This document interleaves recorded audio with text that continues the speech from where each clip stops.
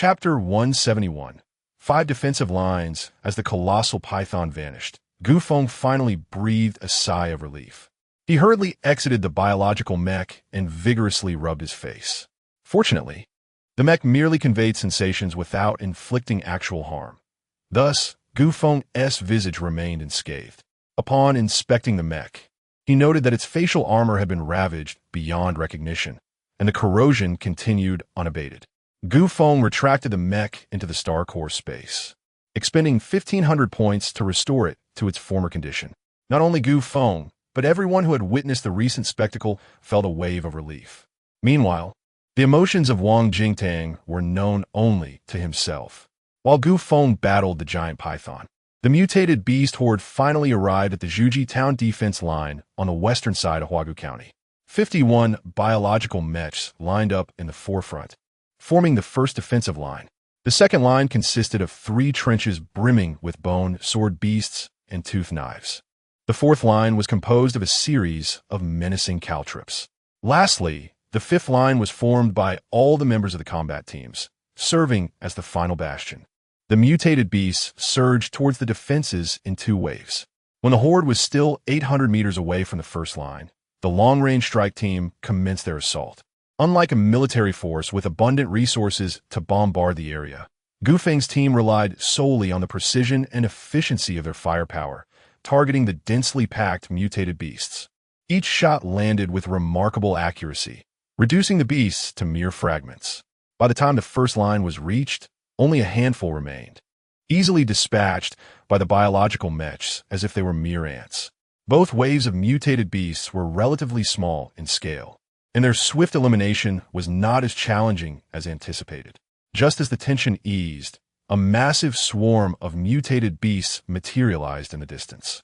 Li Junlan, with her keen eye, swiftly estimated the approaching numbers at over 7 million, with at least half being advanced mutated beasts.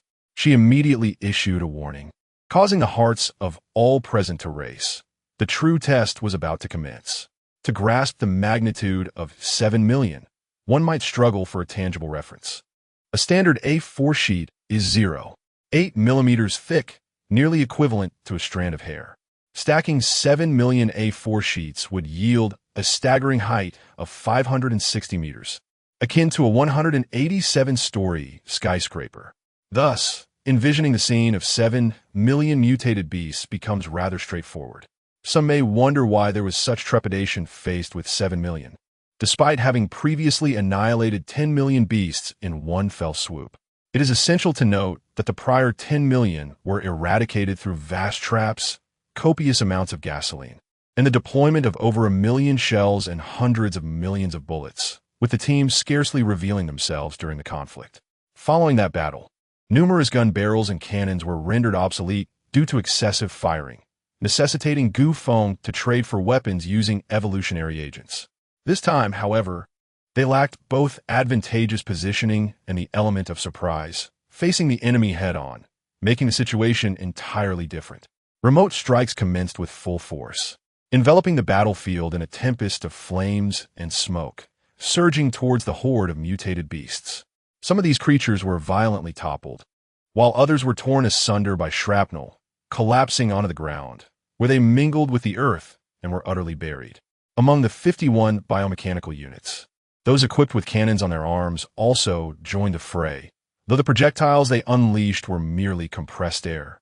The mutated beasts facing the cannon's maw were as if they had collided with an invisible barrier, disintegrating instantly, devoid of life. Nevertheless, a multitude of mutated beasts managed to breach the firepower net, charging towards the defense line. The biomechanical units then unleashed a wave of indiscriminate slaughter. Chapter 172. The astute discovering problems. The colossal form of the biological mech, with every sweeping movement, could effortlessly claim the lives of dozens of mutated beasts. Each mech wielded a massive bone blade, capable of cleaving hundreds, if not thousands, of these creatures in a single arc. However, the very size of the biological mech, while a significant advantage, also posed a considerable disadvantage. Numerous mutated beasts surged forth from beneath the mech's legs, rushing toward the second line of defense. The trenches of this second line had become inundated with rainwater, leaving their efficacy uncertain. As the mutated beasts plunged into the water, they surfaced again, swimming with an unsettling ease, filling the hearts of onlookers with dread. The trenches, painstakingly excavated throughout the night, were rendered useless by the downpour, a source of frustration for all. Nevertheless, the astute never lacked the acumen to identify problems. Lu Jinxi noted that the mutated beasts, while swimming, exhibited a marked reduction in speed and were left with no means of concealment. He promptly commanded everyone to raise their rifles and fire. The team, understanding the urgency, retrieved an array of firearms and began shooting. With a mere 40 meters separating them from the trenches, and all being mutated beings themselves, even shooting with eyes closed would yield hits. Those with weak defenses were immediately turned into sieves, while the more resilient were either submerged by the force of the bullets or met their demise at the hands of the bone blades lurking beneath the water. As time progressed, the first trench became increasingly populated with mutated beasts. Some sank to the bottom, while others floated on the surface. The team found it difficult to discern which were dead, which still lived, which had been shot, and which had yet to be targeted. This confusion presented the mutated beasts with an opportunity to breach the second trench. Yet, the team was unwilling to let such a chance slip away. The cacophony of gunfire intertwined with the roars of beasts, creating a symphony of chaos. Prince Su, left behind at the camp by Gu Feng, finally beheld the scene he had longed for. Overcome with excitement, he nearly fainted, bouncing and shouting for the annihilation of these monsters, tears streaming down his face. He was unsure why he cried. He simply felt an overwhelming urge to act. Grabbing the hand cannon gifted to him by Gu Feng, he dashed out of the camp, down the hillside, and into the fray. Before long, the second line of defense, composed of 3 trenches, was filled with the carcasses of mutated beasts. At Lu Jinxin's command, the team stowed their weapons and returned to their positions. The fourth line of defense consisted of interlocking rows of caltrops, resembling a dense thicket of weaponry, poised to inflict grievous harm upon any intruding beast. Some mutated creatures retreated only to launch themselves forward, grossly overestimating their abilities. Mid-leap, they would plummet, impaled by the myriad blades, meeting a death that could not be surpassed.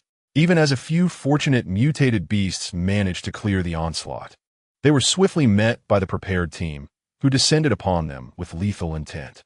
Yet, this reprieve from battle was not destined to last, as unforeseen circumstances loomed on the horizon. The initial upheaval occurred at the foremost line of defense, where an elite soldier, piloting a biomechanical mech, was engaged in a frenzied assault, kicking, striking, and sweeping with fervor, completely immersed in the chaos of battle. Unbeknownst to him, the left leg of the mech, which had remained stationary, had become infested with mutated beasts.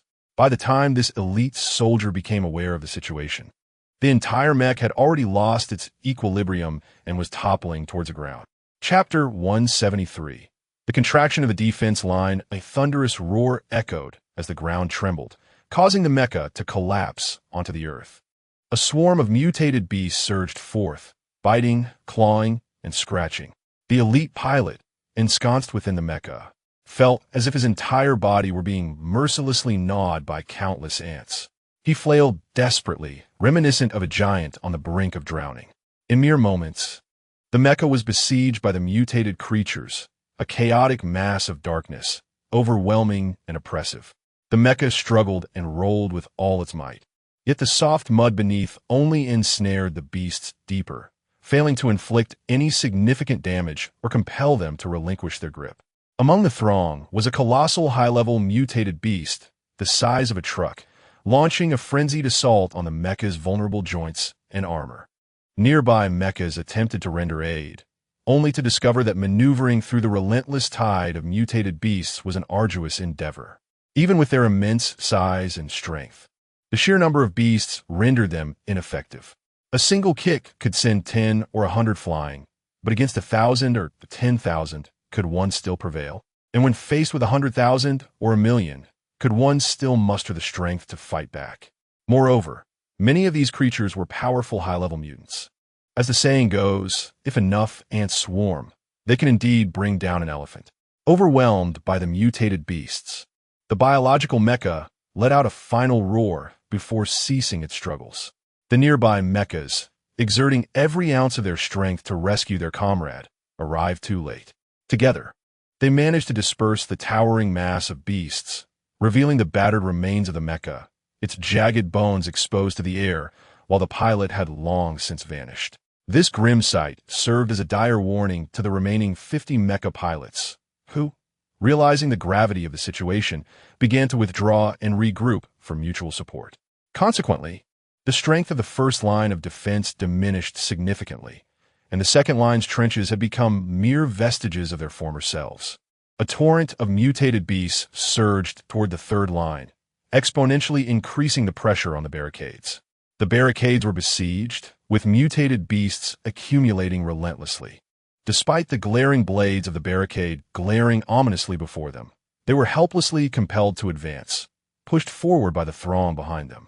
With no space to retreat, the beasts were forced upon the barricade, their flesh pierced by the blades, blood spurting forth. Rows upon rows of mutated beasts were impaled and slain upon the barricades. Alas, the barricades were ultimately lifeless. The corpses hung from them, flattening the once sharp blades beneath their weight. In some areas, the barricades were smashed to pieces by the various mounds of mutated beasts. At last, the time for close combat had arrived. All the team members shouted in unison, "Defend! Defend! Defend!" Their spirits soared like a tempest. With each rallying cry, the bone shields struck the earth in unison, producing a resounding thud reminiscent of the ancient war drums. Invigorating their hearts, from the very outset, the battle was intensely brutal, as the mutated beasts unleashed their savage charges with their various horns. Some team members were directly thrown aside, spitting blood, while others brandished their weapons, engaging the mutated beasts in fierce confrontation. On the clearly delineated battlefronts of two distinct races, lives continually blossom into fleeting flowers of blood. The strength of an individual in this conflict appears minuscule, as any unforeseen event can effortlessly extinguish a life. Yet, this power is immensely formidable. When countless individuals converge in one place, they unleash a force of remarkable magnitude. Chapter 174. Overwhelming assault as the mutated beasts relentlessly surged forward. The once orderly formation was utterly shattered, transforming the battlefield into a chaotic melee where each side intermingled in a tumultuous clash. Over time, an increasing number of mutated beasts joined the fray, exacerbating the numerical disadvantage faced by the combat team. Fortunately, the team members excelled in collaboration. Even when their ranks were disrupted, they swiftly regrouped into versatile combat units capable of both offense and defense. Through their harmonious teamwork and intricate tactics, they managed to repel the mutated beasts. However, it was clear to all that a confrontation of 25,000 against 7 million was akin to striking a stone with an egg. The Ancient Wind Brigade had no intention of engaging in a full-scale battle. Driving away or annihilating the beasts were two different matters. A decisive blow to the Horde would surely redirect their escape route. As long as they did not advance towards the Western Front, the mission would be deemed accomplished. Lu Jianxin's current task was to calmly assess the limits of his team members, ready to unveil their trump card at a critical moment. This so-called trump card was, in fact, the rocket artillery deployed behind their encampment, acquired through the exchange of evolution agents and in considerable quantity. Presently, the mutated beasts were concentrated in two areas. One was intercepted by biomechanical mechs outside the first defensive line, while the other spanned a vast region between the second defensive line's trench and the final defensive line. This situation had not exceeded the strategic projections made by a few individuals earlier. The sole unexpected factor was the heavily damaged mech. Lu Jianxin timed his communication through an earring, contacting Guisijia at the rocket artillery position, indicating that they could commence the operation, targeting the area 3 kilometers beyond the first defensive line. Guisijia felt a surge of determination, embodying the spirit of a general as she proclaimed, "Rocket artillery, prepare to fire. Target, full coverage strike 3 kilometers beyond the first defensive line." Understood. The team members, having spent half a month learning about the rocket artillery without ever firing it, now faced their first real test. Sweat beaded on their foreheads. Anxiety gripped their hearts, and they longed to double-check the operating procedures. Unfortunately, time was of the essence. When Guasijia issued the official command, they steeled themselves and pressed the launch buttons, fervently hoping for accuracy. The results did not disappoint. The rockets accurately struck the densest cluster of mutated beasts, and after a devastating barrage, the expansive area beyond the first defensive line was reduced to a desolate wasteland. Both the team and the mutated beasts were taken aback by this sudden turn of events. However, the morale of the two sides diverged dramatically. The team was invigorated, growing bolder in their resolve, while the mutated beasts were left paralyzed with fear. The pressure on the first defensive line diminished sharply. The mech swiftly eliminated the beasts threatening their line, and then turned their attention to encircle and eliminate the multitude of mutated beasts trapped between the first and final defensive lines. What had once been an evenly matched battle had transformed into a one-sided massacre. Thus far, the plan had been unfolding rather successfully.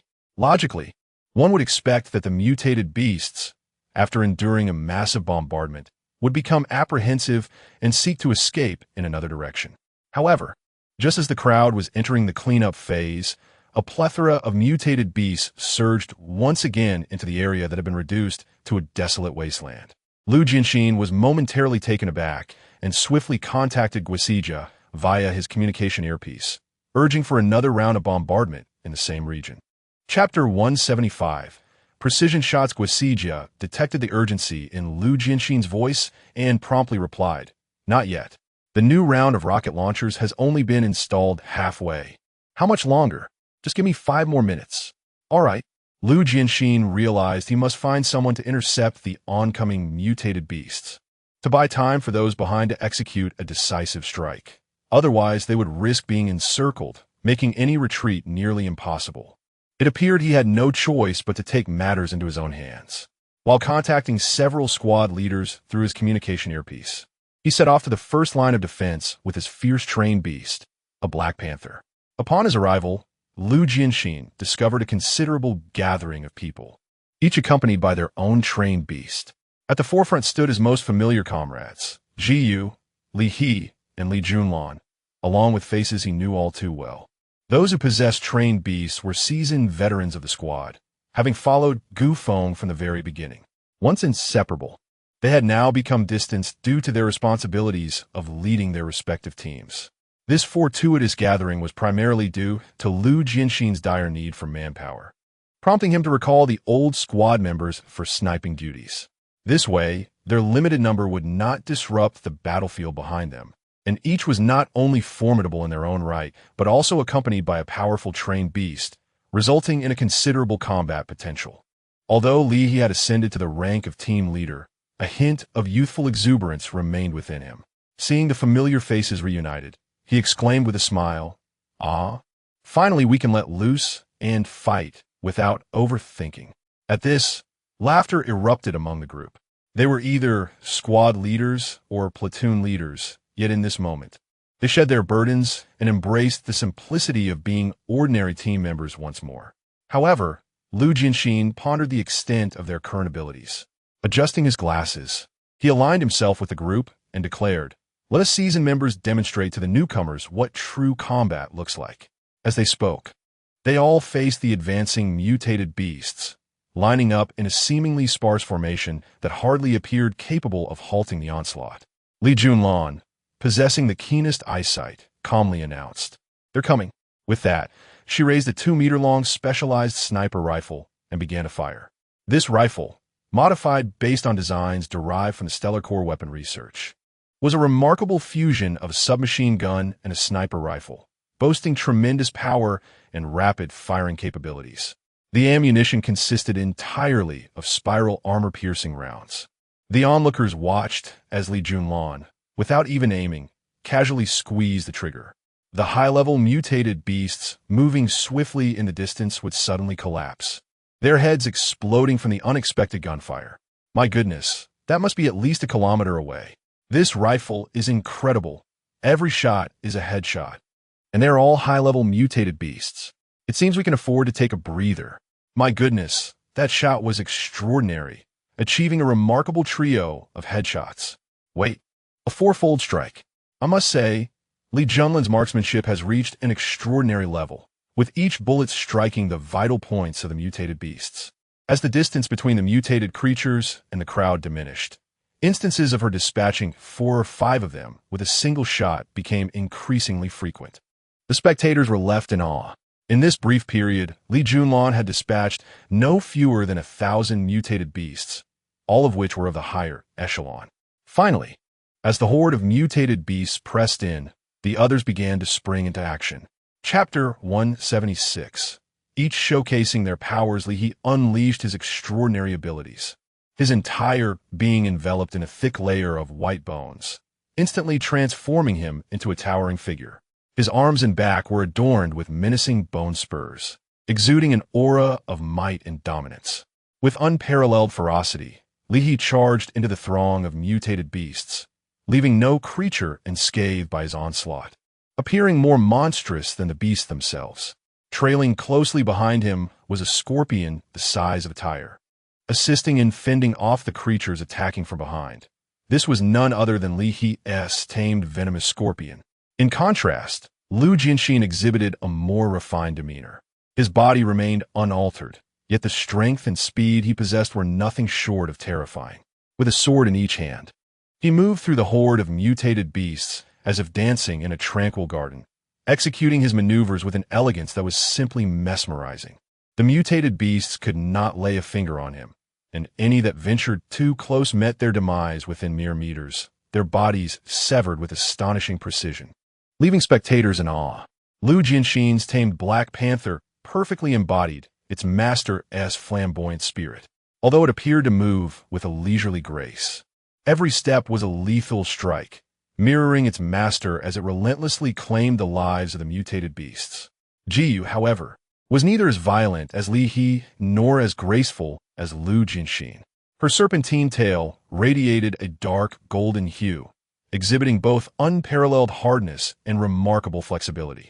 She navigated through the mutated beasts with agile ease, her beast-tooth knife relentlessly cleaving through life. Guyu's tamed beast, a cobra as thick as an arm, coiled around her shoulders like a third hand, enhancing the ferocity and efficiency of her assault. The combat of the others mirrored this dynamic, with tamed beasts and their masters collaborating to fend off the advancing mutated beasts with a flurry of strikes. Yet, after one wave, then another, fatigue began to set in. By the time the 5th wave surged forth, the largest yet, everyone felt a strain of exhaustion creeping upon them. Prolonged bursts of extraordinary abilities would wear down even the strongest. Lu Jianxin glanced at his watch during the battle. Merely 3 minutes had elapsed, with 2 more minutes to endure. There was no choice but to withstand it. The team exhibited remarkable synergy, resolutely maintaining their defensive line. At last, the voice of Guosijia crackled through their earpieces. Rocket artillery. The second round of bombardment begins. The second round of bombardment arrived in an instant, obliterating vast swathes of mutated beasts. Lu Jianxin and his companions, positioned nearby, felt the searing shockwave wash over them, witnessing the astonishing sight of rain cascading downward, momentarily reversing in a breathtaking spectacle. This second barrage nearly cleaved the entire horde of mutated beasts in half, leaving a scorched earth littered with smoking remains. With no further mutated beasts joining the fray, the pressure on Lu Jianxin and his allies significantly eased. Clearing the remaining mutated beasts was merely a matter of time. The pivotal question remained whether the subsequent mutated beasts would alter their course due to the second round of bombardment. Evidently, Li Junlin grasped the essence of the situation. While she deftly eliminated the mutated beasts with the aid of the beast-taming techniques, she meticulously adjusted her vision to scrutinize every movement of the mutated beast horde 3 kilometers away. Meanwhile, the annihilation battle at the rear had concluded, with numerous team members and mechs having already arrived for support. Chapter 177. The advantage of humanity. The mutated beasts, intercepted by the seasoned veterans, were swiftly overwhelmed by a united front. Meanwhile, the defense line erected just yesterday had been utterly compromised and rendered useless. The group consolidated at the primary defense line, readying themselves for what lay ahead. Covered in blood and appearing disheveled, their formidable and rugged spirit resonated through the landscape. On the front lines stood colossal biomechanical entities, captains from various squads, and tamed beasts with appearances ranging from adorably naive to fiercely menacing, alongside numerous ordinary team members. In their eyes shone a fearless determination as they awaited the next move of the mutated beasts. To the south of Huagu County, at the Army's main assault position, after Gu Feng and Mu Chun vanquished a giant python, a new anomaly emerged. The mutated beasts, previously scattered by rocket fire, began to regroup under the guidance of a higher-level mutant, displaying a conspicuous difference from the mutated swarms they had encountered before. Gu Feng, with his keen reconnaissance, promptly relayed his findings to the frontline commander. After conferring with higher-ups, the commander concluded that they would respond to the changes with steadfastness. This left Gu Feng feeling somewhat helpless. He was acutely aware that once mutated beasts reached level 4, their intelligence rivaled that of humans. Faced with the unusual behavior of the mutated swarm, Gu Feng sensed an undercurrent of conspiracy. However, lacking evidence, he could not thwart the operation. Once more, Gu Feng initiated reconnaissance, observing his comrades fending off the onslaught of mutated beasts. He momentarily set aside his suspicions, stored his mech in the core space, and, along with Mu Chun, mounted their canine companion, racing back to the fray. Unbeknownst to Gu Feng, 200 kilometers away from City X, a vast assembly of mutated beasts was forming in a manner reminiscent of an army. While the horde appeared chaotic at first glance, a closer inspection revealed discernible signs of organization.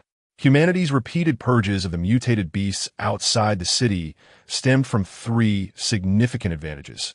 First, the possession of firearms. Second, an intelligence far surpassing that of the beasts. And third, an exceptional capacity for organization. The first 2 advantages are self-evident, requiring no elaboration. Here, we shall focus on organizational capability. While human resources are limited and seemingly insignificant, they have the potential to create countless marvels, such as the pyramids, the Great Wall, and the Terracotta Army.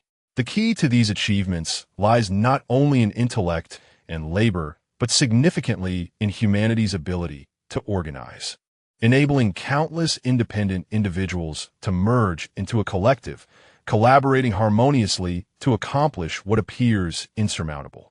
In essence, it is humanity's capacity to achieve through cooperation that stands out. However, as the mutated beasts evolve, their defenses and speed diminish the advantages of human firearms. Moreover, some mutated beasts possess intelligence that matches human levels, leading to a gradual erosion of these once formidable advantages. Now, with the mutated beasts exhibiting signs of organizational awareness, the future of humanity appears increasingly grim. Had Gu Feng witnessed this scene, he would surely have been left astounded. But alas, his reconnaissance was limited to a mere 50 kilometers, rendering the events beyond his sight. On the western side of Huagu County, at the defensive line of Zhujia Town, the crowd finally awaited the next movement of the mutated beast horde, coinciding with the return of their captain, Gu Feng. As everyone beheld the enormous lion soaring through the sky, there was no doubt in their minds that their captain had arrived. All eyes followed the magnificent figure, flushed with excitement and anticipation. The dog, with its wings unfurled, cleaved through the wind and rain, carrying Gu Feng and Mu Chun as it dove directly into the fray of the mutated beasts. Witnessing this spectacle, the team members were further invigorated, rallying behind their captain to engage in the battle. Over 20,000 individuals clashed with 1 million mutated beasts, not relying primarily on firearms, but rather engaging in visceral hand-to-hand combat. It remained uncertain whether this signified the dawn of a savage era or the twilight of a civilized world. Chapter 178. It was I who did this since the last evolution. This marks the first occasion that Gu Feng has unleashed his full strength. Facing the onslaught of mutated beasts, like waves surging forth, Gu Feng spread his arms wide, resembling wings. Suddenly, an array of bone swords and beast-tooth blades materialized out of thin air, extending outward along Gu Feng's arms. Tens, hundreds, thousands, and even millions. The blades multiplied on either side of Gu Feng, ultimately filling the sky with a dazzling array of weaponry, interwoven like the mythical wings of the divine bird, the roc. Obscuring the sun, the warriors charging below, witnessing this spectacle, became even more fervent, feeling as though they were witnessing a miracle. Their bravery intensified. Gu Feng's range of supernatural abilities had reached an astonishing extent, a result of his desire to test the limits of his powers. The height of the canine companion continued to decrease as it approached the throng of mutated beasts. Just as the two forces were about to collide, Gu Feng suddenly thrust his arms downward. Countless blades, accompanied by a whistling sound, rained down from above. It was not merely rain or snow that fell from the heavens. Indeed, it was as if knives descended. The entire horde of mutated beasts suffered a comprehensive assault, with vast numbers pinned to the ground. Many colossal beasts were rendered akin to hedgehogs, devoid of life. After this single strike, Gu Feng swayed precariously, nearly tumbling from his mount. But Mu Chun was quick to catch him. The canine promptly adjusted its posture, beginning to ascend once more. Holding Gu Feng, Mu Chun, filled with both concern and excitement, called out, "Are you all right? How do you feel?" Gu Feng's vision darkened, his head spun violently, and a wave of fatigue washed over him. He bit his tongue to muster his spirits, declaring, "I misjudged the concepts of controlling range and quantity of my will. I may have overexerted myself." Mu Chun, unable to comprehend Gu Feng's words, pointed below with exhilaration, exclaiming, "Look!" Gu Feng gazed downward. The once densely surging mutants had at least halved, lying still on the ground. Of the remaining beasts, many were either pinned down and unable to escape or severely wounded, their combat capabilities drastically diminished. The warriors below pressed their advantage, dispatching the remaining mutated beasts with fervor. Gu Feng was taken aback. "Did I do that?" Mu Chun, with stars in her eyes, exclaimed, "Who else but you? With just one move? You were simply magnificent." Gu Feng, though not dazed, was astonished by the sheer power of his own strike. He had merely intended to control more blades, yet he had lost count of how many he had commanded. It was only upon reaching his limits that he unleashed them all. Of the 7 million mutated beasts, after enduring the wear of 4 defensive lines, 2 rounds of rocket fire, and a complete annihilation maneuver, over 1 million remained. Gu Feng single-handedly vanquished more than half, truly a miraculous feat. The potential for individual prowess to alter the tides of battle was becoming increasingly evident. With the evolution of life levels and the elevation of biological hierarchies, such instances would become more commonplace, laying the groundwork for future warfare paradigms. Half an hour later, everyone had entered a phase of rest. Gu Feng was examining the spoils obtained from the disintegration, which amounted to 240 million star core points, along with 50 square hectares of star core space. His spirits were quite high. However, upon hearing the casualty reports from the 3 major teams and the disciplinary squad, his mood plummeted. This time, the death toll had reached 3,000, equivalent to the loss of an entire battalion. How could this not weigh heavily on Gu Feng's heart? Chapter 179, Failure and Success Before Long. Gu Feng and his companions witnessed the army's tank brigade advancing from the front lines.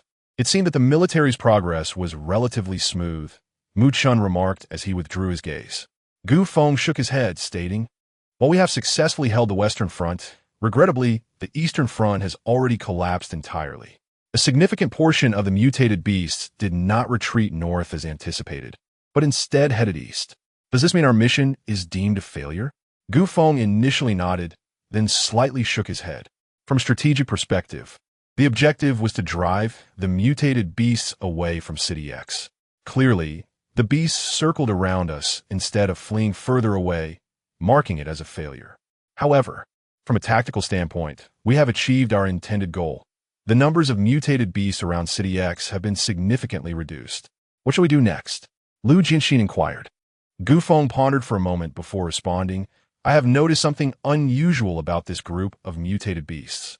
Typically, we observe them as natural clusters without a fixed leader. They engage in battle independently, scattering in all directions. Yet this time, I have discerned that the disbanded groups possess distinct leaders, and without exception, these leaders are all advanced mutated beasts. Gu Feng paused, surveying the expressions of those present. Aside from Lu Jianxin and the big-nosed individual, who wore solemn expressions, the others appeared puzzled and bewildered, yet unable to grasp the implications of this revelation. Lu Jianxin, filled with concern, remarked, "If that is the case, we must refrain from advancing further and instead consider a strategic retreat. Should the situation change, we could swiftly return to the city to safeguard against unforeseen circumstances." Li disagreed vehemently, stating, "Retreat? We have just secured a victory and morale is at its peak. To withdraw now would only frustrate our troops." The big-nosed individual explained to his captain, "If what the captain just said holds true, it suggests that the mutated beasts have begun to develop organizational awareness. Thus, what we face next may no longer be a disorganized horde, but rather a nimble and coordinated army. The difference is not to be taken lightly." Li He, realizing the gravity of the situation but remaining obstinate, countered, "You mentioned preliminary awareness, which indicates they are still unfamiliar. Precisely because of this unfamiliarity, we should seize the opportunity to weaken their strength." Li He's argument had merit. Not only the several commanding officers below, but even Gu Feng felt swayed. Ultimately, Gu Feng resolved that Li He and the big-nosed individual would lead their teams to continue advancing outward to eliminate the mutated beasts, while the remaining forces would be tasked with clearing the scattered mutated beasts in the rear to facilitate Li He's withdrawal. Having arranged matters, Gu Feng and Mu Chun returned to the quaint farmhouse, where Xiao Er and others remained on guard outside. Upon entering, Gu Feng collapsed in his sleep, likely a consequence of overexertion from his abilities. Gu Feng slept for 2 consecutive days and nights, awakening languidly to the persistent downpour outside, which showed no signs of abating. Upon seeing Gu Feng awake, Mu Chun rolled his eyes and remarked, "What has happened to you? As you slumbered, no matter how fervently I called, you remained unresponsive. Were it not for the faint sound of your snores, I might have presumed you were in a deep stupor." With a hint of awkwardness, I touched my nose and inquired if there was any food, for my hunger was quite severe. "Yes, I'll warm something up for you," replied Mu Chun, as she turned and made her way into the kitchen. Chapter 180. Internal turmoil and external threats during this interval. Gu Feng utilized his communication earpiece to reach out to several squad leaders to inquire about the progress. The responses were unusually smooth, with no abnormalities reported. Gu Feng then engaged in regional reconnaissance for half a day, yet still found nothing amiss. A vague sense of unease lingered within him, though he could not quite articulate the source of his discomfort. Just as he was mired in confusion, Mu Chun had prepared the meal. Gu Feng decided to satiate his hunger first, feasting on a plate of garlic-sauté egg greens, a dish of braised pork, a bowl of rib and radish soup, accompanied by 2 steaming bowls of fragrant rice. He indulged, his mouth glistening with oil, while exclaiming, "The flavor of this braised pork and rib soup is truly reminiscent of the past." Mu Chun, evidently pleased, replied, "Of course. It took quite some time to find a mutated beast with a texture identical to that of pork." The casual tone in which Mu Chun spoke, akin to selecting vegetables at a market, was almost unfathomable in this world where mutated beasts were viewed with dread. In stark contrast to Gu Feng's relatively tranquil situation, the elderly Gu Lao in X City found himself overwhelmed. His office was crowded, filled with familiar faces, including Lu Zhe and Qin Juntai. Gu Lao's aged voice, weary and strained, inquired, "What is the current situation at the encampment outside the city?" Lu Zhe stepped forward to respond. "The heavy rain has persisted for 4 consecutive days, and most areas of the temporary camp outside the city are inundated. In some places, the water level has reached 40 centimeters, making it nearly impossible to accommodate any residents." And the epidemic? The mere mention of the epidemic cast a pall over the room. It has been initially contained, with 5,000 infected individuals already isolated. However, we cannot rule out the possibility that the ongoing rainfall may trigger a new outbreak.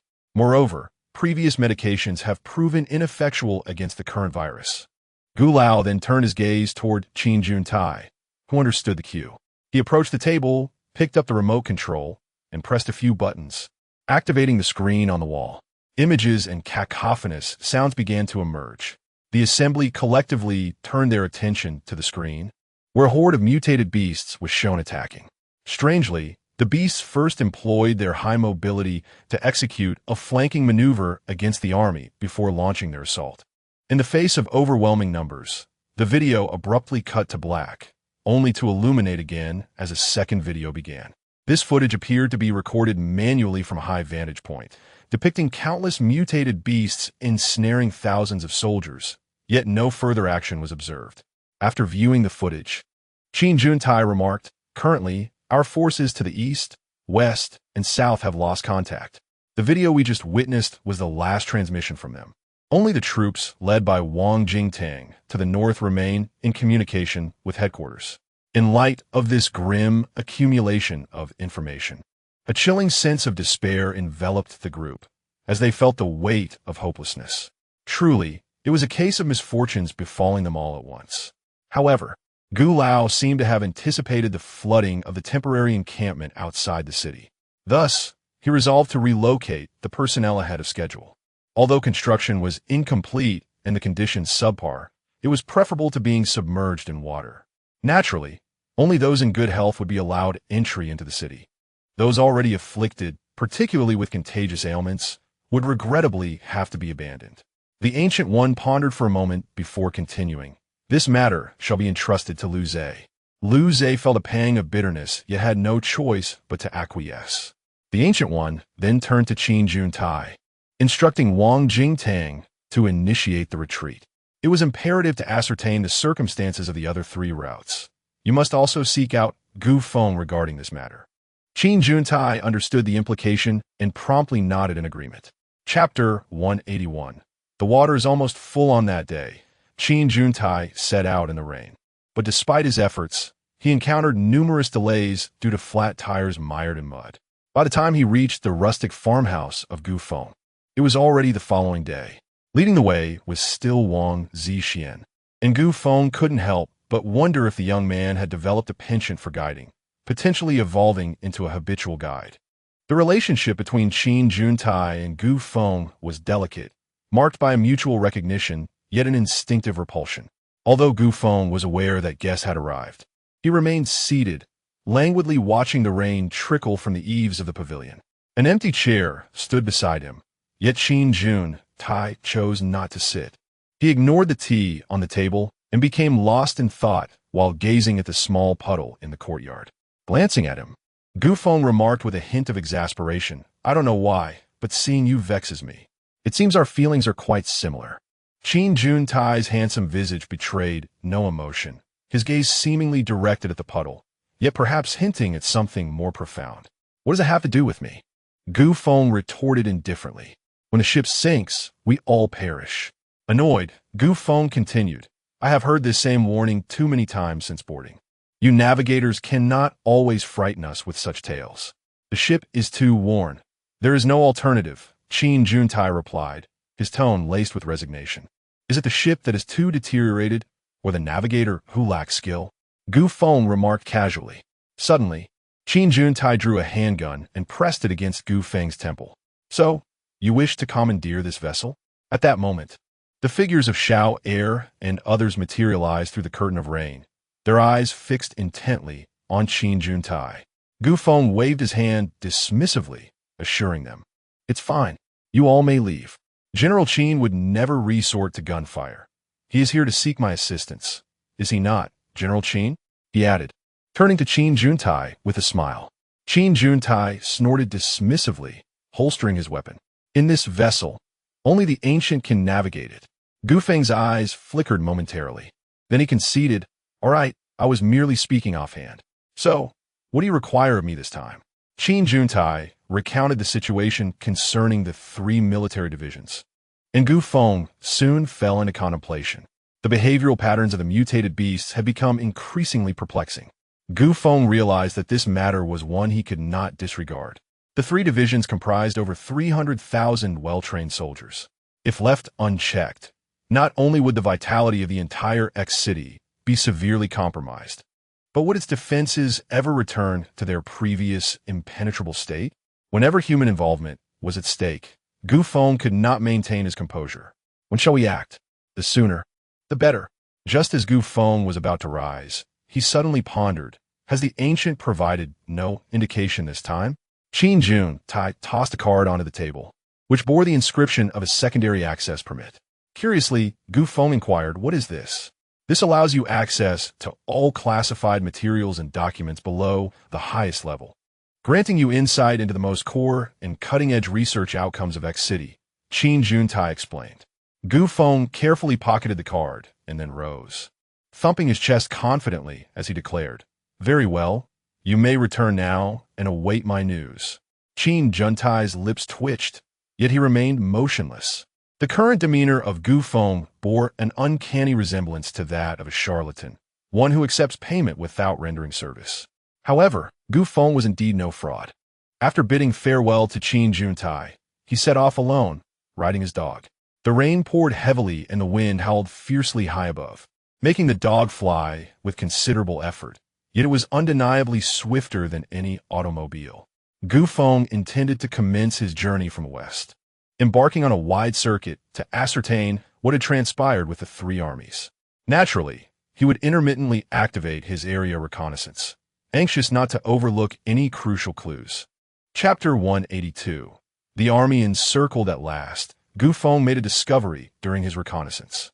He promptly patted his dog's neck, and the creature, understanding the cue, swiftly soared in the direction Gu Feng indicated. Upon reaching a relatively flat mountaintop, they observed a group of individuals besieged by mutated beasts. Judging by their attire, they appear to be members of a hunting squad. All the hunting squads in the city had participated in the cleanup operation outside the city, so encountering them here was not particularly surprising. However, what piqued Gu Feng's curiosity was the fact that, after the initial reorganization, the hunting squads numbered at least tens of thousands, yet there were only a handful of individuals present at this location.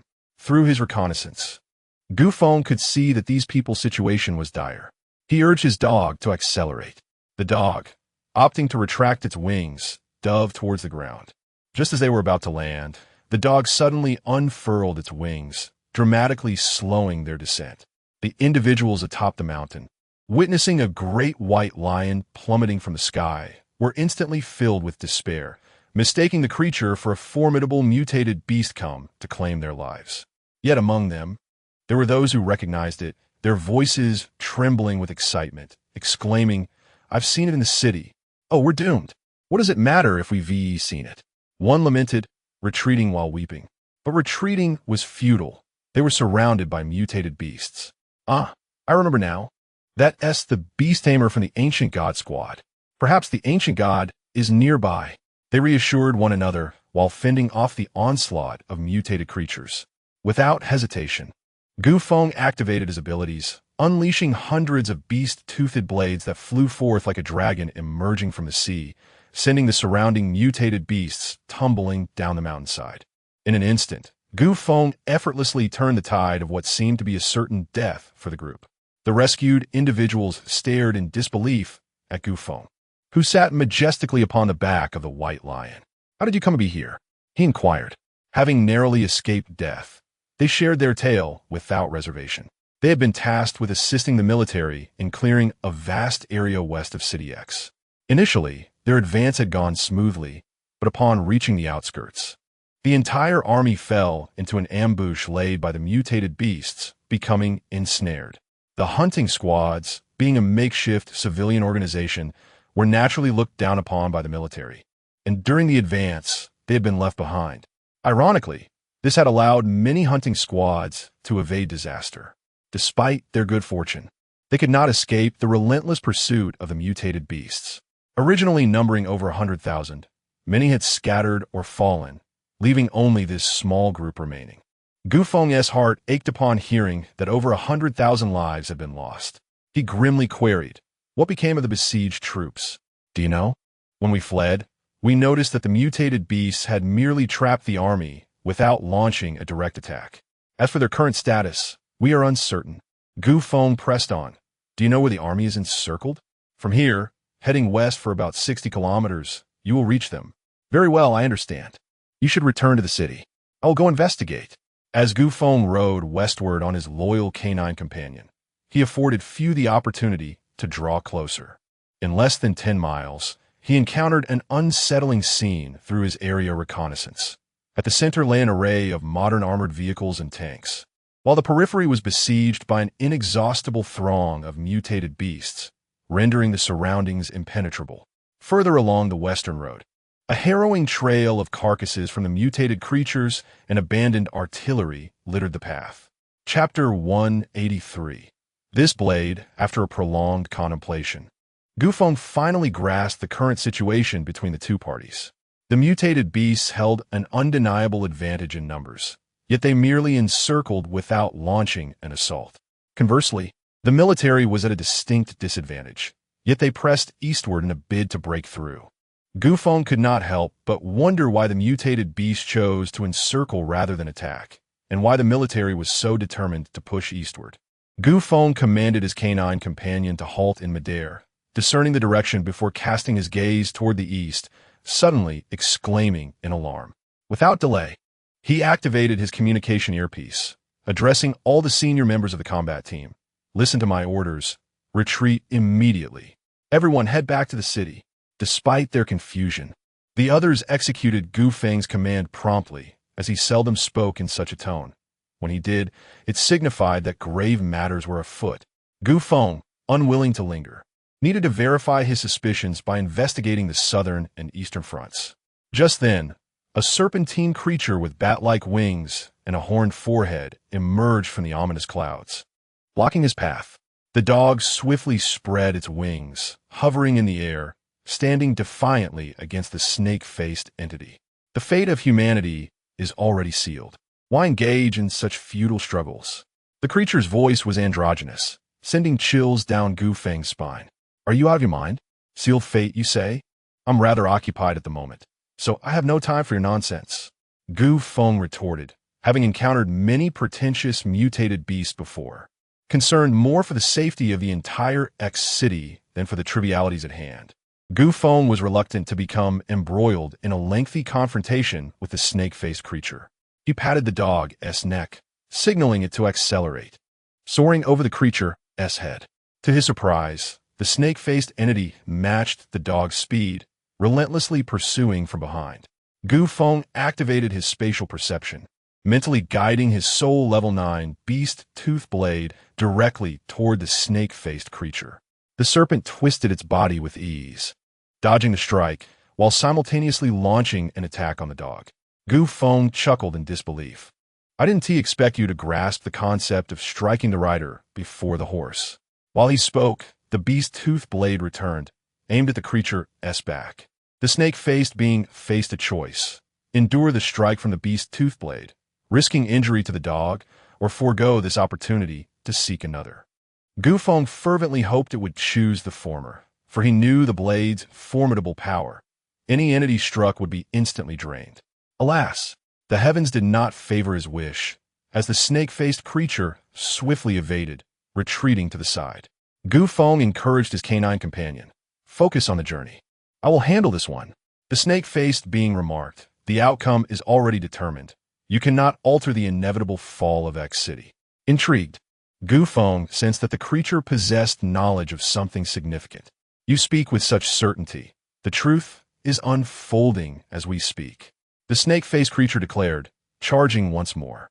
Gu Feng parried the attack with the beast tooth blade, retorting, you must not have fully grasped the might of modern weaponry. Do you have any idea how many cannons have been reconstructed in X-City? How dare you speak so boldly? Displaying disdain, the snake-faced creature replied, since you are so confident, why not indulge in a game with me here? Why the urgency to flee? Gu Feng responded, I am not accustomed to playing with beasts. As Gu Feng spoke, the beast-toothed blade surged forward with an indomitable momentum, striking towards the serpent-faced creature. Sensing Gu Feng's murderous intent, the serpent face did not dare to underestimate the threat. Suddenly, half-foot-long fan-shaped bone blades sprouted from its arms to counter the beast-toothed blade.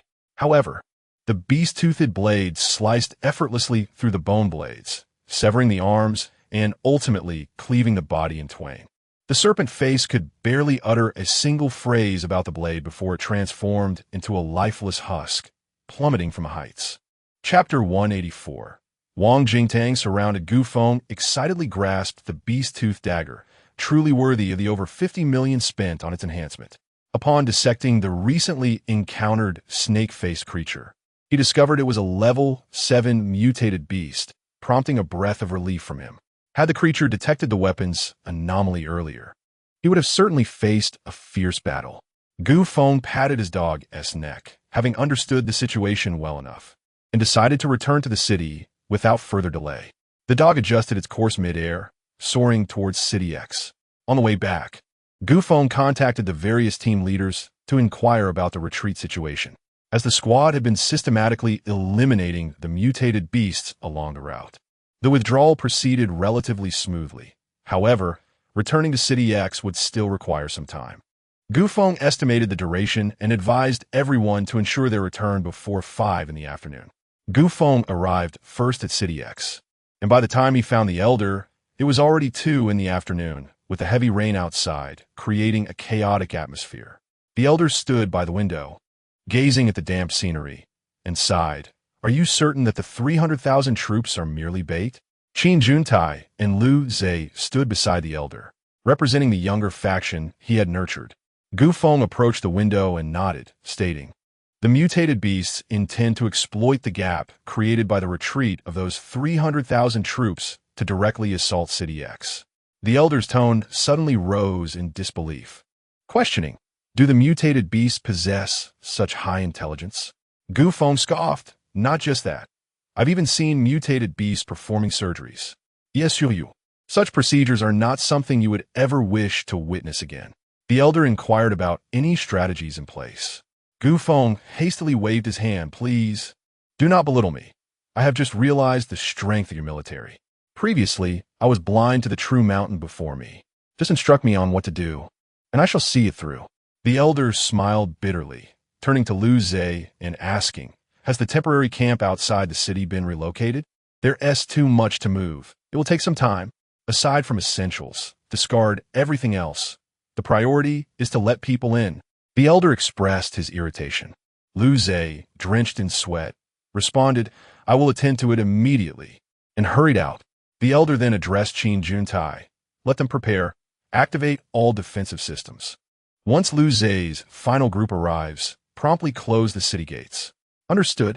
As Qin Juntai was about to leave, Gu Feng suddenly interjected, Wait. Is this truly your plan? The Elder replied with a hint of melancholy. It is merely a severing of the wrist, a desperate survival tactic. Gu Feng was left speechless. You call this severing the wrist? This is a complete decapitation, leaving half outside and keeping the other half inside. How can one survive that? We have no choice. I can only protect the majority. Cough, cough, cough. The Elder became overly agitated and began to cough violently. At that moment, a soldier rushed in, panic-stricken, to deliver the report. The Elder steadied his breath and remarked, Wang Jingtang's contingent of 90,000 has been surrounded by mutated beasts during their retreat. All communications have been severed. We have completely lost contact with headquarters. With a deep, ancient sigh, he erupted into a violent fit of coughing, his frail form appearing even more gaunt and hunched. The command center of Wang Jingtang had descended into utter chaos, compounded by Wang himself sustaining severe injuries. A gaping wound over a foot long carved by the claws of a mutated beast, his intestines spilling forth. All communication devices lay in ruins, severing contact with headquarters.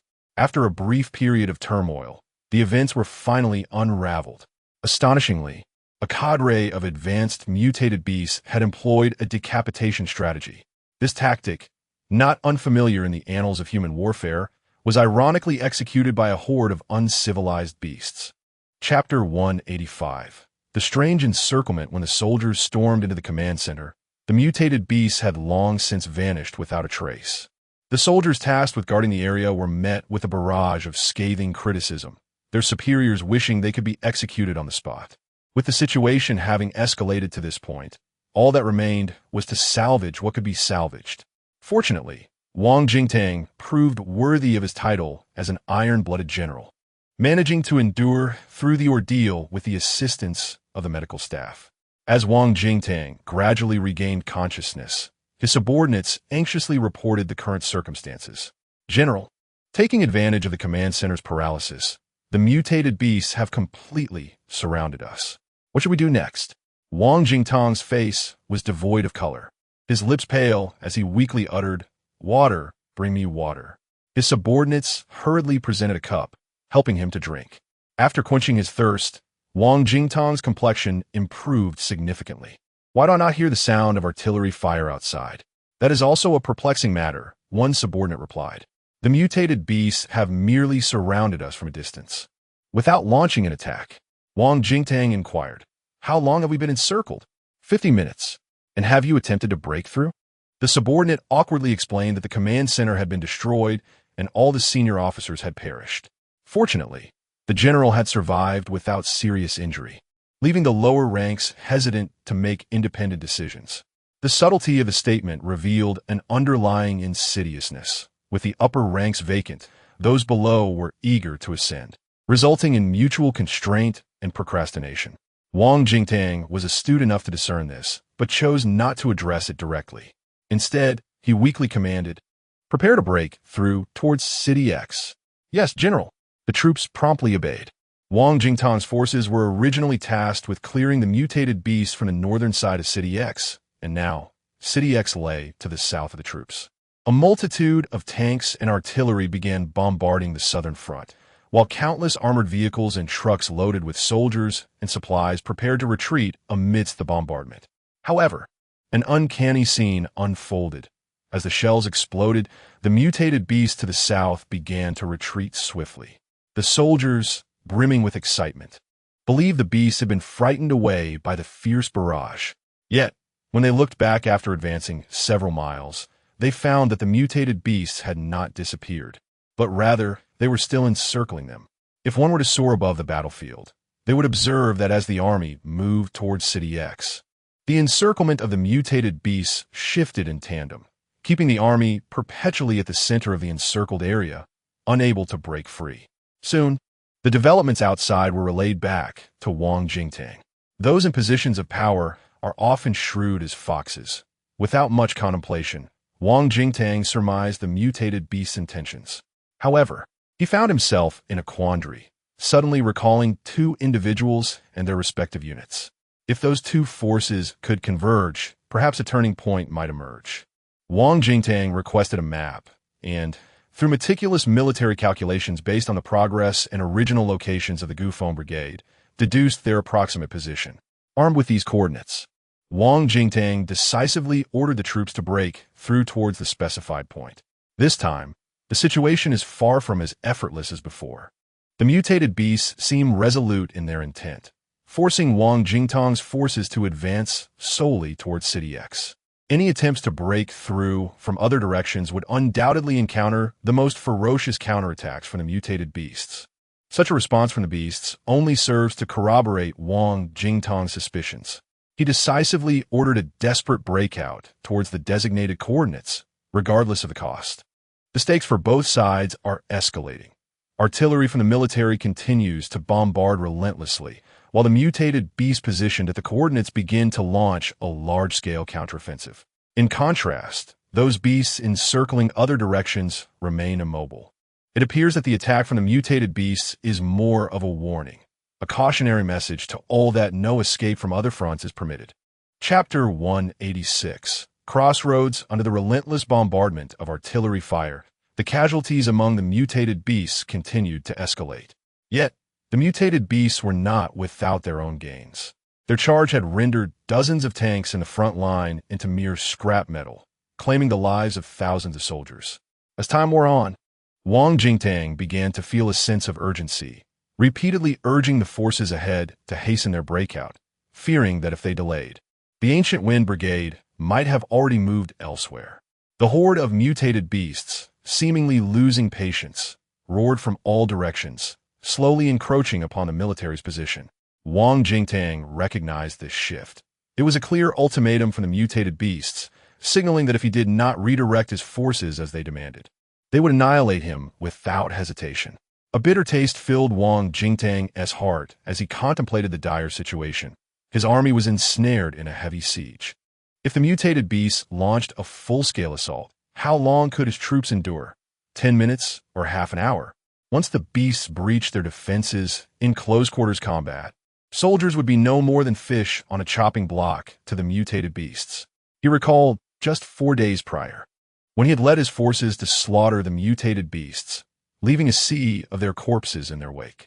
That confidence, that carefree exuberance, felt like a distant memory. Now, he was being used as a stepping stone to breach the gates of City X, a bitter irony that weighed heavily upon him. He could only blame himself for being so arrogant and underestimating the mutated beasts.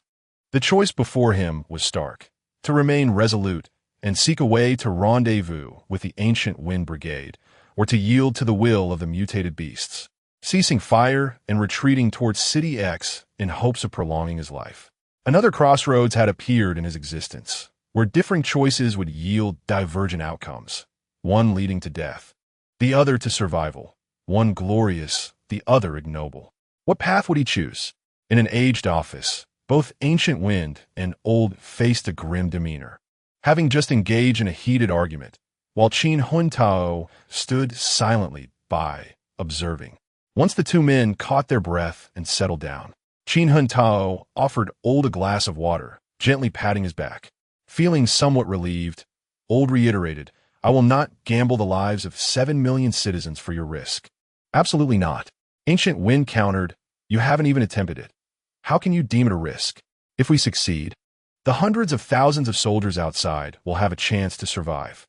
Old retorted, "Indeed, you are formidable, but you overestimate your significance. It remains uncertain whether you can even protect your own forces, let alone others. Your disbelief in me is evident. Fine. Wang Jingtang's troops should not be far from my brigade. If I can extricate Wang Jingtang and successfully return him to the city, will you grant me an opportunity?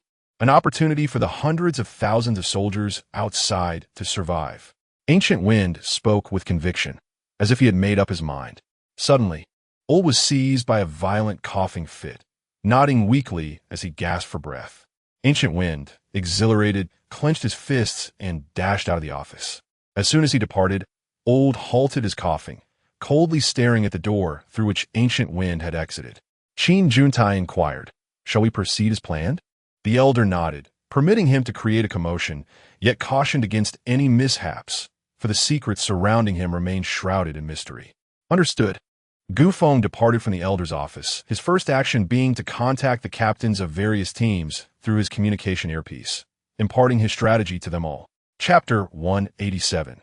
Wang Jingtang's choice. Upon receiving the order, the crowd swiftly organized a team to rescue Wang Jingtang, while Gu Feng rode his dog with all his might towards the site, 60 kilometers north of City X. The air was thick with gunfire and the cries of countless beasts. Over 90,000 of Wang Jingtang's men found themselves ensnared in this dire predicament. After a lengthy contemplation, he ultimately resolved to meet his end with valor. It was not that he feared death. Rather, he comprehended the ancient truths. He knew that even if he led his troops to the gates of City X, the ancient entity would never permit him entry. There existed another option: to bring his forces to the city's threshold and detonate explosives to breach the gates, leading everyone into a shared demise. However, he could not entertain such a notion, for his wife and children remained within the city. Despite the trouble his son often caused him, he was still his child, and as a father, one must always consider the well-being of their offspring. Thus, the only path available to Wang Jingtang was to unite with Gu Feng's brigade. He must break through to the designated coordinates. This route appeared to be a dead end, yet it held a glimmer of hope. As he pondered this, a soldier dashed in, breathless. "Report. What is it?" Wang Jingtang felt a sense of foreboding. "The mutated beasts have launched a full-scale assault against us." Indeed, despite his mental preparations, the gravity of the moment left him feeling hollow. "Relay the order to all divisions. Prepare for full defense." "What is the situation on the breach?" "We are met with fierce resistance from the mutated beasts. No progress has been made." Wang Jingtang waved his hand in resignation. "You may go." "Yes, General." After the soldier departed, Wang Jingtang removed the 4 from his arm and attempted to rise. His guards urged him to stay, but their pleas fell on deaf ears. He opened the vehicle door, and the torrential rain poured down, relentless and urgent. The sky seemed to weep. In agitation, he gazed into the distance, yearning to discern the true visage of the mutated beasts and how humanity had been driven to such despair. Regrettably, all he could see was the downpour. The echoes of countless voices called out, "Hurry, send 2 men here," and this, "Fire! Fire! Keep firing, do not relent." The cacophony of gunshots and artillery disoriented him. He stepped out into the muddy rain, soldiers rushing past him, each heading towards their respective battlefields. While he stood like a lost specter, clad in a bloodied shirt, bewildered and adrift. His guards held a large black umbrella to shield him from the rain. But in a fit of frustration, he swatted it away, tilting his head towards the overcast sky, loudly proclaiming, "It's over, it's over."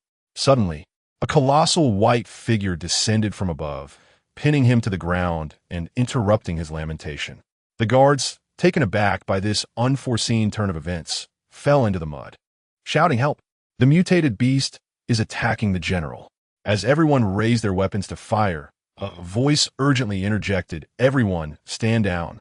I am one of you." Seeing the newcomer, the guards raised their hands in surrender and exclaimed, "Who are you calling one of us? Release our general at once, or I shall fire." They pointed at the immense figure that loomed over Wang Jingtang. "I am the captain of the Ancient Style Brigade." The Ancient Style, misunderstandings. It is all just a misunderstanding. Just now, I truly had no place to land, and upon seeing a fool shouting in the rain, I apologize. I sincerely apologize. The one who approached was indeed of the ancient style, and the large white shadow was none other than a dog. After speaking, I gave the dog a firm pat on its rear, and the dog, feeling aggrieved, shifted away, revealing the figure of Wang Jingtang, deeply entrenched in the mud. Fortunately, Wang Jingtang was unharmed. Otherwise, I would have found it impossible to explain myself. Chapter 188. Exchange for biometrics after a brief period of chaos.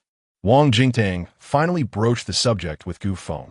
Gu Feng, his face awash with guilt, realized that General Wang must be a hero of profound understanding, having discerned the sinister plot of the mutated beasts early on. It seemed they had both arrived at the same conclusion regarding the escape route. The bandages on Wang Jingtang were already soaked with mud, and the doctor was carefully changing them.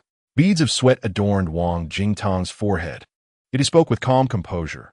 "Are you praising me, or are you merely flattering yourself? Spare the circumlocution and speak plainly. We are all pressed for time." "Very well.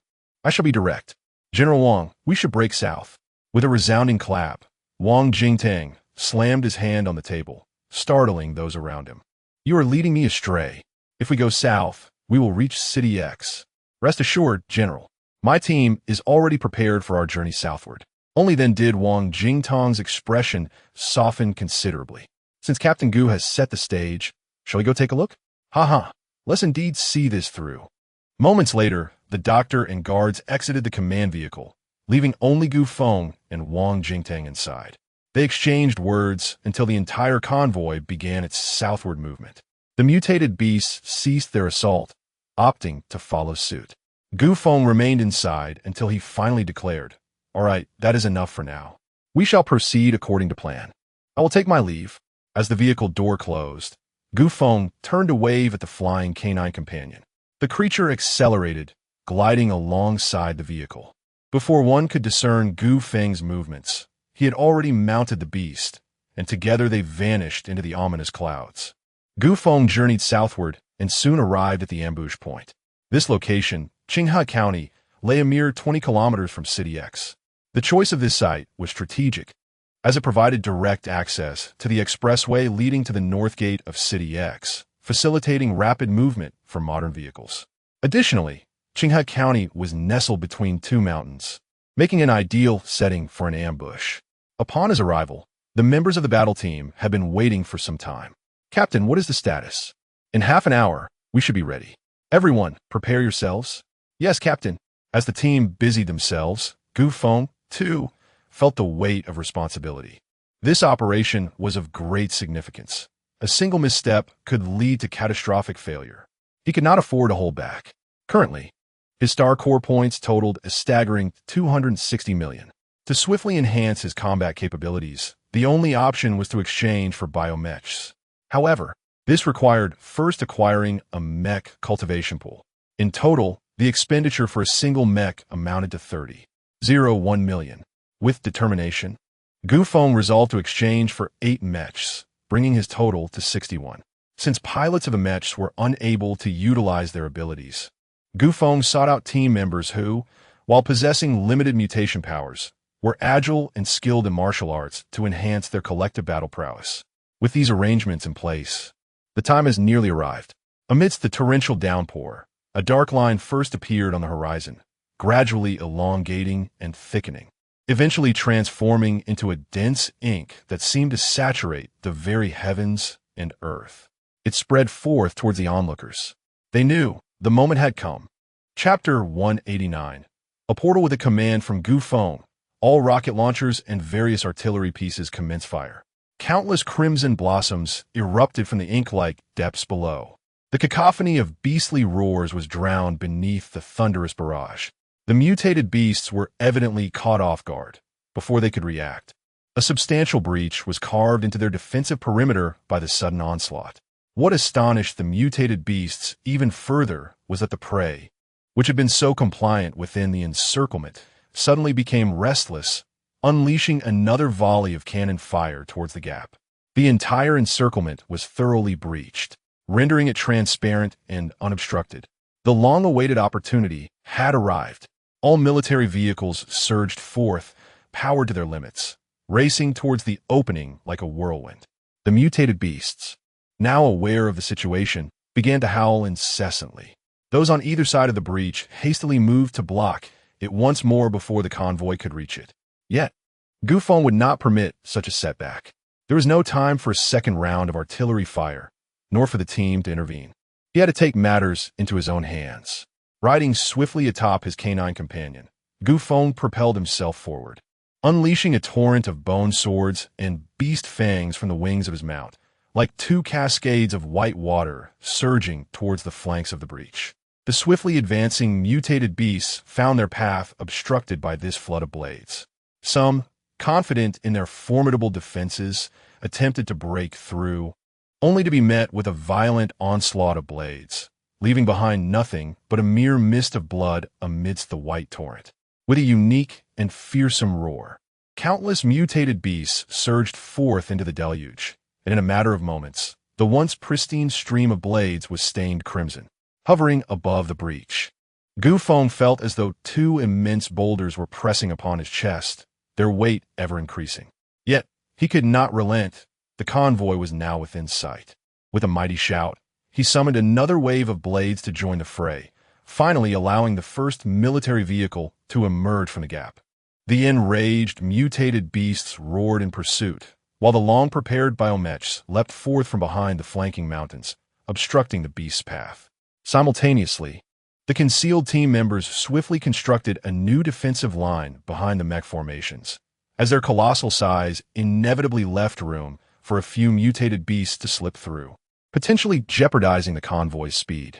If one were to gaze from above, they would witness Feng and 61 biomechs, utilizing the mountainous terrain on either side to form a grand portal, with Feng as the gate and the mechs as the enclosing walls. No matter how fiercely the throngs of mutated beasts charged, they could not budge this portal by a hair's breadth, especially with continuous fire support raining down from the mountaintops and the convoy below. However, a convoy of over 90,000 individuals is no trifling matter. As the lengthy procession traversed halfway through, Feng began to feel dizzy, his vision blurring, and a sudden warmth in his nose signaled the onset of a nosebleed. To make matters worse, the mutated beasts launched a comprehensive assault against the convoy still trapped within the encirclement. From a lofty vantage point, the ancient wind reveals the clearest view. Though anxious, there's an inherent powerlessness to alter the course of events. One can only implore the convoy below to hasten their pace, urging them to go faster, while hoping to endure just a little longer.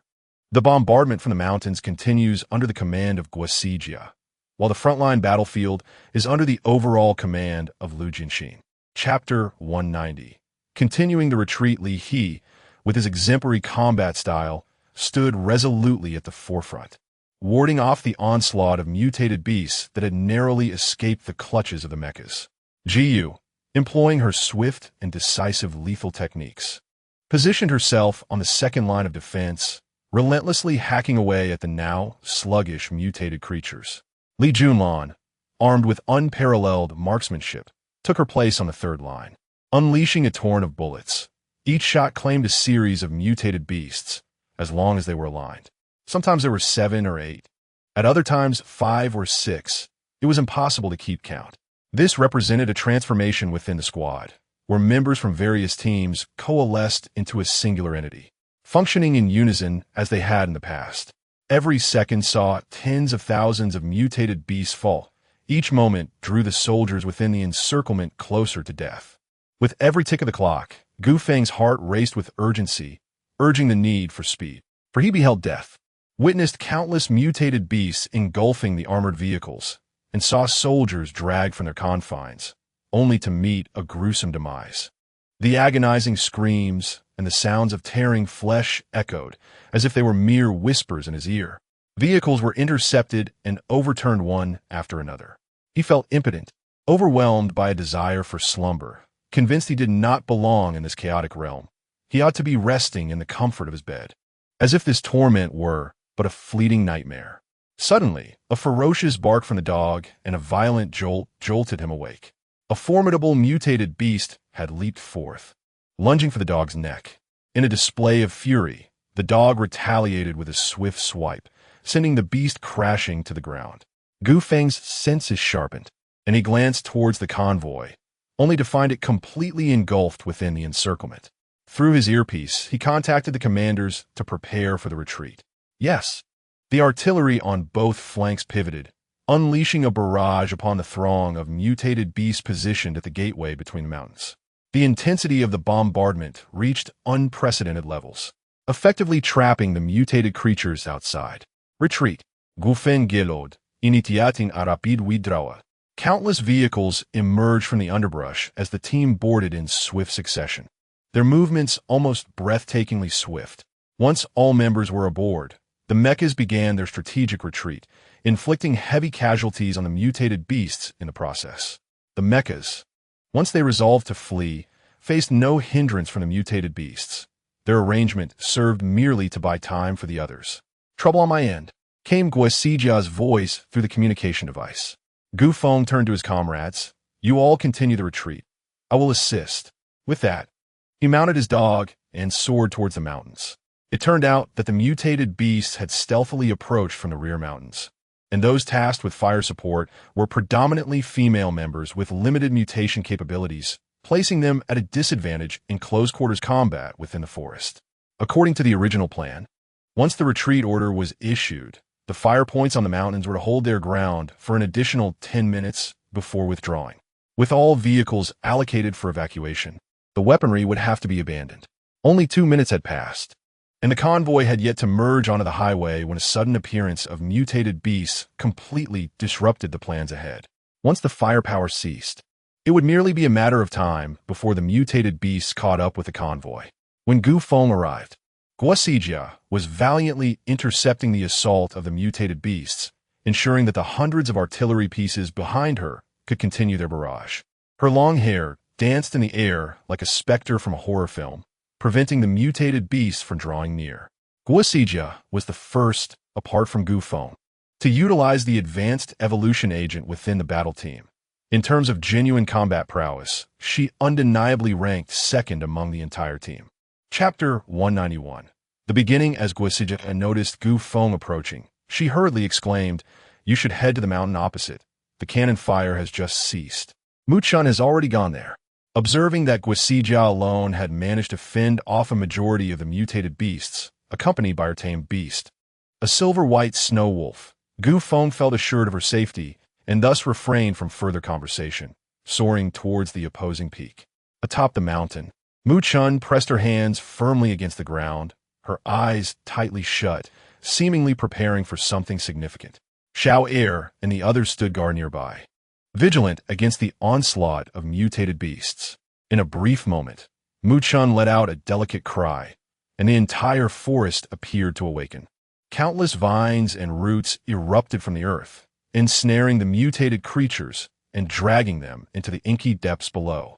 Jagged tree branches suddenly sprouted from the densely packed trunks, piercing through the beasts that dared approach. Some flowers even sprouted teeth, resembling gaping maws, and voraciously devoured entire mutated beasts. Such an array of lethal maneuvers inflicted severe casualties upon the mutated beasts, who felt as though they had not plunged into a dense forest, but rather into a human trap. When Gu Feng arrived, he realized his assistance was no longer required. As he descended beside Mu Chun, intending to offer her praise, he was startled to see her legs buckle, and she fell backward. Gu Feng swiftly caught her, recognizing that her symptoms mirrored those of his own when he had overexerted his abilities. Understanding dawned upon him. Their powers were likely of the same ilk, and the effects of excessive use were similar. As Mu Chun discerned Gu Feng, she struggled to rise. With a smile, Gu Feng reassured her, "You did exceptionally well. Take a moment to rest, and leave the remainder to me." Mu Chun bit her lip and nodded, clinging to Gu Feng like a koala. Gu Feng's cheeks flushed with embarrassment, and he shook his head in resignation. What could he do? After all, she was his girlfriend. Despite his own fatigue, Gu Feng steeled himself, casually waving his hand as hundreds of beast-teeth knives soared into the thicket, executing precise turns, loops, ascents, and descents. The air resonated with the anguished cries of the mutated beasts, echoing through the forest in a cacophony. Soon, a mere 10 minutes had elapsed, and Gu Feng escorted his team down the southern slope. The members, traveling light, swiftly reached the base of the mountain, where vehicles awaited them. After ensuring everyone boarded, Gu Feng urged Xiao Er and the others to safeguard Mu Chun and instructed the vehicles to depart hastily. He remained behind, along with his dog, to hold the rear. Though termed as providing cover, his role was primarily one of containment. Gu Feng casually tossed grenades from the heights while seizing every opportunity to rest, for he understood that this was merely the beginning. The convoy sped along the highway, effortlessly approaching City X. This route was frequently traversed by both military forces and hunting squads, ensuring an unobstructed passage. Once on the highway, the vehicles accelerated significantly, leaving the mutated beasts powerless to intervene as they watched the convoy grow distant, ultimately left to seethe in place, howling in rage at the loathsome human above. Gu Feng, having tossed the last grenade from his star core space into the throng of mutated beasts, departed with a flourish, leaving behind a chaotic scene amid the pouring rain. Gu Feng reclined upon the back of his canine companion, commencing an examination of his recent spoils. The number of slain mutated beasts was modest, totaling merely 600,000, yet over half of them were second tier or higher. Upon disassembly, Gu Feng's total score amounted to 31,260,000. Chapter 192. The new city of X. This sight, so accustomed to the spectacle of millions of points, left Gu Feng somewhat disgruntled. However, he soon discerned an alarming issue. The mutated beasts had become increasingly formidable, not merely in strength but also in cunning. They no longer charged mindlessly. Instead, they evaded, provided mutual cover, flanked, and executed surprise attacks. Unbeknownst to all, the mutated creatures had evolved to an astonishing degree, instilling Gu Feng with a profound sense of pressure. Within his mind loomed an immense mountain representing other parasitic star cores, now compounded by yet another. In order to survive and secure the means for continued existence, Gu Feng felt compelled to expedite his plans. Half an hour later, the convoy arrived at the northern gate of City X. As they passed through the concrete walls, the entire visage of the new city rose majestically before their eyes. Gu Feng could only conjure one word to encapsulate it: magnificent. Not only was the engineering grand, but the achievement of humanity itself was monumental. Gu Feng lamented that his eyes were not large enough to fully grasp the entirety of the new city at once. Resolutely, he mounted his dog and ascended higher, gradually obtaining a clearer view. The new city radiated a metallic sheen, its exterior crafted into a sleek, aerodynamic form. It resembled a circular UFO quietly standing upon the earth, were it not for the numerous dark, gaping holes scattered about.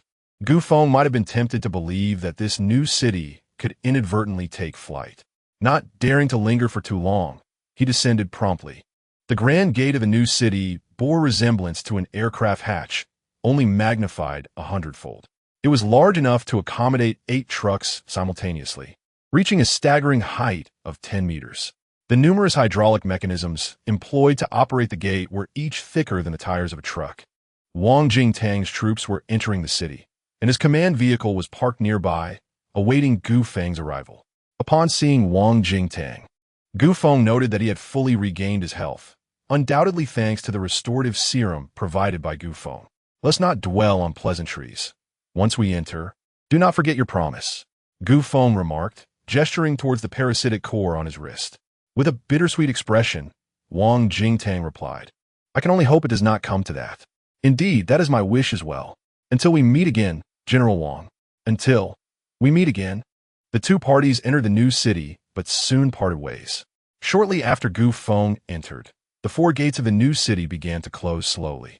Hearing the sound of the gates shutting, Gu Feng wore a sardonic smile, exuding an air of indifference. Though the interior was a sealed space, it was remarkably vast and appeared spacious, illuminated by ample lighting. Gu Feng's convoy drove directly down to the 16th underground level, finally arriving at their encampment. Upon disembarking, Gu Feng's first action was to remind everyone to seize the opportunity to rest, as they would commence their operations in half an hour. The specifics of the operation were left unspoken, yet the several squad leaders were clearly aware and simply urged everyone to rest swiftly. In a mere half hour, the atmosphere had markedly improved.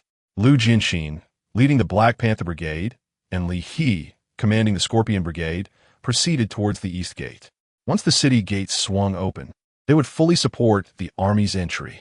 Understood, Captain. Lu Jinxin and Li He responded in unison. Gu Feng continued, Guesijia, leading the Silver Wolf Brigade, and Jiu, at the helm of the Cobra Brigade, will head towards the south gate. Once it opens, they will also provide full support for the army's entrance. Yes, Captain. Guesijia and Jiu replied in unison. The remaining personnel shall accompany me to the west gate. Gu Feng concluded. Chapter 193, stating positions. The assembly divided into 3 groups, heading towards the east, south, and west doors, which directly faced the 3 armies besieged by mutated beasts. The implication was clear. The new city control center, located 60 floors underground, served as the nucleus of the entire metropolis, fortified with stringent security measures and complex protocols. Only individuals who had undergone rigorous scrutiny were permitted to work here. Any blemish on their record rendered them ineligible for this esteemed position. The entire 6th basement floor resembled a former stock exchange, with rows of computers ascending tier by tier, filling the grand hall. The staff seated before the screens were bustling with a mix of tension and excitement. Opposite them loomed a colossal screen, simultaneously displaying dozens of images. Upon closer inspection, one would discern that these depicted the surroundings of City X. In the final row, the highest tier, stood not computers, but the most rudimentary of desks. At the center of this arrangement rested a microphone. Soon, the venerable Gu Lao, accompanied by a cadre of senior officials from City X, filed in. Gu Lao took his place at the desk with the microphone, while others flanked him on either side. Qin Juntai, lacking even the privilege to sit, stood behind Gu Lao, awaiting instructions. Gu Lao glanced at the empty chair to his left and inquired of Qin Juntai, Has Wang Jingtang not returned yet? Where is he? Qin Juntai responded, I inquired earlier. He is en route. Gu Lao nodded, muttering that the timing of his return was indeed fortuitous. Just then, Wang Jingtang strode in, saluting Gu Lao before promptly taking the vacant chair to his left. After a moment of contemplation, he furrowed his brow and addressed Qin Juntai. Ah, young Qin, your oversight as secretary is becoming increasingly careless. Look at this. How could you forget to reserve seats for Generals Chun Sheng, Yi Junshan, and Wang Suzhao? The individuals Wang Jingtang mentioned were the commanders of the 3 armies still trapped outside the city, notable figures within the military hierarchy. Qin Juntai had neglected to prepare chairs for them, a clear indication of the grim reality. They might not return. Wang Jingtang's remarks underscored his own stance. One cannot stand idly by while others are in peril. Gu Lao waved his hand dismissively, smiling. No need to rush. They will return, and it will not be too late to accommodate them then. With Gu Lao's pronouncement, Wang Jingtang fell silent, awaiting the unfolding of events. Meanwhile, Gu Feng had rallied all team members, who were poised for action. Within his mind, he focused intently on the reconnaissance images streaming in. In the east, south, and west, massive circles of mutated beasts were simultaneously forming, with human soldiers ensnared at the epicenters of these encirclements. Through his communication earpiece, Gu Feng alerted, "They are approaching." All team members stood anxiously behind the doors, waiting with bated breath.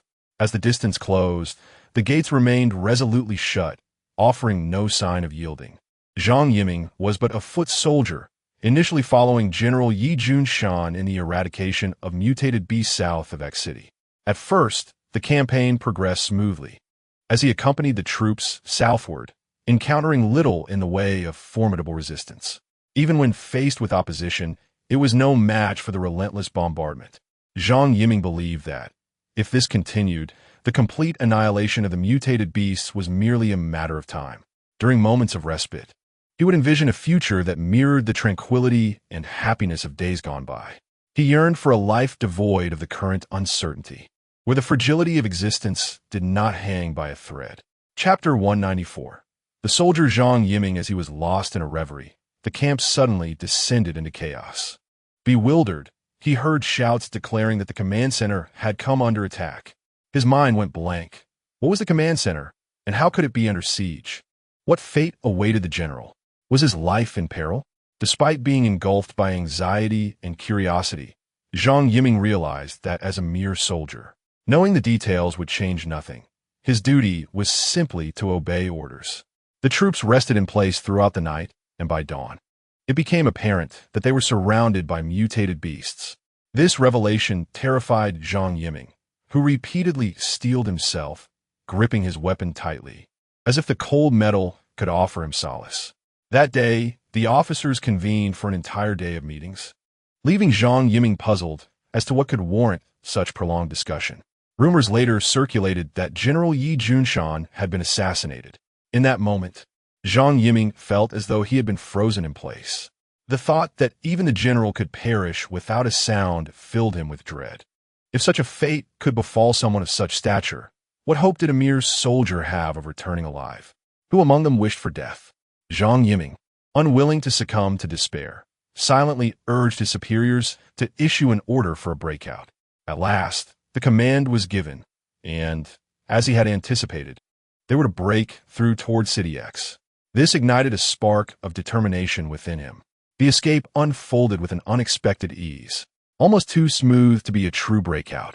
Zhang Yiming heard the thunderous roar of cannon fire, but saw no carcasses of the mutated beasts, nor did he hear of any casualties among their ranks.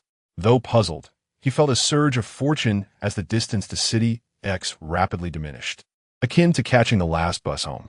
Finally, he beheld the new city of X, recalling that it had merely been a framework when he had set out on his mission just days ago.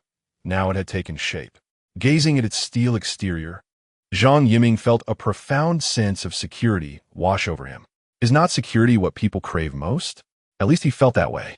Before long, the gates of the new city loomed before him, and the mutated beasts parted to create a passage.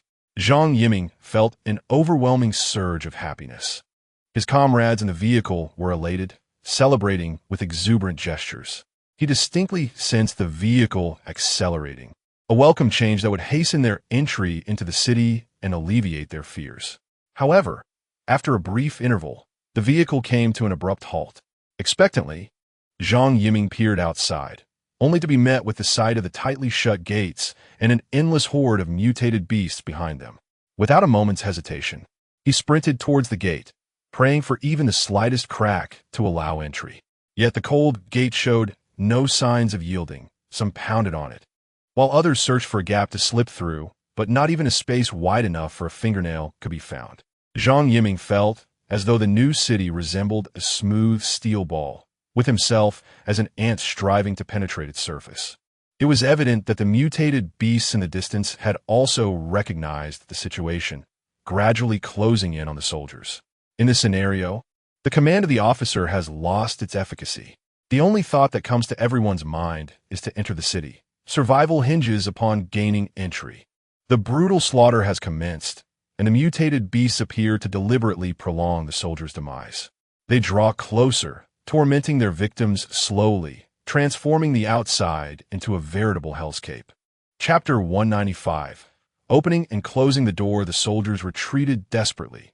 Yet where could they go? The heavy door barred their escape completely. In the control center, the external situation was being incessantly broadcast on the large screen. Many staff members, unable to bear the sight, buried their heads in their arms, while others hastily fled to the restroom. The brutality and bloodshed of the apocalypse shattered the last vestiges of hope for all those present. Wang Jingtong's expression darkened as he said to the elder, "It is time to open the door." The elder shook his head. Once the door is opened, it cannot be closed again. This newly constructed city will be lost in an instant. Have you considered why these soldiers have come to this point? They ventured out for City X. They risked everything for this new city, and now you wish to abandon them due to potential danger? The elder narrowed his eyes. It is not merely a potential danger. It is a trap laid by the mutated beasts. Once the door opens, they will rush in without hesitation. When a multitude of mutated beasts floods into the new city, who will be able to withstand them? I am doing this to ensure the survival of more people. Wang Jingtang slammed his hand on the table. You only wish to save your own people. Don't think I am unaware. You have long sought to seize this opportunity to diminish my power and that of the other three. Now you're satisfied, as those three's troops are stranded outside the door, facing annihilation, while my forces suffer heavy losses. Now, your faction stands supreme in the military. Are you content? The elder, infuriated, rose to his feet. Guards, expel this lunatic. As the door opened, the intruders were not the familiar guards of the elder, but armed soldiers. And there were quite a number of them. Not far from City X stood a tall tower, atop which gathered a horde of mutated beasts. These creatures exhibited intelligence that rivaled that of humans, each pair of eyes reflecting a myriad of emotions, cleverly concealed within their gazes, making them hard to detect.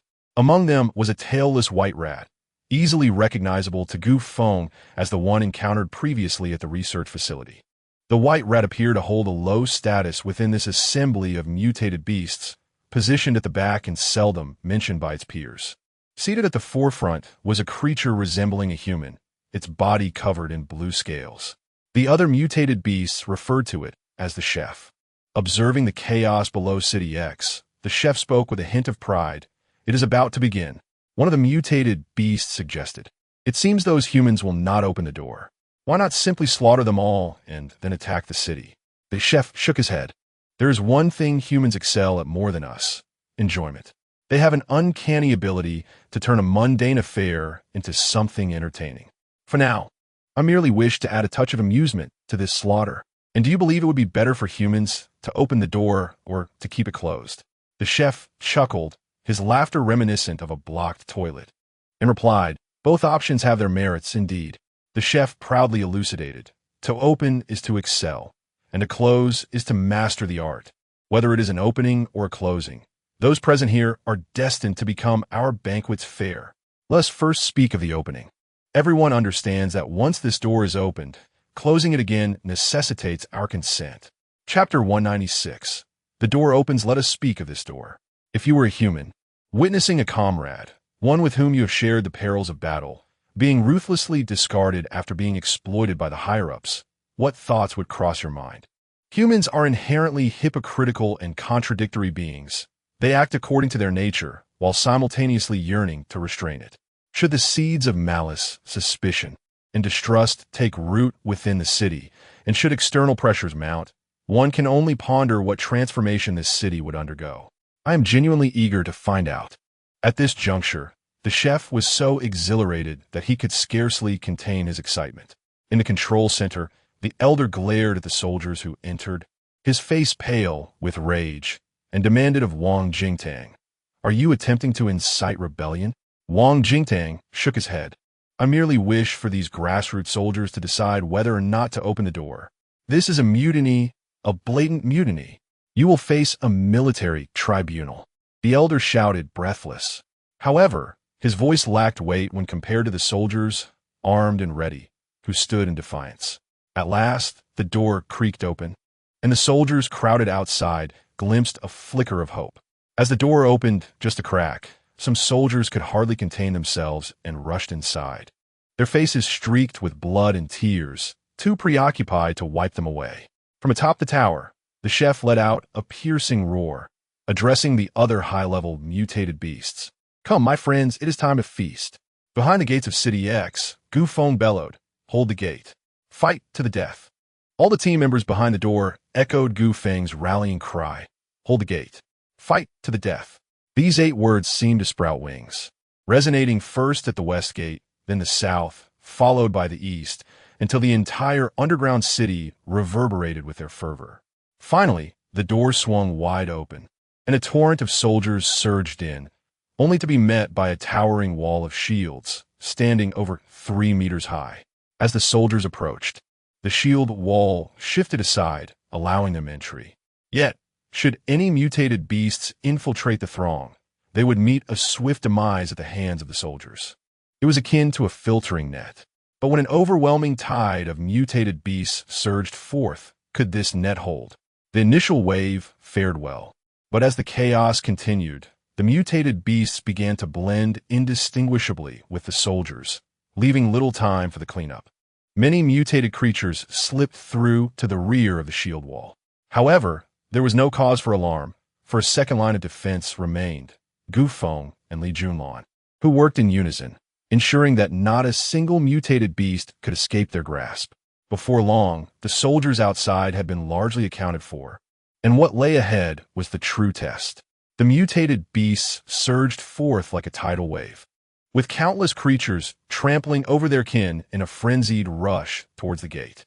The shield wall at the forefront buckled under the pressure, while the team members fought valiantly, thrusting their bone swords through the gaps in the shields, the splatters of blood cascading down like a gentle stream.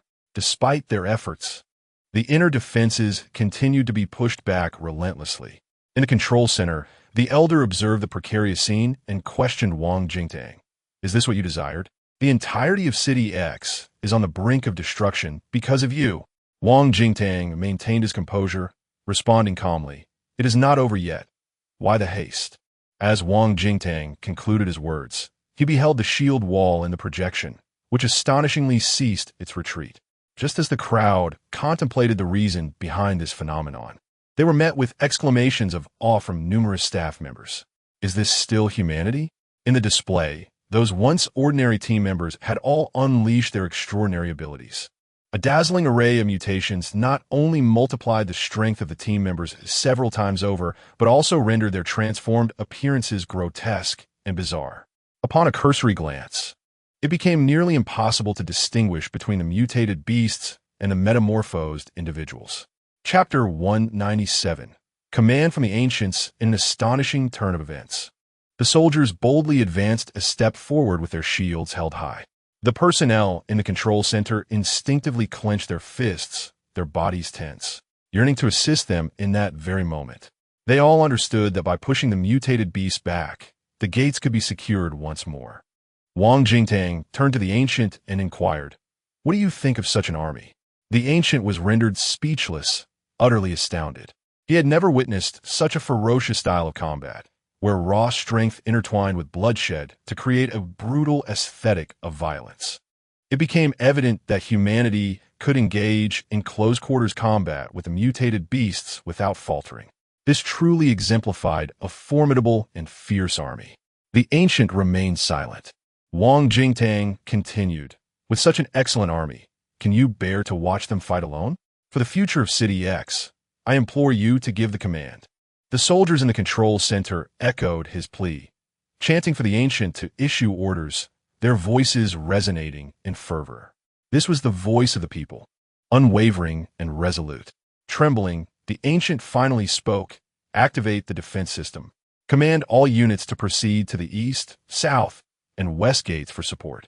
As soon as the ancient finished his command, the control center personnel swiftly began operating their computers. The rhythmic clattering of keyboards filled the air. The soldiers cheered and surged toward the gates. Mere seconds later, as the chief engineer pressed the enter key with determination, the entire new city awakened like a ferocious beast. Springing into action, the underground nuclear power station functioned as its heart, pumping forth immense electrical energy like blood coursing through cables.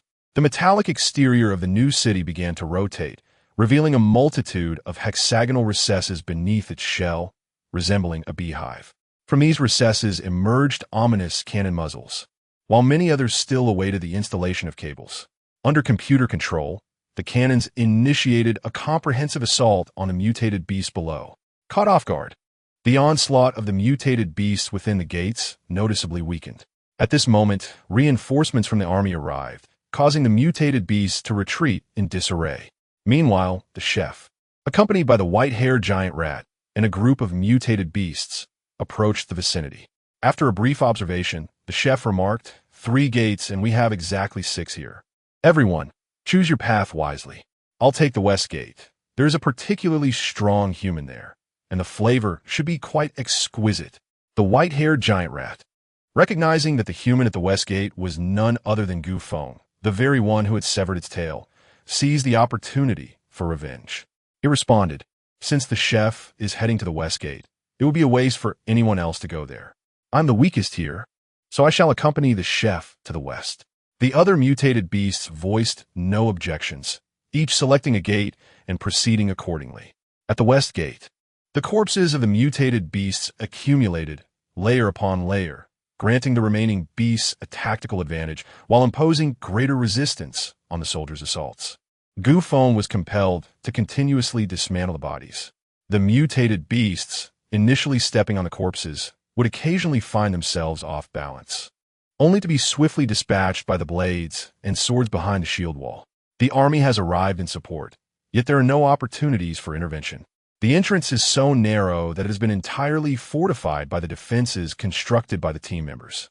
The soldiers have instead assumed the role of logistical support, tasked with delivering an array of weapons and grenades filled with ammunition to those frontline comrades who have expended their bullets. Chapter 198. The first to slay the mouse with the concerted efforts of the group.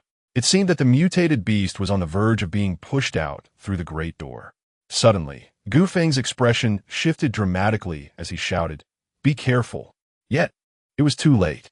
2 figures, one blue and one white, crashed into the shield with a resounding bang, shattering it.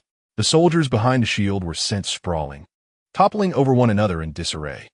Feng reacted swiftly, using his mental prowess to control 2 new shields, filling the void left by the fallen comrades.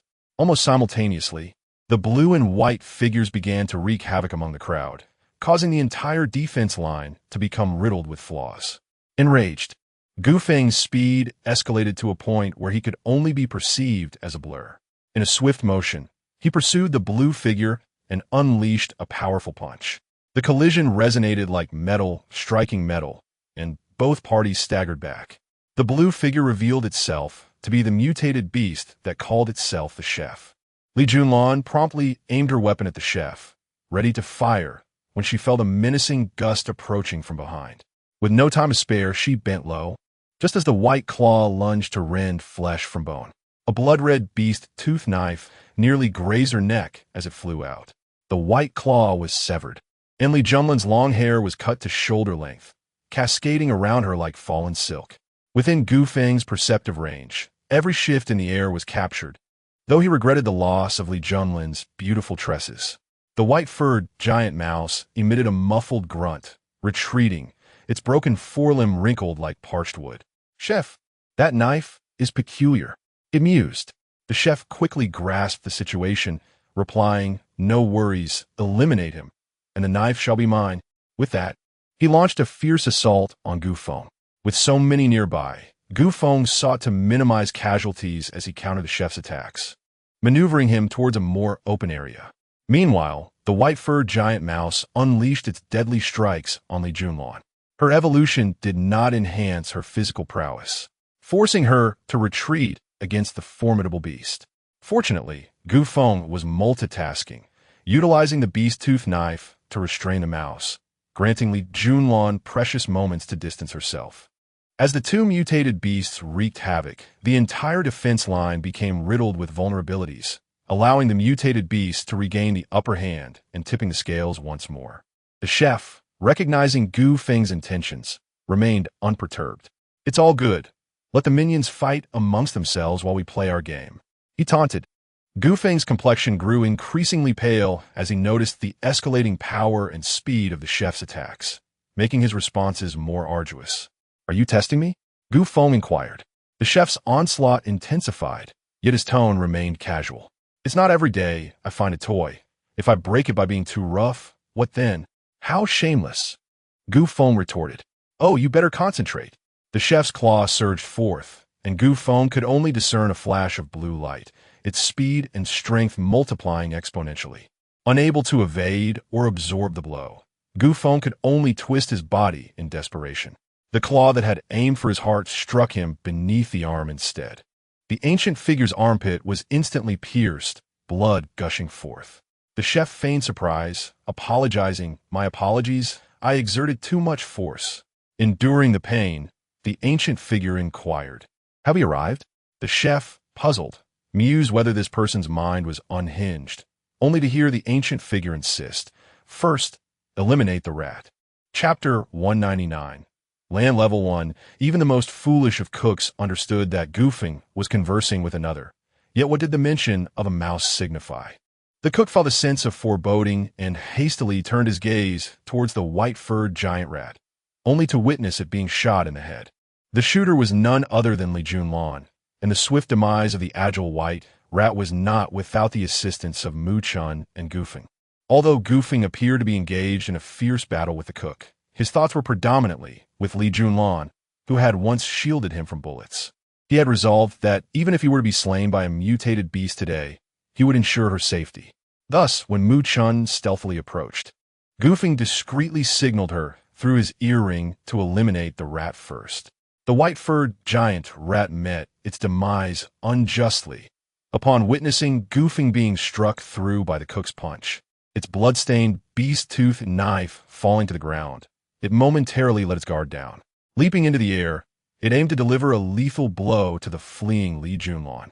However, the blood-stained beast-tooth knife unexpectedly struck, and the rat twisted its body mid-air, evading the attack while internally smirking, knowing it had prepared for such treachery.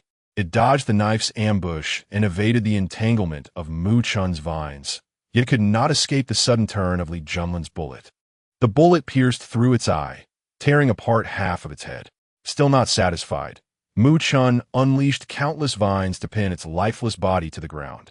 The cook chuckled. Quite the collaboration. Gu Feng, with a mere thought, disintegrated the corpse of the white rat and inquired of the cook, "The white rat is of level 8. You surpass it, so you must be level 9, correct?" The cook, taken aback, replied, "I did not expect a mere human to possess such knowledge. However, you are mistaken. I'm not level 9, but rather land level 1. Land level 1? Gu Feng questioned, perplexed. "You are close. Should I consume you, I would have the opportunity to ascend to land level 2. You ought to feel honored." "Oh, such confidence, especially in a 3-against-1 scenario." The cook cackled in a discordant manner. "You still do not comprehend what it means to be at the land level. Fear not. Soon you shall realize the extent of your folly." With that, the cook's figure flickered, seemingly not having moved at all, yet in its claws rested a vibrant crimson heart, still pulsating. It was all too swift. Gu Feng could scarcely perceive how it had been accomplished. The voices of Gu Feng and Mu Chun echoed amidst the crowd. The cook grinned slyly. "Fear not. I shall not strike. Go on. Take a look. This may be your last chance." Gu Feng felt as though he had plunged into an icy abyss. No, it couldn't be true. Panic surged within him as he pushed through the throng, rushing toward Mu Chun. Her heart was hollow. The white shirt she often wore was now stained crimson with blood, which dripped down her waist and onto the ground. She still stood, awaiting Gu Feng. He enveloped her in his arms. "No, please, no." Mu Chun's bloodied hand caressed Gu Feng's face in your embrace. "It feels so good." Her once bright eyes gradually dimmed. Gu Feng watched helplessly as his beloved faded away in his arms, consumed by rage and despair. He seeks vengeance, desiring that all mutated beasts meet their demise without a trace. The only thought occupying his mind is evolution. Only through evolution can he vanquish them. Bottles of high-grade evolution serum were consumed as if they were mere water. The chef observed, but did not intervene. Alas, the white-haired giant rat had not disclosed the nature of this substance in life, or would undoubtedly have regretted this decision.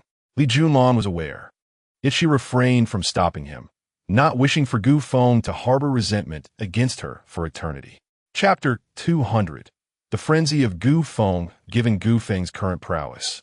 It was anticipated that this evolution would require no more than 6 vials of advanced evolution serum. However, Gu Feng, in his unyielding fervor, consumed 7 vials without any intention of halting. Li Jun sensed that something was amiss. Upon closer inspection, he discovered that Gu Feng had succumbed to madness. His eyes, ablaze with crimson fury, yearned for vengeance, demanding ever more evolution serum, an insatiable craving for excess. Li Junlan rushed to intervene. But Gu Feng suddenly erupted with a tremendous surge of energy, forcefully scattering everyone in his vicinity. Even the defensive formation established by his comrades faltered under the impact, teetering on the brink of collapse. Oblivious to the chaos he wrought, Gu Feng continued to consume the advanced evolution serum, his abdomen visibly swelling at an alarming rate. Only after draining the 46th vial did he finally belch and rise to his feet. Quivering uncontrollably, Gu Feng's movements became stiff and sluggish. His neck askew as his blood-red eyes scanned the surroundings. The chef stood still, observing Gu Feng with keen interest, proffering a still warm heart, teasingly suggesting it was a pity that it could not be returned. With that, he crushed the heart in his grasp. Gu Feng's roar transcended the realm of human capability, a primal sound that reverberated through the air. In an instant, Gu Feng vanished, reappearing before the chef. Quite intriguing, the chef remarked, launching an assault on Gu Feng. Their figures simultaneously faded from sight, leaving the onlookers only to hear the thunderous cacophony of their clashes, punctuated by inexplicable dents and distortions appearing on the iron walls surrounding them. The spectators understood that the two combatants were locked in ferocious battle nearby. Though they could not see them, all they could do was retreat to a safe distance. Another explosive clash echoed, revealing the forms of both combatants.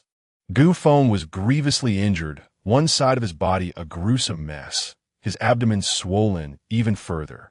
The chef bore a fist-sized indentation on his shoulder, stained with dark, viscous blood, markedly different from ordinary blood.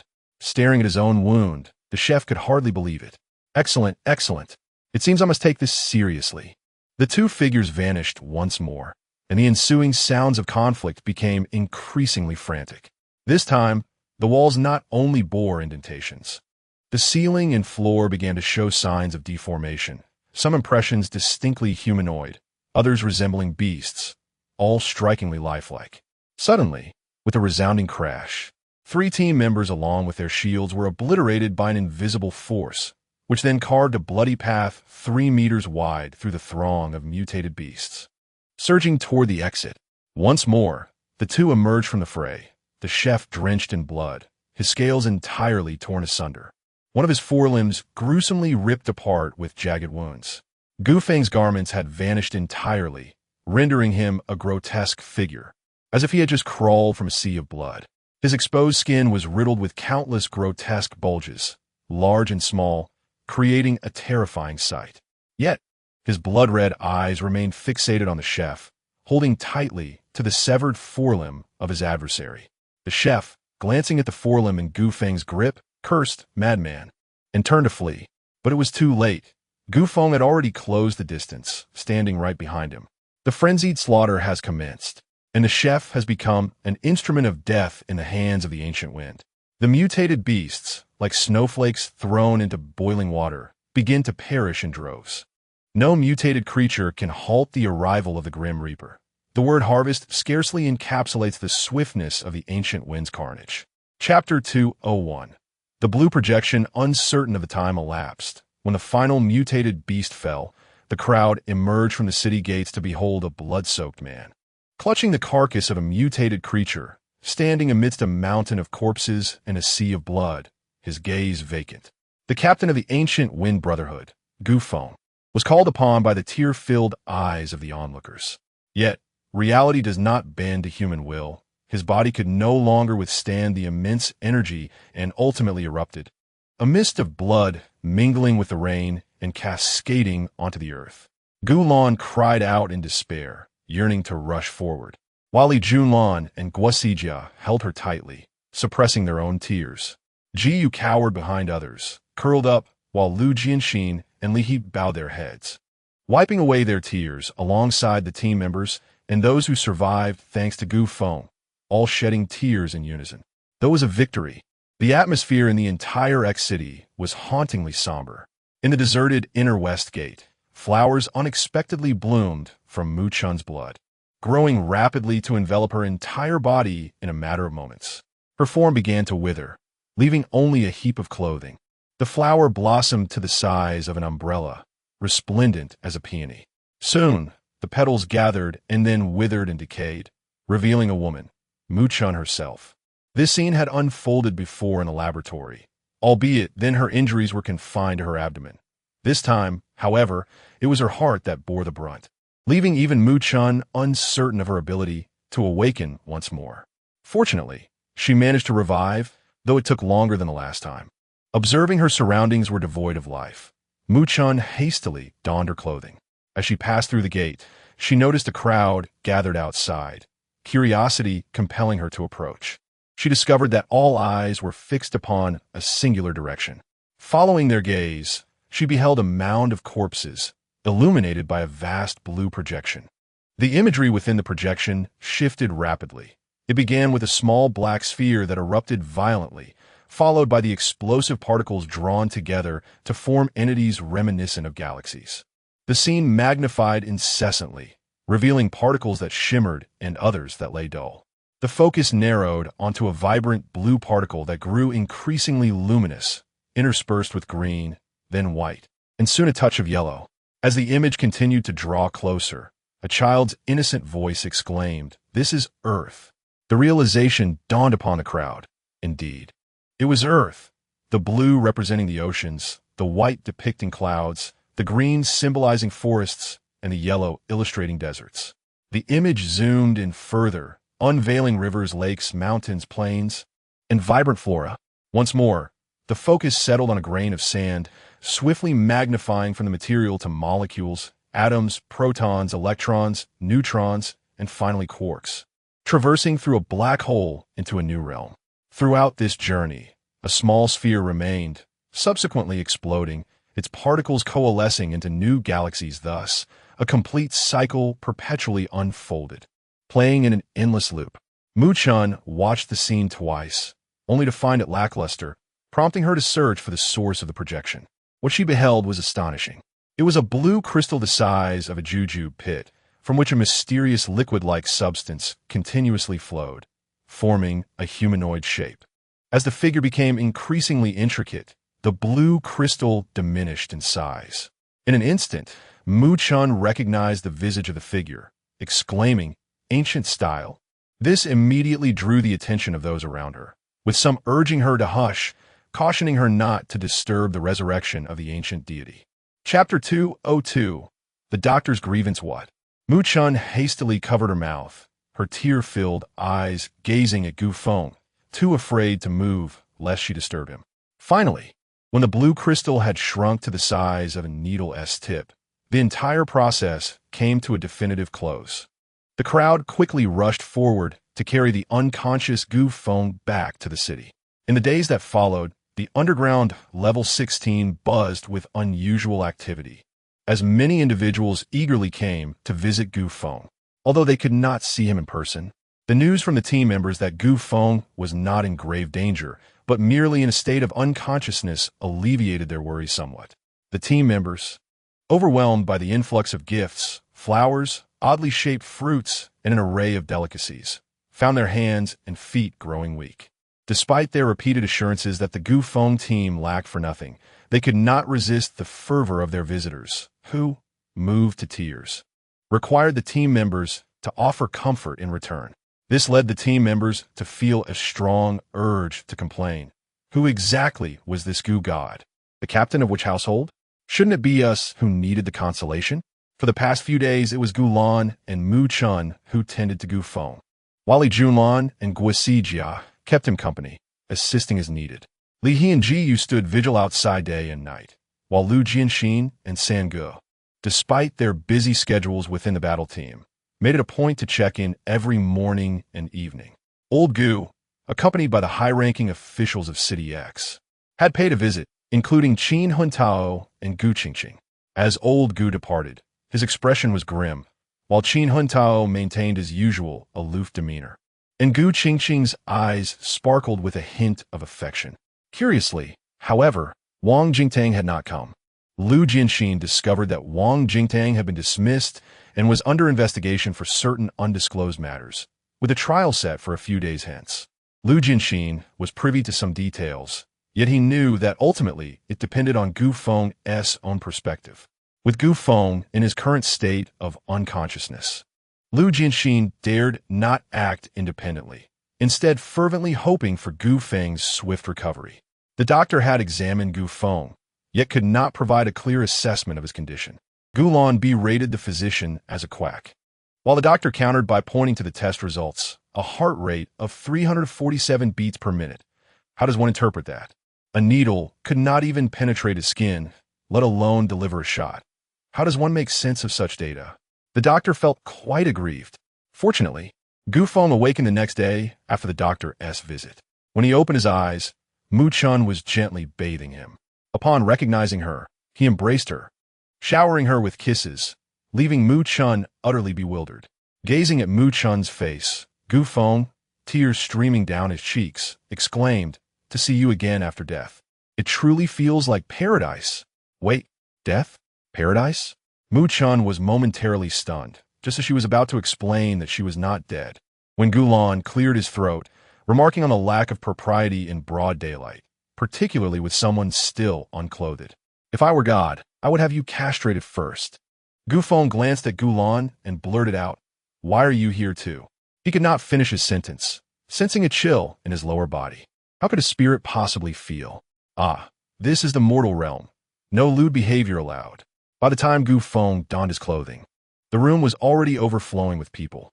Gazing into the adoring eyes of the crowd and the smile gracing their lips, Gu Feng felt a swell of satisfaction. Yet, upon catching his reflection in the mirror, his expression soured instantly. He exclaimed, "Who has shaved my head?" To which Gulan retorted, "Are you not aware of your own hair loss?" Gu Feng stared at his bald head in the mirror, a look of bewilderment crossing his face. How could I be oblivious to my own hair loss? Chapter 203. Comforting my sister, the others suppressed their laughter, huddled together. Gu Feng quickly discerned the underlying tension, especially after Mu Chun recounted the details of Gu Feng's recovery, offering reassurance. "It will grow back. You have no idea. When I first revived, it was as smooth as an egg, not even a root in sight. Just a few days have passed, and already there's a dark layer visible." Gu Feng exhaled deeply, a sense of relief washing over him. Gulan interjected teasingly, "There's a classic line from One Punch Man. I've become light and stronger. I think you look quite good bald." Gu Feng rolled his eyes. "Brother, I just recovered. Can't we talk properly?" In a fit of frustration, Gulan stood up and exclaimed, "You scoundrel. Next time, if you don't consult me before you die, I'll disown you as my brother." With that, she stormed out. Gu Feng could easily perceive her underlying concern and sorrow. This is what family is about, scolding and disdaining you, yet genuinely worrying and caring for you. He understood his sister well. Though she appeared carefree, her thoughts were intricate. She was likely hiding away, shedding tears. Gu Feng signaled to the others to wait a moment before stepping outside. Just as he suspected, Gulan was indeed crying, her petite frame looking utterly pitiful. He gently patted her shoulder, reassuring her, "It's all right. Brother is back now. I won't die. I haven't even seen you get married yet. So how could I possibly die?" Wiping her tears, Gulan retorted, Whether you live or die is of no concern to me. I don't need your interference in my marriage. Gu Feng, feigning anger, responded, "Oh, really?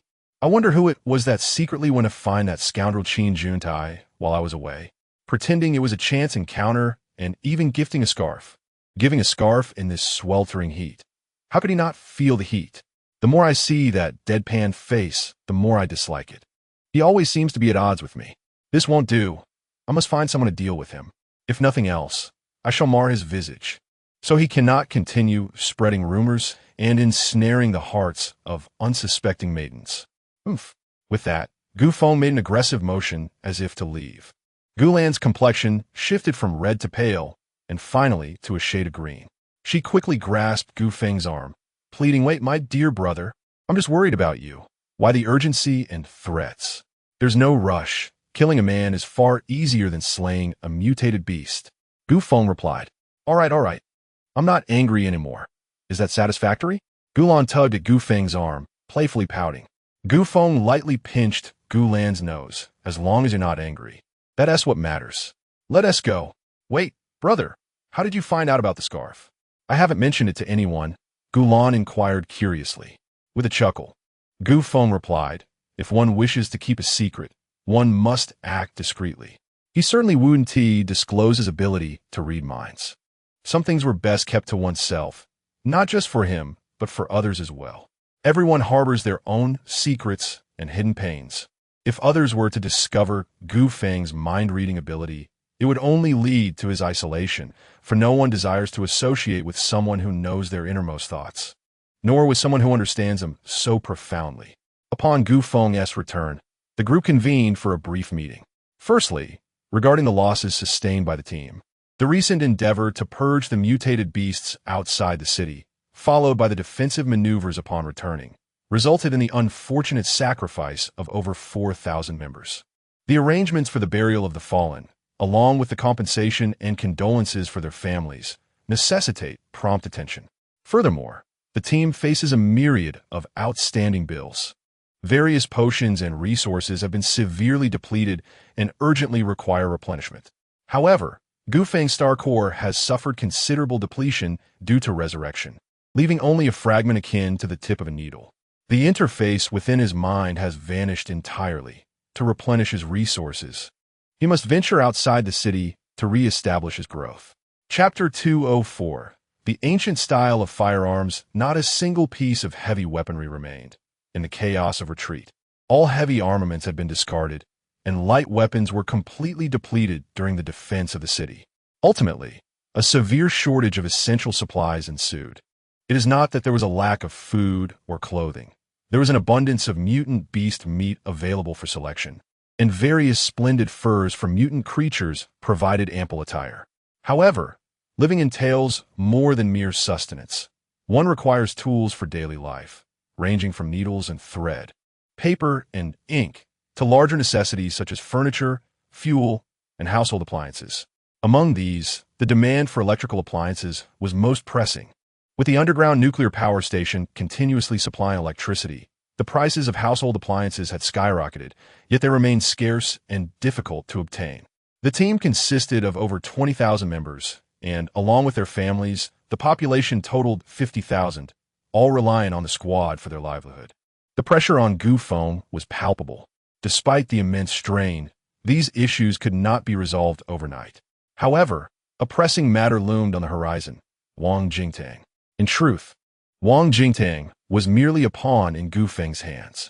When Gu Feng and Gu Lao were embroiled in a heated debate over whether to open the door to rescue people, Gu Feng employed mind reading to discern Gu Lao's true thoughts. Just as he found himself at a loss for how to persuade Gu Lao, news arrived that Wang Jingtang was encircled. Although Gu Feng had collaborated with Wang Jingtang in exterminating mutant beasts, he had never met him in person, let alone truly understood him. When Wang Jingtang's name was mentioned, Gu Feng perceived the intricate entanglements between the two men in Gu Lao's heart, and a bold idea took root: to leverage Wang Jingtang to coerce Gu Lao into submission. Thus, he volunteered to rescue Wang Jingtang. Nevertheless, Wang Jingtang was merely the second in command of the military. It was implausible that he would sever ties with Gu Lao for Gu Feng's sake. Even if Gu Feng had saved his life and his intent was to rescue those soldiers, Wang Jingtang might not acquiesce, who would willingly risk their life to challenge Gu Lao's mercy. Moreover, Wang Jingtang, a seasoned politician who had navigated the treacherous waters of power for years, had long since bartered his conscience. This predicament compelled Gu Feng to resort to extraordinary measures, namely the parasite mother body, which led to Gu Feng threatening Wang Jingtang by pointing to the parasite on his wrist at the North Gate. Of course, Wang Jingtang was no ordinary individual. Gu Feng dared not permit the parasite to control his mind directly, but merely allowed it to infiltrate his body to instill a modicum of fear. Now that matters had been set in motion and Wang Jingtang had fulfilled his promise, Gu Feng was equally obliged to uphold his end of the bargain and ensure Wang Jingtang's safety. In the afternoon, Gu Feng visited Gu Lao, who greeted him with warmth, grasping his hand and inquiring after his well-being, resembling a kindly elder rather than the authoritative and formidable figure of the past. Such an unusual demeanor raised suspicions, prompting Gu Feng to activate his mind-reading ability, leading to the realization that Gu Lao was already aware of his machinations. Gu Lao, having attained his current position, was undoubtedly a formidable character. He had comprehended everything the moment Wang Jingtang initiated the coup. What a remarkable coincidence it was indeed. Moreover, the very purpose of the coup was to open the door and rescue individuals. Does this not embody the essence of ancient ideals? It further substantiates age-old speculations. Now that everyone is fully aware, the ancient traditions shall no longer remain concealed. How, then, can we liberate Wang Jingtang? Chapter 205. Changes in heaven and humanity. The elder took a sip of tea and remarked, "It has been raining incessantly lately, and my old leg has been aching every day. Can you believe it's already the 12th month of the lunar calendar, yet the rain continues?" Gu Feng chuckled. It seems you prefer not to discuss it. Oh, so the new year is approaching.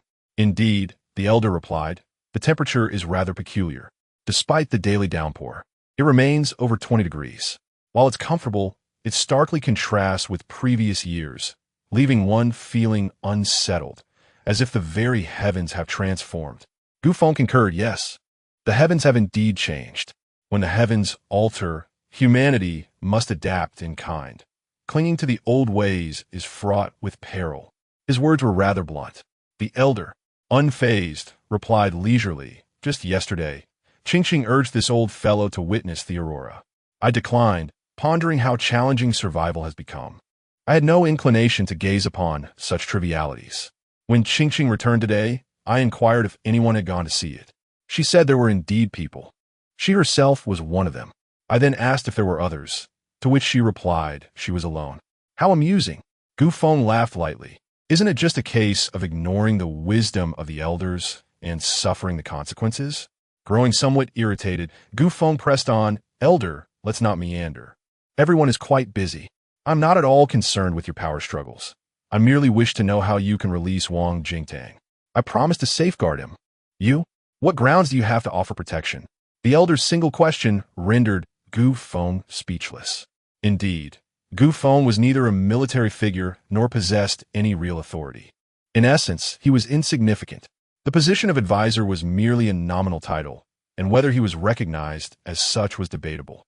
Even if acknowledged, his credentials were locked within the Star Core space, which he currently could not access. In the elder's eyes, Gu Feng was at most the initiator of a civilian organization. Were it not for Gu Feng's considerable strength and the secret of the evolutionary agents he carried, the elder would have dealt with him long ago. With a flushed face, Gu Feng finally declared, 100,000 evolutionary agents. I will guarantee his life. The elder paid him no mind, taking another sip of tea. 200,000. The elder remained unresponsive. Frustrated, Gu Feng exclaimed, 500,000. Killing him would merely break my word, but you would forfeit 500,000 evolutionary agents. Think carefully. Without a moment's hesitation, the elder replied, 100,000, and I shall treat this matter as if it never occurred. Very well, we have a deal. 100,000 evolutionary agents was no trivial sum for Gu Feng at this moment. While he could gather such an amount from the team's warehouse, it would inevitably impact the evolution speed of his team members. Gu Feng resolved to venture outside the city to hunt. The outside world lacked many things, but not mutated beasts. He also wished to test his current strength. Gu Feng felt quite powerful now, according to the chef's assessment. He should be at level 1 on land. No, he was far stronger than that, likely between level 2 and level 3 on land. However, he needed to find a mutated beast of comparable strength to verify this. Yet, that might prove somewhat difficult. Another concern lingered in Gu Feng's mind. Could the Star Core ever revert to its former state? With the vast resources and points within still intact. Upon emerging from the ancient office, Gu Feng summoned his canine companion and swiftly ventured beyond the city limits. In less than 3 minutes, the duo arrived at a desolate town, where they encountered a horde of mutated beasts. Without a moment's hesitation, Gu Feng leapt from his dog's back, descending freely from the heights without the aid of any supernatural abilities. Chapter 206, Testing Strength with a Thunderous Roar. The cement ground cracked and collapsed at the center where Gu Feng stood. The surrounding mutated beasts were thrown to the ground by the sudden tremor. Gu Feng launched an attack, executing the most fundamental stance of a bow and punch. With a resounding clap, the mutated beast before him was instantly obliterated into a mist of blood, creating visible ripples in the air that surged forward, causing all beasts in their path to explode. Gu Feng withdrew his fist, gazing at his hand, and then at the array of corpses littering the ground before him, rendered speechless by the sheer devastation.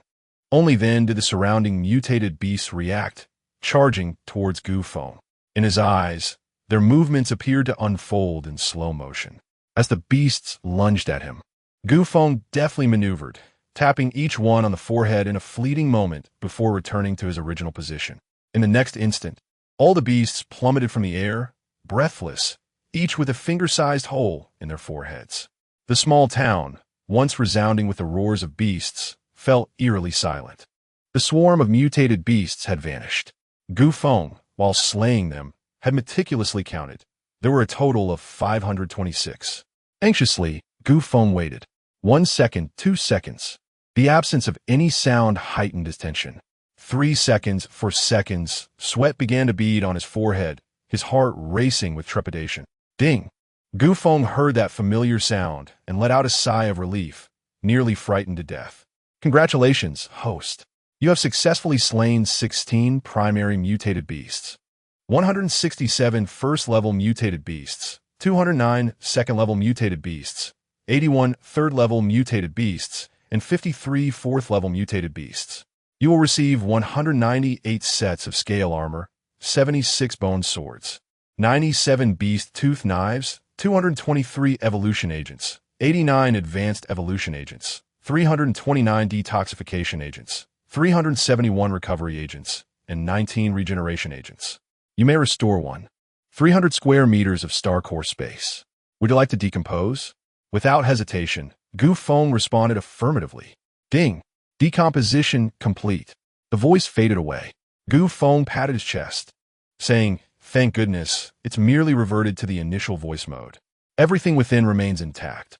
What a scare. I recall that the last time the Star Core evolved into the intelligent panel mode, the requirement was to surpass 10 million mutated beasts slain. Today, I shall ensure your complete restoration. Filled with fervor, Gu Feng declared, "Let us go, Doggo, to find more mutated beasts." With a long howl, Doggo soared into the air, carrying Gu Feng in search of the next horde of beasts. Before long, Doggo halted above a congregation of mutated beasts. Having previously tested his strength and speed, Gu Feng now sought to explore the extent of his supernatural abilities. Under his mental command, the blood-red beast tooth knife emitted a faint sound of blade resonance. With a thought, the knife flew into the throng of beasts. 6 seconds later, it returned to Gu Feng's grasp, having left all below as desiccated corpses, with not a single one escaping. Gu Feng sensed that this was not yet his limit. Ahead, he spotted a collapsed bridge. He instructed Doggo to fly over, and upon reaching the bridge's entrance, he noted the signboard stating that the bridge was 16 meters wide and 1,500 meters long. Gu Feng estimated that the entire structure weighed no less than 80,000 tons.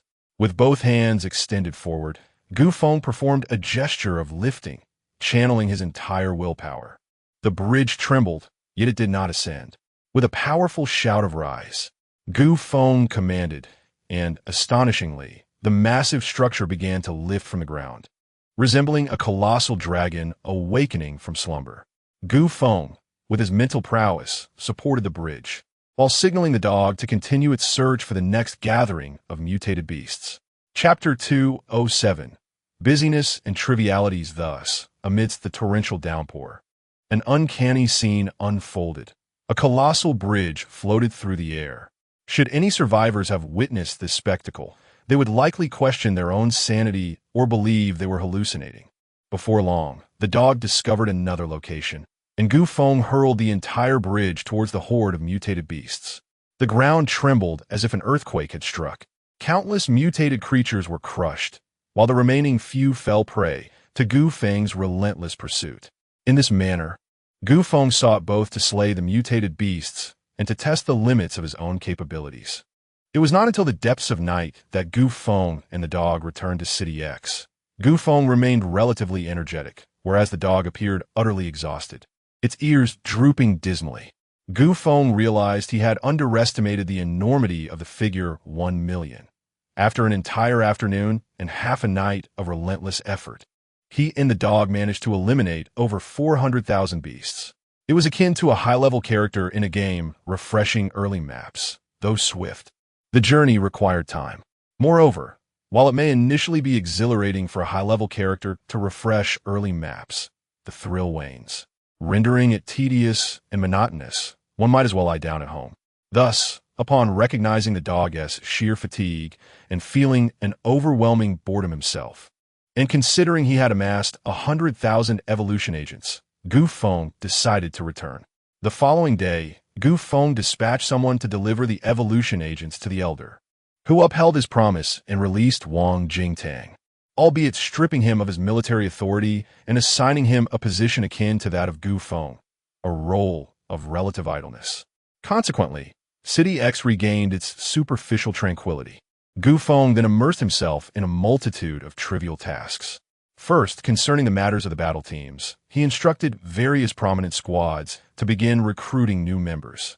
Each small team was to periodically venture out of the city to hunt mutated beasts, serving both to train newcomers and expedite the recovery of the Star Core.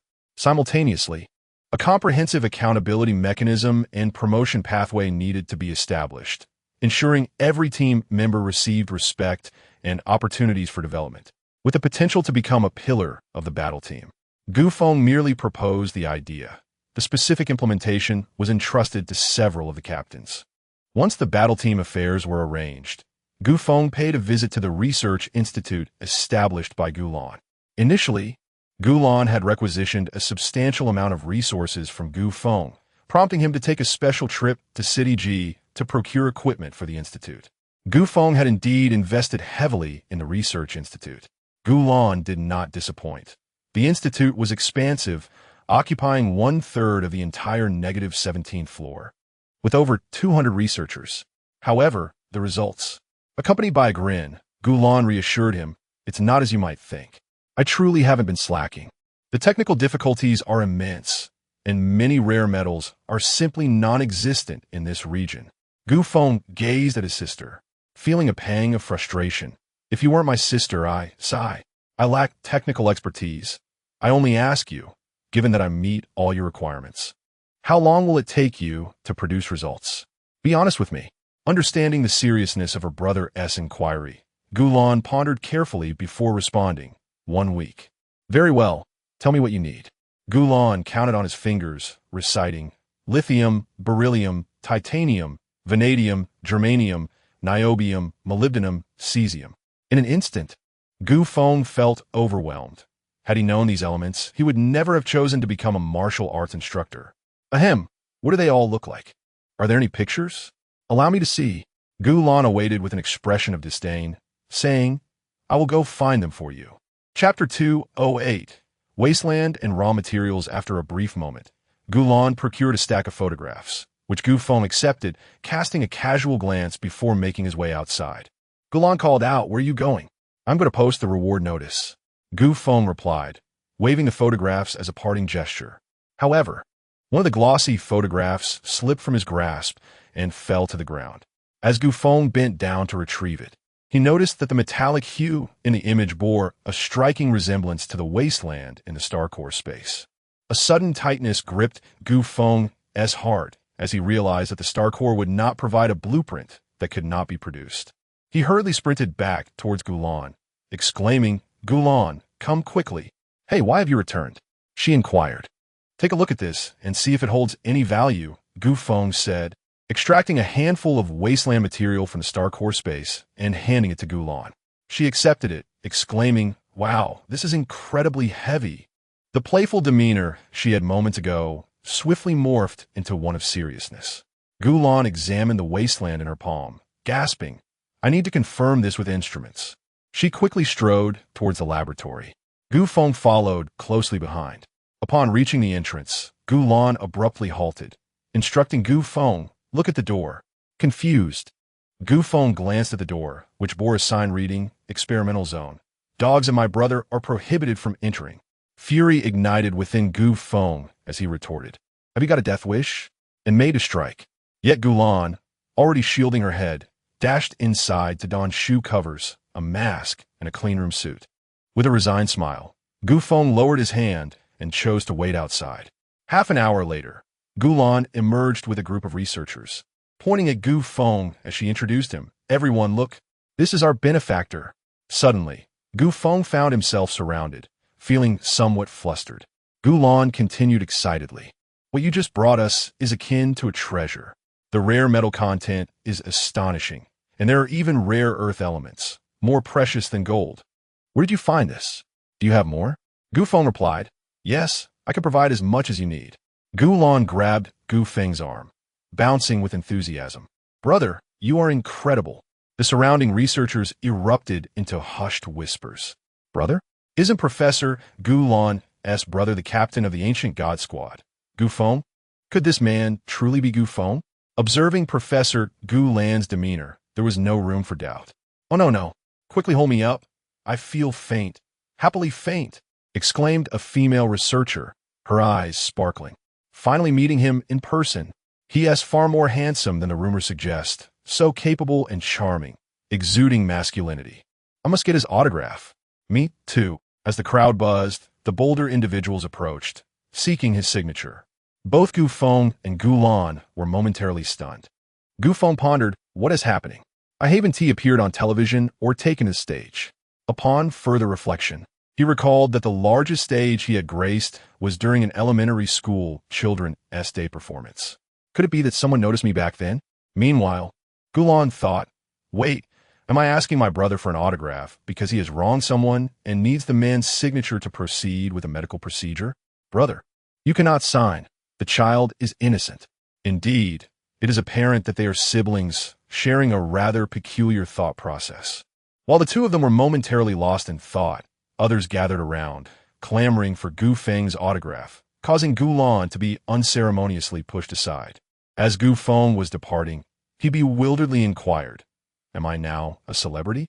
To which Gulan replied, "I suppose I'm the sister of a celebrity now." Upon returning from the research institute to his residence, Gufeng retrieved 3 carts of barren soil from the star core space and instructed Xiao'er and the others to depart for the institute.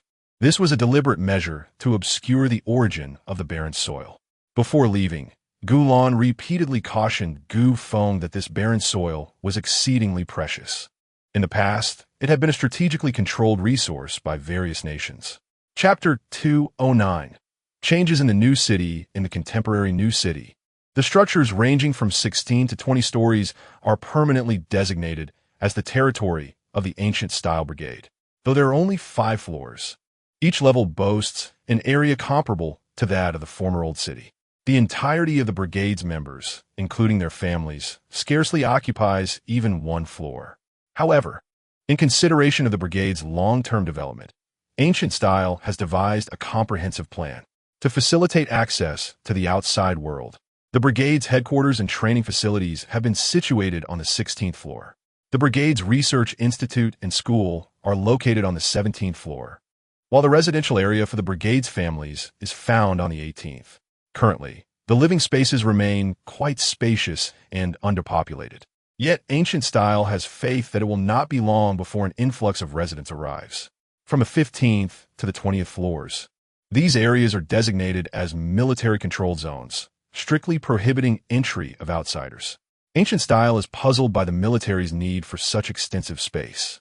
Below the 20th floor lies the residential quarters for other citizens. The new city is not yet fully constructed. Ancient Style has heard that once it is complete, the military will abolish the residence tax, but will no longer provide material assistance, in addition to imposing necessary electricity fees. Life within this steel-structured underground city is utterly dependent on electricity, particularly for illumination and mobility.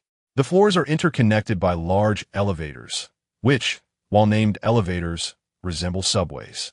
They lack buttons and operate every 10 minutes, halting for 30 seconds on each floor. One simply boards the elevator and descends to the desired level.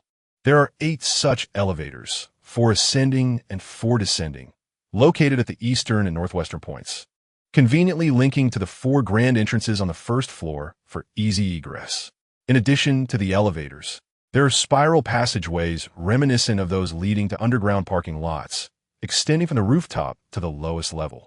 These corridors accommodate both pedestrians and vehicles, although the steep incline makes it somewhat arduous for those on foot. Upon returning from the research institute, Ancient Style found that Mu Chun had prepared a meal, and they were enjoying it together when Wang Zixuan dashed in to report to the captain. Captain, Logistics Chief Feng, third brother, requests your immediate presence. He says something has happened with Wenwen. Ancient Style paused, the name Wenwen sounding vaguely familiar. After a moment of contemplation, he recalled her as the girl who had been assaulted and subsequently driven mad. With a sudden realization, Ancient Style slapped his forehead, chastising himself for forgetting this matter. He had initially intended to utilize his mind-reading ability to help Wenwen recover from her madness, as he had done for Mu Chun's dissociative identity disorder. However, the notification from the elders to venture outside and eliminate mutated beasts had delayed his plans, and now, over a month had passed, making it difficult to even remember who Wenwen was. A wave of guilt washed over him. Setting down his bowl and chopsticks, Ancient Style prepared to leave. Mu Chun inquired, "Would you like me to accompany you?" "No need," he replied. "You still have to assist at Gulan's today, so there's no need to overexert yourself. It will be quite busy there over the next few days. Do take care of yourself." Mu Chun picked up a jacket and helped Ancient Style put it on, noting the significant drop in temperature over the past few days. "You should be cautious." Ancient Style kissed her forehead and, accompanied by Wang Zixuan and Xiao Er, hurried towards the residential area designated for the brigade's families. As the Ancient Wind arrived, third brother greeted it promptly. Anxiously, the Ancient Wind inquired about the specific circumstances. While leading the way ahead, third brother replied, "During lunch, after the nanny responsible for caring for Wenwen delivered the meal into the room, not long after, a horrifying scream from the nanny echoed from within." Chapter 210. The Man in the Duck Sangu continued. One by one, people rushed in to investigate. Without exception, each person emerged with a scream, only to fall silent thereafter. Despite the calls from outside, there was no response from within. Now Wenwen's room stood wide open, yet it was engulfed in darkness. Nothing was visible from the outside, and even the powerful beam of a flashlight failed to penetrate the gloom. I had no choice but to seal the main entrance, forbidding anyone from entering recklessly. After a brief walk, Sangu pointed towards the house ahead and declared, "We've arrived." Feng looked up to find the area surrounding the room teeming with people. "The captain has arrived," someone in the crowd exclaimed with excitement. "Captain! Captain!" The chants echoed back and forth. "The captain is here. My husband is saved," a woman cried, tears streaming down her face in fervent emotion. "Indeed, with the captain here, there is no cause for concern," Feng assured the crowd. "Rest assured, I will spare no effort to rescue everyone." "Well said, Captain. Go for it." The crowd erupted in applause. A few members of the team had already parted the throng to allow Feng to pass. Standing at the threshold, Feng peered into the inky darkness within. The flashlight's beam was utterly ineffective, as if the room were shrouded in a veil of black fabric, exuding an eerie aura. This was Feng's first encounter with such a phenomenon, Yet he remained unperturbed, for great skill breeds great bravery. He turned to the few individuals beside him and instructed, "Wait for me outside. I shall enter alone." Xiao Er attempted to interject, but Gu Feng cut him off sharply. "Do not complicate matters. Your presence would hinder me." With a pained expression, Xiao Er protested, "Master, you are only worried about me." Gu Feng chuckled, striding confidently into the darkness. It was pitch black, utterly devoid of light. As soon as Gu Feng entered, the door behind him vanished, leaving him in complete obscurity. His ability to sense his surroundings revealed an astonishing emptiness. How could such a small house contain this vast void? Suddenly, the ground beneath him gave way, and he felt himself plummeting. Could the floor have been removed? Gu Feng deemed it improbable, as each layer was forged from solid steel. It could not simply collapse. After what felt like an eternity of falling, he suddenly sensed a soft landing beneath him, and his vision returned. Gu Feng found himself atop a colorful cloud, reminiscent of large cotton candy, which spread across the entire space. The surroundings were awash in vibrant blooms and dazzling lights. In the distance stood a Ferris wheel, bumper cars, a carousel, and various dolls. It was as though he had stepped into a fantastical amusement park. Strangely, all the attractions were disproportionately large.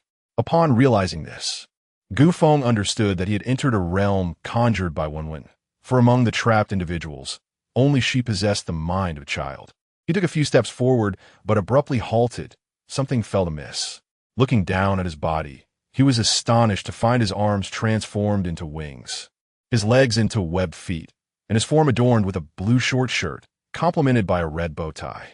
Upon touching his face, he discovered a flat duck bill, topped with a blue beret. Gu Feng could not contain his exclamation. "What in the world? Am I turning into Donald Duck?" Even the sound of his voice had transformed into a comical quack as Gu Feng pressed his forehead, feeling a peculiar shyness akin to that of a man and a duck. Fortunately, there was no one around. Just as Gu Feng finished speaking, he heard someone hoarsely call out, "Hey, hurry and hide." Following the voice, Gu Feng spotted Mickey Mouse and Tigger concealed beneath the platform, their antics both amusing and endearing. Chapter 211. Donald Duck takes flight. Goofing swayed his ample hips as he approached to inquire about the situation, only to be pulled inside by two adorable creatures. "Are you trying to get yourself killed?" Confused, Goofing asked, "What is going on?" Mickey Mouse, in a flurry of panic, explained, "Do you know about hide and seek? If we're found, it's game over." "Found by whom?" Goofing began to question, but was abruptly interrupted by a thunderous sound of footsteps outside. Frowning, he noted the magnitude of the sound, like that of an elephant. Observing the two little creatures beside him, he saw they were trembling with fear. Curiosity piqued. Goofing crouched down to peer outside, and to his astonishment, he beheld a pair of women's shoes the size of automobiles standing before him. His eyes widened in disbelief. Suddenly, a pair of enormous eyes loomed before Goofing. "Found you." Even Goofing, accustomed to tumultuous adventures, was startled by the abrupt appearance of those eyes. Without granting the group a moment to react, a colossal hand reached in, seizing Goofing and the two adorable creatures. The immense force nearly left Goofing breathless. The trio was whisked away to a dartboard lottery counter, and it took Goofing a while to grasp the gravity of their predicament. He was bound to a dartboard, while nearby, Snow White, a teddy bear, and several other cute beings were already pinned with darts. What others perceived as mere darts were, to Goofing in that moment, akin to slender telephone poles. If struck, it would undoubtedly be a fatal blow. Goofing quickly glanced at the giant. Indeed, it was Wenwen. Mickey Mouse and Tigger shouted desperately, attempting to rouse Wenwen's awareness, insisting they were merely there to assist her.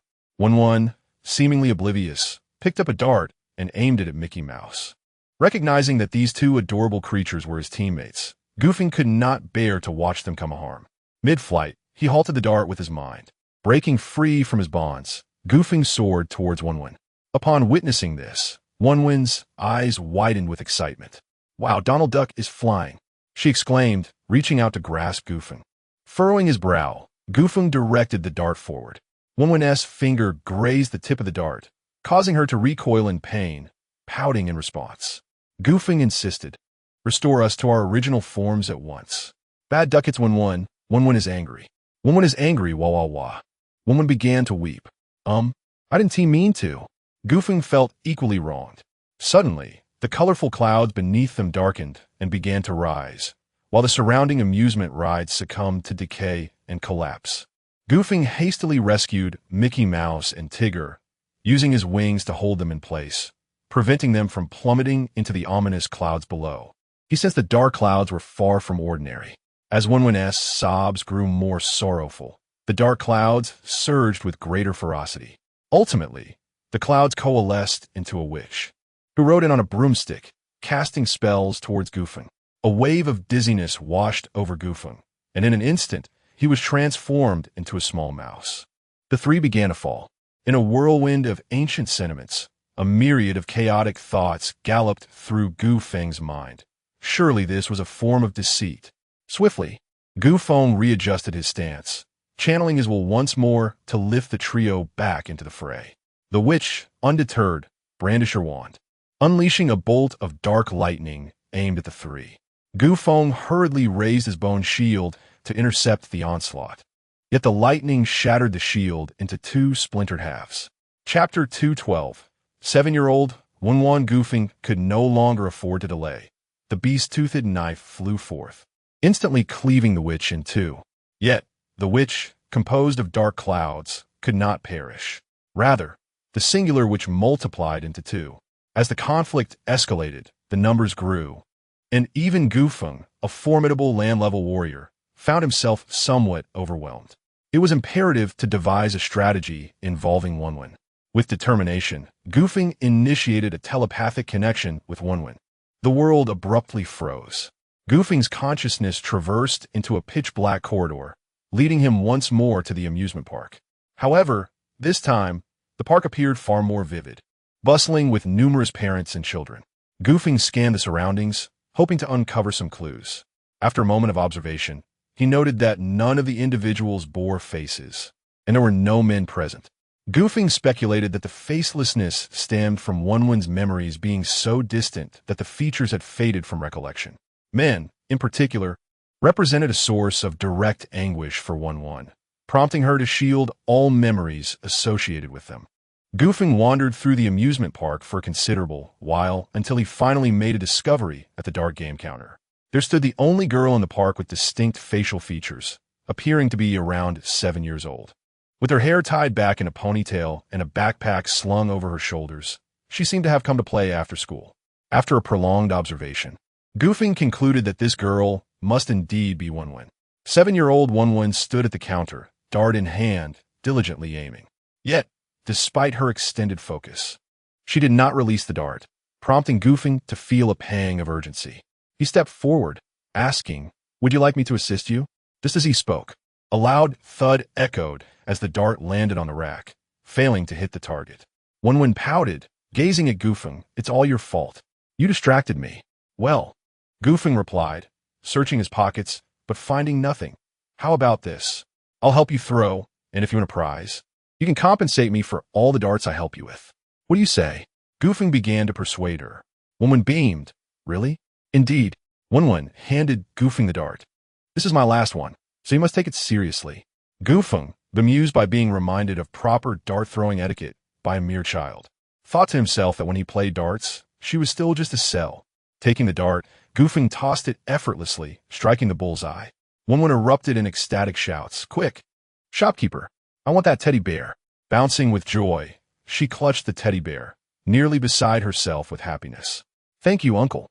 "There's no need for thanks. It's my pleasure." "Uncle, could you help me put the teddy bear in my backpack? I'm afraid my parents might see it."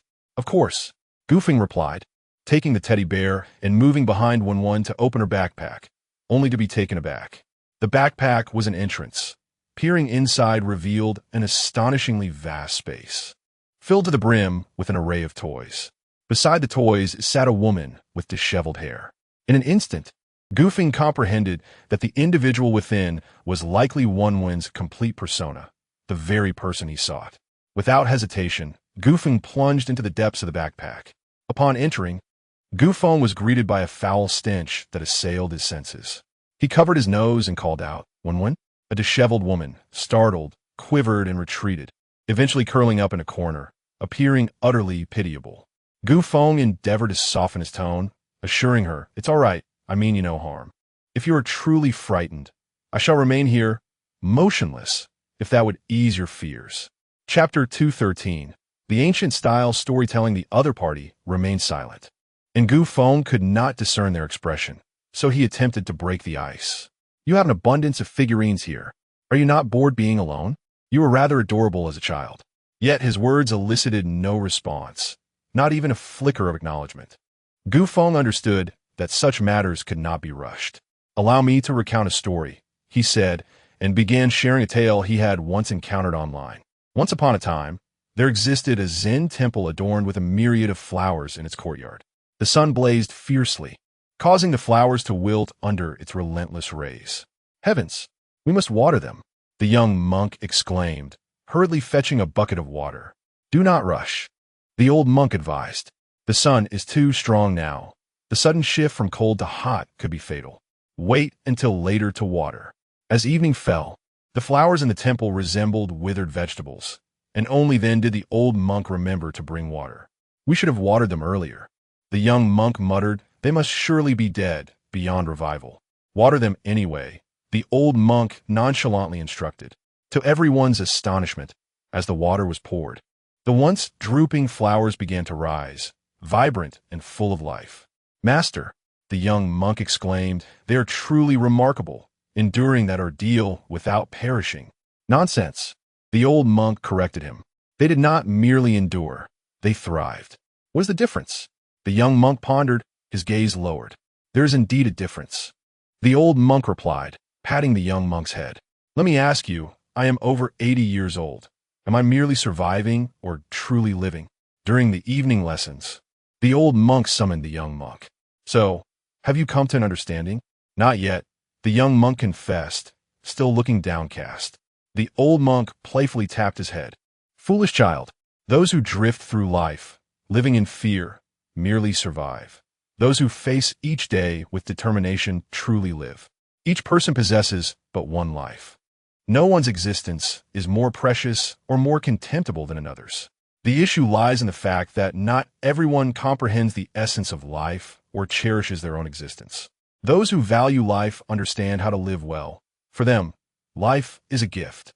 Upon concluding his tale, Gu Feng noticed the other party still unresponsive. He sighed deeply, wondering if they were truly incapable of absorbing his words. "It is different." The other party finally spoke, their voice hoarse and faint, yet Gu Feng could hear them. "What is different? Must one become a lifelong turtle, withdrawing from the world due to past wounds? Must you allow your former self to bear the burden of all those repressed memories for a lifetime?" Gu Feng questioned passionately. "That is not the case." Wenwen's voice trembled with emotion. "It is not like that." "Then rise up. Do you intend to let those scoundrels ruin your entire life? You're still so young, with a vast expanse of youth ahead of you." "No, no, it is I who am tainted. I am filthy, and I cannot wash it away.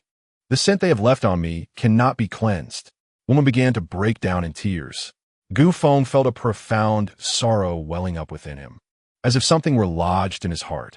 He felt rage, wishing to exact vengeance upon those vile individuals. Gu Feng wiped away her tears and looked at her earnestly, saying, "You are not dirty, not in the slightest. The ones who are filthy are them. You are purer than anyone else. Your heart is the cleanest of all." Finally, Wenwen lifted her head, her murky eyes peering through her greasy hair, gazing at Gu Feng and declaring, "You are a liar, just like those others. You are all deceivers." Chapter 214. The most beautiful place as you descended, you clearly covered your nose, for you perceived that foul stench, did you not? Your nostrils detected it. Your eyes beheld it. "This is the filthy version of myself, the deceiver. Leave me, just leave." Wenwen screamed in hysteria. Gu Feng sensed an immense force propelling him outward. He understood that it was Wenwen's consciousness that was repelling him. This was Wenwen's mind. All he could do was resist with all his might while hastily attempting to persuade her psyche. Gu Feng addressed Wenwen. "These are merely your own thoughts. It is you who believes you are dirty, you who thinks you are foul. This is your own consciousness, the self you have created." Wenwen, in a daze, repeated, "Myself, myself, myself." Gu Feng crouched down, gradually approaching her, asserting that if one's heart is pure, then one is indeed pure. The essence of who you are can only be determined by your own heart. His tone was gentle yet resolute, seemingly veiling the warmth of the sun. Is it true? When asked, her eyes glistening with tears. Of course, if you don't believe me, allow me to show you. Gu Feng extended his hand, waiting for her acceptance. Hesitantly, Wen reached out, timidly placing her hand in his. The moment he grasped her hand, the surroundings began to recede rapidly, colors blurring into vibrant threads flying by. Eventually, the two stood atop a mountain, enveloped in a veil of mist. Beneath this haze lay lush forests, with babbling brooks and vibrant yellow flowers lining their banks. The sun rose on the horizon, casting a rosy glow upon their cheeks, while the faint smoke of cooking fires drifted up from the valley below, where the sounds of chickens and dogs mingled. It was serene and tranquil, profound and pure. How beautiful! Is this your heart? This is the most beautiful place in my heart. Where is it? My hometown. Do you mind if I linger here for a while? Not at all. The two stood atop a great stone, gazing toward the eastern sunrise, illuminating the earth and nurturing all living things. Under the sun's embrace, one began to transform, evolving from a beggar into a princess. Gu Feng, enchanted by her exquisite visage, found himself momentarily entranced. Let us return, Wen said with a smile. All right, Gu Feng replied, and once more, their surroundings swiftly receded. Ultimately, they found themselves in an amusement park. 7-year-old Wen stood there waiting for them. Wen addressed her younger self. I'm sorry. I should not have run away and left you to bear it all alone. It's all right. I was merely protecting myself, the 7-year-old Wen exclaimed, before embracing both her present self and Gu Feng. The three of them vanished simultaneously. In the real world, before Gu Feng could open his eyes, he heard an exclamation from outside. We can see inside. Everyone come quickly, followed by a flurry of footsteps. Cough, cough, it's fine now. Everyone disperse, no peeking. It was Mu Chun's voice. Oh my, brother, there's no need for that in front of my sister-in-law. You're finished. This was Gu Lan's voice. In a state of bewilderment, Gu Feng was puzzled by the sudden arrival of Mu Chun. Upon opening his eyes, he was startled to discover that he was not alone. Nestled in his embrace was a woman, none other than Wen. A wave of anxiety surged through Gu Feng, prompting him to hastily push her away. It's all right, it's all right. How is everyone? He exclaimed as he began to frantically survey the room. To his astonishment, he found around 10 individuals sprawled on the floor, all in a state of unconsciousness. Gu Feng, thank you. I will remember you for a lifetime, Wen remarked, as if to tease him for not appearing sufficiently alarmed. Chapter 215. Gossip and Rumors. Gossip. Such an enchanting phenomenon, especially when it revolves around celebrities, invariably igniting the flames of curiosity within people. Even more fascinating is the way individuals concoct and disseminate gossip, creating it while spreading it, and in turn, spreading it while creating it. An ordinary triviality, when passed along the chain, can metamorphose into an entirely unrecognizable tale, brimming with wild conjectures. Have you heard? The ancient deity was caught cheating, and his wife caught him red-handed. Indeed, I have heard. Several people were cornered in a room. How scandalous. What? Not just one. That's utterly outrageous. You have no idea. There were a dozen of them. And, I might add, there were men involved. Goodness, that is quite scandalous. Wait, could it be a group? Cough. No. All of them were the ancient deity's lovers. Good heavens, I am in awe of his stamina. How else could he lead tens of thousands? How do you know all these details? My cousin's husband has an uncle, whose cousin's son married a woman whose best friend's husband works as a chef in the ancient-style brigade's mess hall. That is how the news reached me. My friend, I had no idea you had such ties to the ancient-style brigade. You must look out for your brothers in the future. Of course. Now, enough chatter. Let us eat, don't be shy. At the bustling food stall, the two indulged in their meal, conversing with great enthusiasm. However, they remained oblivious to the peculiar expressions of the diners at the table behind them. The man seated in the center clenched his fists tightly, his veins bulging, and his jaw set, as if he were on the verge of unleashing his wrath. Flanking him were two beautiful women. To his left, a fiery yet composed beauty, and to his right, a a stunning, statuesque figure radiating youthful exuberance. Both kept their heads lowered, hands on their stomachs, shoulders shaking as they suppressed laughter. Opposite the man sat a little girl with wings sprouting from her back, blissfully ignoring the strange atmosphere around her. She clutched a bowl the size of her head, relishing her meal. After a while, the little girl paused, bashfully pushing the bowl toward her uncle, saying, "Nono still wants to eat." The little girl was indeed Nono, and the man was none other than the ancient deity. To his left sat Mu-chan, and to his right was Wen-Wen. Ever since Wen-Wen's recovery, she had pursued the ancient deity with fervor, despite his repeated declarations of having a girlfriend. Wen-Wen insisted, as long as the hoe is wielded well, no corner can remain unturned. Upon hearing this, the ancient deity was taken aback, not to mention the corner's rightful occupant, Mu-chan. Nowadays, Mu-chan dared not return to the research institute, choosing instead to follow this pair of lovebirds to safeguard herself from betrayal. Today, the battle team at school had a day off, and Guisijia was preoccupied with recruitment, thus entrusting Nono to the ancient deity's care. After some contemplation, the ancient deity decided that rather than staring blankly at each other in the battle team, it would be far more refreshing to venture out for a breath of fresh air.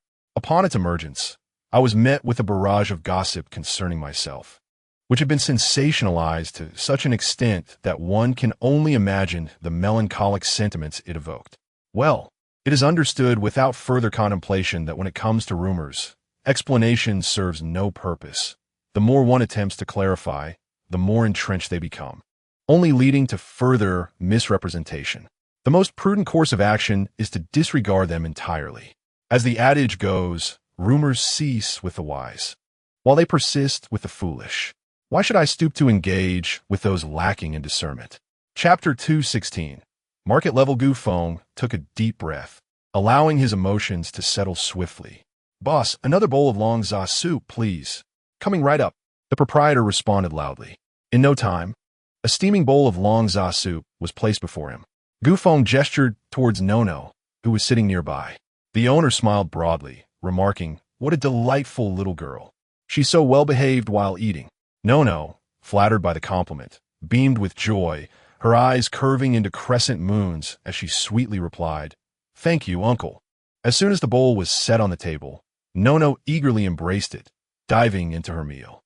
The milky white broth was garnished with wild scallions, and various thinly sliced cooked meats floated in the center. With a flick of her chopsticks, an enticing aroma wafted up. A sip of the soup brought her immense comfort, causing beads of perspiration to form on her little forehead, which in turn made Gu Feng's appetite surge. This bustling market level was the heart of the new city, dedicated entirely to commerce. It was replete with shops, restaurants, and entertainment venues, offering anything one could desire, from cigarettes and beer to furniture and appliances, even weapons and illicit substances. Not to mention women. In this apocalyptic era, traditional moral standards held no value. As long as one kept a low profile, the military would turn a blind eye. Openly operating brothels and casinos, this level was undoubtedly the liveliest part of the new city, teeming with life 24 hours a day. It was Gu Feng's first visit here, and he was both intrigued and impressed by the resilience of the people. No matter the adversity they faced, they managed to carry on with their lives, not only surviving, but doing so with a certain flair.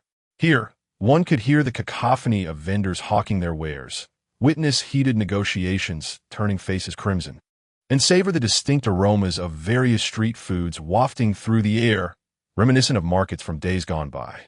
But this was merely a naive perspective of Gu Feng. Just as he and his companions enjoyed their meal, a group of burly men approached a nearby table, shouting, "Eat! Eat! Eat, you bastards! Get out of here!" Startled, the diners fled without settling their bill. The owner, still trying to comprehend the situation, was taken aback by the crashing sounds as the men overturned tables, scattering dishes and food everywhere. Onlookers who had been strolling through the market halted to witness the commotion. Gu Feng furrowed his brow, turning to observe the ruckus.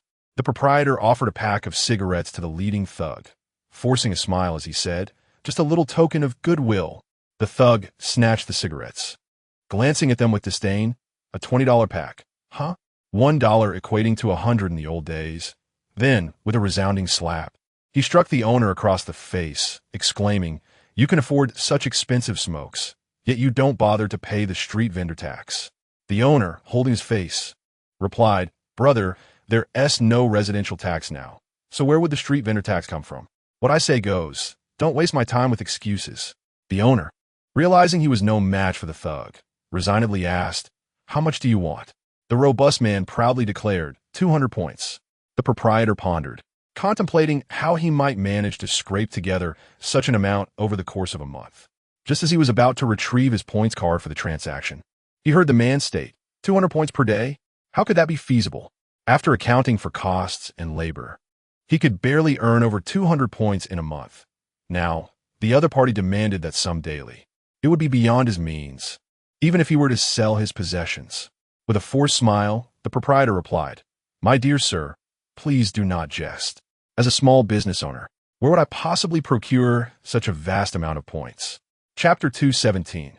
"Your soup is excellent," the burly man shouted loudly. "You refuse to give it, huh?" The owner, nearly in tears, pleaded, "Brother, I truly cannot produce that much." The giant bellowed, "Brothers, smash it!" Surrounding ruffians surged forward, wreaking havoc as diners screamed and fled. The proprietor, in despair, attempted to intervene, but was swiftly knocked to the ground. In the midst of the chaos, one thug noticed that Feng and his companions remained seated, showing no intention of leaving.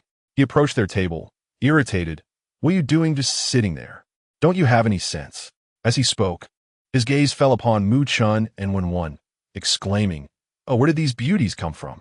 He reached out as if to touch them. Feng sighed, "Just don't kill anyone." "Yes, master." The waiter squeezed through the crowd, striding toward the thug. The brute scoffed, "Just you alone? You're not even worth my time. Get lost, and don't interrupt my business." Without hesitation, the waiter delivered a punch that sent the thug doubling over in pain. Another thug, witnessing this, shouted furiously, "How dare you strike my brother?" He charged forward with an iron rod. However, he was no match for the waiter, who dispatched him with a swift kick, sending him sprawling. At this point, all the thugs turned their attention to Feng. "Look, another fool who can't see his place. Let's show him what happens when you meddle." They rushed in unison, but within 30 seconds, they were all sprawled on the ground, groaning in agony. Throughout the commotion, Feng remained seated, leisurely savoring his soup, barely glancing over. Muchun and Wen gazed at him with starry eyes, completely entranced. Noah, however, focused intently on the meat in her bowl, unperturbed by the chaos around her. After finishing his meal, Feng addressed the waiter, "Bring me the leader." "Yes, master." The once intimidating thug was dragged before Feng, resembling a defeated pig. Upon seeing Feng, he quickly knelt and begged, "Brother, I was wrong. We failed to recognize someone of your stature. I deserve to die. Please spare us." Feng regarded him and suddenly smiled. "Very well, you may leave." The thug exclaimed in astonishment. "You truly will let us go?" "Indeed, you may leave. I still wish to enjoy my meal here." To others, Feng's words might have seemed nonsensical, but to the thug, they held a different connotation, as he thought, "Don't worry, I'll return with someone to deal with you. Just enjoy your meal while you can. I'll make sure you regret this." Feng had already seen through his thoughts. After the thug hobbled away, Feng turned to the owner and remarked, "Your soup is quite good. Please bring me another bowl." The owner, having recognized the extraordinary presence of Feng and his companions, replied gratefully, "Please wait a moment. I will prepare it for you right away." Seeing their leader depart, the remaining thugs attempted to slip away unnoticed. Feng coolly stated, "Did I permit you to leave?" The ruffians, terrified, dare not move an inch. The onlookers engaged in animated discussions, speculating about the identity of the unfamiliar individual. "Who is this person? I've never seen them before. I am unsure, but they certainly seem to possess some significance. What if they do have connections? If they provoke that group, they may not face death, but will undoubtedly suffer greatly." Alas, it is unfortunate for the two beautiful women beside him, as they are destined to be taken away. In this day and age, possessing beauty can indeed be a curse. Chapter 218. Strike first and ask questions later before long. The proprietors served the soup. Feng inquired, "Do you recognize these individuals?" "Of course I do," came the reply. They are notorious bullies, preying on us powerless street vendors. Is there no one to oversee this? Oversight is often more of a myth than a reality. The vendor lamented. The administrators rarely show up, and when they do, they require transportation, which consumes fuel that must be purchased. They must also dine well. As ordinary fare, simply one tea suffice for those in authority. All these various expenses fall upon the complainant. The meager earnings we scrape together are barely enough to file a report, and even if one goes through the trouble, it often leads nowhere, sometimes even inciting retaliation. Do you simply endure this? Survive? Well, we endure one day at a time. It's better than the alternative of death. Gu Feng shook his head and resumed sipping his soup. Just as he finished half the bowl, he sensed the return of the robust man. He addressed the waiter. Regardless of who arrives, strike first and inquire later. Be cautious not to harm any bystanders. Understood, sir. This time, the burly man arrived with 2 men and a woman, all of whom appeared formidable and carried an air of defiance. The moment they stepped inside, the waiter launched an attack. The trio responded swiftly, engaging in combat with him. Alone, the waiter faced 3 adversaries but remained unfazed, dominating the confrontation from the outset. Within 2 minutes, all 3 assailants were subdued. The burly man could scarcely believe his eyes. After a thorough assessment, he turned to flee. Yet, he barely took a few steps before the waiter brought him crashing to the ground with a kick.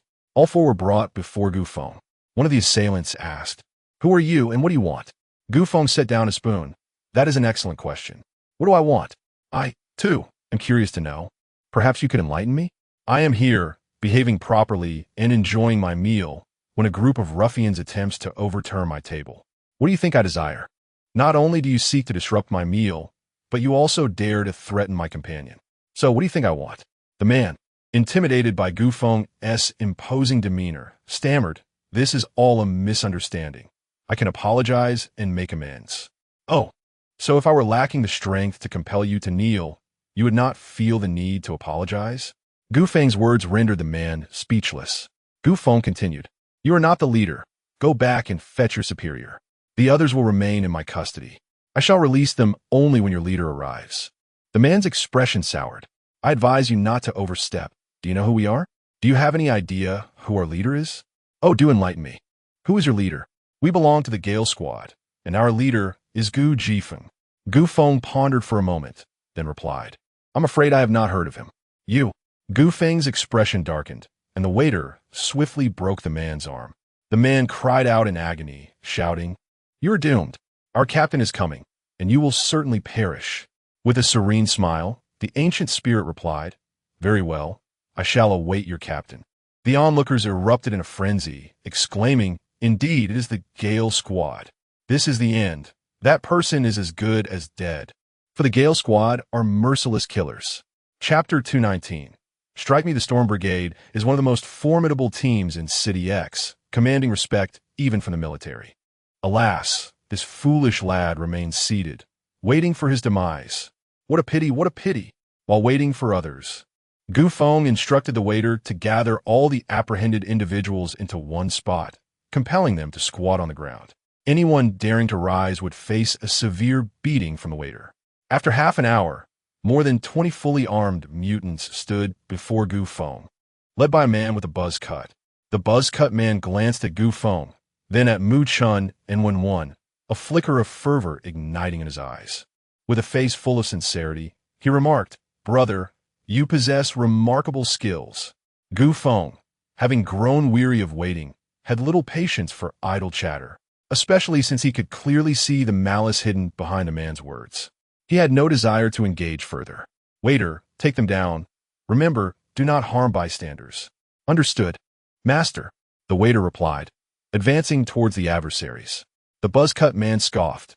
"You think you alone can take us on? How naive." The waiter, appearing somewhat troubled, decided to call for reinforcements. As he spoke, his mouth began to emit rhythmic vibrations. Just as the buzz-cut man wore a puzzled expression, a multitude of subordinates, little 3, little 4, little 5, all the way to little 108, surrounded them from all directions. In a state of terror, the buzz-cut man stammered, "How could this?" Before he could finish his sentence, the waiter delivered a punch that knocked him unconscious. Once the 20-plus individuals were subdued, an interrogation revealed that the buzzcut man was merely a low-ranking leader. Feng contemplated storming the Storm Brigade's base directly, but recalled the words of the stall owner and decided against it. Some matters, if unseen, could be overlooked. However, since he had witnessed them, intervention was necessary. Without needing further instruction, the waiter understood what to do: detain the others while allowing one individual to return to deliver a message. It was not long before over 300 fully armed members of the Storm Brigade charged in, led by a young man resembling a high school student. The youth wore a grim expression, hands shoved into his pockets, and addressed Feng. "So, you are the one who captured our men?" Feng retorted. "Are you the captain of the Storm Brigade, Feng?" The young man shook his head. Feng is my brother. I am his younger sibling, Shan. With a sigh, Feng replied, "Bring your brother here. You lack the authority to negotiate." Fuming, Shan spat. "Who the hell do you think you are? Demanding to see my brother? Take a good look in the mirror. With your cowardly demeanor, you can only hide behind these people and chase after girls." As Shan's insults grew increasingly vulgar, Feng furrowed his brow and commanded, "Silence him." "Yes, master." The waiter and his companions charged at their foes. Though they numbered just over 100, each possessed a parasitic entity within that granted them remarkable regenerative capabilities, surpassing even Feng's own. Confronting an enemy 3 times their number, they held their ground and, in just over 10 minutes, subdued all adversaries. Xiao Air seized Shan's neck with his left hand, while his right hand rained blows upon Shan's face. The sound of slaps echoed. In no time, Shan's visage swelled grotesquely, resembling that of a pig's head, his mouth and nose stained with blood. Feng shook his head and remarked, "Some individuals only realize the consequences of their reckless words after suffering a bitter lesson." Chapter 220. I am Feng. The attendant continued to detain the crowd, allowing only one person to return with the news. At this point, the onlookers were utterly agitated, with countless individuals rushing to spread the word. The news taking flight and proliferating everywhere. An increasing throng gathered to witness the spectacle. Some who had encountered the ancient deity exclaimed in awe, "Is the ancient deity? I have seen the ancient deity." "What? That person is the ancient deity. Are you sure you're not mistaken?" "Absolutely certain.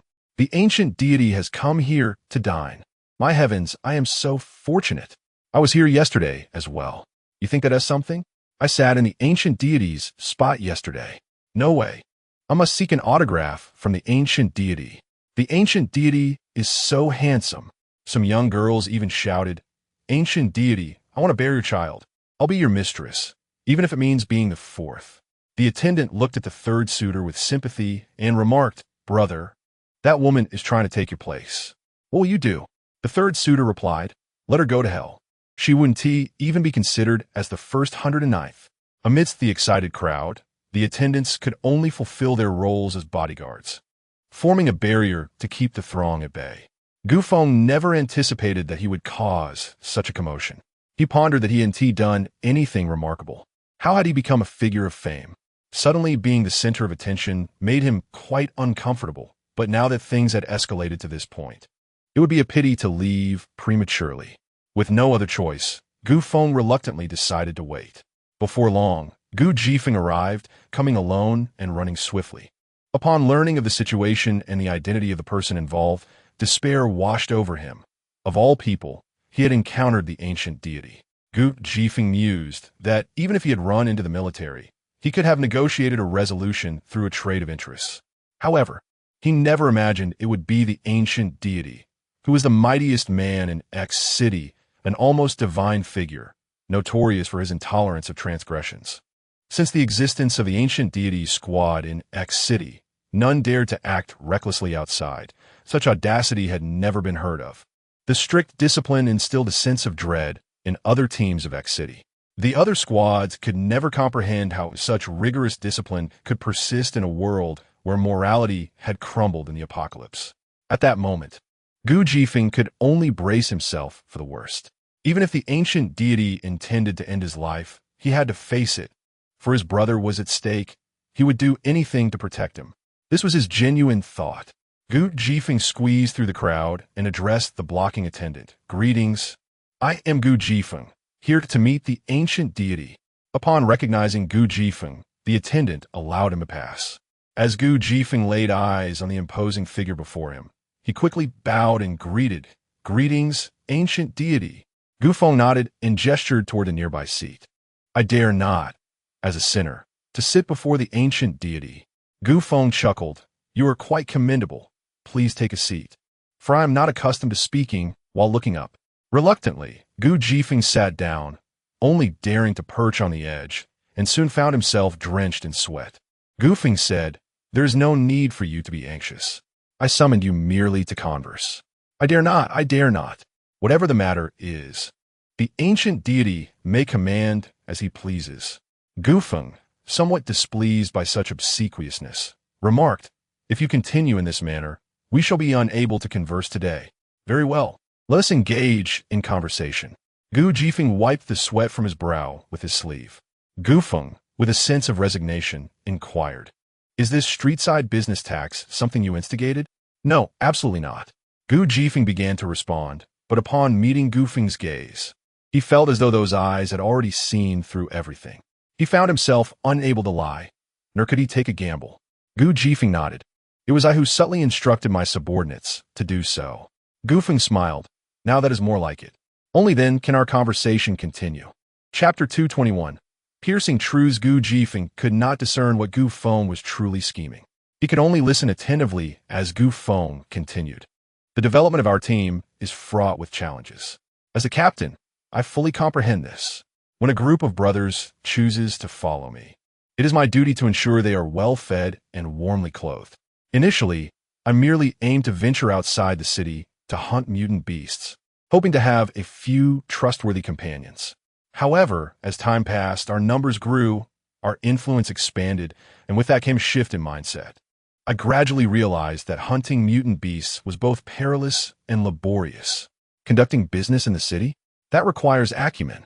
Then I contemplated, with manpower and firepower at my disposal, why not become a crime lord, leeching off others to survive? The more Gu Jifeng listened, the more dread enveloped him. Gu Feng's words were like a surgeon's scalpel, stripping away his facade, leaving him feeling utterly exposed, as if standing naked under the sun. He found himself at a loss for words. Gu Feng tapped his fingers on the table, continuing, "Consider this. When one person collects a modest protection fee, it may seem insignificant. But have you contemplated how much that accumulates when your brothers layer additional charges upon these vendors?" Gu Feng's tone was far from polite. Gu Jifeng felt as if he had just been pulled from the depths of water, repeating to himself, I was wrong. I was blinded by ignorance." Gu Feng shook his head. "If you think like that, it's quite troubling. You must be pondering that in this apocalyptic world, the moral constraints of the past are irrelevant. Survival is paramount, and who has the time to concern themselves with the fates of others?" Gu Jifeng slumped down, incredulous as he gazed at Gu Feng. He was a devil, undoubtedly a devil, and Gu Jifeng could think of nothing else. Gu Feng ignored his shock and continued, "If you cloak your inherent cruelty towards the weak with the guise of the survival of the fittest, how much do you believe I should charge your Gale team for protection? Consider the implications. I still have the patience to reason with you, because I believe that a person who has erred is not necessarily a villain. I do not wish for those who have barely survived the jaws of mutant beasts to ultimately perish at the hands of their own kind." Gu Jifeng resolutely replied, "I will change. I promise to change. I will rectify my actions upon my return." Gu Feng glanced at Gu Jishan, who had been beaten into a pulp by the waiter. "Your brother, under your name, has committed those transgressions. Were it not for my previous temperament, I would have surely ended his life. The only reason I have refrained is his youth and immaturity, which I can understand. However, understanding does not alleviate the suffering of those he has harmed. Do you grasp my meaning?" Gu Jifeng vaguely understood the misdeeds of his brother, yet he had always indulged him, conveniently ignoring his transgressions. But now that Gu Feng had articulated it so plainly, Gu Jifeng could no longer pretend those events had not transpired.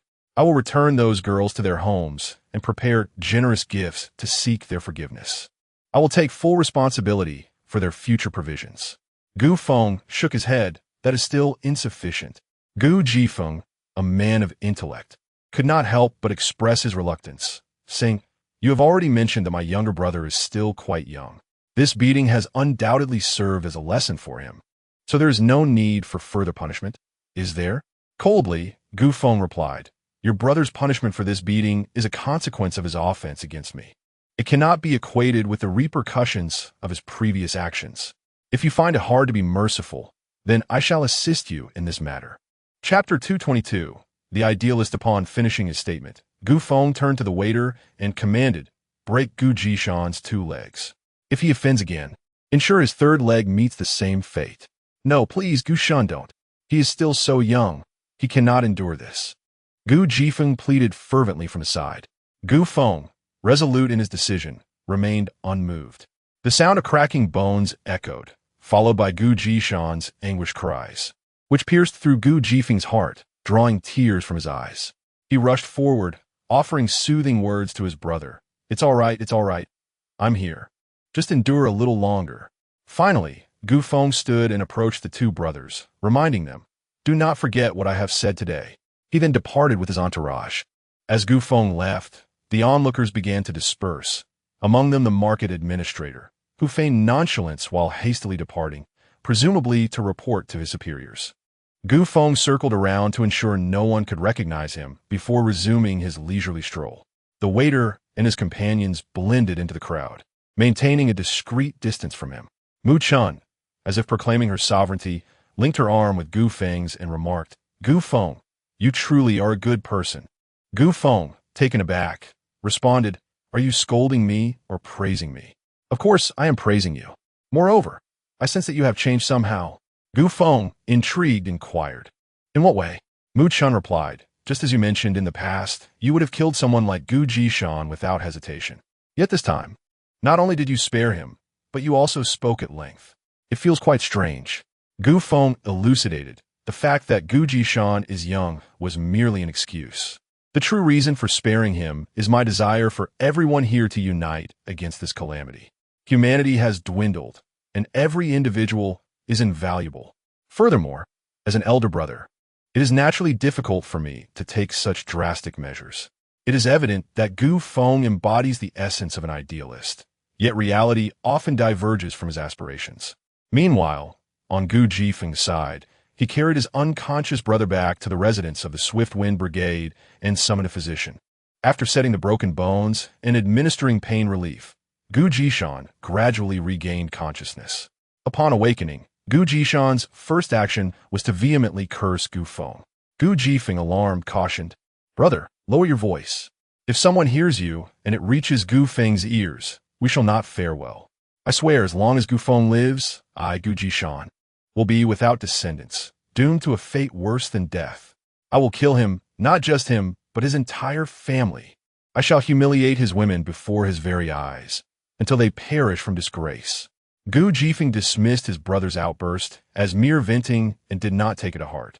However, when events unfolded beyond redemption, regret would come too late. Gu Jishan was poised to orchestrate a dramatic betrayal against his brother, yet that awaited the day his legs could carry him once more. In the marketplace, Gu Feng was engrossed in light-hearted banter with Mu Chun, much to the displeasure of the 2 beautiful women, Wenwen and Nuonyuo, who felt quite unsettled by the scene. Wenwen held onto Nuonyuo, lamenting, "Why is it that she can hold on to Gu Feng while I am left with you, this little brat? It is utterly unfair." Nuonyuo echoed her complaints. "Why is it that when men have a girlfriend, they become so indifferent to everyone else?" Wenwen gazed at little Nuonyuo, rendered speechless. Indeed, the younger generation is always pushing the older one forward. As they strolled along the path, they encountered numerous clothing and accessory shops, as well as various weaponry and provision stores. To Gu Feng's surprise, there was even a task release point established by the military here. Chapter 223. Industrial Foundation. The task release point resembled an office, with a large electronic screen mounted at the entrance, continuously displaying various tasks along with the rewards for their completion. Gu Feng stood beneath it for a while, observing the myriad of tasks available, such as investigating the stockpiles of supplies in a certain location, tracking the movement patterns of a mutated beast herd, searching for specific items or resources, and even capturing mutated beasts of varying levels alive. The rewards for completing these tasks were noted behind them, ranging from hundreds to tens of thousands of points. Opposite the task release point was a military recruitment outlet, which also featured an electronic screen at its entrance. This screen listed opportunities at textile factories, steel mills, farms, arms factories, chemical plants, and more, accompanied by the number of job openings and the corresponding salary packages. Feng could not help but admire the military's grand initiatives, as they were virtually rebuilding the industrial foundation. Industry is the cornerstone of human society. A complete industrial system not only enables the production of cutting-edge technology for practical use, but also significantly enhances human military strength. Just as Feng was filled with excitement, he noticed that the scrolling screen displayed rental information, which piqued his interest. The advertisement was no different from previous rental announcements, lacking novelty. However, it sparked a thought in Feng's mind. Could he also open a store? This would not only alleviate the team's resource shortages, but also provide an additional source of income. Most importantly, he could truly sit at home and count his earnings. Even more crucially, his business would be unique, and a monopoly would guarantee profits without losses. The more Feng pondered, the more exhilarated he became. As fortune would have it, he decided to open a store. Mu Chun, surprised, asked, "Is that for real? What will we sell?" Feng replied, "Of course, we will sell what only we possess, things that others do not." With that, he made his way toward the recruitment point. The newly hired employee, Xiao Song, was assigned to Windows 7 today, which displeased her greatly. Windows 1 through 6 were dedicated to recruitment, while Windows 7 solely handled rental matters. It wasn't that the rental window was undesirable. Rather, their income was calculated based on the number of transactions made in a day. In recent days, the recruitment windows had been bustling with activity, and the other employees, despite their busyness, wore smiles that were hard to suppress.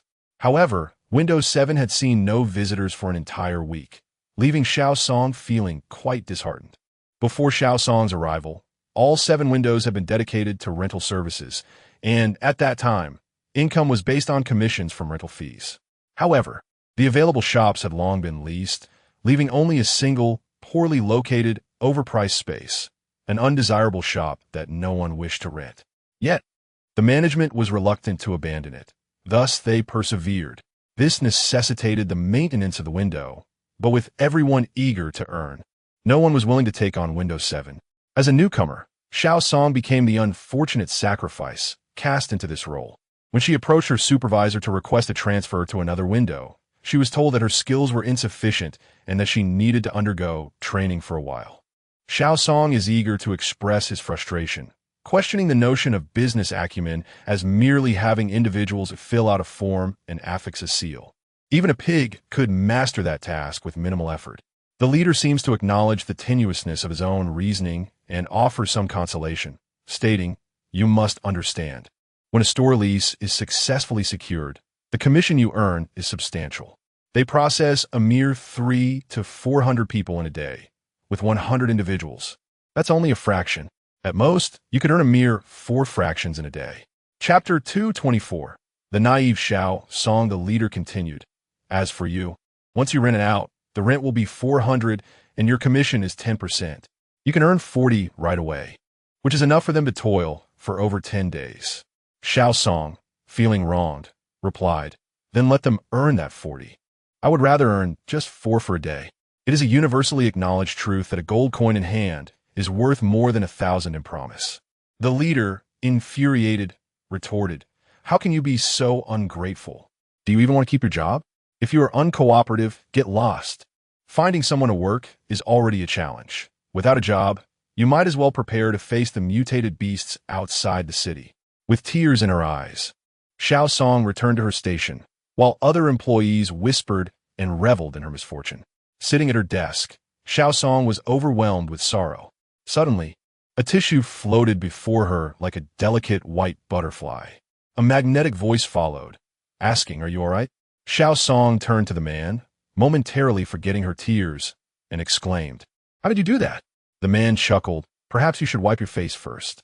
Realizing her cheeks were stained with tears, she shyly stuck out her tongue, displaying an innocence that amused the man.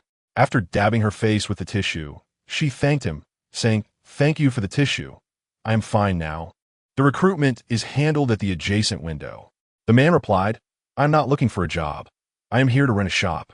A wave of excitement surged through Xiao Song as she eagerly retrieved the documents, exclaiming, "Hello, here is all the information regarding the shops. Please take a look and feel free to ask me any questions." After a brief glance, he stated, "No issues. I will rent it. Shall we proceed with the transfer now?" Xiao Song gasped in delight and hurriedly pulled out the forms to register him when an older employee, closely tied to the leader, interrupted Xiao Song. "The leader needs you immediately." Xiao Song replied, "Please let the leader wait a moment. I will finish this right away." The older employee snatched the pen and paper from her hands, insisting, "The leader wants you to go now, immediately. Otherwise, I will have you dismissed. Do you believe me?" Even Xiao Song, naive as she was, understood the ulterior motive of the older employee. Yet, she could not afford to lose this job. Feeling resentful and helpless, she swallowed her tears. Just as she stood up, the older employee eagerly occupied her seat and addressed the man, "Hello, sir. I will assist you." To their surprise, the man replied, "No need. I will wait for the girl who is just here to assist me." Xiao Song and the older employee were both taken aback. The older employee, unwilling to concede, insisted, "I can handle it just the same. Surely, there must be something important for the leader to summon her, and she will not return any time soon." The man, with a hint of regret, said, "Oh, if I cannot wait for her, I will have Lu Zhe come personally to assist me." The older employee was momentarily silenced. Lu Zhe was a name known well among them in logistics. He was the head of their department and was currently quite prominent in the eyes of the higher-ups. The seasoned employee hurriedly rose, exclaiming, "Xiao Song, you're back. I must have misheard, as it seemed the leader was calling for me." With that, he hastily departed. Xiao Song felt as though she were on a roller coaster. Exhilarated and invigorated, her fondness for the man blossoming unwittingly and unabashedly. Chapter 225. Renting a shop. Little Song playfully winked at the man, saying, "Thank you." "No need for thanks. Starting a new job can be quite challenging," he replied. Little Song, taken aback, asked, "How did you know I just started?" "Just a guess," he said with a hint of mischief. Curiously, she inquired, "Who is Lu Zhe?" The man pondered for a moment. Lu Zhe was once a scrap collector, and now he sells medicinal plasters. Unable to contain her laughter, Little Song exclaimed, "You're kidding." With a gentle smile, he refrained from further explanation. Regaining her composure, Little Song said, "Please give me your identification card. I need to register you." As he handed over the card, their fingers brushed inadvertently, causing Little Song to flush deeply, her heart racing uncontrollably. Internally, she lamented, "What is happening to me? It's our first meeting, and I'm already feeling this way. I must calm down." Feigning tranquility, she diligently filled out the registration. Name, Gu Feng. Date of birth, April 1992. Temporary residence, 16. Little Song silently committed these details to memory, uncertain why. She merely hoped to see him again. "Here is your documentation," she announced. "Thank you. I've already transferred the 400 points," he said, waving the points card. "Understood. Please keep the contract and keys safe." "All right, goodbye." He waved and left without looking back. Little Song stared intently until his figure vanished completely from view. The leader rushed out, panting, and inquired repeatedly, "Where is he?" "The person who just rented the property?" With a hint of disappointment, Little Song replied, "He has gone." "Where's the contract?" "Quickly, let me see." Little Song handed over the contract. The leader scrutinized the signature for a long while before forcing a smirk, saying, "Do you know that person?" Little Song blurted, "Gu Feng?" Her leader immediately gestured for silence, saying, "From now on, you'll oversee the counter-rotations here, and all work related to that person will be your responsibility." Little Song exclaimed in excitement, "Really?" The leader nodded affirmatively. While the others looked as if they had tasted a bitter fruit, their expressions soured with envy. After Gu Feng emerged, he noticed 3 beautiful women waiting impatiently. He quickly apologized. When one directly confronted him, "Why were you in there for so long? Tell me, were you trying to flirt with another girl?" Gu Feng's face flushed with embarrassment as he stammered, "Don't say that. It was just the complicated procedures. Let us hurry and leave. Woman scoffed, liar. Nua shook her head, adopting a wise demeanor. Men are always eyeing what's in front of them, while longing for what's beyond their reach. Mu Chun proudly linked her arm with Gu Feng's, saying, "Good thing I have a discerning eye. I made my move first." Feigning indignation, Gu Feng replied, "When I say there's nothing, no one believes me." Amidst laughter, 3 women found themselves in delightful camaraderie, while 4 others engaged in jovial conversation. They arrived at the outskirts of the market, a rather desolate area, distant from entry and exit points. Indeed, it was not an ideal location. Upon opening the door to the establishment, named Ancient Style, they discovered a surprisingly spacious interior, spanning over 200 square meters, albeit somewhat untidy, littered with fragments of cement and construction debris. The proprietor, Ancient Style, summoned the attendants to assist in cleaning, while he himself prepared to venture beyond the city to procure timber. Chapter 226. The Lost Childhood in the Present Day. The vegetation outside the city transforms almost daily, with trees burgeoning in both height and abundance. Amidst the heavy rain, Gu Feng found a colossal log and, wielding his beast-tooth knife as if it were slicing through tofu, he deftly cut the log into planks. He then placed all the wooden boards into the star core space before heading back, stopping to gather some wildflowers along with their soil to bring home. Upon returning to the tavern, Gu Feng discovered that the attendants had already tidied the establishment to perfection. He retrieved the wooden boards from the star core space, then fetched ink brushes, fine threads, and a ruler, embarking on his carpentry endeavor. Before long, a brand new cabinet and shelves in a rich wood hue stood proudly within the tavern. Mu Chun and Wenwen were astonished, exclaiming that they had never anticipated such a talent from him. Before Gu Feng could respond, brimming with pride, chimed in, "Uncle, you're so skilled. You can also make wooden swords, wooden spears, and wooden dolls." With a smile, Gu Feng explained, "I hail from a rural background. In my childhood, our family was impoverished, and there was no money for toys. Without toys, I learned to create them myself, and as I crafted, I inadvertently acquired some carpentry skills." "Your childhood sounds fascinating," they remarked. "Indeed, I would catch fish in the river, climb trees to find nests, gather wild herbs in the spring, steal watermelons in the summer, catch wild chickens in the autumn, and roast sweet potatoes in the winter. It was truly delightful, but alas, those days are irretrievable." Gu Feng spoke with a radiant smile, though a hint of melancholy crept in as he concluded. Shaking his head, he quickly dismissed the wistful thoughts. "Well, I still have some left. What would you like?" "I shall gift it to you." Woman eagerly proclaimed, "I want a dressing table." "Very well." Nua added, "I want a Barbie doll." "All right." Gu Feng turned to Mu Chun, who blushed and asked, "If you can make a Barbie doll, can you also carve figures?" Gu Feng nodded, "Certainly." "Then I want you," Mu Chun stated, causing Gu Feng to blush profusely. Wenwen pouted, saying, Nua, we don't want to smell the stench of love." Nua covered her mouth and nodded vigorously in agreement. Before long, the items they requested were completed, and their reactions were nearly identical. Filled with joy as they leaped about, it became evident that a girl's affection for dolls transcends age. The dressing table was too large, so Gu Feng first stored it in the star core space and then began arranging the shop.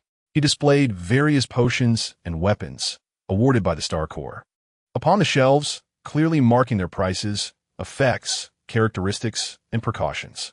Finally, Gu Feng carved a few flower pots from the remaining wood and planted the wildflowers he had gathered from outside the city into them, placing them in various corners of the tavern. The establishment began to take on a homely feel. Gu Feng took his seat behind the counter, envisioning a scene where he would count coins until his hands ached. However, after standing there for an extended period, no customers appeared. Standing at the entrance, he anxiously awaited, noticing passers-by who didn't even glance in. Good wine fears deep alleys. This location is too poor. I must call out to attract customers. When one, unable to bear it any longer, urged, "Don't. It's too embarrassing." "Why should calling out be embarrassing in business?" Gu Feng retorted. "Have you ever seen a prosper specialty shop where someone calls out at the entrance? We are merely starting out. It is precisely because we are just starting out that we must ensure our facade is well crafted." It seems that Gu Feng has realized something, and one appears to have an idea. She directly inquires, "What solutions do we have? Speak quickly." Wenwen gazes at Gu Feng as if he were simple-minded. "Do you not sense that something is amiss at your entrance?" After a prolonged moment of contemplation, Gu Feng responds, "Not much seems to be lacking." Wenwen smacks her forehead, the signboard, "Dear brother, even those selling rat poison have their signature tunes. We have nothing at all. How will anyone know what you are offering?" Gu Feng smacks his forehead in realization. "Oh my, I was mistaken, dear sister." Chapter 227. ZBSB Gu Feng, inspired by ancient aesthetics, crafted a signboard inscribed with the letters ZBSB. This was a fervent request from Wenwen, who insisted that the name should evoke sophistication, preferably in an obscure English that few could comprehend. Gu Feng reminisced about the grandeur of high-end boutiques, where the entrance was adorned solely with letters, thus grasping the essence of sophistication. ZBSB was succinct, stylish, and layered with meaning, essentially translating to ostentation and flamboyance. Nono quipped that it could also imply pretentiousness and folly. Ultimately, Gu Feng declared, "None of that matters.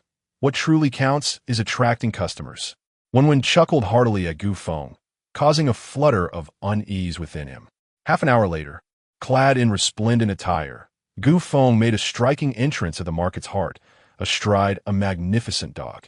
Accompanying him were a cadre of attendants, all impeccably dressed in suits, sunglasses, and polished shoes, forming a protective enclave around him. The dog, with its imposing stature reminiscent of an elephant, its snowy coat, and enormous wings, captivated the attention of all. As the crowd thickened, some recognized Gu Feng and erupted in excited shouts. Soon, the area was packed to the brim. Gu Feng, adopting a congenial demeanor, inquired, "Could anyone direct me to ZBSB? I wish to purchase some gear." The throng buzzed with inquiries about ZBSB, many exclaiming they had never heard of it. "What do they sell?" queried one.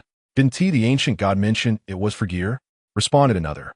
From the crowd, a small girl piped up, her voice youthful and bright. "I know. Walk 2 blocks ahead, take a left, then walk 3 blocks more, and take a right. After 5 minutes, you'll arrive."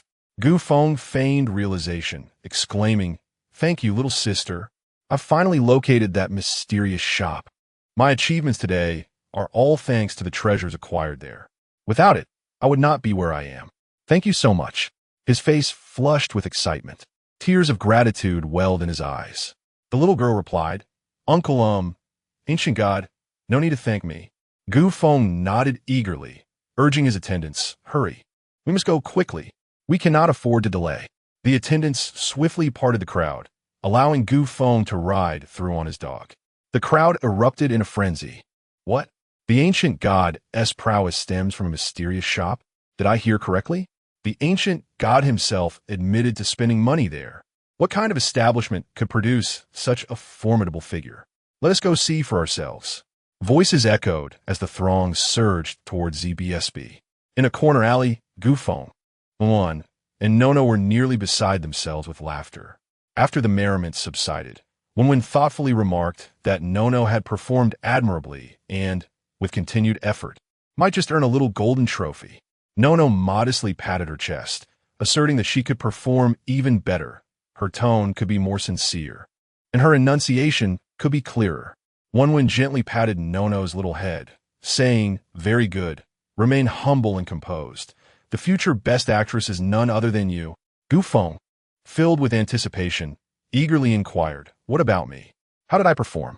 Wenwen, with an exasperated expression, replied, "Oh, dear, your performance was rather contrived." Chapter 228.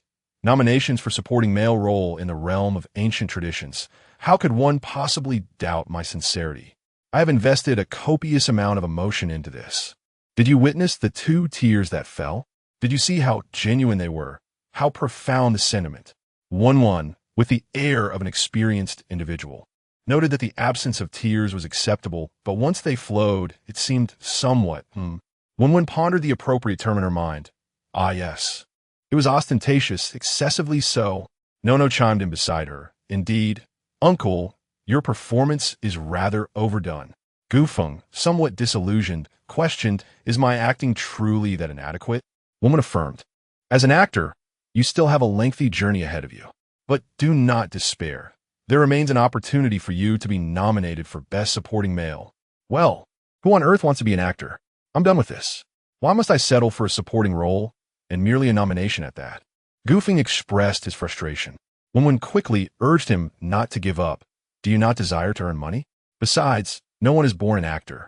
It is a path forged through trials and gradual exploration. We have yet to perform in the east, west, south, and north of the city. There are still ample chances awaiting you. Very well, for the sake of wealth, I shall endure. Goofing conceded readily. Wenwen then asked Mu Chun if she could manage the store alone. No problem at all. I've already notified Sangu to come assist. Wenwen rejoiced. Shall we continue? Indeed, let us proceed. The three erupted in a fit of mischievous laughter. At the entrance of the ZBSB store, what was once a secluded street had become overcrowded, with many unable to squeeze inside. The store was so packed that there was barely room for another person. Sangu had to set up a cordon to guide the flow of guests in and out. In addition to customers, numerous team members had arrived to temporarily serve as attendants, assisting in product introductions and addressing customer inquiries. The pricing of the merchandise was anything but modest.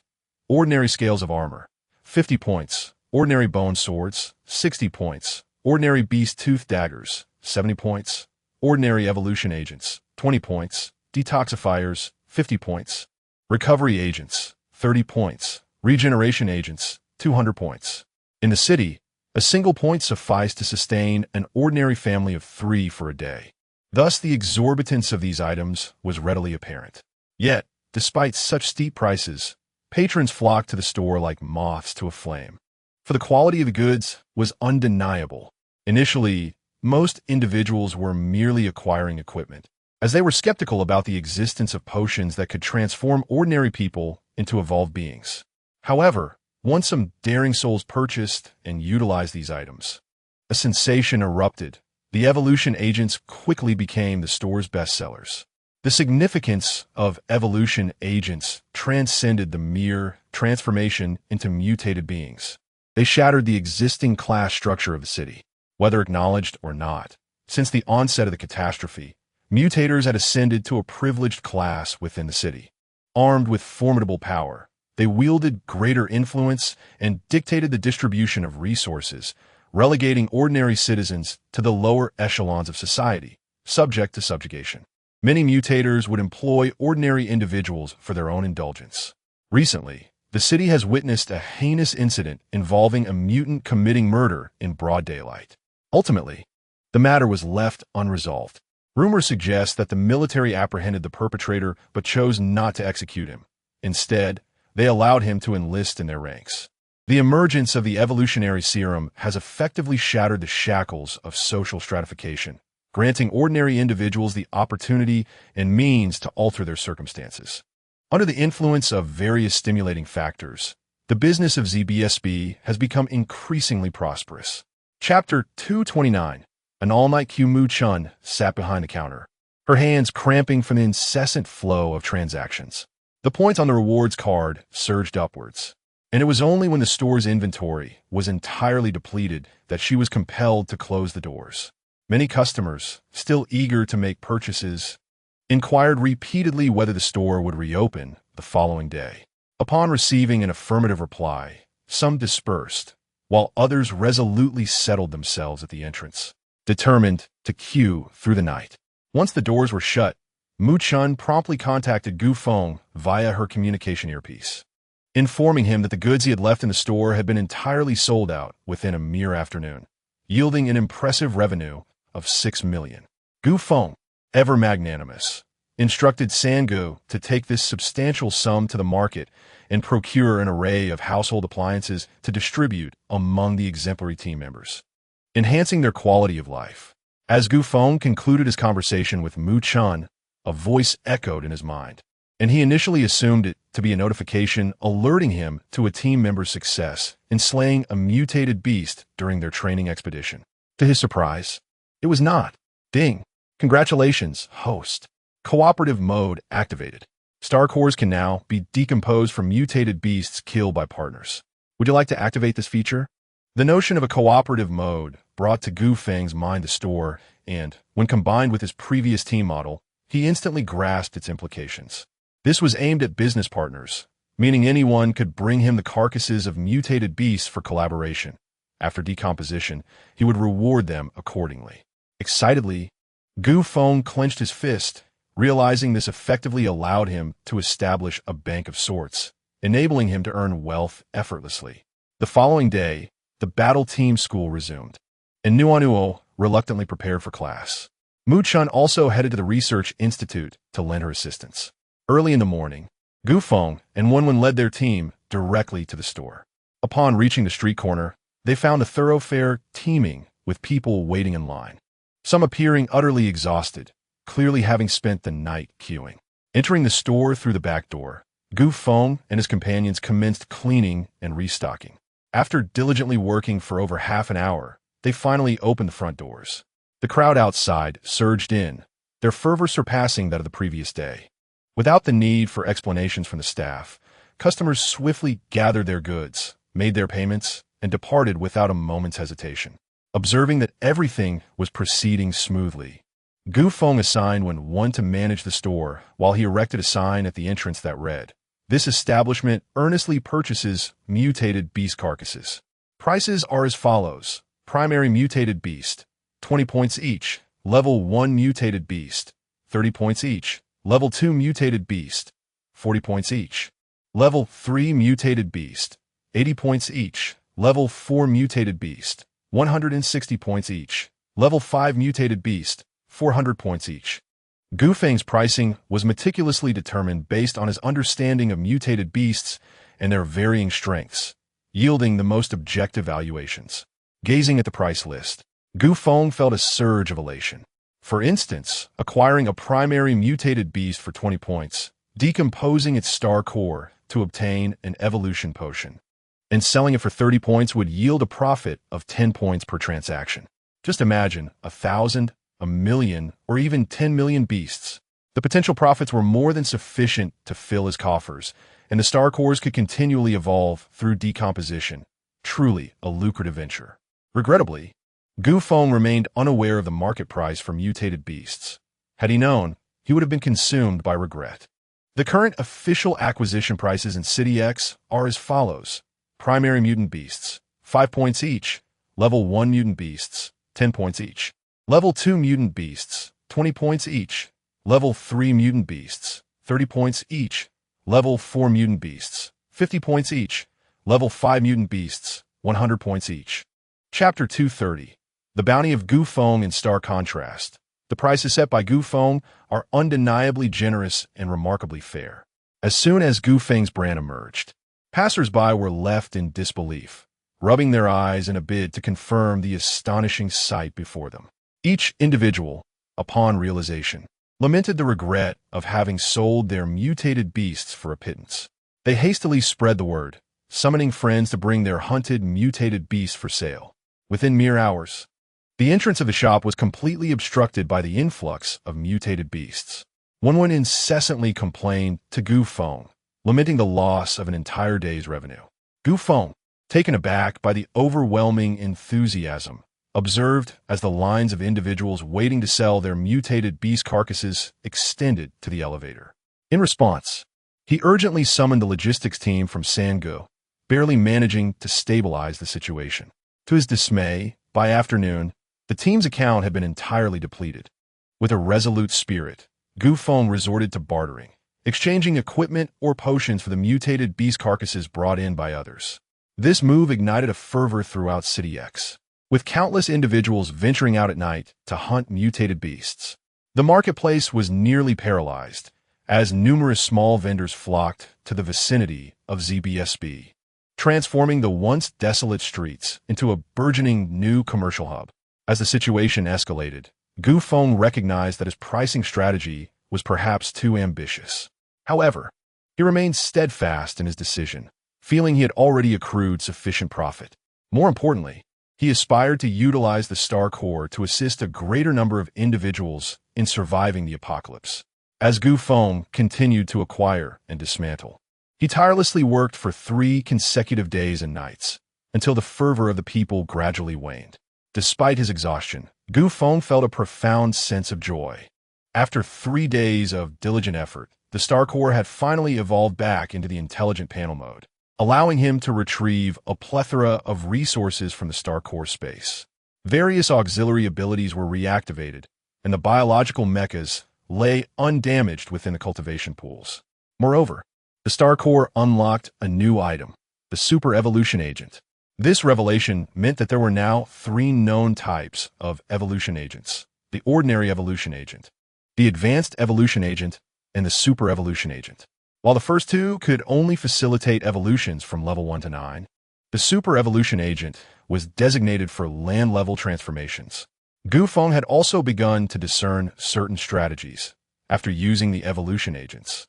Frequent utilization of supernatural abilities would not only accelerate the digestion of the agents, but also aid the body in adapting to mutations swiftly. This practice significantly shortened the interval between using evolution agents, thereby hastening the evolution process. This reasoning was also a crucial factor in Feng's insistence on all team members taking turns to venture out for training. As the fervor for acquiring mutated beasts gradually subsided, Feng assigned Sanji's logistics team the responsibility of long-term procurement of mutated beast carcasses. He then returned to his dormitory for a hot shower before setting out once more. Gulan had urged him several times, 2 days prior. She had completed the sample weapon, but Feng had been too occupied to attend to it until now. At the research institute of the team, Feng gazed intently at the weapon laid out on the table, captivated as if he were beholding a peerless beauty. The weapon gleamed with a silvery hue, resembling a rifle in form, with a barrel as thick as an adult's fist. 3 slender tubes protruded from a body, while the rear was crowned with a bulging reactor, from which a faint crimson glow emanated. Gulan wore a smug expression, arms crossed, reveling in the moment. Are you astonished? Are you left speechless? You ought to express your gratitude to the heavens for bestowing upon you such a sister, one who embodies both beauty and intellect. Chapter 231, Experimental Weapons Beside Him. Muchan affirmed, indeed, Gulan has worked exceedingly hard, hardly emerging from the laboratory. You've not disappointed me. Have you tested its power yet? Gulan chuckled. Of course I've tested it. However, the strength is rather difficult to articulate. Perhaps you should experience it for yourself. Unable to contain his curiosity, Feng seized the weapon. He observed as the tubes, seemingly alive, instinctively adhered to his chest and the sides of his temples. Feng marveled. How extraordinary! What is so surprising? Haven't you heard of memory materials? Truly outdated. Zito Gulan. But what purpose does it serve? Inquired Feng. It connects to the brainwaves, assisting in aiming and firing. Muchan elucidated. Indeed, as the gun's muzzle shifted, a targeting circle appeared to fluctuate in size within Feng's vision, moving back and forth. Feng then procured the carcass of a level 5 mutated beast, placing it 200 meters away. He raised the gun, and the moment the red circle locked onto the corpse, he fired. Contrary to his expectations, there was no deafening roar, merely a muffled sound, and a fist-sized hole appeared in the beast's body, as if it had been seared through. Moreover, a steel plate, 20 centimeters thick, behind the beast was also penetrated. Witnessing this power left Feng utterly astonished. It is known that level 5 mutated beasts are impervious to ordinary bullets, which cannot even breach their skin. To eliminate creatures of such caliber with conventional firearms would necessitate heavy artillery. Yet, the power of this weapon, Feng surmised, could even contend with terrestrial-level mutated beasts. Furthermore, the projectiles emitted did not resemble conventional bullets. They seemed akin to energy blasts. Feng queried, "Does this not require ammunition?" Gulan replied, "No ammunition is needed, but it does require charging." Feng nodded, not surprised, for he understood the principles of energy conservation. "How many shots can be fired per charge?" he asked again. "From yesterday's tests, 1 charge allows for a maximum of 30 shots. Gulan responded, "That is quite impressive. Can we commence mass production now?" Gulan inquired, "What do you consider mass? Hundreds, thousands, or tens of thousands?" Feng chuckled, "Surely tens of thousands." Gulan pouted, reminiscent of Zhu Beiji munching on corn. "Your aspirations are rather fanciful. Is that not feasible?" Muchan interjected, "Of course not. Haven't you heard of treating a research facility as a factory?" To achieve mass production, a complete industrial production line is necessary. The most we can do is create prototypes and outline the production process. All right, I suppose I've been overly ambitious, Gu Feng admitted, then cheekily asked, how many can your research facility produce at most? With a sigh, Gulan replied, if you insist on using the research facility, we can produce a maximum of 3 in a month. 3 seems rather scant. It appears I must seek collaboration. Gu Feng mused, contemplating Gu Lao. Despite their previous unpleasant encounter, the adage rings true. There are no eternal friends, nor eternal enemies. Gu Feng resolved to allow Gu Lan to proceed while he devised a plan. After a fortnight of development, the team has expanded from over 20,000 members to a remarkable 80,000, and 2 new departments have been established. One is the Intelligence Department, and the other is the Special Operations Department. As the name suggests, the Intelligence Department is dedicated to the collection and organization of intelligence, with the big-nosed individual serving as its head. Chapter 232. The impending storm. Although the individual known as Big Nose may not possess remarkable physical attributes, his capabilities are undeniably formidable. Gu Feng has long believed that appointing him as the vice-captain of the Scorpion team is somewhat of an underestimation of his talents. Thus, when a new department was established, he was the first individual that came to Gu Feng's mind. The Special Operations Department bears resemblance to the elite forces within the military. It comprises a mere 100 members, each handpicked for their exceptional combat prowess. Among them are the stealthy assassins endowed with the power of invisibility, the skilled poisoners who excel in toxins, the adept hunters proficient in tracking, and the most lethal reapers of foes. Each member of the Special Forces is a combat genius, capable of instilling terror in the hearts of adversaries. Due to the unique nature of the Special Operations Team, Gu Feng personally oversees this department. Alongside the establishment of these 2 new departments, there have also been internal adjustments within the various battle teams. Each major team has selected its own think tank, and each sub-team has established smaller advisory groups dedicated to strategizing and formulating tactical approaches. The evolution of the battle teams has, in turn, spurred the growth of its members.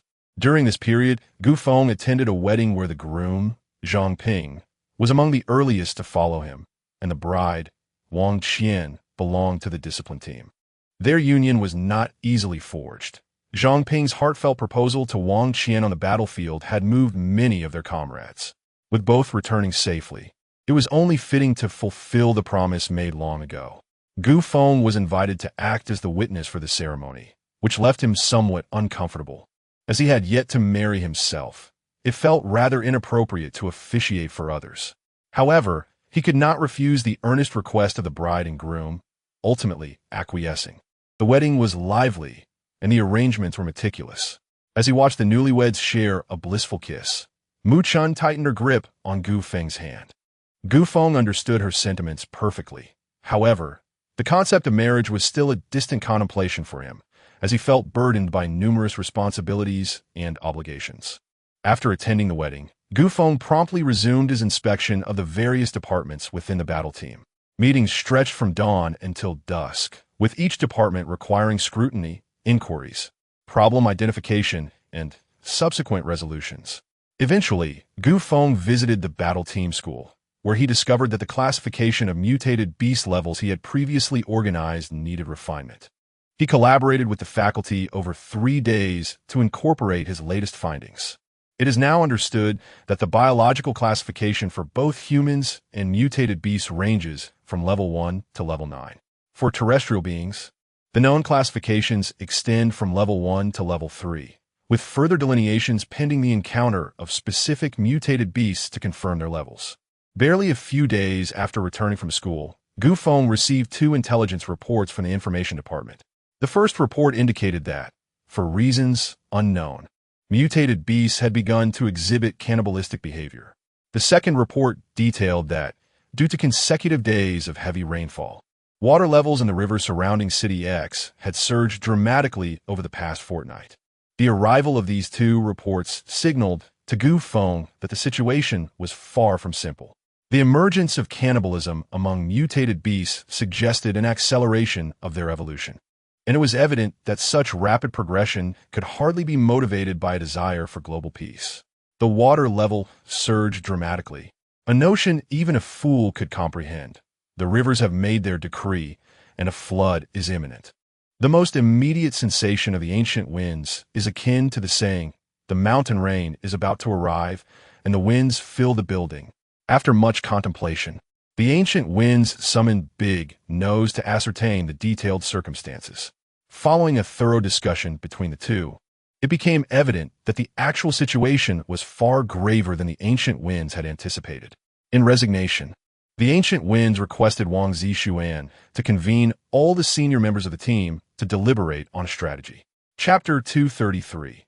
The principle of three no's. In the meeting room of the ancient-style brigade, all department leaders and captains were present. Seated at the head was Feng, who nodded at the prominent figure with a pronounced nose. The individual understood the cue, stood up, and presented the two pieces of intelligence. The attendees began to murmur amongst themselves, clearly recognizing the gravity of the situation. Feng rapped his knuckles on the table, and an immediate hush fell over the room. He addressed the assembly. "If anyone has something to say, speak up loudly. Do not whisper among yourselves as if you were shy maidens. There is no need for such secrecy." Feng's words alleviated the previously tense atmosphere, and the participants began to speak up with enthusiasm. The phenomenon of mutated beasts consuming one another would undoubtedly accelerate their evolutionary pace. Correspondingly, we must devise every possible means to bolster our own strength, lest the future circumstances become even more perilous. I propose that we seize the current opportunity to conduct another large-scale extermination operation to diminish the strength of the nearby mutated beasts. Although our numbers have expanded to 80,000, it remains insufficient against the mutated beasts outside the city, like a single grain of sand in the ocean. It holds little decisive power. We could collaborate with the military for a joint operation. Come now, someone interjected. The last operation left the military terrified. They would be reluctant to send troops beyond the city walls. I concur, as the military is rife with factions, bloated bureaucracy, and severe corruption, despite possessing aircraft and artillery. Their combat effectiveness pales in comparison to ours. That assertion is misguided. Another countered, the military comprises 300,000 well-trained soldiers, armed with cutting-edge weaponry, on the front lines. The military must bear the brunt of the fight. While it is undeniable that the military is formidable, what good is strength that cannot be effectively utilized? In essence, the military today is more adept at defense than offense. Divergent opinions and perspectives are welcome, and Feng was pleased to witness such discourse. However, he could not allow the debate to persist indefinitely, as time was of the essence. Finally, Feng declared, a large-scale extermination is unnecessary. As for our relations with the military, we shall adhere to the principle of three no's: no discussions, no interference, and no violations. We are currently the foremost brigade in City X, and many eyes are upon us. We must handle matters with caution. Understood, Captain. Feng continued, without a large-scale extermination. We must intensify our regular training. I believe we should increase the frequency of our excursions beyond the city. The captain's reasoning was sound. Without accumulating small steps, one cannot traverse great distances. Without the convergence of small streams, one cannot form a mighty river. By venturing out each day, even if we slay but one beast daily, over time, the tally would reach staggering numbers, especially with our 80,000 personnel, each killing more than one. Indeed, that is an excellent plan. The consensus was unanimous. Feng addressed Lu Jianxin. Please deliberate on specifics, and present the detailed arrangements to me for review when ready. Lu Jianxin nodded in affirmation. Feng then turned back to the group. The next topic for discussion is the impending heavy rain. I invite everyone to share their thoughts or opinions on the matter. I believe there is no need for excessive worry. During the construction of the underground city, waterproof measures were deliberately implemented. For the greatest fear beneath the surface is indeed flooding. As long as the city remains unscathed, we have little to fear. However, this sentiment is misguided. While the city may be safe from external deluges, can we truly assert that it is entirely secure within its confines? Chapter 234. State of emergency upon hearing these words. The crowd was filled with confusion, pondering the underlying logic. The speaker continued. One must understand that 80% of the food supply in City X currently comes from outside its borders. Once the flood strikes, while the city itself may remain dry, the surrounding areas will be submerged. If you cannot venture outside, what will you eat? If this situation is mishandled, it will be no trifling matter. Upon hearing this, Gu Feng nodded with a sense of relief, for this was precisely the concern that weighed heavily on his mind.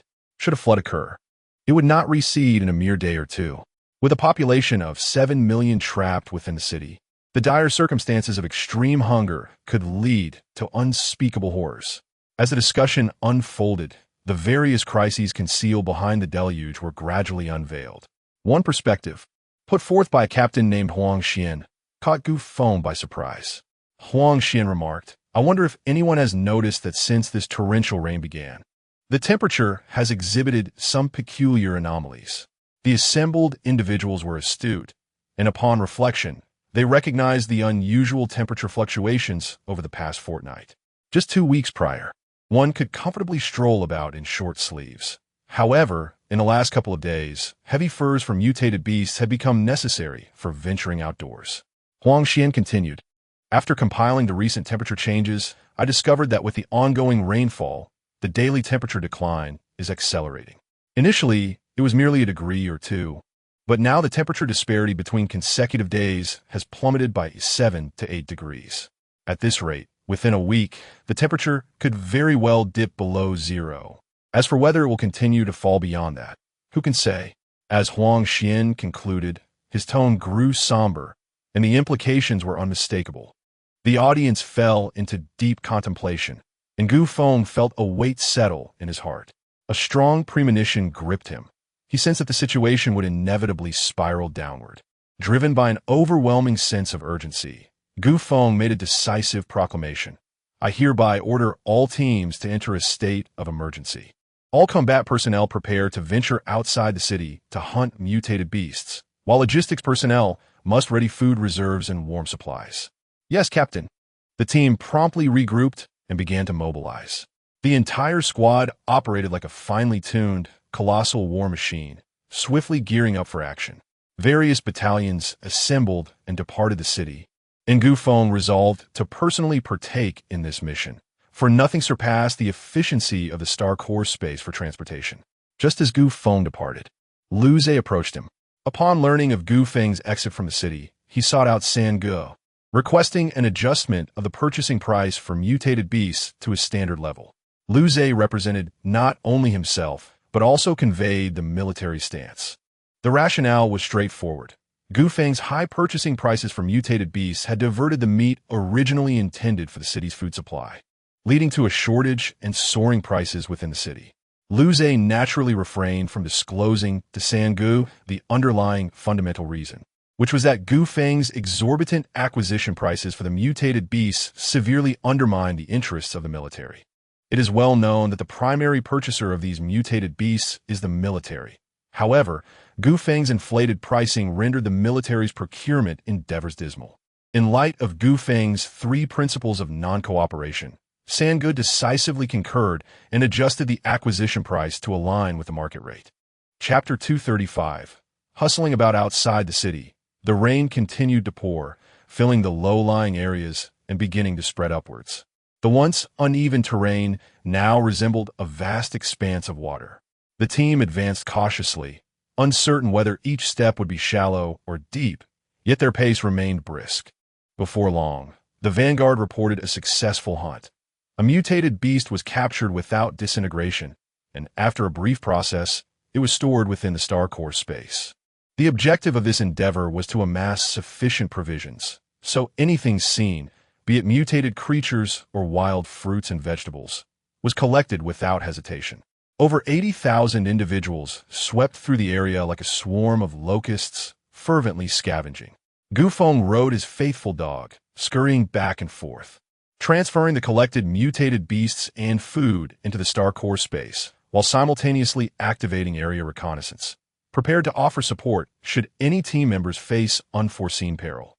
Naturally, should they encounter mutated beasts along the way, Feng showed no mercy with his formidable terrestrial-level strength. It was rare for him to meet a creature that could halt his progress. Most encounters resulted in a swift resolution, as the mutated beasts beneath his dog swiftly transitioned from life to storage within the star core space in a mere moment. Only when faced with a horde of over 10,000 mutated beasts, or those of elite level 5 and above, would he pause slightly. The bodies of the mutated beasts and various food items within the star core space were rapidly accumulating. Had anyone been inside, they would have witnessed a small mountain of mutated beast corpses rising swiftly. Feng remained uncertain about how long the impending harsh cold would last.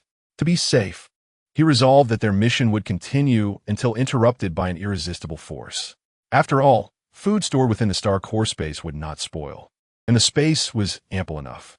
Even if the cold did not persist for long, the corpses of the mutated beasts would not go to waste. They could be decomposed and evolved by the star core, yielding valuable points. Throughout the journey, Feng observed the cannibalistic tendencies of the mutated beasts. He could keenly sense the changes occurring in those creatures after devouring their companions.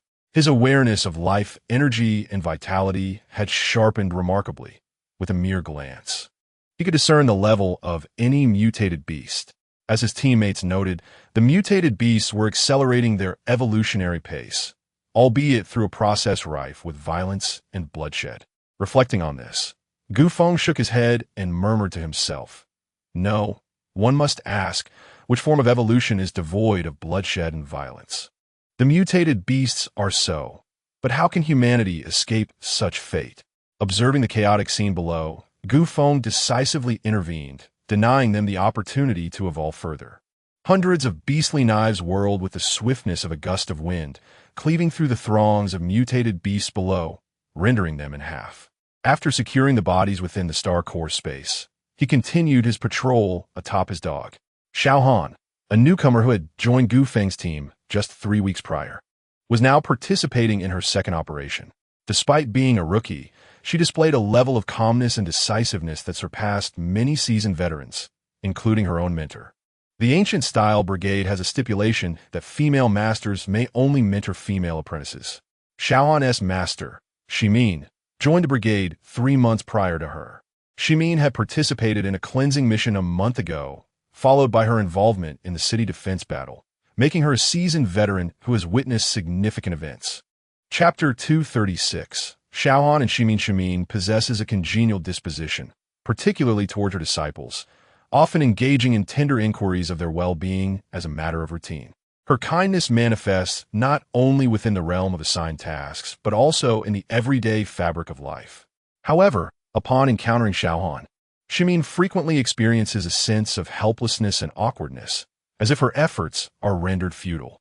Among her numerous disciples, Xiaohan stands out as the most extraordinary. Xiaohan emanates an aura of chill. Her demeanor is frosty, her expressions are impassive, and most notably, her gaze is devoid of warmth. She observes the world as if scrutinizing inanimate objects, lacking vibrancy and even focus. This leaves Shimin at a loss as to how to engage with this particular disciple. Often, after Shimin articulates extensive thoughts, Xiaohan responds with a solitary word. She approaches assigned tasks with unwavering determination, never pausing to contemplate the dangers involved. She simply immerses herself in the work. Upon completion, she remains silent, awaiting the next directive with a cold demeanor. When confronted by mutated beasts, while others collaborate in their efforts to vanquish foes, Xiaohan charges in alone, wielding her weapon with reckless abandon, reminiscent of a madwoman. Shimin observes that Xiaohan appears to find exhilaration solely in the throes of battle. Conventionally, one might expect a mentor to be disenchanted by such a disciple, as few would desire to approach a frigid soul with warmth. Yet, Shimin is an anomaly. She extends greater kindness to Xiaohan than to her other disciples, particularly after learning of Xiaohan's tragic background. At merely 18 years of age, Xiaohan's visage belies her youth, as her sagging skin and sunken eyes render her appearance akin to that of a woman in her 40s. When catastrophe struck, She fled to City X with her father and younger brother. At that time, residing in City X demanded exorbitant habitation taxes in a desperate bid to secure their stay. Her father ventured beyond the city's confines to confront mutated beasts, ultimately perishing outside its walls. His body never recovered. Left to care for her young brother, Xiaoan resorted to scavenging for labor on military construction sites. On fortunate days, she could secure work carrying sandbags or repairing structures. On unfortunate days, she resorted to begging. Ultimately, desperation drove her to sell herself to a mutant. Initially, the mutant treated her with relative kindness, offering her bone scraps laced with meat after their encounters. With these bones, she would concoct meals for her brother, smashing them open with stones to access the marrow, allowing them to stave off hunger. However, as time progressed, the mutant's offerings diminished, until they ceased altogether. Once more, Xiaoan found herself compelled to seek labor on construction sites. After finally securing work, misfortune struck again as she fell ill, the cause being a miscarriage. Unbeknownst to her, she had conceived a child with the mutant, but the grueling labor at the site took its toll, resulting in the loss of her baby. Heartbroken yet slightly relieved, she recognized that this world was no place for a child. Nonetheless, her health deteriorated irreparably thereafter, rendering her undesirable for construction work. Resigned to her fate, she cleansed herself and sought to engage in unspeakable trades. She had hoped that by forsaking everything to pursue this path, she might find a semblance of survival. Alas, that hope proved futile. She was a frail woman, burdened with the care of a younger brother. Upon seeing her, the patrons understood the situation all too well. After their dealings, the agreed sum was often reduced to a mere fraction, and in some instances, nothing at all. When she attempted to demand her due, it would only result in brutal beatings. Eventually, she grew wiser and sought a protector, turning to the former mutant she had known. However, to her dismay, the mutant had suffered grievously. In his attempts to hunt aberrant beasts outside the city, he had lost an arm and a leg. Despite his injuries, the mutant was still stronger than the average person. With a prosthetic leg, he could still defend himself. Thus, they became business partners. She entertained clients while he collected the payments. Their earnings barely sufficed to sustain the three of them. Unfortunately, this favorable arrangement was short-lived. Soon, other women sought his collaboration, and he gradually transformed into a pimp, overseeing dozens of women, while she became just one among many. As his profits soared, her share dwindled, despite her increasing workload. Unable to bear the mounting pressure, she confronted him, only to be met with another brutal beating. Ultimately, when she could endure no more, she fled with her brother. Yet, her escape led her in circles within the city, and she was captured once more, this time suffering even harsher punishment. Her limbs were shattered, and her brother vanished from that day onward. What was even more infuriating was that, despite her mutilated state, she was still forced to entertain clients. It was unclear how long she endured this hellish existence until she fell ill, afflicted by a highly contagious ailment. Like a discarded machine, she was cast aside. Coincidentally, at that time, the residence tax in City X was abolished, allowing her to remain within the city. Though without food or water, she could only await death. Determined not to perish, she sought her brother. Hearing whispers that the ancient-style brigade was recruiting without restrictions, she decided to apply. Although the brigade had no limits on recruitment, the vetting process was exceedingly rigorous. With her limbs deformed and mobility a challenge, she was naturally rejected. Unwilling to accept defeat, she stubbornly remained at the brigade's entrance. In other places, such behavior would have invited violence. But the ancient-style brigade not only refrained from harming her, but even provided food and a bench for her to rest. When the leader of the brigade, Feng, spotted her, he summoned Jiyu, the captain of the Eye of the Serpent Brigade, instructing her to take the woman back with her. Initially, Jiyu resisted, citing the overwhelming number of similar cases in City X and the impossibility of providing assistance, especially to someone with her disabilities. However, Feng insisted, clarifying that her condition was not congenital, but rather the result of broken limbs that had healed improperly due to neglect. Reluctantly, Jiyu agreed and led her back. Upon arriving at the ancient-style brigade, the first order of business was to correct her limbs. Her misaligned bones needed to be shattered and reset. The brigade's medic, during the treatment process, was astounded to discover that a person could exist in this world entirely devoid of fear of pain. Throughout the entire course of treatment, she remained silent, devoid of any cries of anguish. She gazed coldly at her surroundings, as if the severed limbs were not her own. While an ordinary individual would require merely a single restorative agent for complete recovery, she needed 3 doses of the restorative and an additional 2 doses of the detoxifier to regain her health. Once healed, she, like the other newly inducted members, was assigned to a group, chose a mentor, and subsequently received her equipment and evolutionary agents. From that moment onward, she acquired a mentor named Shimin and was endowed with a unique ability, the power of ice. Later, when Feng returned, he specifically sought out Shimin for a conversation. Upon learning that Feng was looking for her, Shimin was left in a state of bewilderment, feeling both exhilarated and apprehensive. The excitement stemmed from the opportunity to see the captain up close, while the fear arose from the concern that the captain's summons might indicate a lapse in her duties. Chapter 238. Shimin and Xiaohan. As Shimin nervously knocked on the door of Feng's office, she felt lightheaded, as if she had indulged in too much drink. In the aftermath, she could not recollect how she had entered. Once her emotions settled, Feng began to recount the story of Xiaohan in intricate detail, as though it were his own tale. Tears streamed down Shimin's face as she listened. She was uncertain how the captain possessed such knowledge, yet she trusted that he would not deceive her. After finishing his account, Feng admonished her to keep Xiaohan's situation confidential, expressing that he confided in her so that she would take special care of Xiaohan. From the depths of her heart, Shimin vowed to do everything in her power to protect her, even pledging her life to safeguard her secret. Beneath a hardened exterior lay a heart riddled with wounds.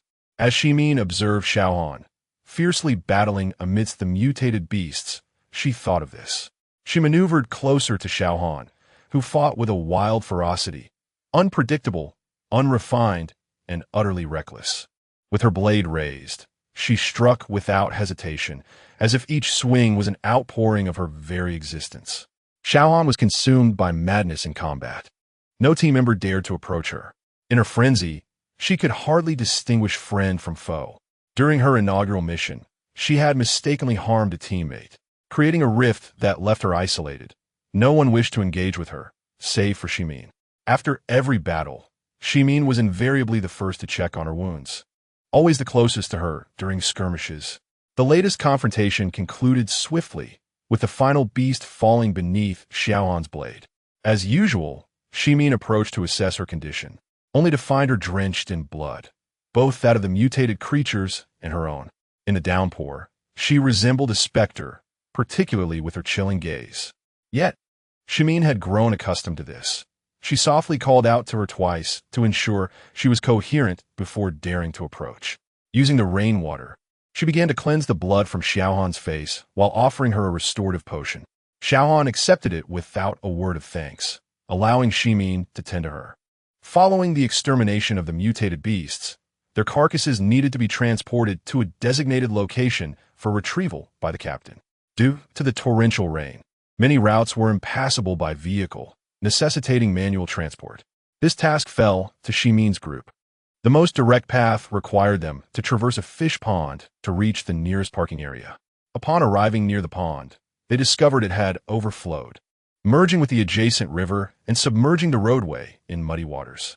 Had it not been for the tall trees lining the roadside, they might have been lost entirely. Dragging the carcasses through a foot of murky water, the group trudged along. Unbeknownst to them, the blood from the mutated beasts was seeping into the rainwater, staining large swathes of the river crimson. Beneath the water, numerous dark shadows were drawn by the allure of the crimson liquid, gradually approaching the group. Yet, the team members tasked with transporting the corpses remained oblivious. Suddenly, a brief gasp echoed, followed by the sound of a body plunging into the water. The others swiftly turned their gaze toward the source of the noise, discovering that the water was bubbling ominously with blood. The team member who had just been trailing behind had vanished without a trace. Alert! Everyone, be vigilant. There are mutated beasts lurking beneath the surface. The leader shouted emphatically. The group cast aside the carcasses of the mutated creatures, drawing their swords and preparing for imminent danger. Chapter 239. Confronting the water monster. The surface of the water remained eerily calm under the torrential rain, as if nothing had transpired. Yet, this tranquility only heightened the tension among the group. Once an individual fell into the depths, they would merely become prey awaiting slaughter. On either side of the path lay expansive fish ponds, concealing the lurking water monsters that could emerge from any area without warning.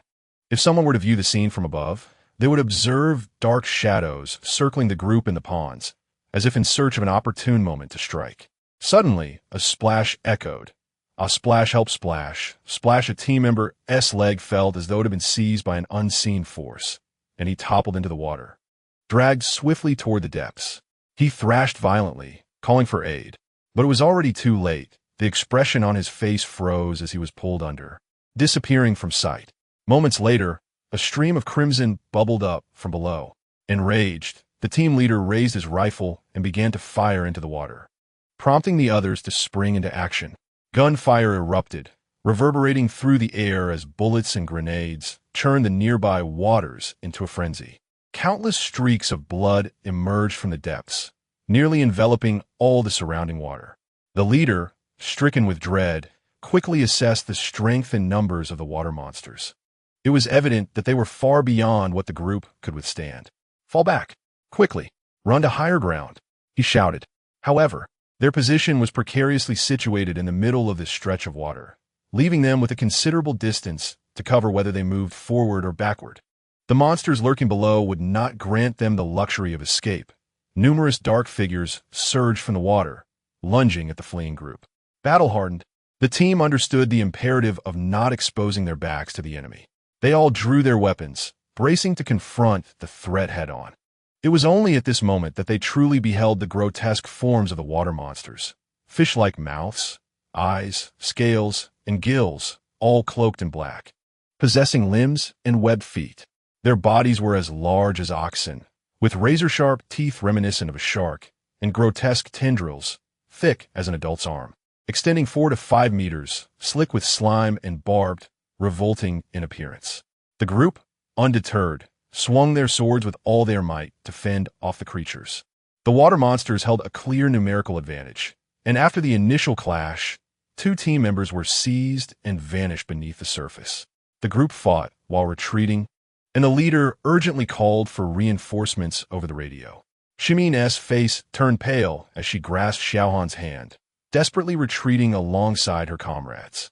These water monsters not only navigated the depths with ease, but could also traverse the land.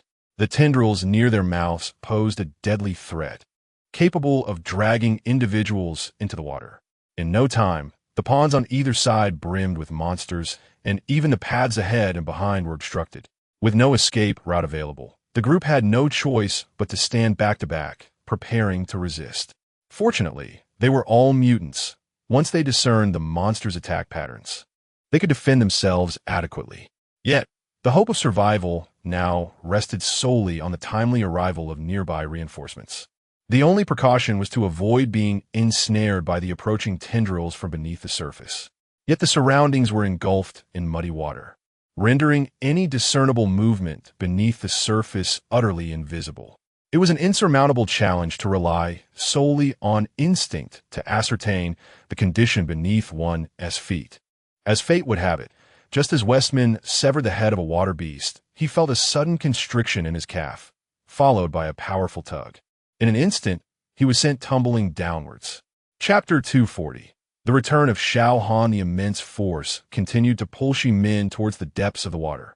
Aware that being dragged in would spell certain doom, she summoned all her strength, forcing her upper body upright and wielding the beast-tooth dagger to slash at the water before her ankle. With a sickening squelch, the blade sank into flesh, followed by a surge of blood. A water monster suddenly emerged from the deep, letting out a tortured howl, revealing that one of its tendrils had been severed. Shimin quickly scrambled back to the group, raising her ankle to tear off the half-tendril wrapped around her calf. The barbs had pierced her leg, leaving it bloodied and raw. There was no time to tend to her wounds as she rejoined the fray. The number of water monsters encircling them grew, and the pressure on the team intensified. Xiao Han, however, plunged into the throng of monsters alone, trembling with exhilaration. Her movements appeared both bizarre and comical. Yet she adeptly evaded fatal blows. For the non-lethal injuries, she neither dodged nor flinched, almost inviting them. With each injury she sustained, her strikes with the dagger became quicker, fiercer, and more precise. Gradually, the nearby water monsters divided into two factions, with Xiao Han single-handedly holding back a significant number, thereby alleviating the burden on her comrades. Shi Min and the others could scarcely fathom how a level 1 mutant, having only undergone transformation for 3 weeks, could exhibit such formidable prowess. Yet the reality stood undeniable before them. At that moment, the team leader received news that reinforcements would arrive in 5 minutes, signaling a potential turning point in their predicament. 5 minutes. Let's hold on for just 5 more minutes, the leader proclaimed, sharing the encouraging tidings. Meanwhile, Xiao Han was already covered in wounds. Her waterproof leather attire was rendered a mere sieve. Shi Min cried out for her to return, assuring her that help was imminent. Xiao Han, come back. But Xiao Han seemed lost in a frenzied state, oblivious to the calls around her. She appeared to dance wildly in the blood-soaked water, skipping a tightrope across the precipice of death. Shi Min anxiously turned to the team leader, who decisively commanded everyone to launch a full-scale assault on the water monsters to relieve Xiao Han of her burden. Indeed, among the Gu Feng team, the greatest transgression was to abandon a comrade. One could despise or distance oneself from another, but abandonment was an unforgivable breach of their creed, a tenet of faith. Without hesitation, the team shifted from defense to offense. The water monsters were caught off guard and began to retreat. However, at that moment, a colossal creature breached the surface of the distant river, soaring over the riverbank and crashing heavily into the adjacent fish pond. The pond, already brimming with rainwater, surged violently in response, creating towering waves that rose 3 meters high and surged toward the group. The path on which they stood was situated in the midst of the fish pond, barely over a meter wide. Should the wave strike, they would inevitably be swept into the water, where their fate would be all too clear. "It is over," someone muttered. It was not that they lacked the will to resist, but rather that they were powerless to alter their fate. One could only watch in helpless anticipation as the colossal wave surged forth. Even Xiao Han halted her knife, staring blankly at the approaching deluge. It drew nearer, and the onlookers felt as though an immense mountain was bearing down upon them. All closed their eyes, held their breath, and leaned forward, bracing themselves for the impending impact of this overwhelming force. Chapter 241. The rejection of the first of ancient style. 1 second, 2 seconds, 3 seconds. The anticipated colossal wave did not come. Some opened their eyes to witness a shocking sight. A towering wall of water, 3 meters high, stood defiantly before them. How could this be? The crowd began to glance around in bewilderment, ultimately discovering the enormous snow-white lion above them. Seated upon the lioness' back was none other than Gu Feng.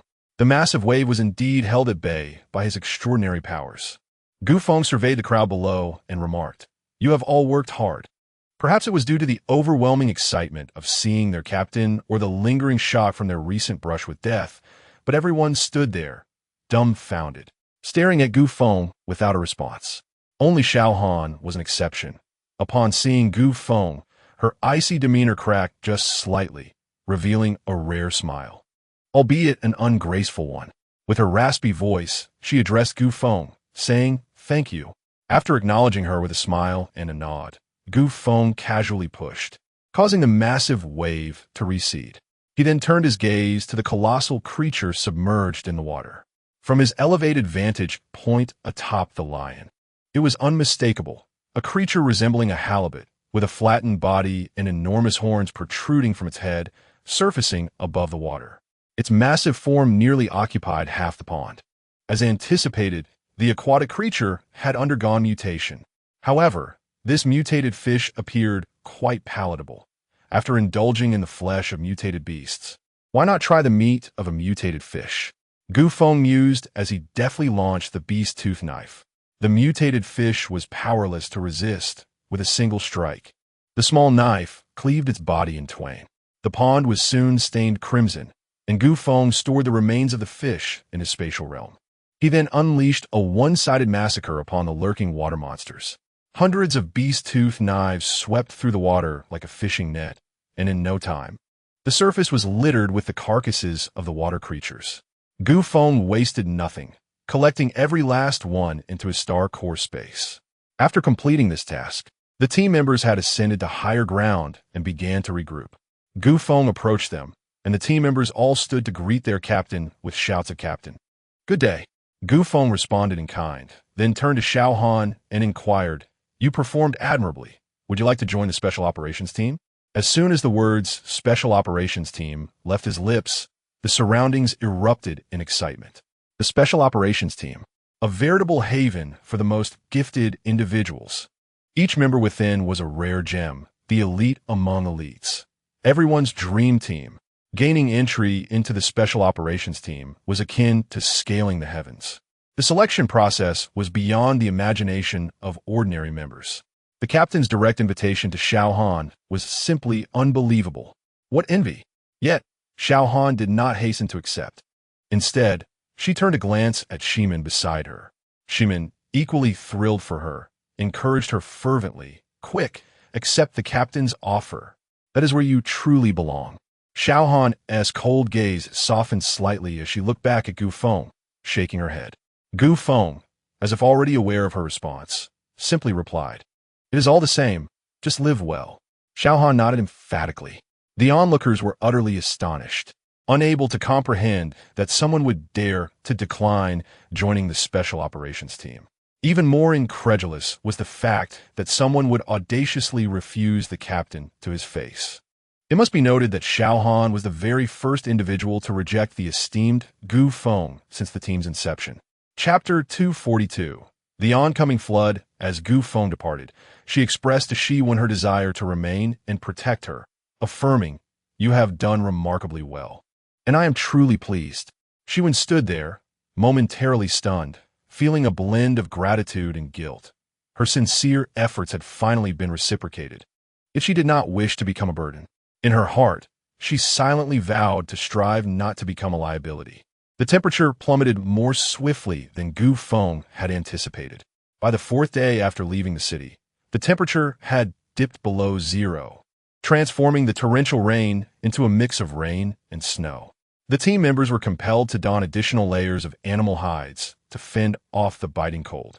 The task of stockpiling mutated beast meat continued, and after 4 consecutive days of toil by 80,000 individuals, the supply of mutated beasts in the star core space had reached 3 million, not including the various wild fruits and vegetables gathered. The total quantity was indeed monumental. However, Gu Feng still felt it was insufficient, far from adequate. Eager to persist, Gu Feng found herself compelled to withdraw everyone on the 5th day. The anticipated flood had finally arrived.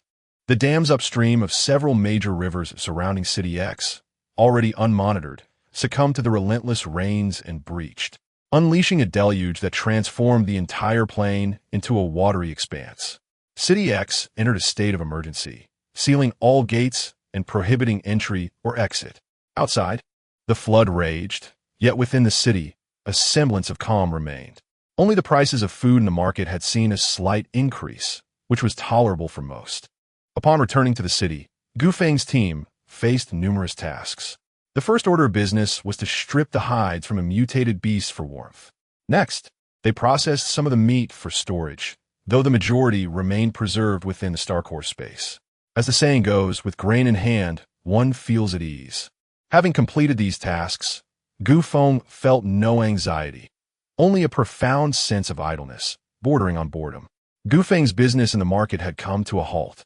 Without a stable source of mutated beasts, she refrained from selling evolution agents.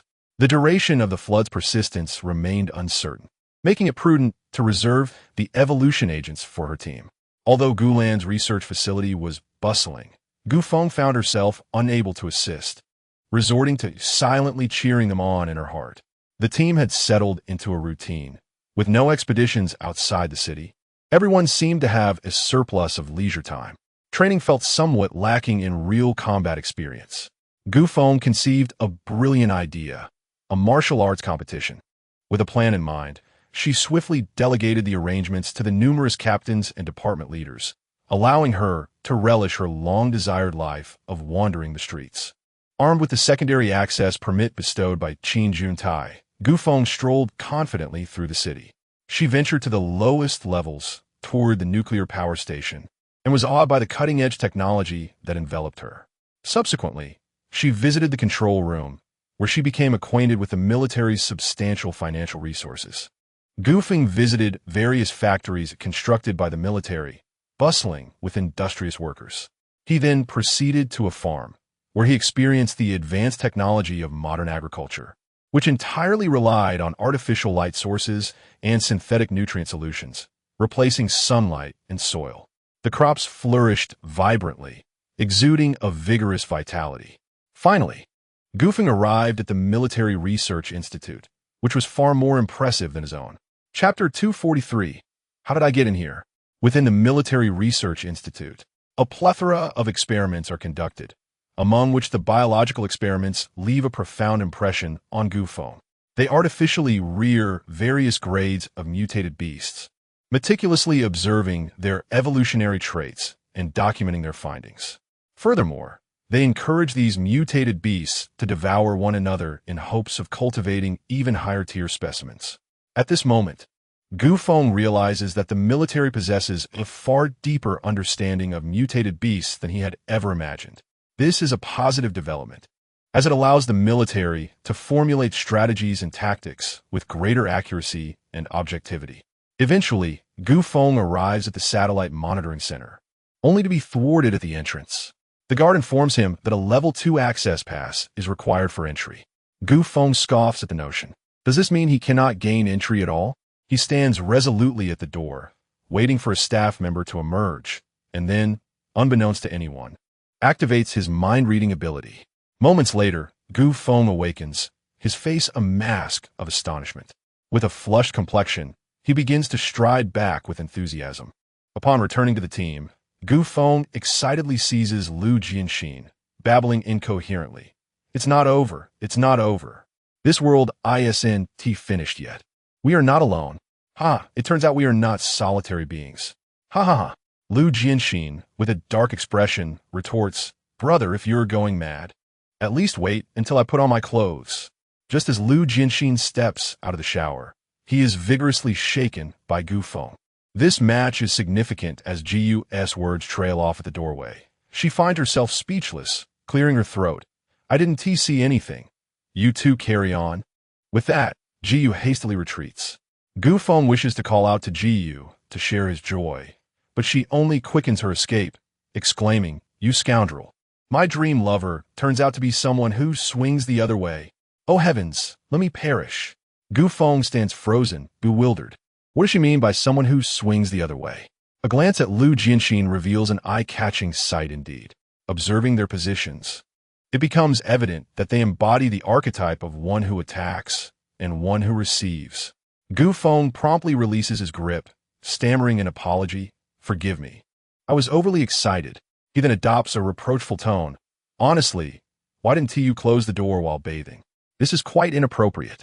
Lu Jianxin, his face flushed with embarrassment, retorts, I did close it. Gu Feng counters, well, if you closed it, how did I get in? Don't think that just because you were the captain, I confront you. It was you who kicked the door open. I heard the noise and came to investigate, only to find you already inside. You rascal. Gu Feng glances at the door lock, discovering that it is indeed broken, with his large footprint still emblazoned on the door. The evidence is irrefutable. Ahem, Luga, I admit my fault.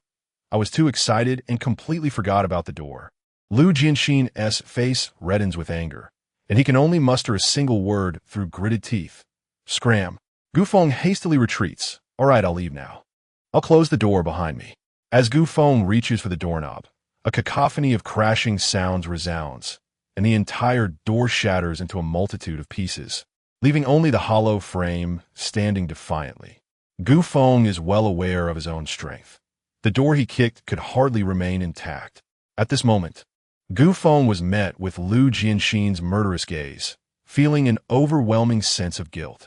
Yet, as a paragon of shamelessness. Gu Feng raised his head with pride and, wearing a satisfied expression, remarked, "The weather today is delightful, with splendid sunshine, the sweet melodies of birds, and fragrant blossoms.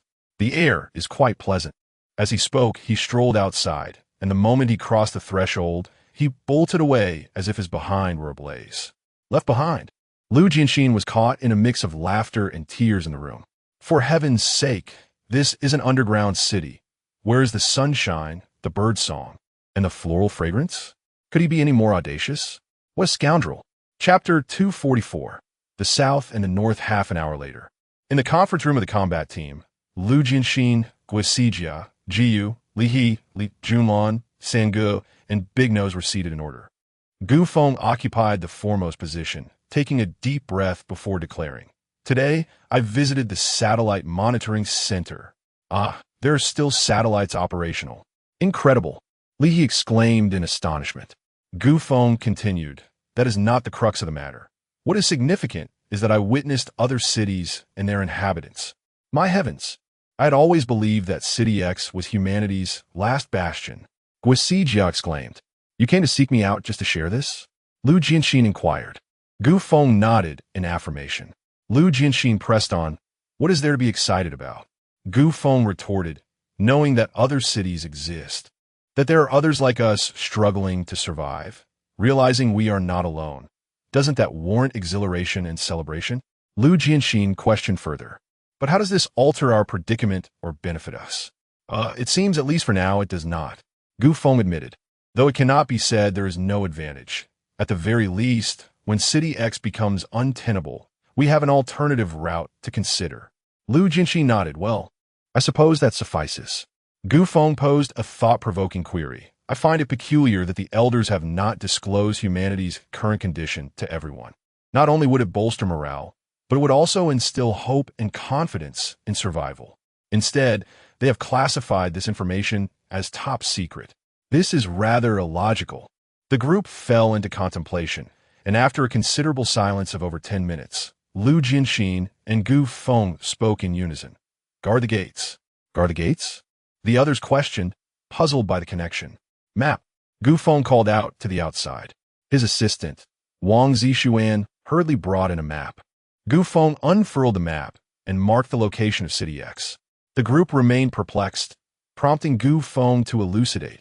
"Our nation, Z, is divided into the south and the north by the Hualing mountain range. Before the calamity, the south was prosperous while the north lagged behind. The south was dotted with cities, whereas the north was predominantly forested. The south had a larger population, while the north was home to more wildlife. Still, the connection to the news of other cities remained unclear." Lu Jianxin then clarified, "What were once animals have now transformed into mutated beasts. From this, it is not difficult to deduce that the north is a hot spot for these creatures, while the south likely faces only a minor scale of mutations. Then we should head south," Li He instinctively suggested. Gu Feng snapped his fingers in agreement, remarking that this was indeed the typical reaction of a rational person, one that the upper echelons of City X would most prefer to avoid. Li He, confused, asked, "What does our journey have to do with them?" Lu Jianxin elaborated.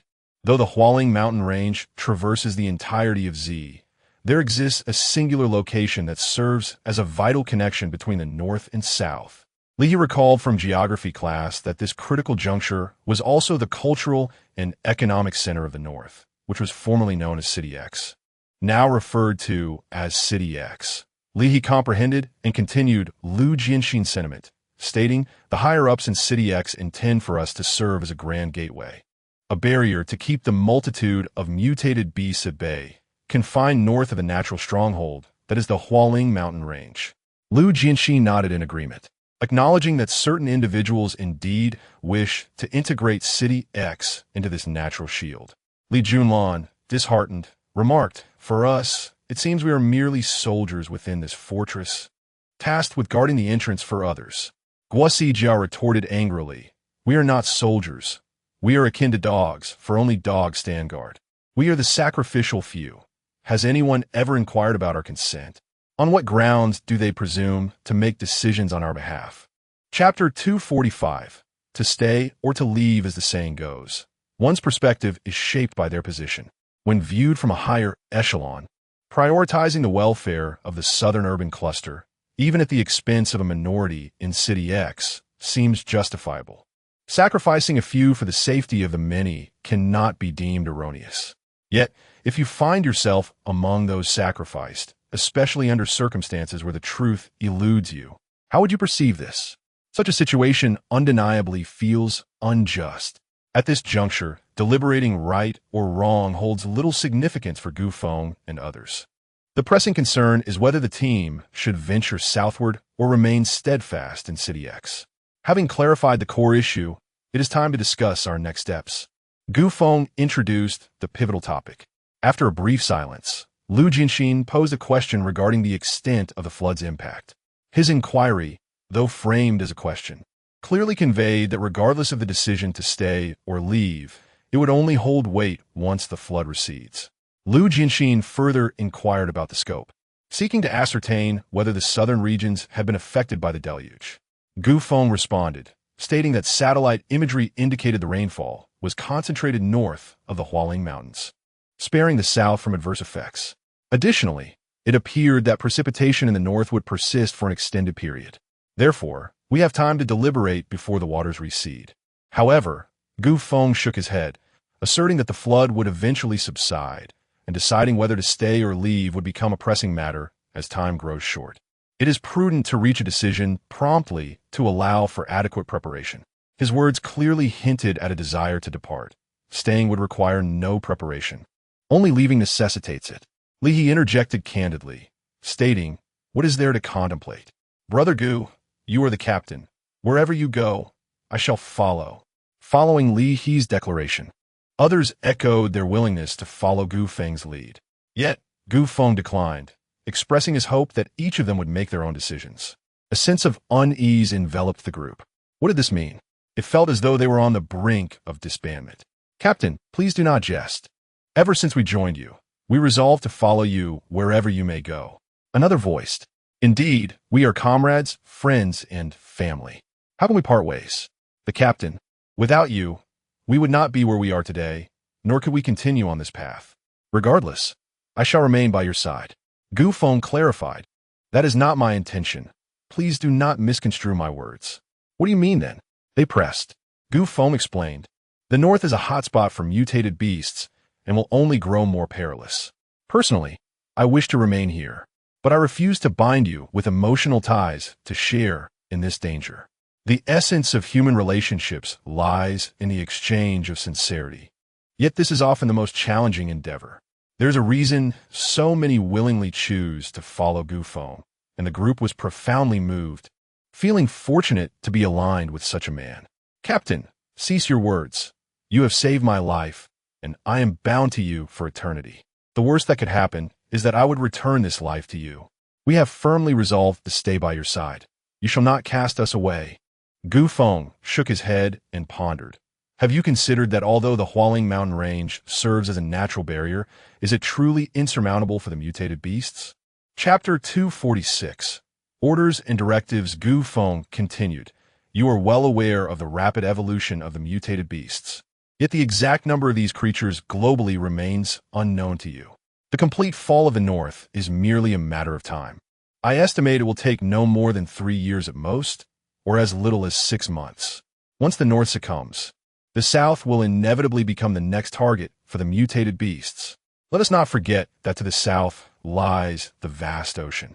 Over 3 months ago, I heard from the elders that City S, adjacent to the sea, was overrun by mutated beasts that emerged from the waters.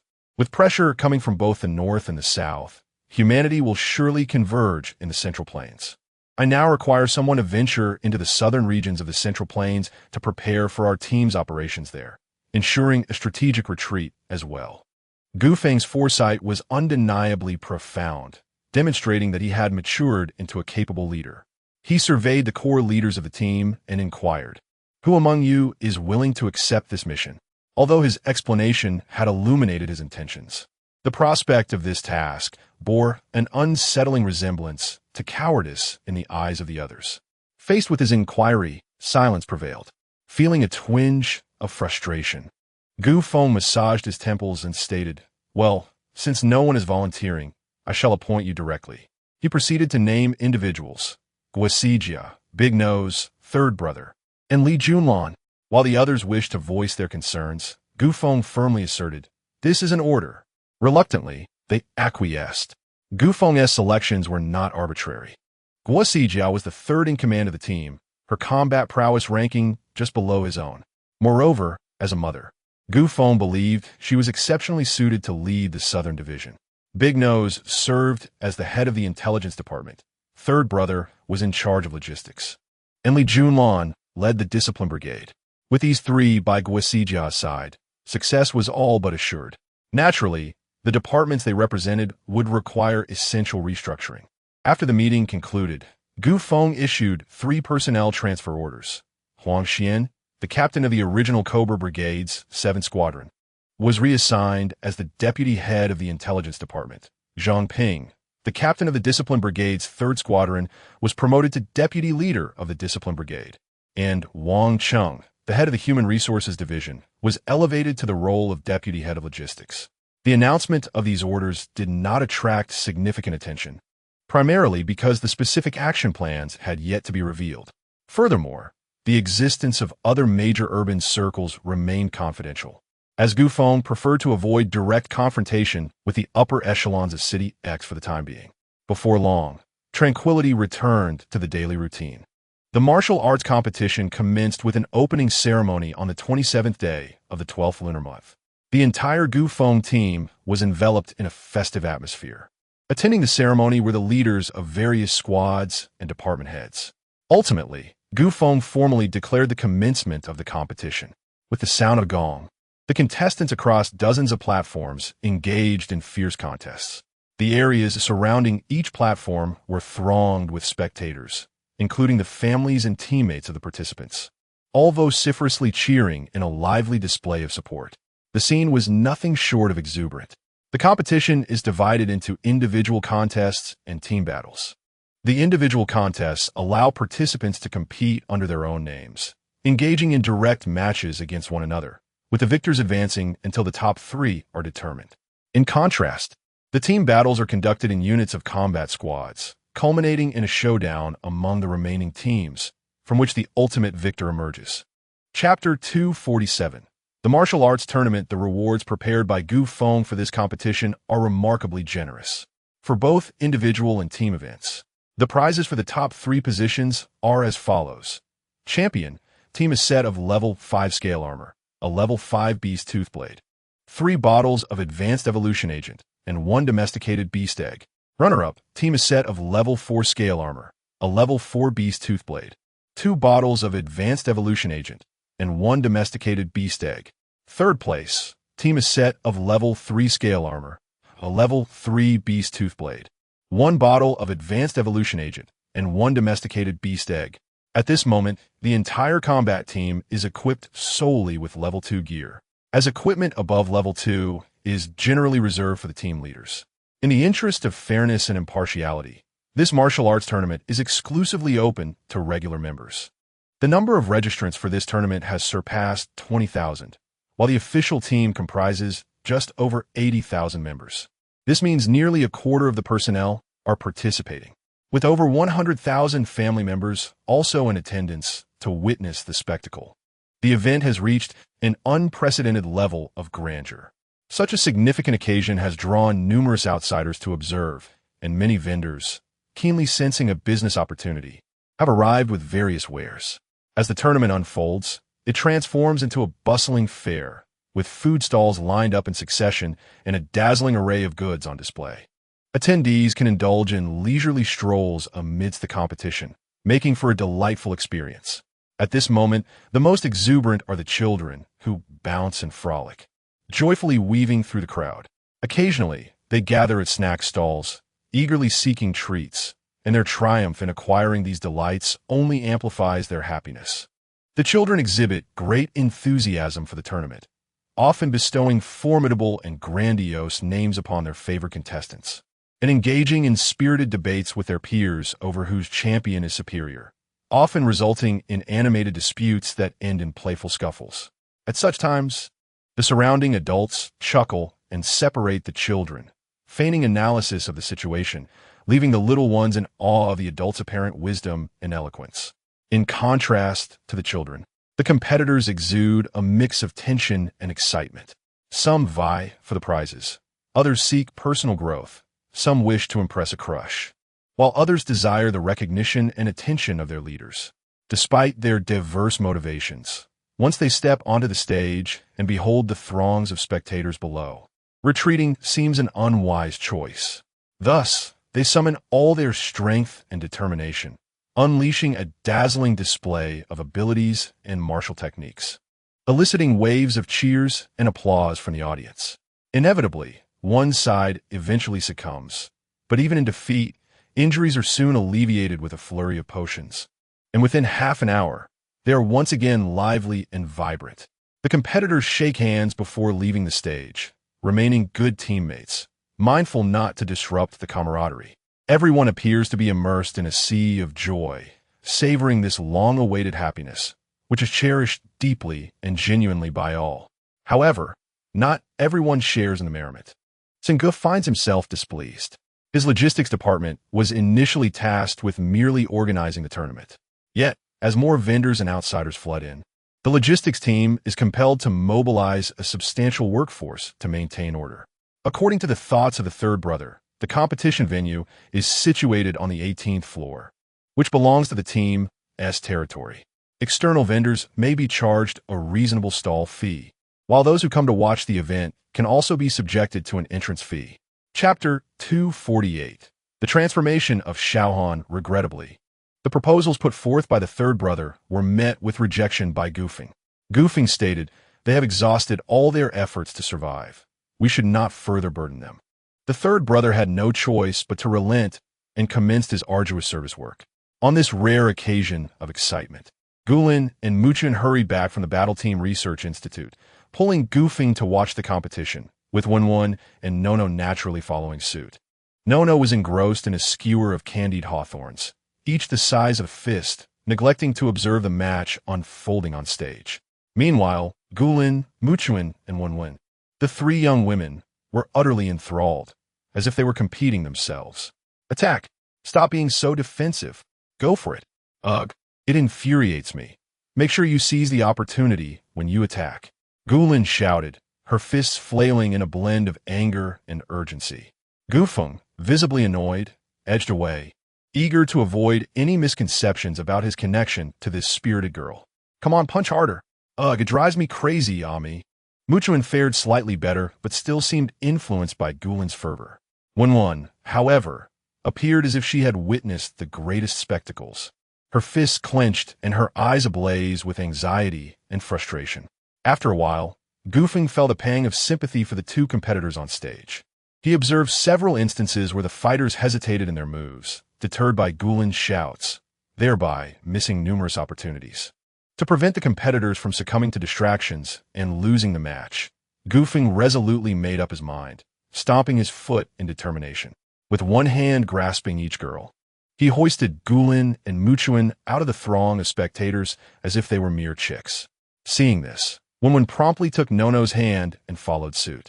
With the match no longer an option for viewing, Feng decided that allowing the girls to indulge in shopping today would suffice, as the competition was unsuitable for them. Meanwhile, Ximin was also out shopping with Xiaohan. Each held a bottle of juice, sipping leisurely as they strolled. Ximin remained unchanged, but Xiaohan had undergone significant transformation. Her previously slack and dull skin had become notably firmer and smoother, and her gaze softened considerably after several invigorating experiences. If she once resembled a witch in her 40s, she now appeared akin to a poised, cool-headed professional in her 30s. It would not be long before she reverted to the youthful visage befitting her 18 years. Neither of them participated in the martial arts tournament. Ximin lacked confidence, while Xiaohan instinctively recoiled from such activities, preferring solitude and tranquil surroundings. Xiaohan would never have joined this revelry had Ximin not insisted on bringing her along. As they wandered aimlessly, Xiaohan abruptly halted, her entire being trembling violently, as if she had encountered something profoundly terrifying. Ximin quickly followed Xiaohan's gaze, discovering that her focus was fixated on a man within the crowd. He was a robust figure with dark skin. Despite his jovial demeanor with those around him, the sinister glint in his eyes instilled fear in those nearby. The individuals surrounding him appeared to be his subordinates, encircling him in a manner reminiscent of sycophancy. Westminster was astonished. How could a woman, who exhibited no fear in the face of mutated beasts and engaged in frenzied slaughter, be afraid of a mere man? Suddenly, Westminster recalled Xiaohan's background. The only man capable of instilling such fear in Xiaohan, apart from that mutant who acted as a pimp, could be no one else. Chapter 249. Xiaohan's fear, however. Shimin recalled the captain mentioning that the individual in question was a disabled person, missing an arm and a leg, yet the man ahead appeared to be fully intact. Shimin felt a twinge of uncertainty. While attempting to console Xiaohan, she inquired whether it was the same person who had caused her brother's disappearance. Instinctual dread compelled Xiaohan to retreat, yearning to escape this place, to flee far away. Shimin firmly grasped her, demanding to know if it was indeed him. Is it him? Are you not searching for your brother? Will you abandon your only family in this world? Xiaohan hesitated, suppressing her terror, her pants dampened, yet she came to a standstill. Shimin pressed on, asking, Is it him, the man who broke your limbs and made your brother vanish? Tears streamed down Xiaohan's cheeks as she trembled and nodded. Gulme, follow me, Shimin declared, pulling Xiaohan as they pursued the man. Stop, Shimin shouted. The man, puzzled, halted and noticed two women blocking his path. He smiled lightly. Oh, lovely ladies, how may I assist you? I am at your service. Disgust marred Shimin's expression as she sternly questioned, Do you know Xiaohan? The man pondered, recognizing the name, yet unable to place it. Are you looking for someone? He asked. Shimin's demeanor turned colder. Then do you recognize her? With that, she drew Xiaohan from behind her. Upon seeing Xiaohan, the man leered, Oh, so it's you. I didn't expect you to be alive. Well, since we've met, why not come with me? He reached for Xiaohan's hair. Xiaohan stood trembling, too frightened to evade him. Shimin, filled with both rage and urgency, swiftly intervened, positioning herself between them and rebuking the man. You vile creature, you will not torment Xiaohan any further. The man chuckled derisively. Mind your own business. She has willingly become my wife, and I am merely taking my wife home. Shimin stood her ground. Do not think I am unaware of your true nature, a leech preying on women. If you dare to touch her, I shall ensure you pay dearly. Fury ignited within the man, his fists clenched, ready to retaliate. Suddenly, a subordinate stepped forward and whispered urgently, Boss, look at the lion head insignia on their arms. They belong to the Ancient Style Brigade. We cannot provoke them. Upon hearing the mention of the Ancient Style Brigade, the man's anger dissipated, and he muttered a curse before turning to leave. Not so fast. Shimin called out, You will clarify where Xiaohan's brother is, or you shall not leave. Feigning ignorance, the man retorted, What brother? I've never heard of him. You can ask her directly. Shimin turned back to see Xiaohan, paralyzed by fear, rendering any confrontation futile. Frustration boiled over as Shimin scolded. How much longer will you hide? Your brother is in peril, and yet you cower. You fear him more than death itself. What is there to fear? He is a mutant, and now you are too. Not only that, but you are also a member of the Ancient Style Brigade. With so many comrades by your side, why would you be afraid of him? Xiaohan, you need to regain your clarity. Whose brother is he? Yours, not mine. If you truly wish to abandon your brother, I shall release him at once. Westgate's loud reprimand attracted the attention of passers-by, who began to whisper and point. Regrettably, Xiaohan remained unresponsive. Chapter 250. A dramatic transformation. The man scoffed derisively, turning away with a sense of triumph. However, after taking only a few steps, he felt an unexpected chill at his neck. An icicle was pressed firmly against his throat, the tip held menacingly by Xiaohan. The man was taken aback, astonished at how she had approached without his notice, and bewildered by the sudden appearance of the icicle. Xiaohan's eyes gleamed with madness, her lips curling into an eerie smile, her body trembling uncontrollably, whether from fear or exhilaration. It was unclear. Where's my brother? If you don't speak, I might just have to get creative. It's going to be thrilling. I can't wait for you to experience it. As she spoke, Xiaohan unconsciously licked her lips. Xiaohan's demeanor had undergone a profound transformation. She was no longer the innocent girl from long ago, nor the cold individual she had been upon joining the team. Instead, she exuded a sinister and savage charm. Faced with this alarming turn of events, the man opted for direct confrontation. Yet, as he lifted his hand, even before he could muster his abilities, the icicle plunged into his ear. A scream escaped his lips, paralyzing him in place. The icicle hadn't penetrated deeply enough to damage his brain, but it was substantial enough to render his ear utterly useless. Blood trickled down along the icicle, soon crystallizing into red ice. Xiaohan picked up a shard, her expression rapturous as she placed it in her mouth, her legs shaking with excitement. If you don't speak soon, next time it will be your eyes. How thrilling. I truly hope you never utter a word. Shimin suppressed his discomfort, observing with a cold detachment. The man's mind raced. The ancient Wind Squad was notoriously strict about discipline. There was no way they would permit a member to commit an act of violence in public. With this thought, he devised a plan and began to scream, "Help! Someone, save me! The ancient Wind Squad is committing murder in broad daylight." His cries not only stirred sympathy among the bewildered onlookers, but also attracted the attention of the discipline squad. They were tasked specifically with maintaining order within the ranks. And witnessing a member using an icicle to stab another's ear was intolerable. "Which squad are you from? Why have you harmed him? Release him at once." Xiaohan tilted her head, idly picking at her ear, feigning indifference. Just as the disciplined squad members were about to intervene, Shimin hurried forward to explain. Though the words caught in his throat, he could hardly confess that they were torturing him to rescue his brother. At that moment, Ancient Wind entered the scene. "Captain, good to see you. What brings you here?" With a smile, Ancient Wind replied, "I happened to be passing by and thought I'd take a look." He approached Xiaohan, admiring her unusual appearance. "This look is quite distinctive." Xiaohan beamed at Ancient Wind. "Indeed, I quite like this style." As she spoke, she pressed the icicle deeper into the man's ear, causing him to sweat profusely and plead for mercy. Ancient Wind remarked soon, "You'll have a chance to play with something even more entertaining. Do you trust me?" "Shohanadadigerli, ikido, itrulido." "Then just wait a moment," Ancient Wind replied, withdrawing the icicle from the man's ear. Xiaohan pouted, casting a resentful glance at Ancient Wind. "You just said it looked good. Why did you take it out?" Ancient Wind responded with a question of his own. "You just said you trusted me. Why are you questioning me now?" Xiaohan swayed the ice pick in her hand, warning that if the experience proved unsatisfactory, she would be quite displeased. The oscillating ice pick hovered perilously close to Gu Feng's face, and one could easily sense that it might pierce him at any moment.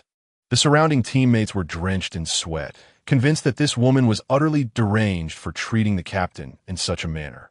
Shimin was particularly anxious, his palms clammy with fear that Xiaohan might indeed stab him, although he was aware that no actual harm would come to the captain. The grave offense of such disrespect could result in immediate expulsion from the team, potentially implicating him as well. Among the crowd, those designated to protect Gu Feng, including Xiao Air and others, had readied themselves to intervene at a moment's notice, confident that they could eliminate her before the ice pick could even graze Gu Feng's visage. Chapter 251. One Win's extraordinary ability in the end. Xiaohan refrained from thrusting forward, choosing instead to stand aside and observe what Gu Feng intended to do. Gu Feng, feeling quite apologetic, repeatedly expressed his sincere regrets to the man, stating, "My teammate lacks understanding. To make amends, I cordially invite you to visit our battle team." The man nearly succumbed to the invitation, but as a seasoned individual in the field, he dared not linger. He felt an overwhelming desire to flee far away. "I just remembered I have matters to attend to at home. There's no need for you to see me off. I shall take my leave." Gu Feng grasped the man's arm, exclaiming, "Oh, but that won't do. You are still injured. It would be best for you to receive treatment at our battle team before departing. Our headquarters is not far. That large courtyard ahead is it." The man felt as though his arm were ensnared in a vice, immovable and inescapable. Foreboding filled him. He feared that if he complied, he might not return. Just as he was about to call for help, Gu Feng shouted, "One." In an instant, the man's gaze turned vacant, as Gu Feng continued to apologize profusely. He led the man toward the team's base on the 18th floor. Since awakening her extraordinary ability, this was only the second time One had employed it. Her power allowed her to draw others' consciousness into a world of her own creation. Unless someone possessed a formidable will like Fangs, no matter how impressive they were, they would become mere puppets. The onlookers assumed the man was merely reluctant and had ultimately acquiesced, failing to perceive the underlying anomaly, and they dispersed. Meanwhile, the man's subordinates exchanged bewildered glances, unsure of how to proceed. Some followed, while others, their eyes alight with realization, fled. Feng paid no heed to these minor players. The team members surrounded the man and Feng as they entered the camp, with Xiaohan naturally trailing behind. Upon their arrival, One, at Feng's signal, retracted her ability. As the man regained his senses and surveyed his surroundings, dread washed over him. Feng inquired, "Where is Xiaohan's brother?" The man's face reflected hesitation, but finally, he gritted his teeth and declared that he knew nothing. Feng feigned a stern glare. His mind-reading ability had quietly activated, revealing the information he sought. However, he could not openly disclose this, lest others discover his power. He needed a facade. Noticing Xiaohan, who was eagerly poised for action, he addressed her very well. "I entrust him to you. How you choose to handle him is your prerogative, but do ensure it does not disturb the others." Xiaohan, licking her lips, eagerly responded, All right. The man, now terrified of this manic woman, quickly pleaded, "No, please don't hand me over to her." Bang! The ice spike in Xiaohan's hand struck the back of the man's head, and he collapsed instantly. Xiaohan, with a look of disdain, remarked, "The captain has already said we shouldn't disturb others. Shouting so loudly is just annoying." The man's subordinates, who had followed him in, were utterly perplexed. Hadn't they agreed to come in for treatment? How had they suddenly found themselves ensnared in a trap? By the time they grasped the situation, Feng had already departed, leaving only Xiaohan and the unconscious man behind. The younger brothers sought to flee, only to be intercepted by Xiaohan. "Oh, don't be in such a hurry to leave. Come and enjoy some merriment with me. I assure you, I am quite adept at providing delightful service, ensuring your utmost comfort." Xiaohan's words were rather explicit, yet the younger brothers felt a chill in their hearts and retreated in unison. At last, one among them shouted, "Fear not, everyone. There are so many of us, and she is but one. Let's advance together." Wada. Chapter 252. Questions and answers after a cacophony of chaotic sounds. The subordinates lay sprawled on the ground, bloodied and battered. Strangely, none of them emitted a single cry of anguish. Upon closer inspection, it became evident that each one had a large block of ice lodged in their mouths. The size of the ice was astonishing, and it was unclear how it had been forced inside, leaving many on the verge of retching, yet unable to do so. The excruciating pain coursing through their bodies dulled their senses, while the numbing cold kept them perpetually alert. Any cries for mercy or escape were rendered impossible. Attempts to flee were thwarted as their limbs were swiftly pinned to the ground by ice picks. Xiaohan had descended into a frenzied state, laughing maniacally. "Are you comfortable? I was once just like you, identical to your current plight. I cannot bear it any longer. Bring it on, bring it on." With each of Xiaohan's exclamations, a new ice pick was driven into the bodies of those unfortunate souls, starting with their limbs, then, how does that feel? Do you enjoy it? Isn't this what you have always done to others? How exhilarating, how thrilling. Again, to them, Xiaohan embodied madness, monstrosity, and malevolence. They struggled with all their might, yet could not alter their fate. Despair, hatred, and fear consumed them, but not a trace of remorse could be found. When a man gradually regained consciousness, he discovered that the bodies of his subordinates had grown cold. The first sight to greet him was Xiaohan's blood-smeared visage. Crouched beside him, her crimson eyes fixated upon him. "You're awake. I was so anxious for your return." His voice trembled as he inquired, "What do you want from me?"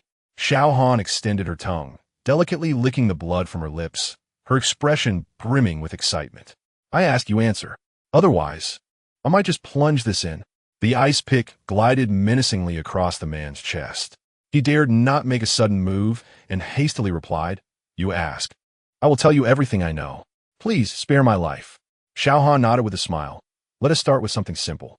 How many women have you harmed? I, I don't know. I can't remember. With a swift motion, the ice pick pierced through the man's shoulder, emerging from his back. Before he could utter a cry, Xiao Han covered his mouth. Shoo. No shouting. The captain said not to disturb the others. Is it painful? No need to worry. I shall assist you. As she caressed the wound, ice shards began to sprout from it, and, in an instant, his entire shoulder was encased in frost. The man felt an instinctive loss of sensation in his shoulder, rendering half his body immobile. In a near plea, he lamented, I was wrong. It was my fault. I am not human. Soda. Please, spare me. The game isn't over yet. Why the rush? Foreplay is crucial. Now, for the second question, how did your legs and hands recover? I recall you grasping at your prosthetics when I made my escape. Recently, there was a shop called ZBSB in the market where I purchased a substance known as a regeneration agent. Oh, is that so? I've heard that shop has closed down now. Such a pity. You will never be able to purchase it again. The man seemed to sense her intentions. No, but it was already too late. Xiao Han grasped the man's arm with one hand and his leg with the other. Visible frost emanated from the palms of Xiao Han, enveloping the man's arm and thigh. Chapter 253, Special Operations Team 2. Xiao Han then gently struck the man's frozen limbs. With a couple sharp cracks, his arms and legs shattered like glass, scattering into fragments. All right, one last question. Answer it, and I shall release you, Xiao Han stated earnestly. The man, genuinely fearful, implored. Ask me anything, I will tell you everything, just let me live. Sob. He unexpectedly broke down into tears. Where's my brother? He stammered, hesitating as if reluctant to divulge the information. Speak, Xiao Han shouted, startling the man into a hasty confession. He is on the second floor, in the hands of an envoy named Xiao. Xiao Han rose, saying, See, if you had said so earlier, we wouldn't have had to go through all this trouble. Oh, I forgot to mention, while you were unconscious, I accidentally ruined your little brother. My apologies. You, the man lamented, rendered speechless. Feng, however, had not strayed far. After bringing his men out, he sat in the hall, lost in thought. The situation was becoming complicated. The second floor was military territory, and this envoy Qiu seemed to be no ordinary figure. If not handled properly, it could lead to a complete rift with the military. While he pondered, blood-soaked Xiao Han emerged. Oh, Captain, you haven't left yet? Care to join me for some fun on the second floor? Sure, let's have some fun. Feng readily agreed, but added, however, just the two of us might be a bit dull. I'll call a few more people. You don't mind, do you? Why would I mind? They're all your subordinates. Xiao Han replied, her tone flirtatious. Mu Chun and Wenwan, standing by Feng, eyed her warily, sensing yet another competitor had emerged. Feng, feeling somewhat awkward, instructed Wang Zishuan, run to the Special Operations Team and have his second squad report here. Yes, Captain. Wang Zishuan, now markedly composed, proved to be a competent little secretary. As a mutant, his ability was enhanced legs, allowing him to sprint at speeds of up to 70 kilometers per hour, perfect for errands. A little over 10 minutes later, 4 team members, 3 men and 1 woman, arrived in the hall, reporting Captain, Special Operations Team 2, Daoying, Yining, Zhuing, and Dianing. Here to report. Xiao Han burst into laughter. That name is just too funny. The team member, named Dianing, frowned and, with a swift motion, unleashed a bolt of electricity that zipped past. Before Xiao Han could react, a small charred hole appeared in her clothing, emitting wisps of smoke. Dianing coldly remarked, next time, it won't be as simple as just damaging your clothes. Xiao Han, with a shy smile, retorted, if you want to take off someone else's clothes, just say it. With that, a surge of killing intent enveloped her as she thrust an ice spear directly at his heart. Clearly, she was serious. Dianing was not to be outdone, gathering a considerable amount of electric energy to counterattack. Feng cleared his throat, prompting Dianing to halt, standing still, yet Xiao Han showed no signs of relenting, continuing her assault with the ice spear. Feng furrowed his brow and pushed his palm toward Xiao Han, producing a resounding thud. With a sudden impact, Xiao Han felt as though she had collided with an invisible wall, her body flung backward before crashing heavily onto the ground. Blood trickled from the corner of her mouth. She dipped her finger in the crimson liquid and, savoring its metallic taste, playfully chided Gu Feng. "Captain, you are simply marvelous. You've rendered me unable to rise." Chapter 254. The invisibility of extraordinary abilities. Gu Feng furrowed his brow, reminding himself that they were here to assist, and urged for a bit of courtesy.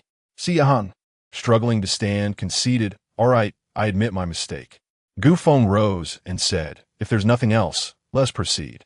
With that, he stepped outside, followed closely by the 4 Special Forces team members, their eyes brimming with admiration for their formidable leader. Xiao Han sulked slightly, trailing behind at a leisurely pace, while the others dispersed. Following the incident with Wang Jingtang, a significant rift had developed between Gu Feng and the military. Recently, aside from routine transactions concerning evolution agents, there had been no further interactions between Gu Feng and the military, indicating that their relationship had reached a freezing point. This time, the envoy Chiu possessed a remarkable status. Gu Feng understood why he sought Xiao Han's brother, yet such sentiments could not be voiced, for they were distasteful. To openly demand someone would tarnish both parties' dignity and potentially offend him, jeopardizing Gu Feng's relationship with the military. After much contemplation, Gu Feng concluded that discreetly extracting the individual would be the most prudent course of action. Accompanied by 5 individuals, Gu Feng entered an unoccupied elevator. Upon reaching the 16th floor, he nodded at Ying Ying. Ying Ying instructed the others, "Everyone hold hands." Once they complied, Ying Ying activated his extraordinary ability, rendering them all invisible. The floors beyond the 16th were under military control, heavily guarded at each level. Ordinary individuals could only traverse via the elevator, prohibited from disembarking or entering those floors. Moreover, each level was under surveillance, directly linked to the central control room. Any disturbance would not escape the military's watchful gaze. As the saying goes, you have a clever plan, and I have a hidden ladder. Their invisibility would allow them to bypass both guards and cameras. The group successfully reached the 2nd floor. However, searching for an individual in such a vast area as the basement was no simple task. Although Gu Feng possessed the ability to read minds, he could only perceive their immediate thoughts. A more intense focus could glean memories, but it also risked recognition by the individual whose memories were being accessed. Left with no choice, they searched aimlessly in their invisible state. Before long, Gu Feng spotted Qin Juntai, who was holding a stack of documents and seemed to be searching for someone. Gu Feng mused, "Qin Juntai is no ordinary person. He is the trusted aide of Gu Lao, who resides on the 1st floor.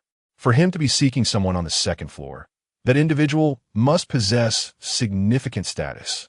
He whispered urgently, "Quickly, follow that young man."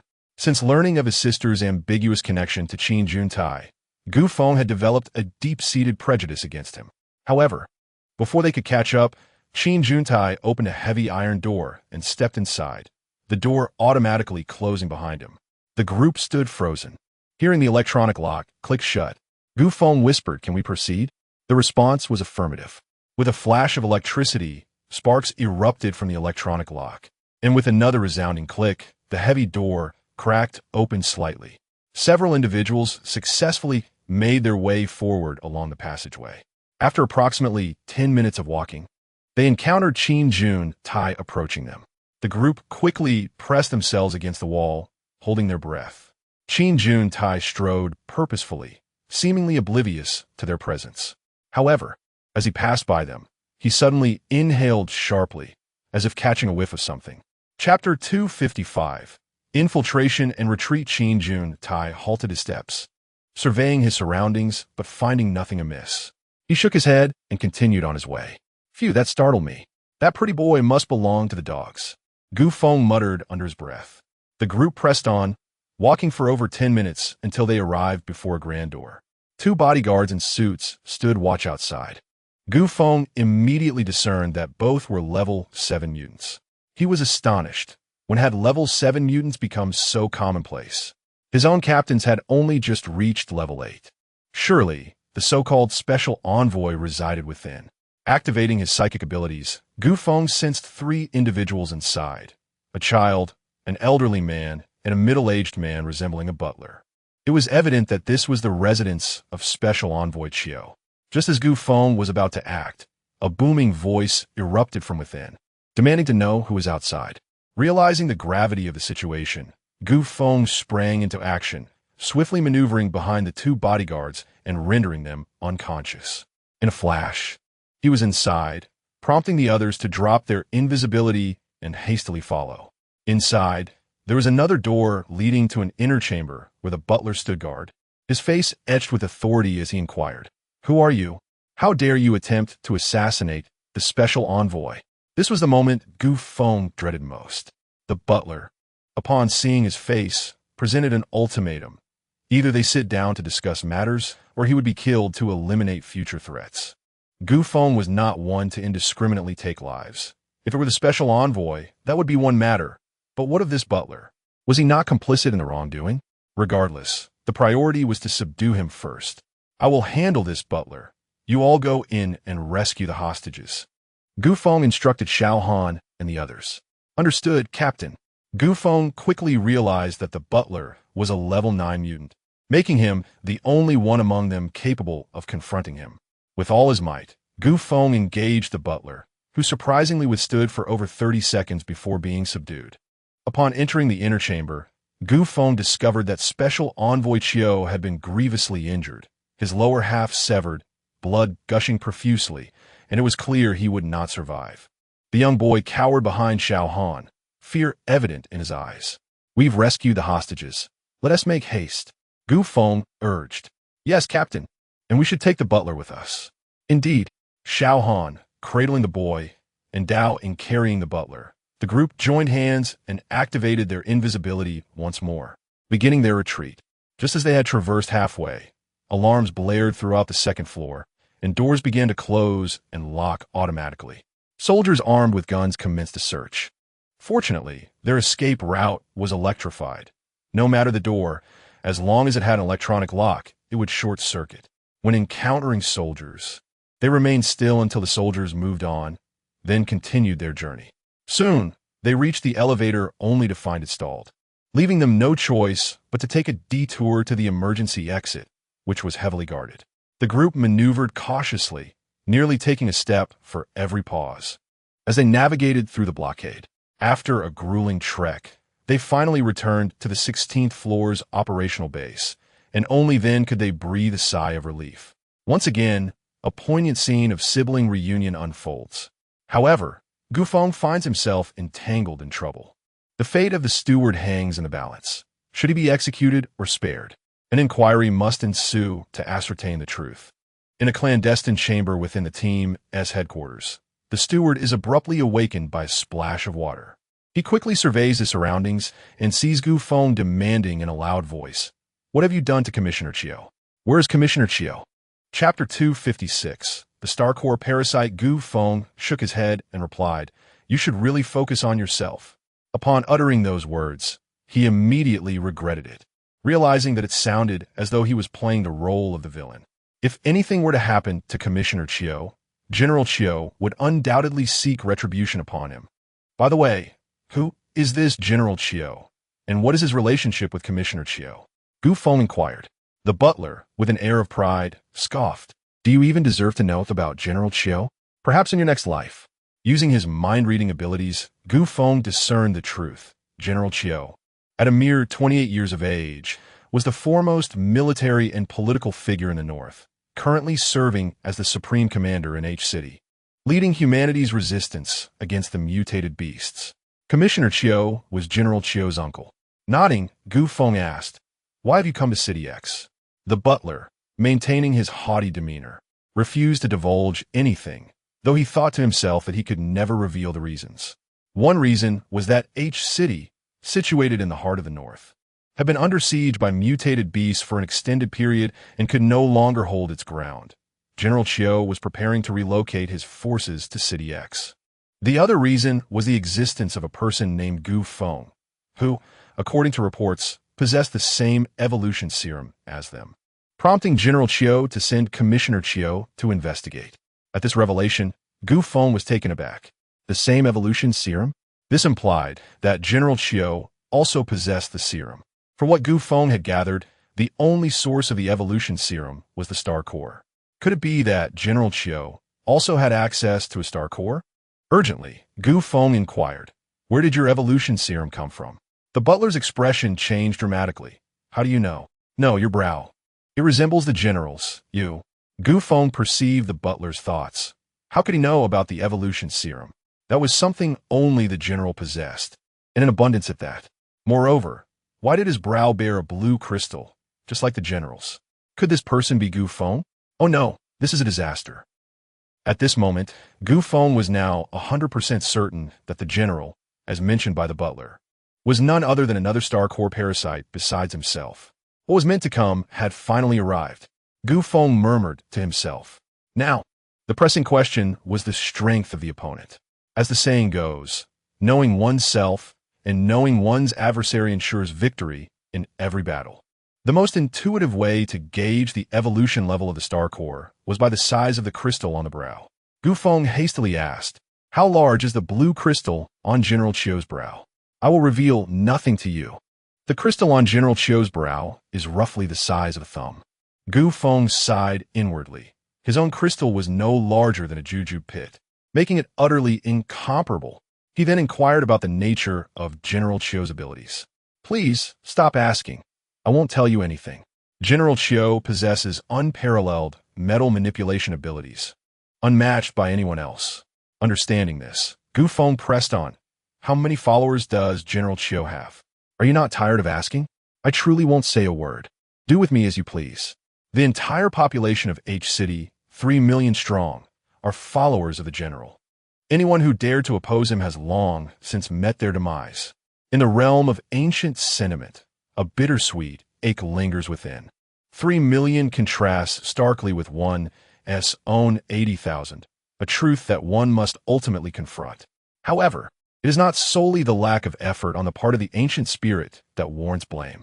The crux of the matter lies in the fact that Chio Dasha, prior to the onset of calamity, had already ascended to the pinnacle of military and political prowess in the north. Following the disaster, he singularly commanded H City, having gained a distinct advantage right from the starting line. Chapter 257.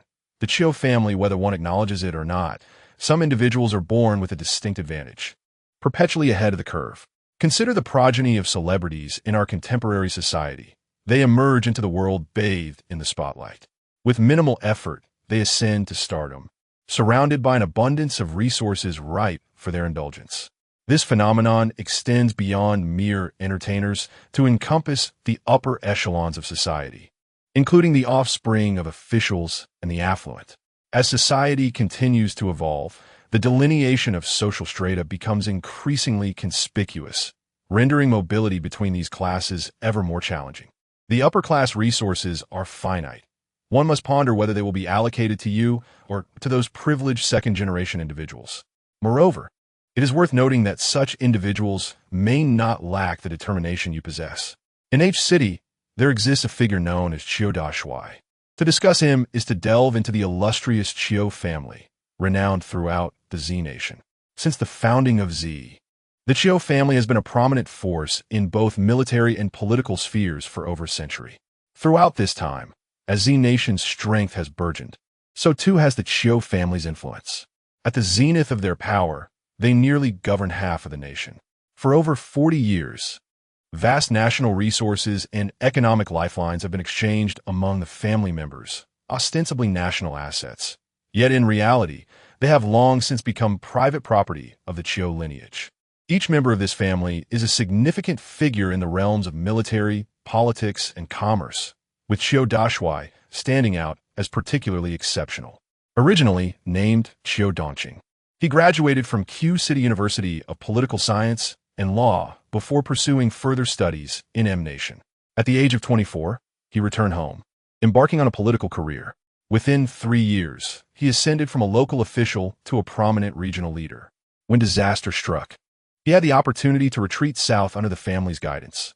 Yet for reasons unknown, he declined. Instead, he ventured to the northern stronghold of H City, where he has valiantly fought against mutated beasts ever since. Recently, Feng has been entrenched in the interrogation rooms of the battle team, leaving the housekeeper utterly exhausted. His eyes glazed over like those of a lifeless fish exuding an air of despondency. The housekeeper, unable to endure any longer, wearily exclaimed, "Will you ever finish? Can't you let me rest for a moment? Aren't you weary from incessantly questioning me?" Gu Feng had gleaned nearly all there was to know, both pertinent and irrelevant, and posed one final inquiry. "What kind of person do you believe Qiu Dashui to be? How could a sparrow comprehend the aspirations of a rock? How could mere mortals, such as ourselves, ever perceive the true nature of such a distinguished individual? In my view, your question is nothing short of a jest." Once the subject of Qiu Dashui arose, the housekeeper could not suppress his fervent expression. This time, his thoughts aligned with his words, prompting Gu Feng to smirk and say, "Very well, let us turn the tables.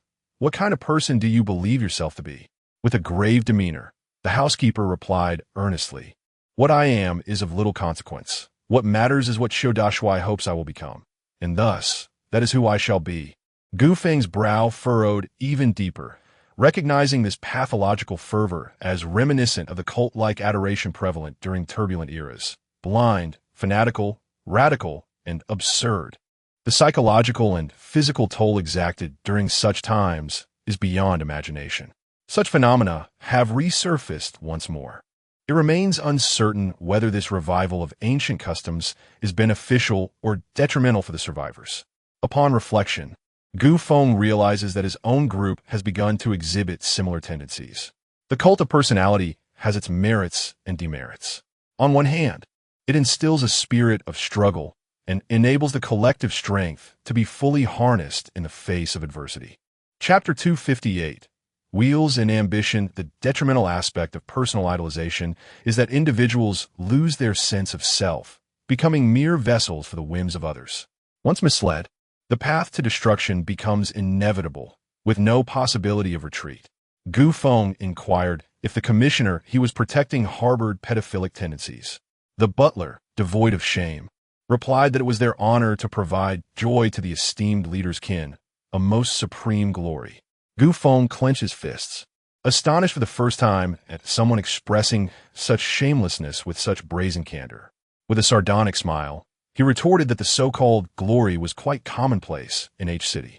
Naturally, the butler continued, the leader has fought valiantly for H City, and its people are eager to sacrifice everything for him.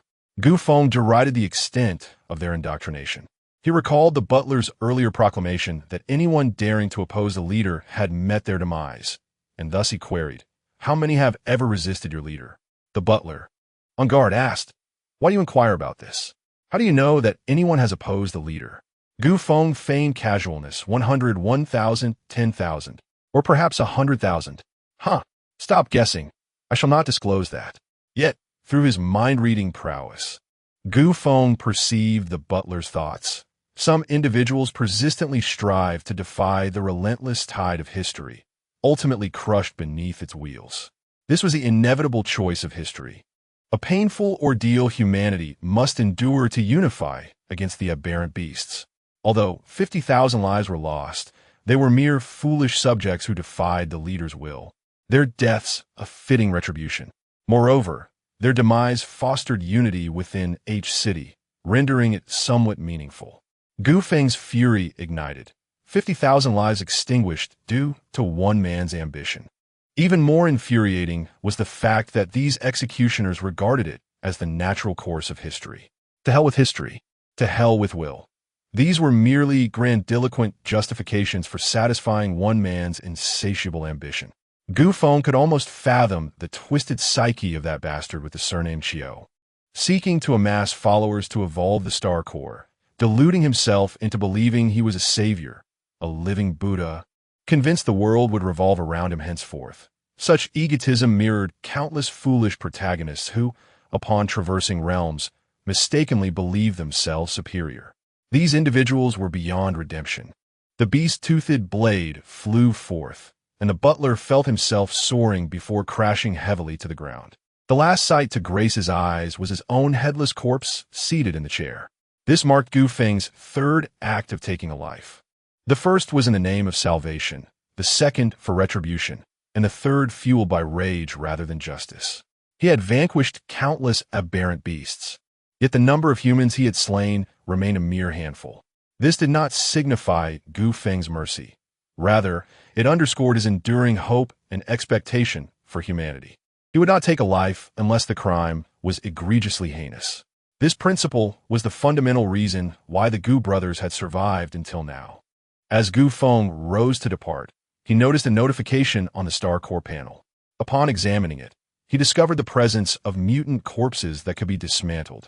Upon decomposition, one may acquire crimson points, which can be utilized for hatching beast eggs and evolving tamed creatures. Gu Feng recalls that the canine successfully hatched after the disintegration of 2 mutated corpses. Subsequently, the canine consumed half of the carcass of a chasm giant rat, and due to an excess of energy, it was able to hatch over 100 additional beast eggs. Chapter 259. Video call. Since then, the dog, regardless of how much it consumed, failed to evolve further, nor did any other beast eggs successfully hatch. The promise made to the team members for each of them to receive a mutated beast remains unfulfilled. It appears that beast eggs can only be hatched by decomposing the bodies of the mutated. Furthermore, it seems that tamers can utilize these crimson points for evolution. Gu Feng, having gathered his thoughts, resolutely opted for decomposition. The body of the steward vanished, and a line of blood-red points appeared in the upper right corner of the panel, indicating a score of 49. Gu Feng scrolled the panel to the tameable beast eggs and discovered that hatching a single beast egg required only 1 point. This brought him some comfort, as the team could now acquire an additional 49 tamed beasts. Meanwhile, the entire X city was in an uproar, with rumors circulating that a high-ranking official had been assassinated and that the assassin was still within the city. A citywide lockdown was initiated, accompanied by extensive searches. In the ancient office on the first floor, the elder sat somberly behind his desk. Although his expression was grave, his skin and spirit exuded a faint vitality. A keen observer might notice that he appeared slightly younger than before. His once sparse white hair seemed to have thickened and darkened somewhat. Standing before the elder was a soldier wearing a headset, operating a computer with remarkable speed. After a brief moment, the soldier turned to the elder and reported, "Sir, we are connected." The elder nodded, and the soldier placed the computer and headset on the desk. The elder donned the headset and gazed at the man on the computer screen. The man, of similar age to Gu Feng, bore an imposing demeanor characteristic of a leader. His eyes were fierce like a tiger, with a hawk-like nose and thin lips that gave off a sharp, sword-like impression. The elder gestured for the soldier to leave the office, and once alone, he stood and saluted, saying, "Commander Chiu, greetings." The man was none other than Chiu Dongqing, the esteemed commander. At this moment, the two were engaged in a video call via military satellite. On the screen, Chiu Dongqing pressed his hand down, urging the elder to sit comfortably, lest he intimidate the younger generation. The elder resumed his seat, and Chiu Dongqing continued, "Elder, your tireless efforts have been commendable. You have constructed X City splendidly. It serves perfectly as the last bastion of humanity in the north, and as a gateway to the south." The elder replied, "This is largely due to your support. Without it, the existing resources of X City could not have facilitated such a grand endeavor." Chiu Dongqing remarked, "The information you provided regarding a certain Gu Feng has proven invaluable. I shall certainly speak highly of you before my father." Upon hearing this, the elder's eyes glistened with warmth. "That is wonderful. In my earlier years, I worked under your father, so there's indeed a connection. That is fortuitous. With the southern situation in turmoil, my father is in need of manpower. Once I relocate to X City, I shall ensure you continue to shine in the south. I thank you in advance for your kindness, though I feel undeserving," the elder said with a bittersweet expression. Chiu Dongqing consoled him. "There is no need for such self-reproach. Elder, I am aware of your uncle's situation. This is not your fault. Currently, the flooding has cut off access, preventing me from reaching you. I kindly ask that you assist in locating my steward." It is certain that the elder nods in agreement. "I have dispatched individuals to search the entire city. I will undoubtedly retrieve the steward. I have a humble request, and I implore the elder to grant it. Please do not hesitate to speak, for I shall certainly comply." Chapter 260. "There must be a connection," Chiu Dongqing remarked. "If the steward remains elusive, neither seen alive nor found dead, I implore you, old man, to refrain from taking any action until my arrival." The old man readily acquiesced. Xiao Dongqing continued, "After all, Wang Jingtang is a member of the Wang family. It would be wise not to put him in a difficult position." The old man nodded vigorously, affirming, "Yes, yes." Finally, Xiao Dongqing stated, "Very well. If there are no further matters, we shall conclude here." With that, the computer screen suddenly went black. The old man, in a fit of frustration, tore off his headphones and slammed them against the table, shattering them into pieces, an act of strength that belied his elderly appearance. He shouted towards the outside, "Summon Qin Juntai." Before long, Qin Juntai appeared in the old man's office, clutching a stack of documents. The old man directly inquired, "Have you ascertained the truth? Was it he who did it?" Qin Juntai, with a stoic expression, opened the documents and handed them to the old man, stating, "It cannot be confirmed that he was the perpetrator, but there is certainly a connection." As the old man perused the documents, he listened to Qin Juntai's explanation. Alongside the missing steward was a young boy. This boy had been bought from a pimp by the envoy upon his arrival in X City. Eyewitnesses reported that yesterday morning, the pimp was brought into the Ancient Wind Brigade's camp and has yet to emerge. Additionally, I traced the temporary identity cards and discovered that the missing boy has an older sister who is now a member of the Ancient Wind Brigade. She was present at the scene yesterday morning and even clashed with the pimp.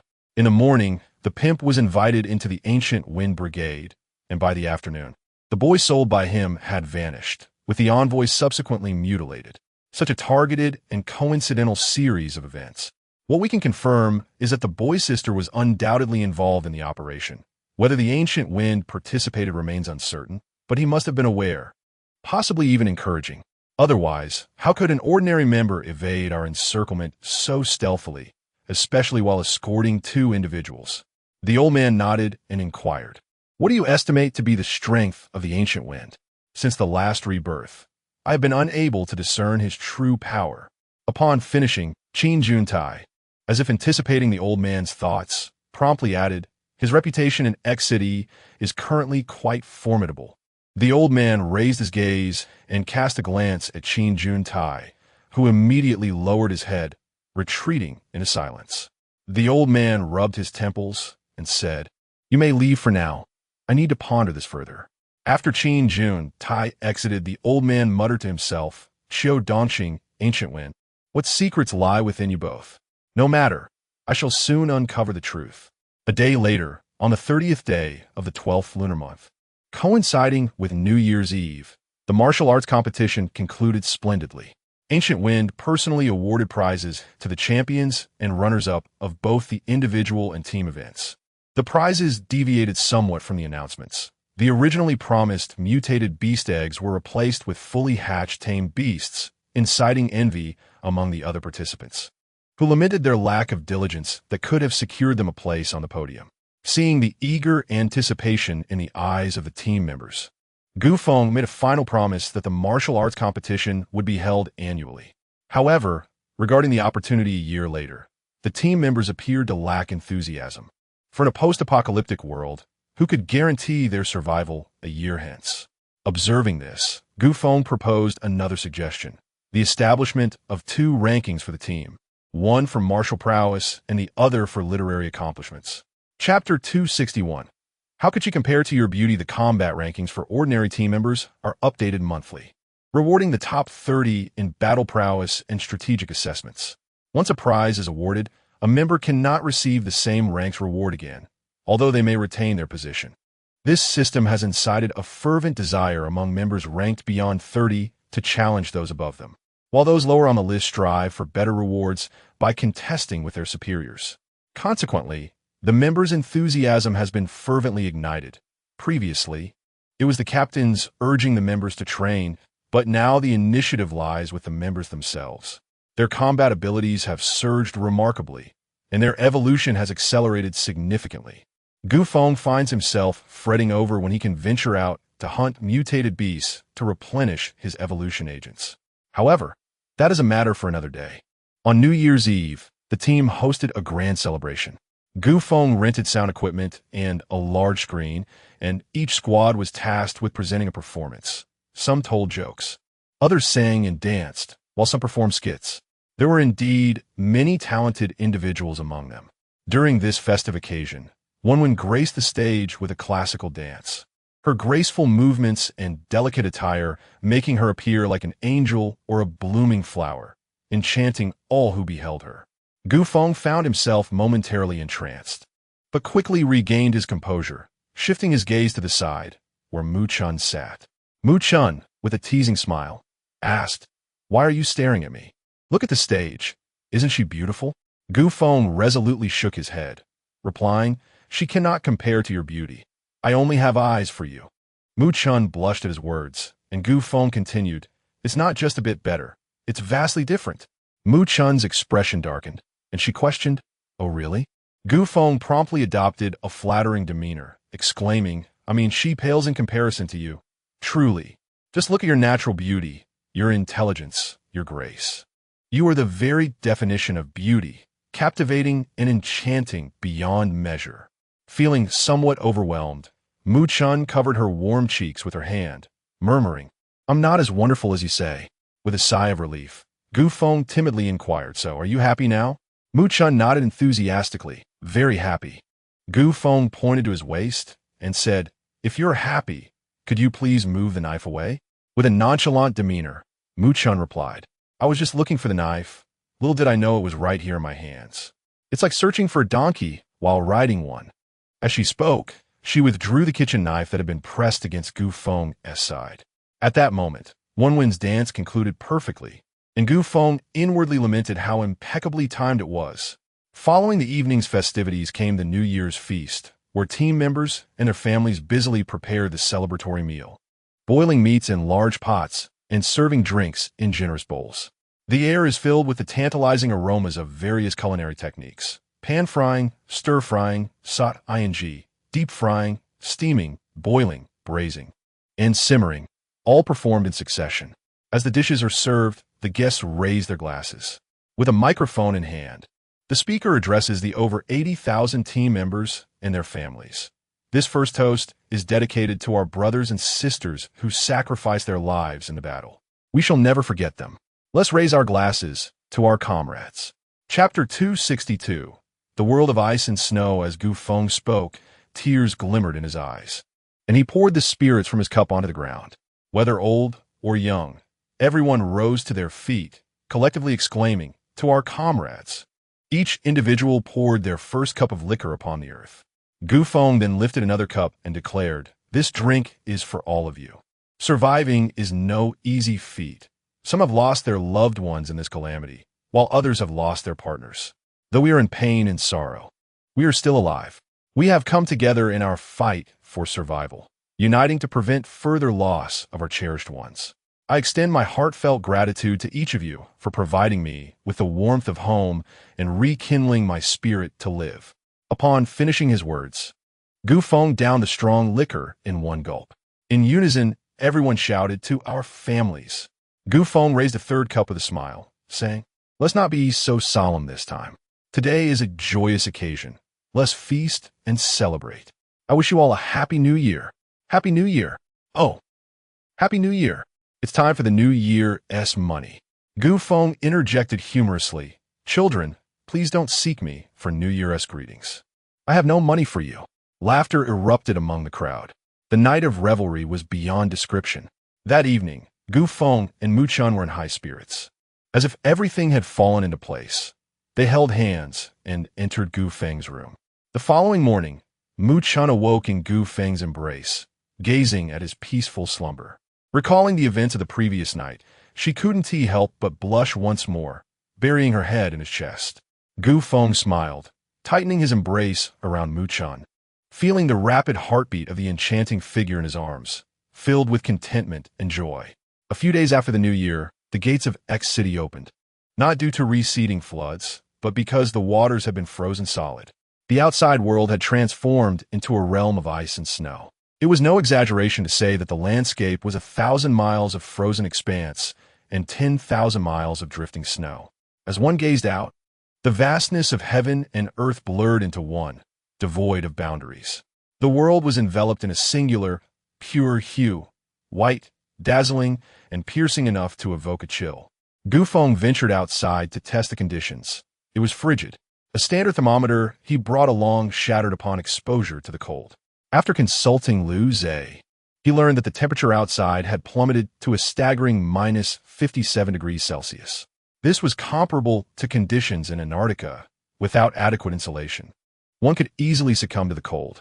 Fortunately, the battle team possessed an abundance of beast pelts, both warm and sturdy. If one layer was insufficient, they donned two. If two were inadequate, they added a third. Ensuring warmth was not an issue, yet those who ventured outside ended up resembling pandas for their layered attire. To prevent snow blindness, those venturing out also donned sunglasses. Despite such thorough preparations, they encountered difficulties once outside. The snow was too deep. As soon as one stepped out, they sank, leaving only a snow hole above.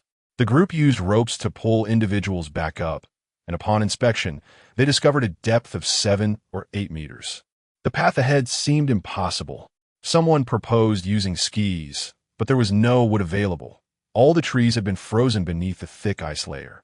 With a sense of resignation, the ancient style brought forth a multitude of individuals who began to push away the snow and chisel through the ice, liberating the trees ensnared within.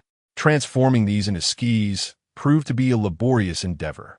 Fortunately, success was ultimately achieved. As long as the skis were sufficiently large, they would prevent one from sinking into the snow. Armed with self-crafted ski poles, movement became feasible, albeit at a pace akin to a leisurely jog, with speedier endeavors remaining out of reach. Nevertheless, as a form of recreation, it was quite enjoyable, allowing many team members who were typically confined to reconnaissance missions to step outside and engage in playful antics. Chapter 263. Snowflakes and blood flowers. To prevent his canine companion from suffering frostbite, Gufeng had a specially tailored, oversized vest made for the dog. This garment not only enhanced the dog's imposing appearance, but also infused a delightful charm into its demeanor. Gufeng himself resembled a giant panda. As he mounted his dog and ventured beyond the city, the landscape, cloaked in white, appeared as an expanse of pure snow, and without the hills rising on the horizon, discerning direction would have been nearly impossible. Gufeng soared for hundreds of kilometers on his dog, perplexed by the absence of any mutated beasts. Where, he wondered, had all these creatures vanished? He speculated that perhaps they had succumbed to the cold, but quickly dismissed the notion. It was indeed frigid, yet not to the extent that it surpassed the limits of biological endurance. Furthermore, mutated beasts were known for their formidable physical resilience, making them well-equipped to withstand severe cold. He recalled how people in frigid regions once utilized snow to insulate against harsh winters, even constructing shelters from snow to retain warmth. With the ground now blanketed by 7 to 8 meters of snow, it served as an excellent insulation method for the mutated beasts. Inspired by this thought, Gufeng directed his dog to fly at a lower altitude, while he activated his mental senses to investigate the conditions beneath the snow. Before long, Gufeng made a significant discovery. There were indeed mutated beasts lurking beneath the snow, and their levels were remarkably high. Without hesitation, he unleashed his beastly toothed blade into the depths of the snow. Blood and snowflakes erupted in a chaotic display. The mutated beasts below were caught off guard and were swiftly dispatched by Gufeng's strikes. Upon reviewing the panel notification, Gufeng was astonished to find that he had encountered over 300 mutated beasts, yielding more than 70,000 star core points upon decomposition. The average decomposition yielded an impressive 233 points, a stark contrast to the mere 1 point acquired from a basic mutated beast. This disparity indicated the elevated levels of these creatures. Now, Gufeng found little time for worry. Since becoming aware of the formidable presence of General Chiu, the once distant pressures had drawn alarmingly close, compelling him to expedite his enhancement of strength. This mission was not solely about hunting mutated beasts. It was also an investigation into their power levels. With the accumulation of points, Gufeng's understanding began to crystallize. After a long day of hunting, Gufeng returned to the city only after nightfall, having amassed a substantial haul of over 6 million points, sufficient to cover the recent deficit of evolution agents. The following day, Gufeng chose to remain within the city, delegating the task of hunting mutated beasts to his team, specifically those with levels exceeding 5. This decision was predicated on the average strength of the beasts outside, ensuring that the team members possessed adequate power for self-defense while maximizing their hunting potential. ZBSB reopened its doors, and Feng entrusted the management of the business to Wen, who adeptly maintained its thriving success. With the city gates open, the procurement of mutated beasts resumed, albeit at prices determined by the military. Overall, the business was neither booming nor failing. It was merely better than nothing. The mutated beasts hunted by the team, coupled with those acquired through purchase, were decomposed not only to satisfy the daily needs of the team, but also to supply ZBSB for sale. This cycle of input and output began to amass significant wealth into the accounts of the squad. Observing the ever-growing wealth, Sange has been smiling incessantly during this period. Regrettably, his joy was short-lived, as Feng swiftly drained the warmth from Sanji's wallet before he could fully relish his fortune. The sole focus now is recruitment, an insatiable quest for new talent, prioritizing character above all else. It matters not the physical condition or mental state of the individuals. Even those with disabilities or eccentricities are welcomed. The team believes in their ability to nurture and rehabilitate, provided the candidates possess a fundamental decency and are not irredeemably wicked. Even those with past transgressions are granted a chance to join. However, should they falter once more after enlistment, the team's disciplinary measures are not to be underestimated. Chapter 264. Recruiting 500,000. The issuance of orders by Feng was a straightforward endeavor, yet the execution proved to be a formidable challenge. Recruiting individuals necessitated substantial financial resources, and the painstakingly accumulated funds could vanish in an instant, a reality that pained Sange deeply. Furthermore, a myriad of troublesome tasks awaited him. Publicity, organizing interviews, conducting evaluations, training recruits, distributing supplies, arranging accommodations, and settling families. Which of these did not incur costs? And which could be accomplished with ease? However, the captain had made it clear that difficulties must be faced head-on, even in the absence of challenges. One should endeavor to create them. Eventually, Sange inquired of Feng regarding the anticipated number of recruits. There is no upper limit, Feng replied. Sange nodded, understanding that the implication was to exhaust the funds available. Yet Feng added, this time I will not set an upper limit. Rather, I shall impose a lower limit. 500,000. Sange shook his head in disbelief. That is impossible. Our squad comprises only 80,000 members. To recruit 500,000 would overwhelm even our most seasoned veterans, and we lack the resources to sustain such a large number. Feng's gaze was resolute. Once we recruit them, as long as they can be transformed into a fighting force, they can venture beyond the city to hunt mutated beasts and sustain themselves. We will not need to provide for them. But what about the interim period before they can become combat-ready? With our current supply reserves, we cannot endure that duration. Sange protested. Feng replied decisively, I will devise a solution. At worst, we will all make sacrifices together. Reluctantly, Sange acquiesced. 500,000 was no trivial number. The logistics department of the squad had fewer than 10,000 personnel. In preparation for this recruitment drive, Sange first visited the family quarters of the squad and recruited a significant number of individuals from the logistics department. This expansion boosted the logistics department to a total of 50,000 personnel, effectively converting nearly half of the squad's families into official members. Simultaneously, Feng received a notification from the Star Corps panel. Upon opening the message, he discovered that his followers had surpassed 100,000, successfully unlocking the biological helmet. As he scrolled through the screen, he found a new entry in the exchange area, a white helmet resembling those of ancient times, crafted from a material akin to that of the bone sword. Each helmet required 5 points, a modest price, and equipping them would significantly reduce casualties and enhance combat effectiveness. Without hesitation, Feng spent 400,000 points to exchange for 80,000 helmets, distributing them forthwith. Now, the squad's defensive gear was nearly complete, with bone helmets atop their heads, scale armor adorning their bodies, and bone shields in their hands. This ensemble rendered the squad reminiscent of an ancient army. exuding an aura of fierce combat readiness. In conclusion, Gu Feng could not help but reflect that recruiting was indeed the swiftest means to enhance strength. However, he recognized that this represented merely external strength. Since his last rebirth, Gu Feng had come to value internal strength even more profoundly. Since his last rebirth, Gu Feng had ascended to the earth level, and upon recognizing his own prowess, his mindset became somewhat lofty.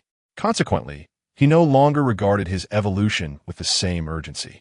Fortunately, the sudden appearance of Qiu Dongxing brought him back to reality. After entrusting the task of recruiting to Third Brother, Gu Feng returned to his residence and began to prepare for his evolution. For someone at the Earth level, only super evolution would prove effective. Gu Feng instructed Xiao Air and the others to guard the door, while he spent 20 points to exchange for a vial of super evolution serum.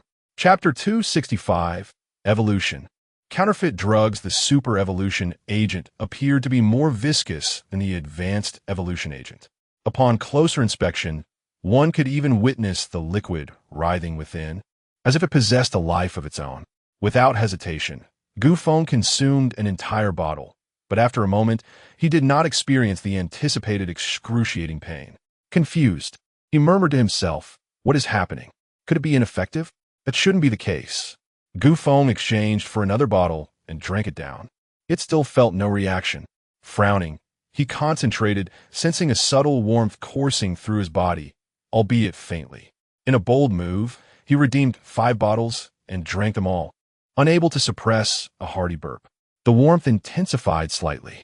Recalling the agonizing sensations of previous evolutions, Gu Feng wondered aloud, could this medication truly be counterfeit? Unfortunately, no one answered him. Frustrated, he impulsively exchanged for 30 bottles, downing them with abandon, as if quenching his thirst with beer. The taste of the concoction left much to be desired, and soon he found himself retching, staring at the 3 remaining bottles on the table. Gritting his teeth and stomping his foot, he loosened his belt and continued to drink. After finishing, his belly expanded noticeably, yet there was no sign of any bodily response. Enraged, Gu Feng cursed the unscrupulous merchants for selling counterfeit medicine. After a while, Gu Feng noticed the room felt a bit warm. He shed his outer jacket and shirt, feeling slightly more comfortable. Unfortunately, he was alone, and had anyone been present, they would have seen him resembling a piece of red-hot iron. This state persisted for a mere 10 seconds before returning to normal, only for Gu Feng to feel a chill again, hastily donning his clothes. Outside, the temperature plummeted to a frigid -57 degrees, making it unsurprising that he felt cold indoors. Disappointed, Gu Feng stood up, only to be startled by a notification from the Star Core panel. Ding. Congratulations, host, you have reached the pinnacle of terrestrial level, level 6. Star Core unlocked. Biological level detector successfully activated. Star Core unlocked. Ultimate evolution agent successfully obtained. Please check your exchange. A surge of surprise and joy washed over Gu Feng. But before he could contemplate it further, an overwhelming hunger gripped him, a sensation that felt as if it originated from his very soul. His heart raced, his head spun, and his legs turned to jelly, leaving him utterly devoid of strength. He hastily called out, "Waiter, bring me food. Bring plenty." The waiter acknowledged and returned after a brief interval, though to Gu Feng, it felt like an eternity. The waiter, ever diligent in fulfilling Gu Feng's commands, brought in 2 whole roasted beasts that resembled calves. Gu Feng's eyes glinted with hunger as he lunged at the food. His ravenous consumption surpassed mere description. Within less than 2 minutes, the 2 roasted beasts were entirely devoured. Every last morsel, bones included, were reduced to fragments. After finishing, Gu Feng showed no signs of restraint. "Quickly, is there more? Bring more, hurry." The waiter, bewildered, realized that despite his efforts in bringing 2 substantial meals, Gu Feng still seemed unsatisfied. Without a moment's hesitation, he dashed back to the kitchen. Seemingly unappeased, Gu Feng addressed his companions. "You all go too. Bring back as much as you can quickly." The group exchanged glances, hesitant to defy the situation, and thus made their way to the cafeteria. With over 100 individuals transporting food, it was no trivial affair. Soon, a queue formed at the entrance of the ancient wind gate. Some bore roasted whole beasts, Others carried pots brimming with braised meat, while yet others held overflowing baskets of wild fruits. Chapter 266. Land Level 6 without exception. Everyone entered with an abundance of food, only to emerge empty-handed, returning for more provisions. The head chef of the team, as cafeteria grew irate, lamenting the imminent mealtime and the vast quantities of food that had been taken, leaving the team members with nothing to eat. The attendant explained that it was for Feng, and upon hearing this, the chef became animated, exclaiming that whatever Feng desired, they would prepare. He then summoned the other chefs to commence cooking anew. Feng, unaware of the exact amount he had consumed, feasted from dawn until dusk.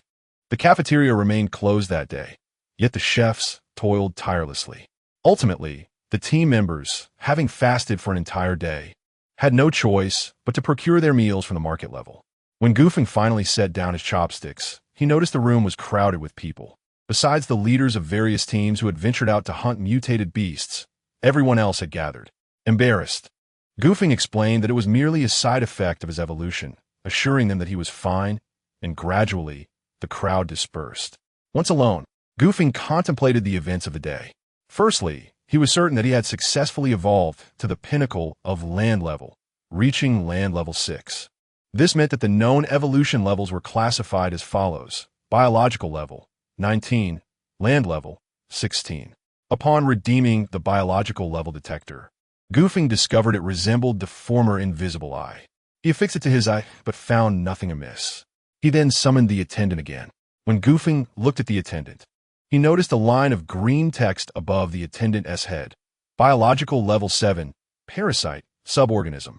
He called in the others, and indeed, each individual bore a similar line of text above their heads, albeit with slight variations in their levels. This tool proved quite useful. It was excellent. Equipping the team members would enable them to know their enemies, as well as themselves when facing mutated beasts, thus averting many unnecessary casualties. At worst, they could simply flee upon encountering beings of a higher level. It was indeed a splendid idea, though somewhat costly at 100 points each. Nevertheless, Feng reasoned that as long as they were alive, they would eventually earn it back. With this in mind, he redeemed 30 of these devices and instructed the attendant to deliver them to the leaders of the various teams, reserving the remainder as prizes for the martial and literary competitions, sending them to the logistics department. What on earth was the ultimate evolution agent? Feng spent 200 points to redeem a bottle of this vividly red potion, which bubbled incessantly as if it contained molten lava. He was tempted to experiment with it, but refrained. Rushing into things before mastering his new powers would be the gravest error, as well as the most perilous. While contemplating this, he reached for a nearby cup of water, only for the cup to explode in his grasp. Feng frowned, realizing that the rate at which his strength was increasing far outpaced his ability to adapt to it. With years of martial training, he quickly identified the crux of the issue. Glancing at the clock, he noted it was already past midnight. Any serious practice would have to wait until tomorrow. As he stood up, the chair beneath him collapsed entirely. What was happening? Even rising could lead to such a disintegration. In a moment of resigned acceptance, Feng mused. Very well, it seems I must seize the opportunity to practice diligently tomorrow. As these thoughts traversed his mind, he cautiously lowered himself onto the bed. With tentative movements, he gradually released his weight, taking a full 3 minutes to settle down comfortably. Just as he began to articulate his thoughts, a sudden puff erupted beneath him. Followed by a resounding crash, the bed collapsed. Feng felt a rush of embarrassment color his cheeks. Unable to restrain himself, he had inadvertently let out a fart, leading to this unforeseen predicament. Alas, his trousers were beyond repair, and it seemed the sheets and mattress would also require replacing. Chapter 267. Power control exercises having arrived at the present state, Feng found himself devoid of the inclination to sleep any longer. Summoning his dog, he prepared to depart the city. Cautiously mounting the canine companion, he inadvertently compressed it to the point of immobility, rendering flight impossible. In a moment of despair, Feng lamented, "How heavy am I, truly?" Attempting to gently stomp his foot, he produced a resounding thud as an imprint emerged on the steel-cast floor. causing his shoes to rupture under the strain. Observing his exposed big toe, he could only chuckle through his tears. Deciding to cast aside his footwear, Gu Feng ventured outside barefoot, surprisingly unaffected by the biting cold. As he beheld the vast expanse before him, the world appeared transformed. He attuned himself to the undercurrents of life beneath the ice, sensed the breath of mutated beasts miles away, and perceived the intricate process of water vapor crystallizing into snowflakes high above. He felt the Earth's rotation and the warmth of sunlight enveloping him. Yet, something felt amiss. As Gu Feng lifted a snowflake, he examined its meticulously arranged structure. He sensed the immense energy contained within its minuscule particles.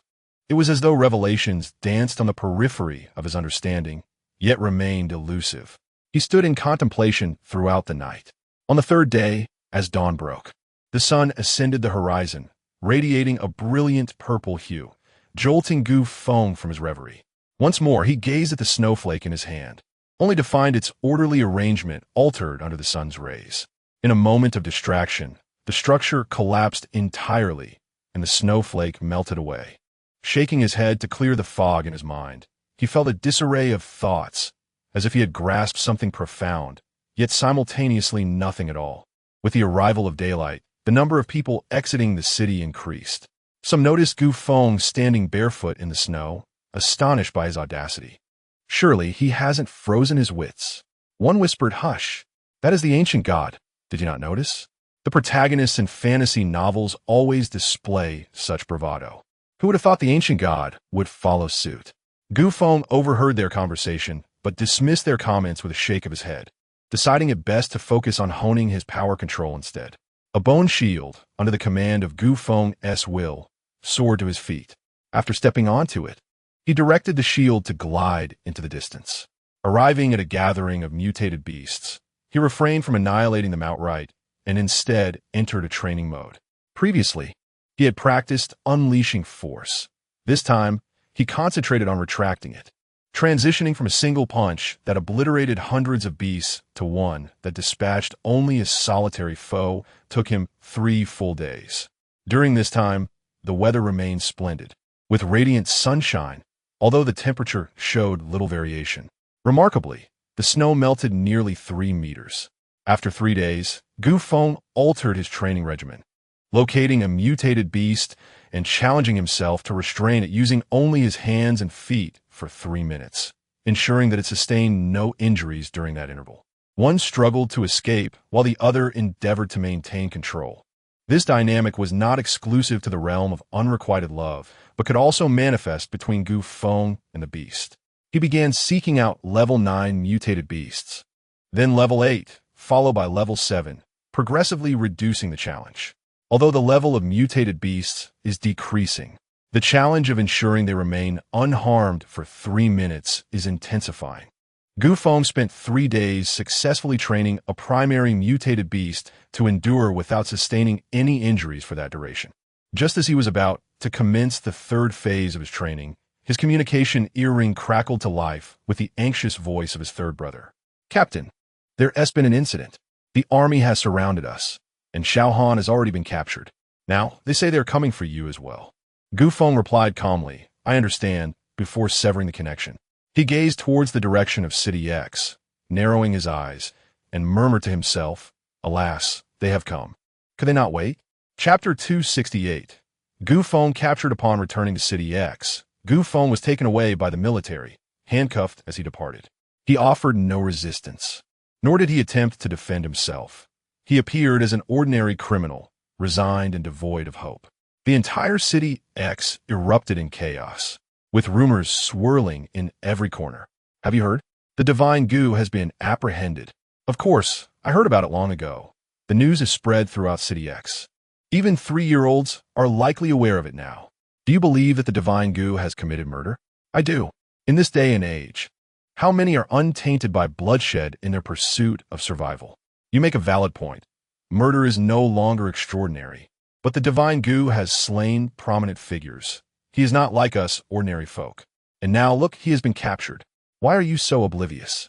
Do those prominent figures possess any redeeming qualities?" "I think the Divine Gu's actions were justified. among the populace of City X, who does not hold the divine goo in high regard. Just look at those officials who abuse their power. How infuriating. Well, what do you expect? When the powerful clash, it is wise for us mere mortals to keep our distance to avoid being collateral damage. How can you be so short-sighted? When the divine goo was present, no one dared to flaunt their strength or bully us. Even those ruthless officials were cautious. If the divine goo is no longer here, who knows how our lives will change? It is worrisome.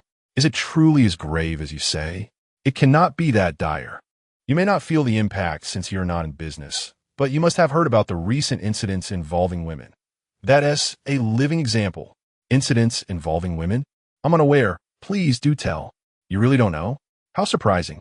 Share the details, and I'll buy more skewers from you. All right, this is what I witnessed firsthand. Recently, the city gates were sealed, causing business at the barbecue stalls to dwindle. I closed early and headed home. Upon reaching the elevator, I found it packed with members of the Divine Goose team, at least 200 to 300, all armed. Like me, they were heading downwards. I was puzzled because the Divine Goose team was supposed to reside above. Why were they descending? Although they were generally amiable, the expressions on their faces were grim, so I dare not inquire. When I reached the 42nd floor, I exited, only to discover that they followed suit, heading directly towards the eastern part of the city. The eastern part? That area is notorious for chaos, rife with trade and violence. What could they possibly want there? Hold your tongue. Do you still wish to hear more? Please, continue. I am all ears. I was just as curious as you. After dropping off my belongings at home, I decided to follow them to the east. You dared to pursue them, armed as they were. That is the ancient style brigade. Do you believe it to be some other trivial faction? The discipline of the ancient deity brigade is notoriously stringent, and its members are equally renowned for their adherence to reason. I have committed no wrongdoing. At worst, I would simply be dismissed, so what is there to fear? Indeed, please carry on. Look, you have interrupted me again. Where was I just now? You have lost track. Chapter 269. Casual conversations among bystanders. Indeed, I followed them to the eastern part of the city, where they had cordoned off the area, prohibiting any entry or exit. I could only stand outside and peer in. Before long, the sounds of a fierce struggle erupted from within, accompanied by the anguished cries of men, resonating loudly enough to be heard even outside the city. Do you know whom I spotted? Who? Wang Erlu and Zhang Tanghu. Those two wretches. They are notorious for their ruthless deeds, engaging in abductions, murder, and all manner of heinous acts. Anyone unfortunate enough to cross paths with them would surely meet a grim fate. Isn't that the truth? Those two are indeed aberrations. Who among us ordinary folk would dare to provoke them? But alas, fate was unkind, as these two rascals found themselves in the clutches of the ancient god brigade. From a distance, I witnessed them scaling the wall, but scarcely had they fled a few paces when they were intercepted by the brigade. The ensuing scene was immensely gratifying. The members of the ancient god brigade wasted no time with idle talk, swiftly dispatching them with a flurry of blades. Those of us watching cheered loudly, reveling in the satisfaction of their just desserts. Oh, how I lament not being present at that moment. And what transpired thereafter? The aftermath was rather bleak. That should not have been, for how could the ancient god brigade possibly falter? I am not referring to the brigade itself, but rather to the women they rescued. They had been so brutally tormented that they were hardly recognizable as human.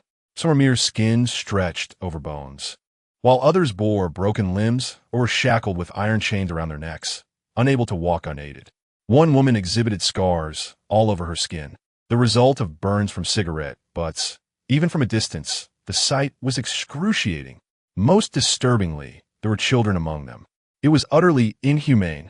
I once thought our existence was already dire, yet there were those whose suffering surpassed ours. Indeed, but now it seems those individuals may not be faring any worse than we are. How so? Just the other day, while I was setting up my stall, I encountered that very woman, once marred by wounds from burns. Not only had her injuries healed, but she was also clad in the armor of the ancient god brigade. Her demeanor and vitality were transformed. Compared to when she was first rescued, she appeared to be an entirely different person. Had it not been for the indelible impression she left on me during her rescue, I would scarcely have recognized her. It seems that it is best if the ancient god remains untroubled. Indeed, should trouble befall the ancient god, our fortunate days may soon come to an end.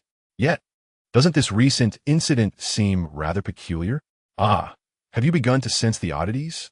While I may not be as well informed as you, I am not without my wits. Oh, I did not perceive that. Do enlighten me. It's hardly a challenge. Anyone with a modicum of thought could deduce it. When was the ancient god brigade besieged? Precisely when they were actively recruiting en masse. Their rapid expansion has likely unsettled those in higher echelons. Were I in their position, I would feel similarly uneasy. As the old adage goes, how can one sleep soundly when there lies a rival so close? The power of the second is clearly eclipsing that of the first. The leader would be remiss not to impose checks and balances. In light of this, it seems that the second child may endure some grievances, but nothing truly dire will transpire. While this time may pass without incident, it is difficult to guarantee that future occurrences will remain uneventful. As the eldest becomes increasingly agitated, genuine fury may eventually emerge, and the second child, despite his patience, may find his limits tested. Such occurrences are not uncommon throughout history. Let us observe closely, for it appears that turbulence is brewing in this city. I can only hope that this tempest does not engulf us ordinary citizens. May that hope prevail. Chapter 270. We must not be hasty. All members of the ancient wind battle team present within the city were gathered on the 16th floor, including family members and over 400,000 newly recruited individuals. The entrances and exits of City 16 were entirely sealed off by the military, permitting entry but prohibiting exit. The battle team school, the battle team laboratory, the ZBSB store, and the business of acquiring mutated beasts were all shut down. The situation seemed to be heading towards an irreversible direction. With Ancient Wind captured, the various team leaders and all members above level 5 had ventured outside the city to hunt mutated beasts and had yet to return. The only individuals left capable of maintaining order within the city were third brother, Mu-chun, Gulan, and Wen-1. Gulan and Mu-chun were particularly agitated, eager to lead a charge to rescue Ancient Wind. Fortunately, third brother was level-headed enough to dissuade them. He stated, "The captain has repeatedly emphasized the 3 principles of coexisting with the military. Do not discuss, do not interfere, do not defy. To act as you intend is to contradict the captain's orders. With the captain's prowess, who in City X could possibly capture him? If he wished to escape, no one could confine him. The captain's willingness to be captured serves as an example and conveys a message to us, urging us not to act rashly." Gulan, Ansi Osut, exclaimed, "Are we to simply wait idly? How long must we endure this? If they intend to imprison my brother for a lifetime, must we wait a lifetime as well?" Third brother replied, "That will not happen. The captain certainly has his own plans." Calculating the time, the elite members who went outside to hunt mutated beasts should have returned by yesterday, yet they have not. This speaks volumes. Mu-chun inquired curiously, "What does their absence signify?" Wen-1 explained, "They are like the sword of Damocles hanging over the military's head. As long as the conflict does not intensify, we are safe. However, should tensions escalate to the point of mutual destruction, we will possess the strength and resources to contend with the military. At that moment, the outcome will not be solely determined by the military." Third brother added, "Of course, this is a last resort and a result none desire to witness. For now, we must await news from the captain." Gulan paced restlessly in the room, unable to calm down. "I cannot remain still," third brother remarked when the captain departed. His instruction was to recruit more personnel. "Unfortunately, we have only managed to recruit half, and the subsequent arrangements remain unmade. Now, everyone is trapped here, cut off from the outside world, and anxiety reigns. If you cannot maintain your composure, how desperate must those below feel?" Wen-1 also urged, "Indeed, we must not create chaos or act impulsively. We have so many individuals who need reassurance, especially the newly recruited members. We cannot allow them to lose faith in us. Otherwise, all of Ancient Wind's efforts during this time will be in vain." Mu-chun took Gulan's hand and said, "We can assist, whether in organizing training or facilitating follow-up training.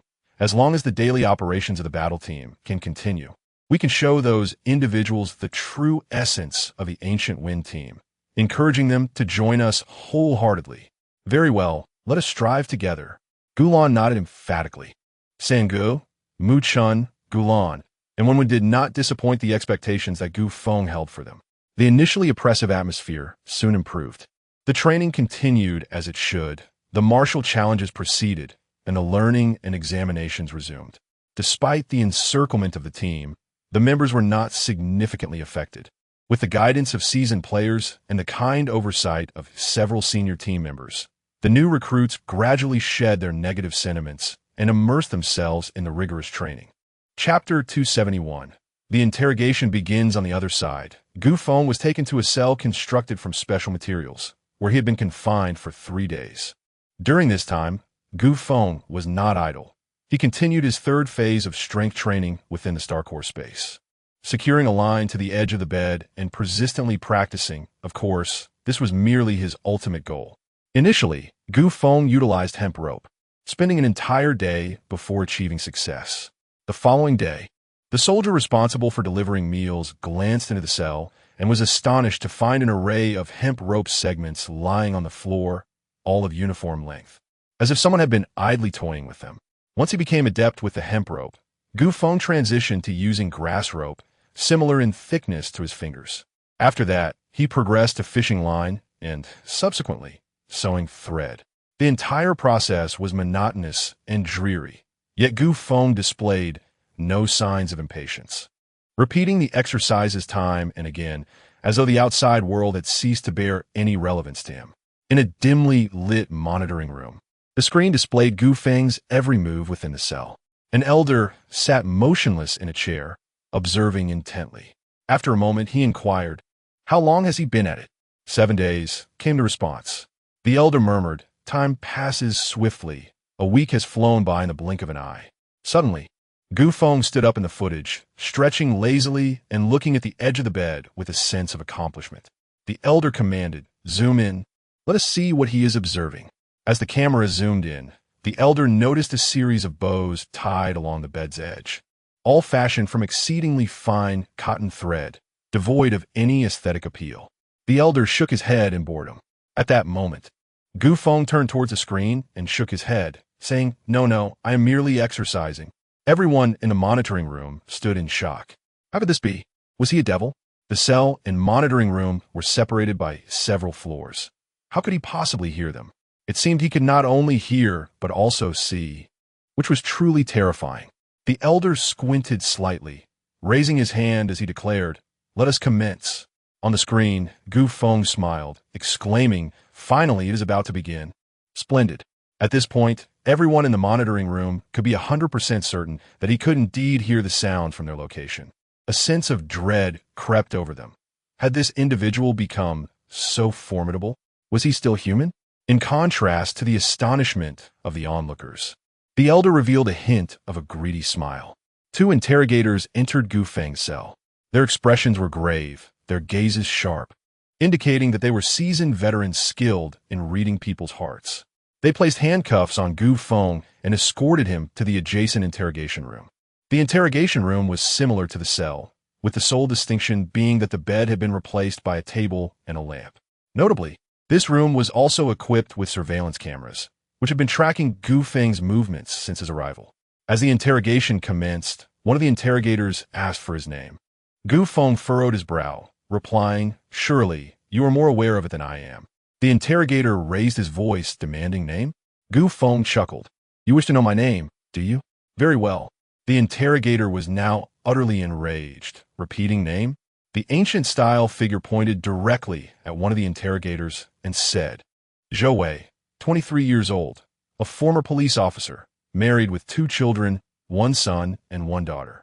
You successfully fled to City X with your son, but what about your daughter and wife? I simply wish to inquire whether the lock on the security door is genuinely broken, or if you never intended to unlock it at all. I must admit, I find it quite admirable that you can still sleep soundly at night." Chapter 272. One Fool.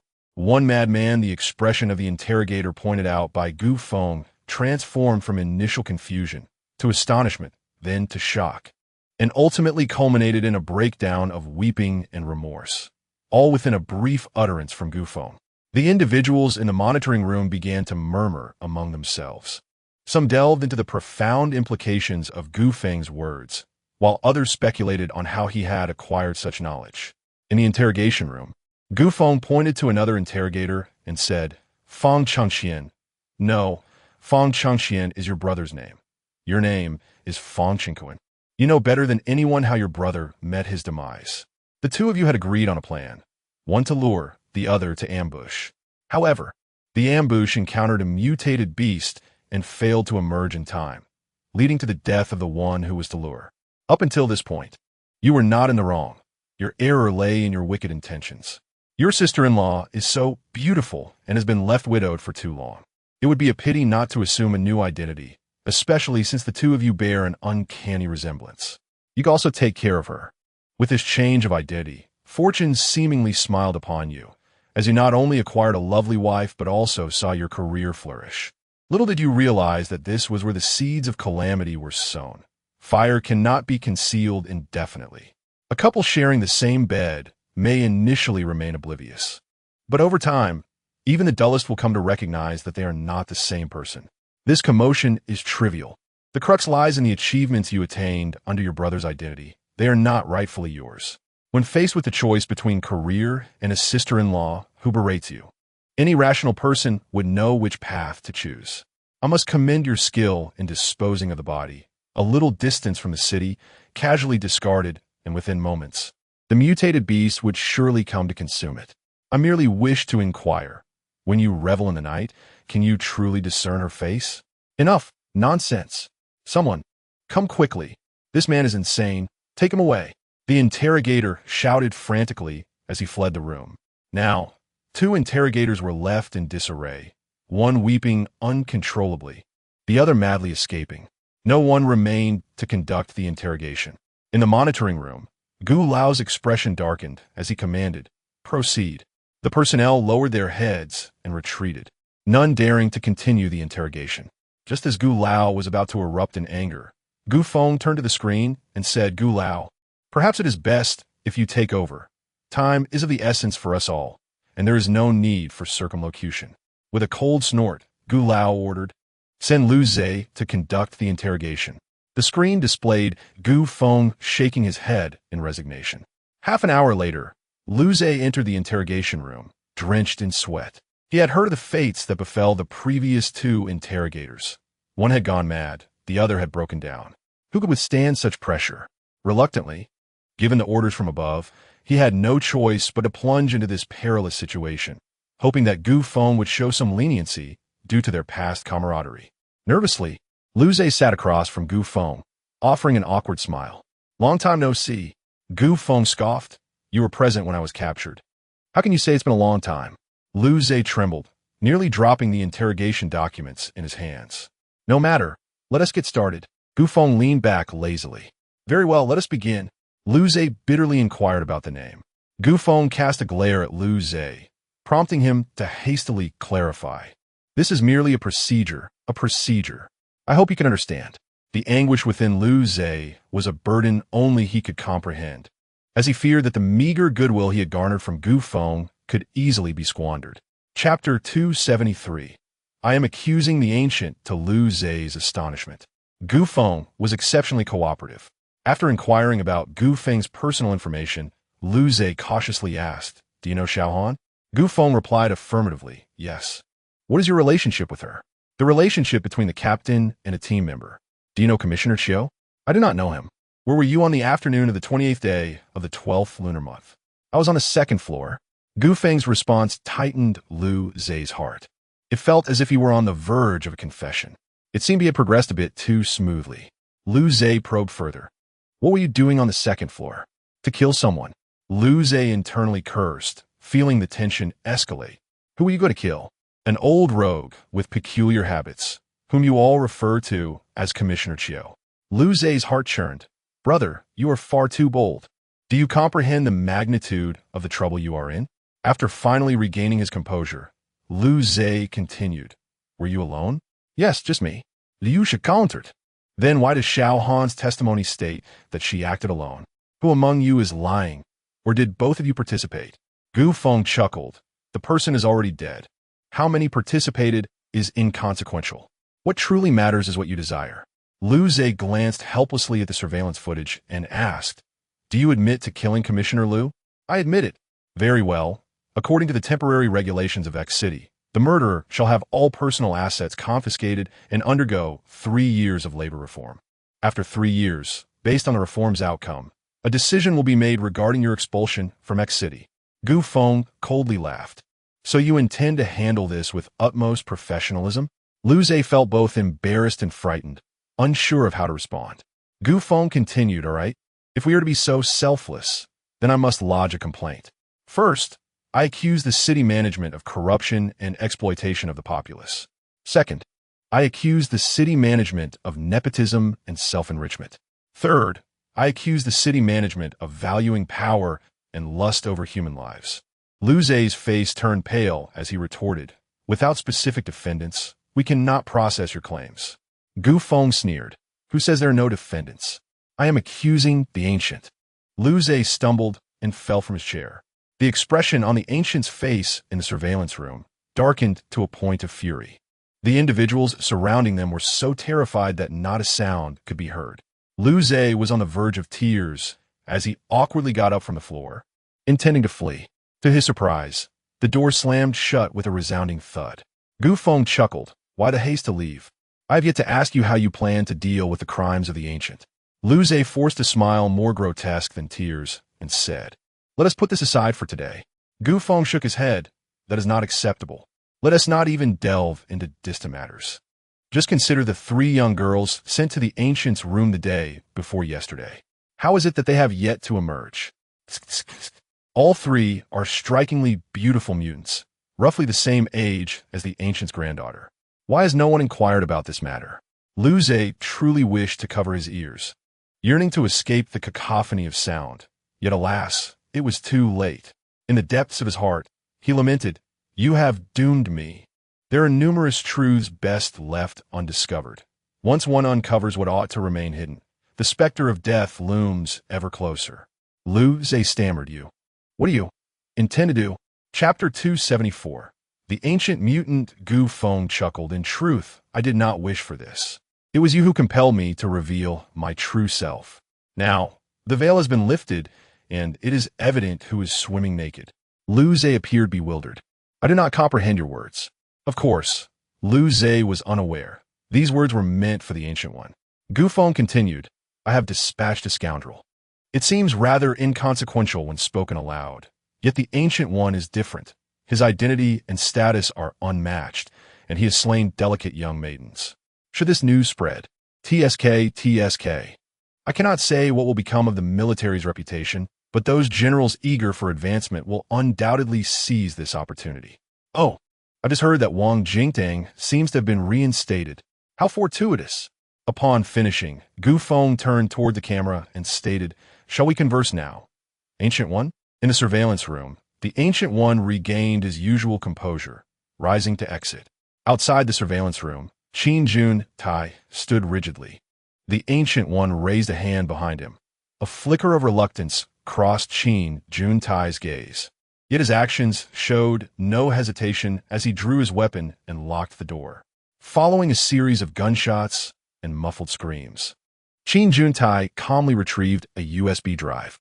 The Ancient One took the drive, toyed with it momentarily, then discarded it to the ground, crushing it beneath his foot with an immense force that surpassed ordinary comprehension. The Ancient One leisurely remarked, "We must have a traitor among us. Let us investigate." Qin Jun Tai nodded in agreement and departed with purposeful strides. The Ancient One then entered the interrogation room where Gu Feng resided. As he stepped in, Liu Ze attempted to retreat. Gu Feng cautioned, "Your colleagues in the surveillance room are likely deceased. If you venture out now, you may share their fate." Liu Ze froze in place. Gu Feng smiled, "Remain inside, and you may still have a chance at survival. Whether you believe me is entirely up to you." Understanding Gu Feng's character, Liu Ze felt a surge of trust and trembled in the corner, becoming an invisible observer. The Ancient One regarded Gu Feng and inquired, "How do you possess such knowledge?" Gu Feng smiled knowingly. "One can only conceal their deeds until they are caught." The Ancient One chuckled. You are far more astute than I had anticipated. Thank you for the praise, but I find myself puzzled. How did the former patriotic ancient one transform into the person before me? Do you recall your own words? You stated that the times have changed, and people must adapt or risk being left behind. Am I not following your advice? Gu Feng observed the ancient one's darkening hair and erect posture, suddenly realizing that he too had become a mutant, which clarified everything. Curiously, the ancient one asked, "Then enlighten this old man. What desires can an aged man possess? Even if there were any, they would be insatiable. Yet, as this old man has transformed into a mutant, his lifespan has undoubtedly extended beyond measure. No longer do my joints ache, nor do my legs throb. My vitality has returned, and with it, my desires have surged, even more vigorous than before." One might wonder why. It is, of course, after having tasted the refreshing simplicity that one truly appreciates the allure of opulence. Once one has grasped it anew, who would willingly let slip away? Ha ha! The ancient one laughed heartily, doubling over in mirth. The old-fashioned figure furrowed his brow, questioning if my words were amiss. Indeed, all is as it should be, the ancient one replied with a twinkle in his eye. Chapter 275. Who is seeking death? The ancient smile vanished in an instant, as if the laughter that just echoed had never belonged to her. It is indeed rare to find a confidant in life. Why not join forces and carve out a path in this apocalyptic world? Would that not be splendid?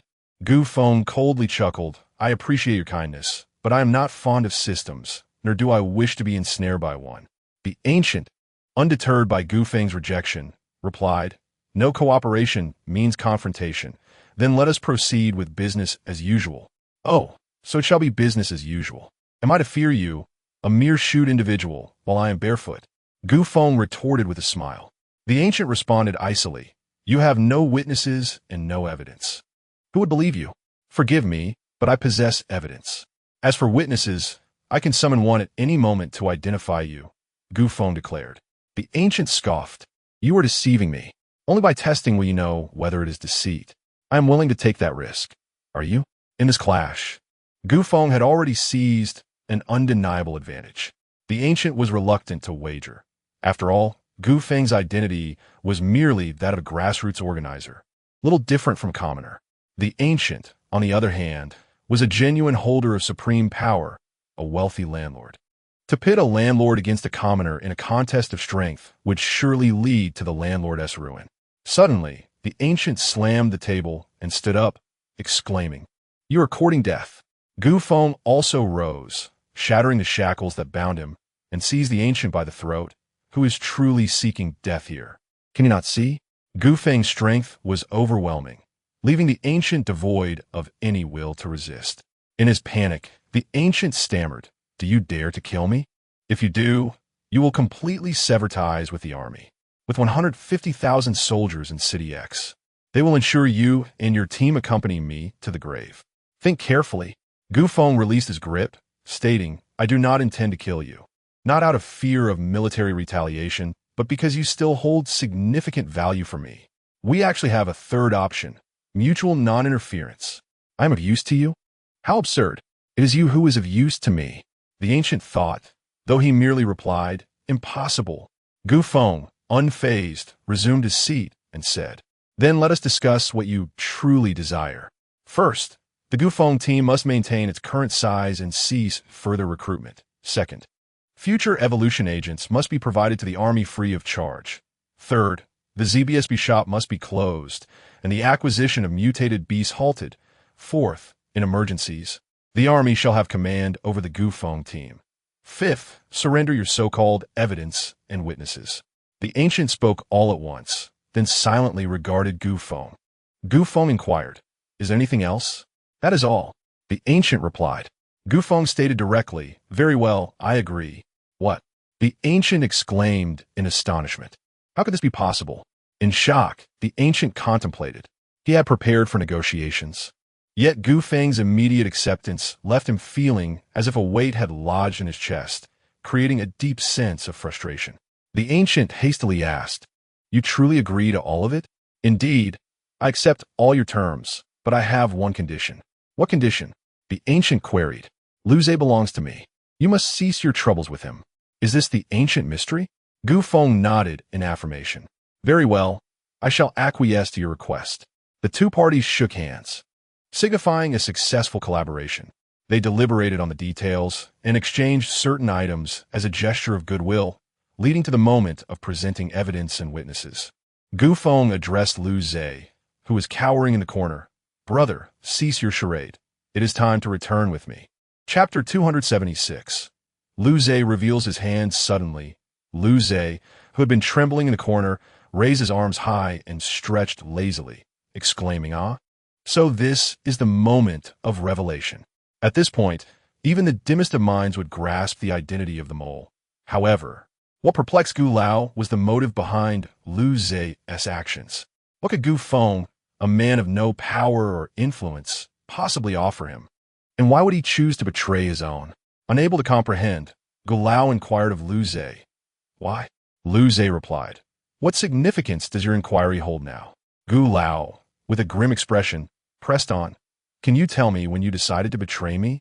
When you commanded that the returning soldiers be locked outside the gates?" Gu Lao nodded in understanding. Gu Feng clapped his hands.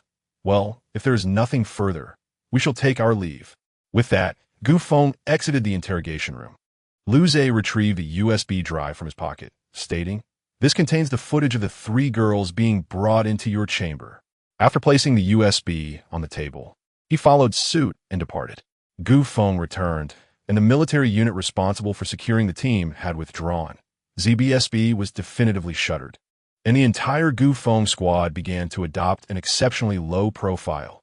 So discreet was their presence that it became increasingly difficult for the residents of X City to catch a glimpse of them in the market. The various team leaders and members who had ventured outside the city to hunt mutated beasts returned quietly. It seemed that the events had reached a temporary conclusion, unbeknownst to them that this was merely a lull before a greater tempest.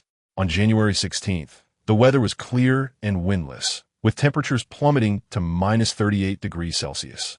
Within the city, the temperature had risen slightly to -7°, creating a marginally warmer atmosphere. The market layer of X City was bustling more than in the preceding days. A city administrator, clutching a briefcase, carefully navigated through the throngs of people.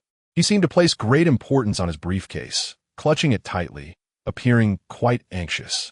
Suddenly, a man collided with him, and both stumbled backward.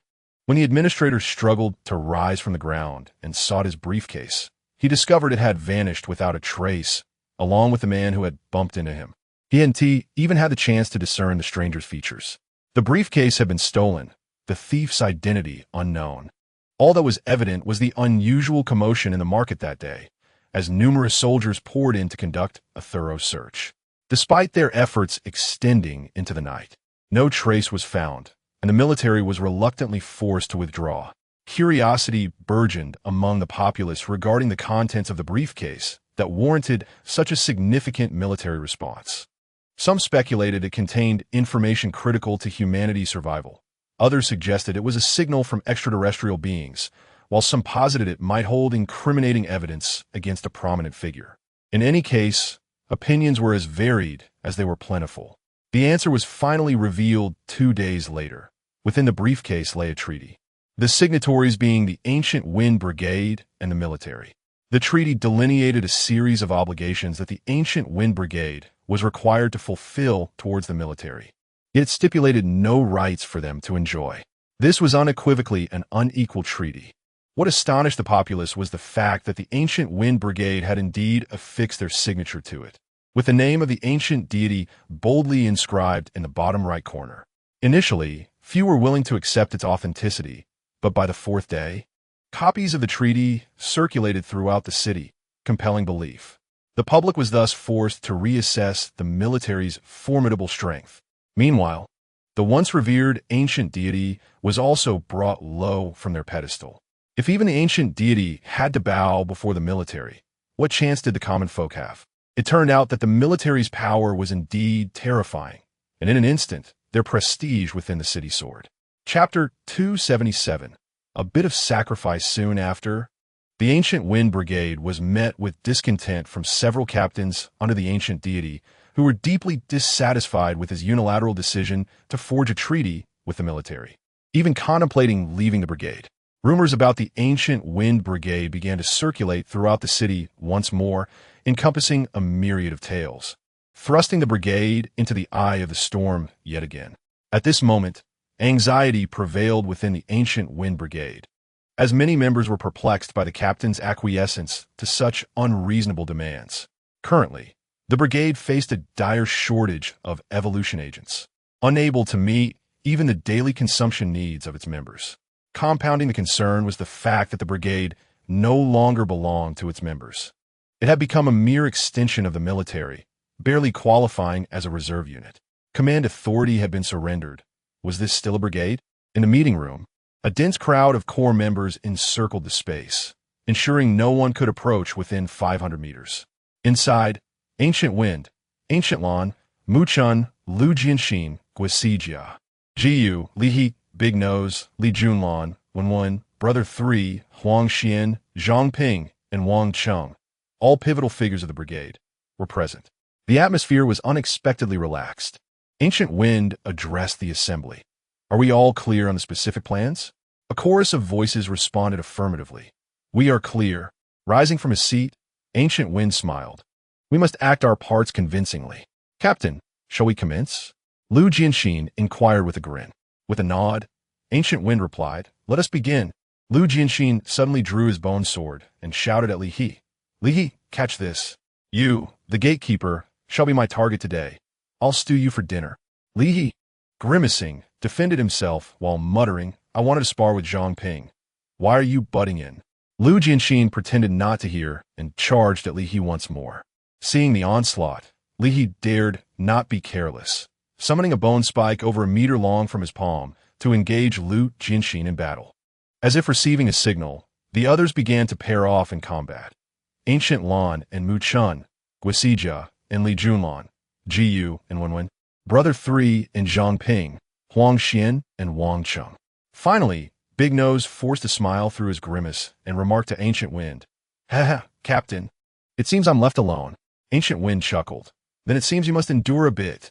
Big Nose, nearly in tears, pleaded, Captain, be gentle. Fear not. You shall not perish. Ancient Wind declared as he lunged at Big Nose. The intensity of the skirmish escalated, culminating in the ceiling of the meeting room being torn asunder.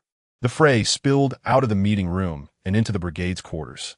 Witnesses were left speechless by the spectacle, but ultimately, it was Ancient Wind's formidable strength that quelled the chaos.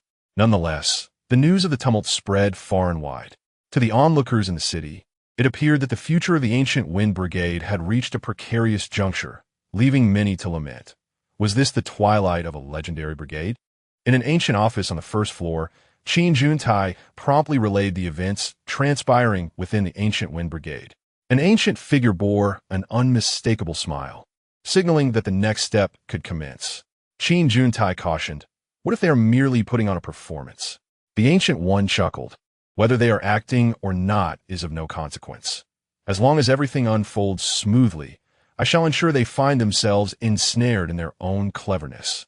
Qin Juntai, with a stoic expression, inquired, shall we not take action regarding the other generals for now? The Ancient One pondered for a moment before replying. Let us refrain from any immediate action. I shall first deal with the Feng Brigade, and then turn my attention to them. There is nothing else, so you may proceed with your tasks. With a nod of agreement, Qin Juntai departed. Chapter 278. The Gathering Storm on that afternoon. Qin Huntao arrived at the Ancient Wind Brigade, bearing an appointment letter and a plethora of rewards. Rather than visiting Feng directly, he chose to meet individually with each brigade leader and department head under Feng's command.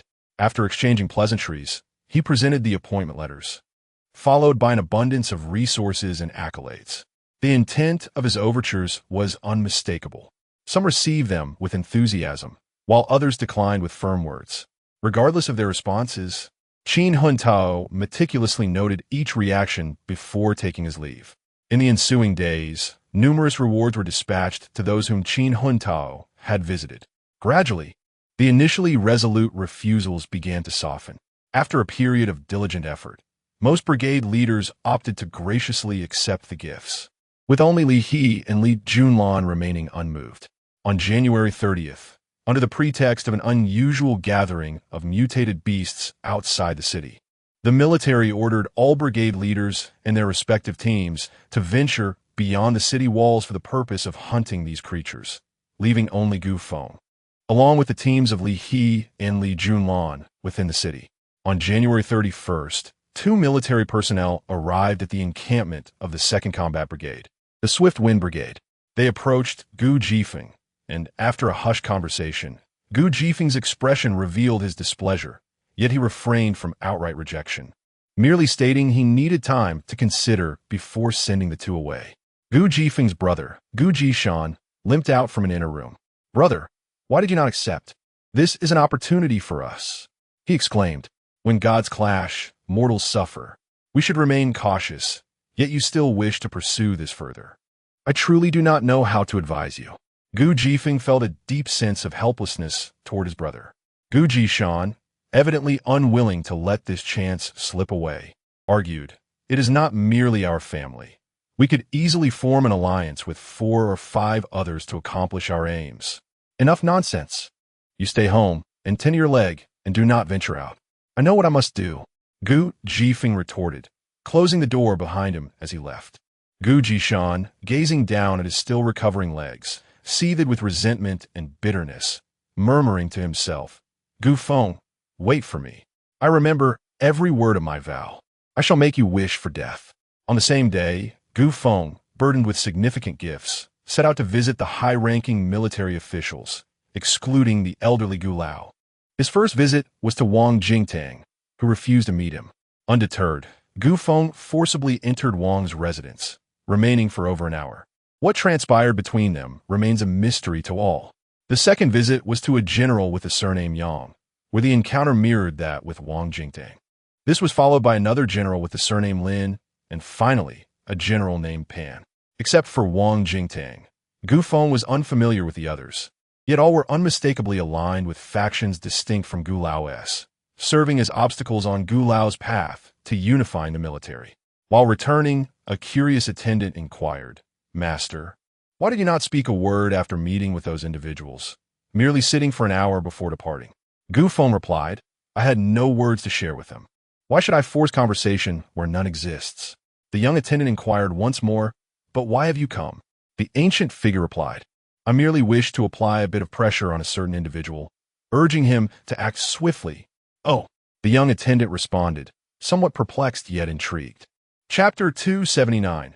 No good can come from those with the surname Gu. After Gu Feng departed from Wang Jingtang's residence, Wang Jingtang collapsed into his chair, sweat pouring down his brow, muttering incessantly, "It's over, it's over." His wife, alarmed, inquired, "What do you mean it's over? What has happened to you?" Wang Jingtang, in a daze, replied, "Gu Feng has dragged me into this mess. The elder Gu will undoubtedly not spare me. It's finished. Those with the surname Gu are all nefarious." His wife reassured him, "How could that be? You are a member of the Wang family. Who would dare to harm you? You are being foolish. This is not the past anymore, not the past at all. What about the child?" Suddenly, Wang Jingtang recalled the child, exclaiming, "Ah, the child. Let me think. The elder Gu will surely not tolerate my presence any longer, so I must align myself with Gu Feng. Yes, I must fully support Gu Feng. Perhaps there is still a glimmer of hope. You must take the child and go to Gu Feng's camp right away. Tell him I sent you. Gu Feng will understand my intentions." "Very well, I shall go immediately," his wife responded, rushing to the inner room to fetch the child. Soon, news of Gu Feng's meeting with the military high command reached the elder Gu. With narrowed eyes, it was difficult to discern his thoughts. Qin Juntai stood nearby, his expression devoid of emotion. "I have inquired. They all claimed that Gu Feng merely sat with them for an hour and said nothing." The elder Gu, ever suspicious, would not believe that Gu Feng had remained silent. Finally, he growled, "I initially intended to allow them a few more days of life, but it seems I must act sooner." Qin Juntai inquired if they should commence. The elder Gu decisively ordered the action to begin. On February 1st, Gu Feng's camp was besieged en masse, led by Gu Jishan. This clash set a record for the largest scale of violence since the establishment of City X. The number of participants exceeded 300,000, with casualties surpassing 60,000. Among the deceased, 90% were individuals brought by Gu Jishan, who himself perished in the conflict. Gu Feng's forces, defending their position, suffered fewer than 4,000 casualties. The disparity in combat strength was evident. Just as the conflict concluded, the military intervened with precision, detaining both sides involved and confiscating all weapons. Since the clash occurred at Gu Feng's camp, the military ultimately sealed off the entire area. Now, aside from the families of the team members and some logistical personnel, Gu Feng's team was left devoid of any combat-ready members. That evening, Gu Feng received alarming news. Gulan, Wenwen, and Mu Chun, who had gone to the market for a meal, had been abducted by a group of mysterious individuals. Upon hearing this, Gu Feng furrowed his brow and muttered to himself, "Must it come to this?" Unfortunately, no one answered his query. At that moment, Gu Feng received an invitation, summoning him to the first floor at 10 o'clock that night to discuss the fate of the detained team members with the elder Gu. Gu Feng smiled, thinking, if I can resolve this matter tonight, tomorrow is February 2nd, the day of the Dragon Rising, a propitious day. That night, the city gates, usually left ajar, were closed early, and all defensive cannons were remarkably activated. A group of soldiers, armed with ancient orders, commenced a rampant pursuit of the high-ranking military officials. Regrettably, they captured not a single individual. Those who had ascended to such positions were all seasoned tacticians. Upon learning that these individuals had sought refuge within their respective military camps, the old commander was incensed, pacing back and forth in his office. Chapter 280. The bewilderment of Dotao Qin Juntai addressed the flustered Gulao, stating, "Our immediate task is to swiftly eliminate those individuals. Otherwise, they will undoubtedly take advantage of our confrontation with Gu Feng to create chaos. At that point, we would be caught in a pincer movement, and the situation would be even more dire." Gulao nodded in agreement, exclaiming, "Indeed, let us resolve this now. Immediately mobilize our troops and encircle the military camp of Wang Jingtang and his faction. Should there be any resistance, show no mercy." Qin Juntai responded loudly, "Understood. This night is destined to be anything but tranquil." Qin Juntai deployed a significant number of troops towards the 13th floor, the stronghold of Wang Jingtang's forces. Upon arrival, they were met with a coordinated ambush from Wang Jingtang and other generals, leading to an intense exchange of gunfire, with the battle proving to be extraordinarily brutal. Ultimately, Qin Juntai leveraged the numerical superiority of his army to push Wang Jingtang's coalition back to the Western District, forming a tight encirclement. The annihilation of Wang Jingtang's united forces was merely a matter of time. Dotao, a soldier under Wang Jingtang, found himself perplexed from the onset of the conflict. He could not comprehend the purpose of this battle. In the apocalypse, shouldn't humanity be uniting against the mutated beasts? Why then were they turning against one another? The adversaries before him were men, just like himself, clad in identical garb, uttering the same words. Yet, why were they treating their comrades with more cruelty than the beasts? He had initially forsaken Gu Feng to join the military for a reason, but now he was lost, unsure of his next step. Should he abandon the fight and succumb to death? The thought left him restless. He yearned to survive, and to do so he must fire his weapon. To persist he must take lives. His path of retreat had vanished. Both sides, consumed by fury, had reached a point of no return, where no prisoners would be taken. At that moment, the elevator unexpectedly ascended. The soldiers stationed on the perimeter were bewildered. Hadn't the elevator been halted to prevent Wang Jingtang's escape? Why was it operational again? As the soldiers pondered this, the elevator finally arrived, revealing over 100 impeccably attired individuals in black suits, accompanied by a casually dressed man with short hair. The soldiers immediately raised their weapons, demanding, "Who are you?" The 13th floor is currently on a mission.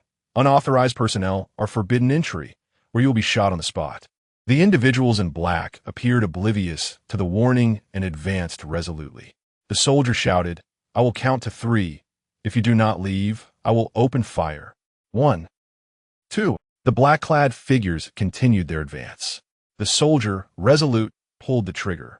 Following a barrage of gunfire, every black-clad individual was struck, yet not a single one fell nor bled. Their bodies writhed as if made of clay, and the bullet holes vanished without a trace. The soldier, witnessing this astonishing spectacle, quickly seized his radio to call for reinforcements. Assistance arrived promptly, with hundreds of soldiers converging on the scene. At this juncture, the short-haired man shouted towards the Western District, where the fierce battle raged, "Everyone, for heaven's sake, cease this madness." The man's voice possessed an enchanting quality, resonating clearly in the ears of every soldier. Despite its moderate volume, although the soldiers were bewildered, not a single one paused. Instead, the throngs of hundreds unleashed a relentless barrage upon the man. Grenades and machine gun fire rained down upon him as if they were mere trifles. The flames of the explosions swiftly engulfed the man and the dark-clad figure beside him. Just as the soldiers began to exhale in relief, they were confronted with a sight they would never forget for the rest of their lives. Chapter 281 awakened them as the flames dissipated. Countless searing fragments and bullets floated before the man, resembling a suspended curtain of pearls, enhancing the enigma of his identity. The soldiers surrounding him gaped in astonishment, their minds churning with tumultuous waves of disbelief. How is this possible? Am I not watching a movie? Can someone truly deflect bullets? Incredible. What would it be like if he unleashed his full power? The imagination faltered at such a thought. In the Western District of City 13, both sides engaged in fierce combat heard the call for a ceasefire. Qin Juntai recognized the voice and hastily commanded his soldiers to intensify their assault. Wang Jingtang and Do Tao also discerned the source of the voice, both feeling a surge of hope. Salvation had arrived. That person's arrival signified rescue. Do Tao knew precisely who that was. It was Gu Feng, his former captain, his eternal captain. Near the elevator, a figure resembling a commanding officer ordered the soldiers to continue firing. Gu Feng, incensed, bellowed once more, "I command you to cease fire." At the moment Gu Feng's words echoed, every soldier felt their grip loosen, their weapons soaring above their heads. Some soldiers attempted to reclaim their arms, only to be lifted into the air along with their guns. Unarmed, the soldiers exchanged bewildered glances, uncertain of their next move. The officer drew his saber and shouted, "It is the soldier's duty to obey orders. Prepare for hand-to-hand combat. We shall eliminate the invaders." Yes, the soldiers' fighting spirit ignited anew.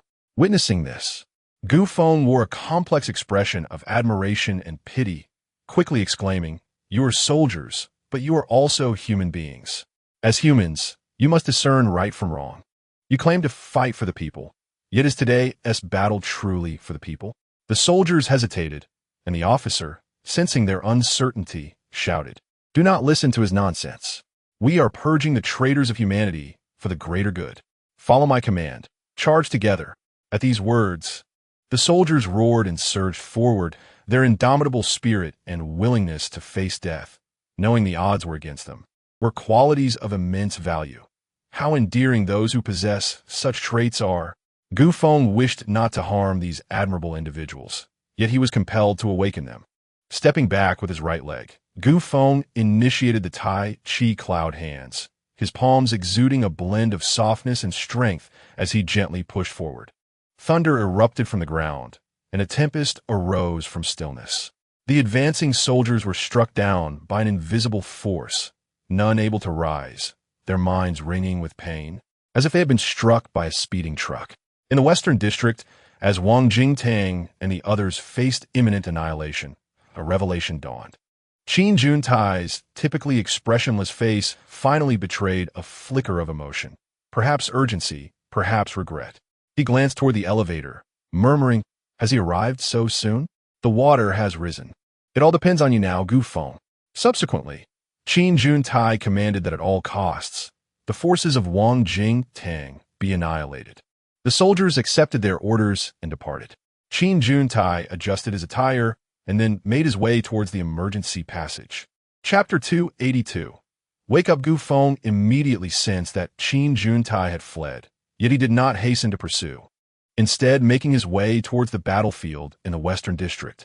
Along the way, he encountered numerous soldiers attempting to obstruct his passage, but with a mere flick of his mind, he disarmed them, sending those who dared approach tumbling to the ground. Gu Feng had initially intended to engage in a verbal discourse to persuade these soldiers, but time was of the essence.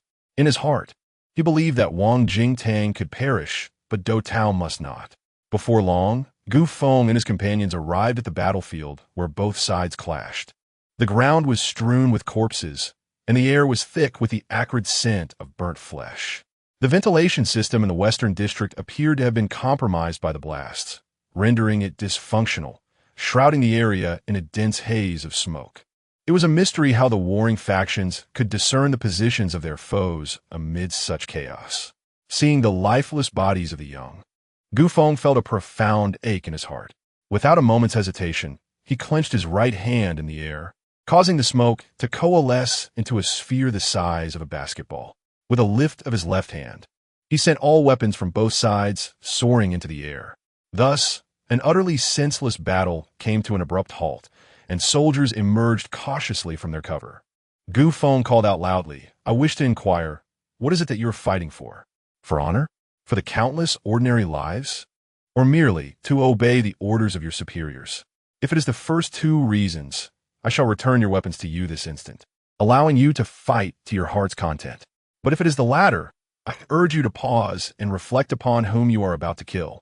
Pointing to the bloodied corpses strewn about the ground, he questioned them. "These were once your comrades, defending this city alongside you until today. Do you not see? They are neither mutated beasts nor irredeemable criminals. How can you so carelessly condemn them to death? Indeed, I have heard tales along my journey claiming they are traitors to humanity. What a ludicrous accusation! Where have they betrayed humanity to? To the mutated beasts? To become their lackeys? Consider this. Could such a thing even be plausible? You have been manipulated.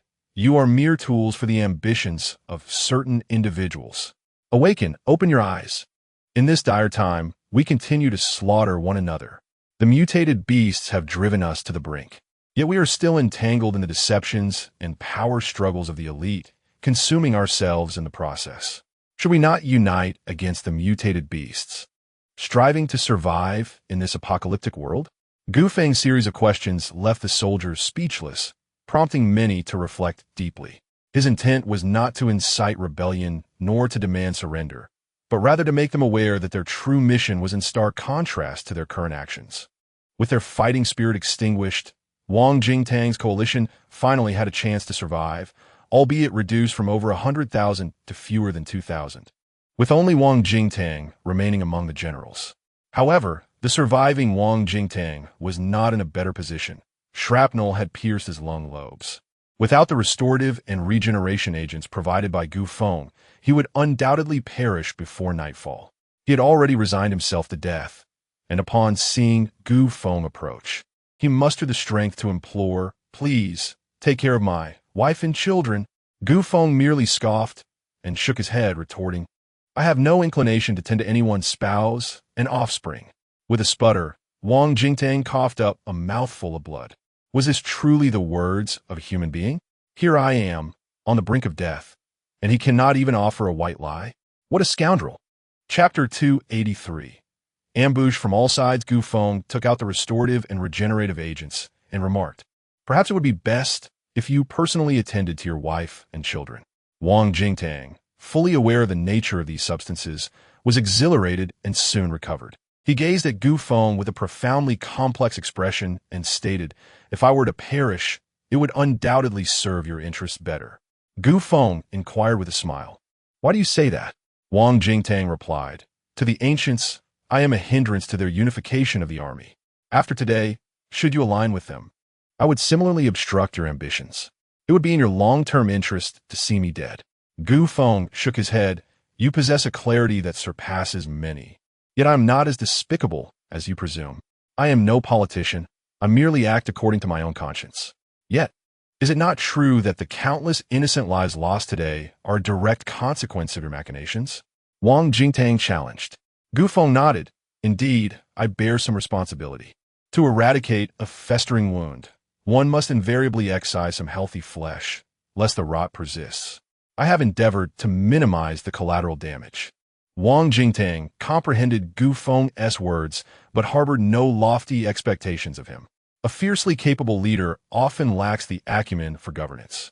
Gu Feng then turned his attention to Dou Tao, who, aside from minor injuries, appeared to be unharmed. Dou Tao's ability to petrify his body rendered him most resilient. His survival was entirely within reason. That is good to hear. Gu Feng's simple statement stirred a myriad of emotions within Dou Tao: guilt, warmth, joy, and excitement. The captain remained steadfastly as captain, and that had not changed. Gu Feng glanced at the time and declared, "Well, I must be on my way." Wang Jingtang quickly interjected. "The forces above are all loyal to the ancients. The evolutionary agents you traded with the army are primarily intended for them. With such a small contingent, I fear." Prompted by Wang Jingtang's reminder, Gu Feng abruptly paused and said, "Oh, I nearly forgot. General Wang, you should know the way to the control room, correct?" Wang Jingtang was puzzled. Gu Feng intended to go to the first floor, whereas the control room was on the 60th, two locations far apart. Why mention the control room now? Gu Feng continued, "Would you kindly guide Li He and the others below to find the control room? It's rather troublesome." Wang Jingtang was confused. Aren't Li He and the others under arrest? Gu Feng offered no explanation. "If you head down now, you will conveniently encounter them. Hurry along." Oh, very well. Wang Jingtang acquiesced, albeit with skepticism. On the first floor of City X, Qin Juntai returned to the ancient office, looking somewhat disheveled. The Ancient One inquired, "How'd it go? Have you dealt with those individuals?" Qin Juntai lowered his head and replied, "Just as we were wrapping up, Gu Feng arrived, so..." However, there are now fewer than 2,000 remaining, which poses no significant threat. "You need not worry." The Ancient One nodded. "That is good, that is good." "And Wang Jingtang? Is he dead? When I departed, I saw him struck by a bomb. He should be dead by now." The Ancient One finally revealed a hint of a smile. "Is Gu Feng on his way up?" Qin Juntai calculated that he would arrive within 10 minutes. "Are you all prepared?" asked the elder. "Absolutely foolproof," the elder sang with theatrical flair. "Even if the mighty king of Chu possesses the valor of 1,000 men, he cannot withstand my encirclement of songs from all directions and ambushes from 10 sides. Ha ha. Chapter 284. The Bloodfang Dagger Encounter. As Gu Feng exited the elevator on the first floor, he spotted Gu Lao smiling at him in the corridor, frowning in confusion. He soon realized it was merely a holographic projection of Gu Lao, not the man himself. Gu Feng scoffed, "What is this? Wasn't it you who summoned me? Afraid to meet me in person and resorting to this trick instead?" As Gu Lao's projection opened its mouth, the nearby transmitter emitted his voice. My old legs aren't what they used to be. I wanted to greet you, hence this rather lowly measure. However, the primary intention is to allow you to witness firsthand the predicament faced by your sister and the women." No sooner had Gu Lao finished speaking than the projections of Mu Chun, Gulan, and Wenwen appeared beside him. The images revealed the three women seemingly in a state of unconsciousness, suspended by chains above a raging sea of flames. Furthermore, the chains holding them were rigged with timed explosives. Gu Feng's expression hardened. Gu Lao certainly has gone to great lengths. "Ha, it is only fitting. I am waiting for these 3 ladies in the Central District. I detest tardiness, so do not keep them waiting. Only 15 minutes remain until 10 o'clock. As Gu Lao's words echoed, the timer on the explosives began its countdown, indicating 14 minutes and 59 seconds remaining. This meant Gu Feng had to arrive at the Central District before 10 o'clock, or the 3 girls would be in grave danger. Gu Feng replied, "Rest assured, I will arrive on time." "Good. I shall await your esteemed presence." With that, the projection vanished. In the now desolate corridor, Gu Feng, along with Xiao Er and the others, walked less than 50 meters when heavy iron gates suddenly descended, and the surrounding walls began to shift and contort. Xiao Er and the others quickly shielded Gu Feng, preparing for the worst. The transformations soon ceased, revealing that they had been enclosed within a metallic cube. Gu Feng estimated the dimensions of this chamber to be at least 60 meters in length, width, and height. He wielded the Bloodfang Dagger, attempting to cleave through the metallic walls. With a resounding clang, the dagger only left a 5-centimeter deep gash in the metal. Even though Gu Feng had braced himself for resistance, he was astonished that his formidable Bloodfang Dagger was thwarted. What sort of metal is this? How can it be so unyielding? Gu Feng mused, a self-deprecating smile creeping onto his face. To kill me, they truly have gone all out. As soon as the words left his lips, Hundreds of artillery launchers erupted from the ground. Gu Feng's eyes widened in alarm. This was escalating rapidly. Boom! Boom! Boom! A barrage of explosions rocked the confined space, leaving Gu Feng no respite. Since evolving to level 6 on land, it was the first time he fully unleashed his abilities. A torrent of thoughts coalesced, instantly materializing into a semi-transparent barrier, encasing everyone within and shielding them from harm. The relentless bombardment showed no signs of abating. As Gu Feng glanced at the passage of time, 3 minutes had already elapsed. With decisive resolve, he unleashed his blood-toothed blade, which soared forth with tremendous force. Cleaving through the air, the entire artillery launcher was severed at its base, erupting in a thunderous explosion. With a casual flick of his wrist, a vast cloud of smoke and fire was pushed into the corners. Just as Gu Feng completed these maneuvers, an odd nozzle emerged above him, unleashing a torrent of white smoke and dust upon him and his companions. Chapter 285, Stand Aside, or Perish. Gu Feng could distinctly perceive the temperature plummeting. As the areas in contact with the white smoke instantly crystallized into frost flowers. With his limited cultural knowledge, he surmised that this was likely liquid nitrogen, commonly referred to as a quick freezing agent. While Gu Feng could use his will to shield himself from gunfire and smoke, he was powerless against the conduction of cold. Fortunately, having reached the 6th tier of terrestrial level, his resilience to the chills surpassed ordinary comprehension. Alas, his companions, merely at the 8th tier, were swiftly frozen into rigid icicles, rendered immobile. Suddenly, Gu Feng conceived a clever ruse. He ceased his struggle against the frigid air, mimicking the frozen state of his companions. As time ticked away, after a prolonged 10 minutes, a metallic wall unexpectedly shifted and was slid aside. The door swung open, and Gu Feng smirked, darting forward to position himself at the threshold. The door opener and Gu Feng exchanged astonished glances for a full 3 seconds before the former, aghast, exclaimed, "Aren't you frozen?" "Oh, indeed I was. But I have since thawed." Gu Feng jested, delivering a powerful punch that sent the assailant flying. With merely 2 minutes until 10, Gu Feng dared not delay further. Addressing his frozen companions, he declared, "I shall proceed ahead. Do enjoy yourselves." Trembling, Xiao Air replied, "Master, be careful." Continuing alone, Gu Feng soon encountered a throng of mutated beings. Leading the charge was none other than the captain of the Swift Wind Brigade, Gu Jifeng. Upon spotting Gu Feng, Gu Jifeng's eyes blazed with fury as he thundered, "Gu Feng, I demand your life in exchange for my brother." Gu Jifeng's brother, Gu Jishan, had perished during an assault on Gu Feng's brigade. Logically, it was a matter of his own making. Yet, as Gu Jishan's elder sibling, Gu Jifeng could not harbor such sentiments. He had but one brother, his sole kin, and would not rest until vengeance was exacted. Gu Feng, pressed to rescue Gu Lan and the others, wished to avoid needless entanglement. "Step aside, or perish," he warned. Gu Jishan laughed maniacally. "I know I cannot defeat you, but that matters not. I shall trade my life to ensnare you here. Your sister and your woman will follow me to the grave." "Ha ha." Furrowing his brow, Gu Feng advanced purposefully. With a sweeping motion, Gu Jishan rallied the throng of mutated beings to charge forward. Gu Feng summoned his will, and hundreds of beastly fangs surged forth, glimmering low in the air. The rushing mutants lost their balance, collapsing to the ground. Upon inspection, they discovered a multitude of severed legs strewn about. "Ah, my legs! Ah, legs!" The air filled with anguished cries and the spurting of blood, transforming the locale into a veritable hellscape. Gu Jifeng could scarcely fathom that Gu Feng possessed such formidable strength.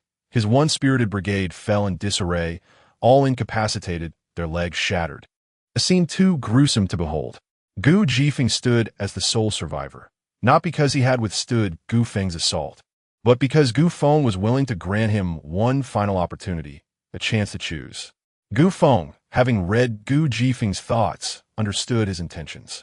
Gu Jifeng's heart was connected to a sensor. Should his heart cease to beat, the device would activate the mechanisms here, likely leading to that iron chamber from before, though its contents remained uncertain. Thus, Gu Feng refrained from taking his life. Yet he could not guarantee that Gu Jifeng would not inadvertently trigger it himself. Gu Feng urged, "I am truly sorry for your brother's death. It was a tragic accident that none wished for. Allow me to pass. For your continued existence is far more valuable than anything else." Chapter 286. Laser and Bone Shield. Gu Jifeng bellowed, "Nonsense. My brother is dead. What meaning does my life hold? I want your entire family to accompany him in death." With those words, he attempted to take his own life to activate the mechanism. However, Gu Feng would not allow him to succeed, for beast-tooth daggers simultaneously glimmered. Gu Jifeng's limbs were severed, and he collapsed into a pool of blood. Gu Feng shook his head in resignation, preparing to depart. Yet, just as he took a step, the mechanism was triggered. It turned out that the sensors activating the mechanism were not singular. Beneath the floor, he had just stepped on lay a gravity sensor. As the mechanism activated, Gu Jifeng, now a mere torso, screamed in agony while laughing maniacally. "Ha di togatea." Just as Gu Feng had surmised, another metallic chamber ensnared him within. With less than 2 minutes remaining, Gu Feng erupted with fury, commanding thousands of beast-tooth daggers to frantically slash at the metal walls. The walls visibly dented under the relentless assault. Unfortunately, just as he managed to breach halfway, beams of blue light emanated from the surrounding walls. These beams intertwined, forming an impenetrable web of light. As Gu Feng pondered the implications, the light web began to shift. Instinctively sensing danger, he hastily retreated. Gu Jifeng, moaning on the ground, was cleaved into precise cubes by the light web. Not a drop of blood spilling from the dismembered remains. Having read little, Gu Feng realized this was indeed laser. He had heard tales of lasers being capable of cutting through diamonds. What a bone shield! Contemplating this, Gu Feng retreated while hurling the bone shield towards the laser web. The bone shield was effortlessly sliced into small fragments. Panic surged within Gu Feng. In this confined iron chamber, there was nowhere to hide, and the bone shield offered no protection. What to do? Wait. If the first and second level bone shields could not withstand it, what the ninth level? Cornered with no options left, he decided to gamble, expending 555 star core points to elevate the shield to the ninth level, hastily positioning it before him. The ninth level shield was a vivid crimson, pulsating with a faint vitality, appearing extraordinary, yet whether it could withstand the laser remained uncertain, and Gu Feng could only silently pray.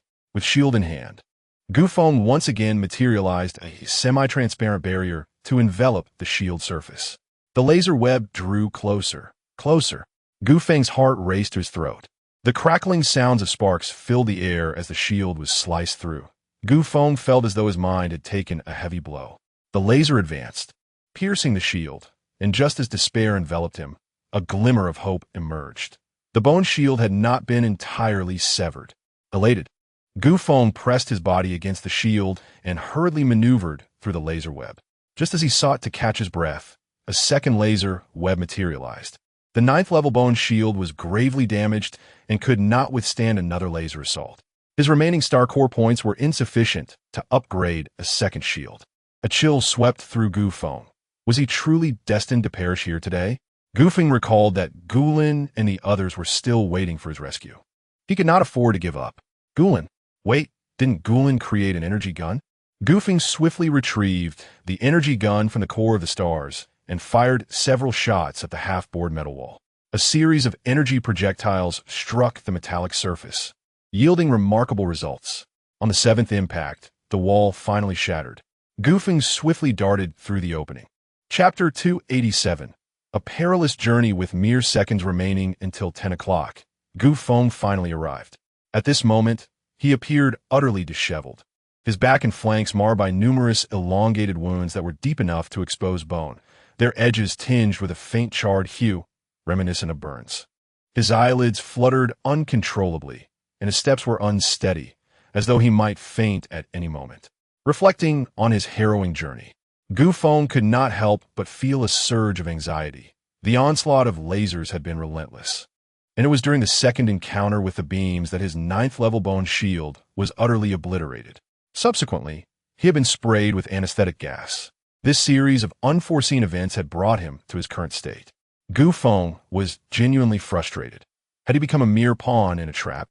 No matter how formidable he was, he could not withstand such relentless tribulation. His condition was dire. His mental fortitude was severely depleted, his body gravely injured. And his energy gun was devoid of power. Gulan, Mu Chun, and Wenwen were still in peril, leaving him with no option to flee. Emerging from the passage, Gu Feng found himself in the central area of the first floor, where he was met with a sea of people, an estimated 50,000 individuals, all of whom were mutated beings of level 4 or higher.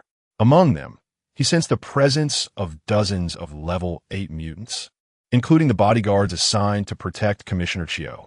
These individuals stood in a circular formation, facing outward in a defensive stance. At the very center, a circular platform was erected, featuring a large pit ablaze with roaring flames. Suspended above this fiery abyss were Gulan, Mu Chun, and Wenwen. The countdown timer of the bomb had halted at 0:06 the moment Gu Feng appeared. An elderly man, Gu Lao, held a remote control in his hand, standing by the fire pit with a benign smile, embodying the visage of a kind old man. Summoning his remaining strength, Gu Feng declared, "Release them. I will grant you whatever you desire." Gu Lao shook his head. No, we cannot negotiate just yet. I must ensure that you pose no threat before we can converse." Upon finishing his words, he addressed the throng below. Attack. The crowd did not surge all at once. Rather, 100 individuals emerged, initiating a coordinated assault on Gu Feng. Frowning, he realized this was intended to be a war of attrition, a strategy that played to his current weaknesses. The anesthetic gas, the composition of which he could only speculate, rendered him increasingly drowsy. He was barely able to summon a fraction of his true strength. No longer could he afford a delay. Rescuing his friends was of utmost importance. With this thought ignited in his mind, Gu Feng summoned the last vestiges of his strength and charged toward the trio. Even in his diminished state, he was not to be trifled with. A frail camel is larger than a horse. Despite his significant debilitation, he was still a formidable presence that ordinary mutants could not withstand. In a fleeting moment, the ranks of mutated beings were thrown into disarray as he barreled through. Just as he neared the edge of the circular platform, two figures suddenly emerged from either side, forcing Gu Feng to retreat and evade their onslaught. In his prime, he would have effortlessly countered their attack, perhaps even vanquishing them in a single blow. Now, however, he could only manage a hasty escape. Figures emerged from both sides, revealing themselves to be none other than the two bodyguards. Gu Feng declared, "Step aside, or I shall end your lives." They retorted, "It is impossible, having slain Commissioner Chiu. You must perish at the hands of our brethren today." Gu Feng scoffed, "You two? Is that all it takes?" Chapter 288. The 8 Blades of Breaking Edge. When the bodyguard scoffed, "Your strength is formidable, yet how much can you truly exert now?"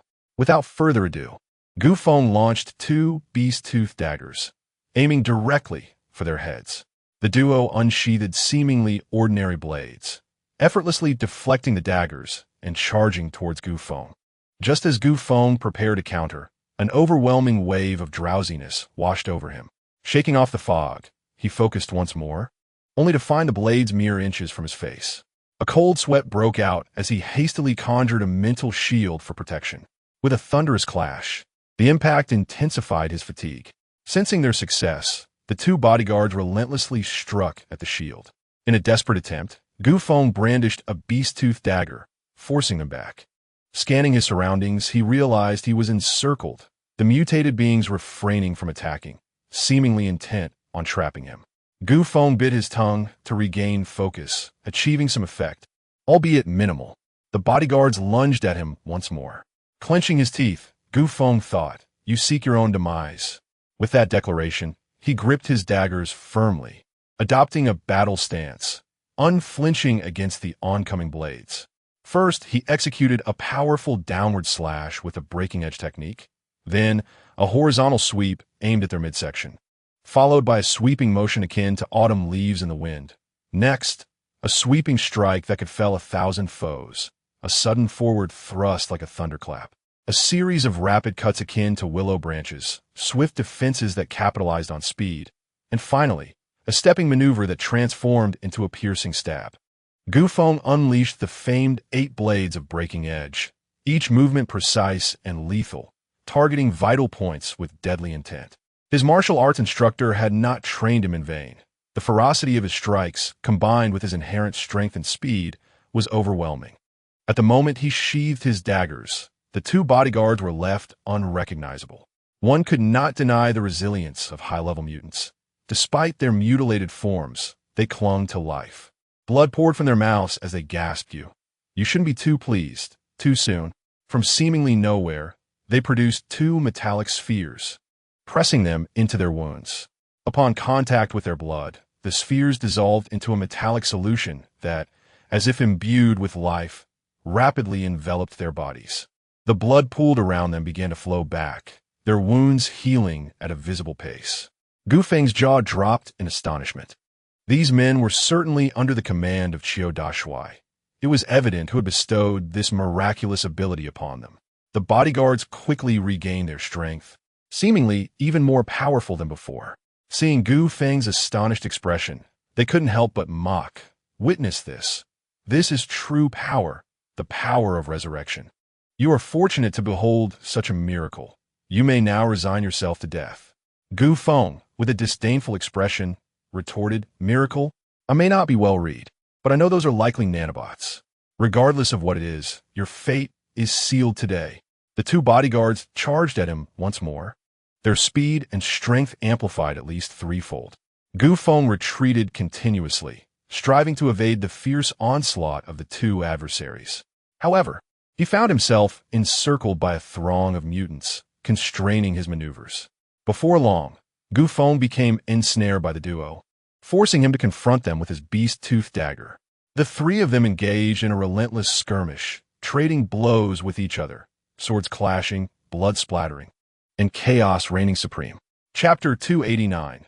The most dire situation for Gu Feng. Although Gu Feng sustained numerous injuries, none were particularly grave.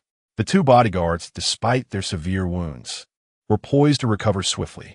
Once more, Gu Feng found himself ensnared in a war of attrition. Alone in this battle, such a predicament was far from advantageous for him. At this moment, Gu Feng finally comprehended the adage, 2 fists cannot contend with 4 hands. Chaotic strikes can overwhelm even a seasoned master, a tiger. When it falls to the plains, may be bullied by dogs, and an army of ants can indeed bring down an elephant.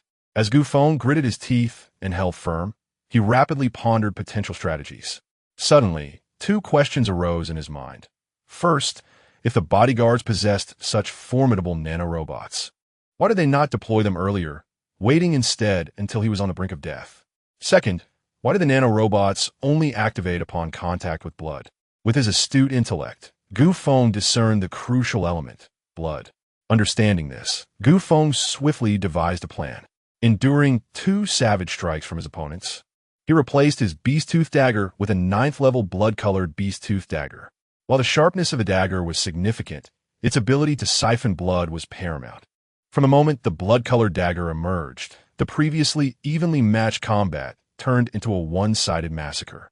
The area struck on the 2 bodyguards withered instantly, the wounds releasing countless metallic particles. Should one examine these particles under a microscope, they would unveil clusters of nanorobots. The 2 onlookers were taken aback, exclaiming in disbelief at the unfolding events. Gu Feng, uninterested in exchanging pleasantries, relentlessly struck with the blood-colored dagger until the bodyguards became mere desiccated husks, utterly lifeless. Gu Feng himself was not faring much better, his body marred with ghastly wounds. To complicate matters further, an overwhelming fatigue threatened to engulf him. His persistence thus far relied solely on sheer willpower, leaving him uncertain of how much longer he could endure. With the demise of the 2 bodyguards, the ancient observer, who had witnessed the entire ordeal, applauded, proclaiming, "Well done. You truly are formidable. My efforts have not been in vain." Gu Feng shouted at the ancient figure, "What do you truly desire?" The ancient one, smiling enigmatically, replied, "What I desire is you." Now, he then commanded the surrounding 50,000 mutated beings to advance. Diminished in strength and severely wounded, Gu Feng fought valiantly, but ultimately succumbed to the overwhelming numbers of his adversaries. This marked the most brutal beating he had ever endured, his body resembling a doll that had been dragged across the ground countless times. He soon lost consciousness, drifting into a state of oblivion. Yet, the ancient figure remained unperturbed. He ordered Gu Feng to be bound tightly with ultra-fine, special steel wire before presenting him before himself.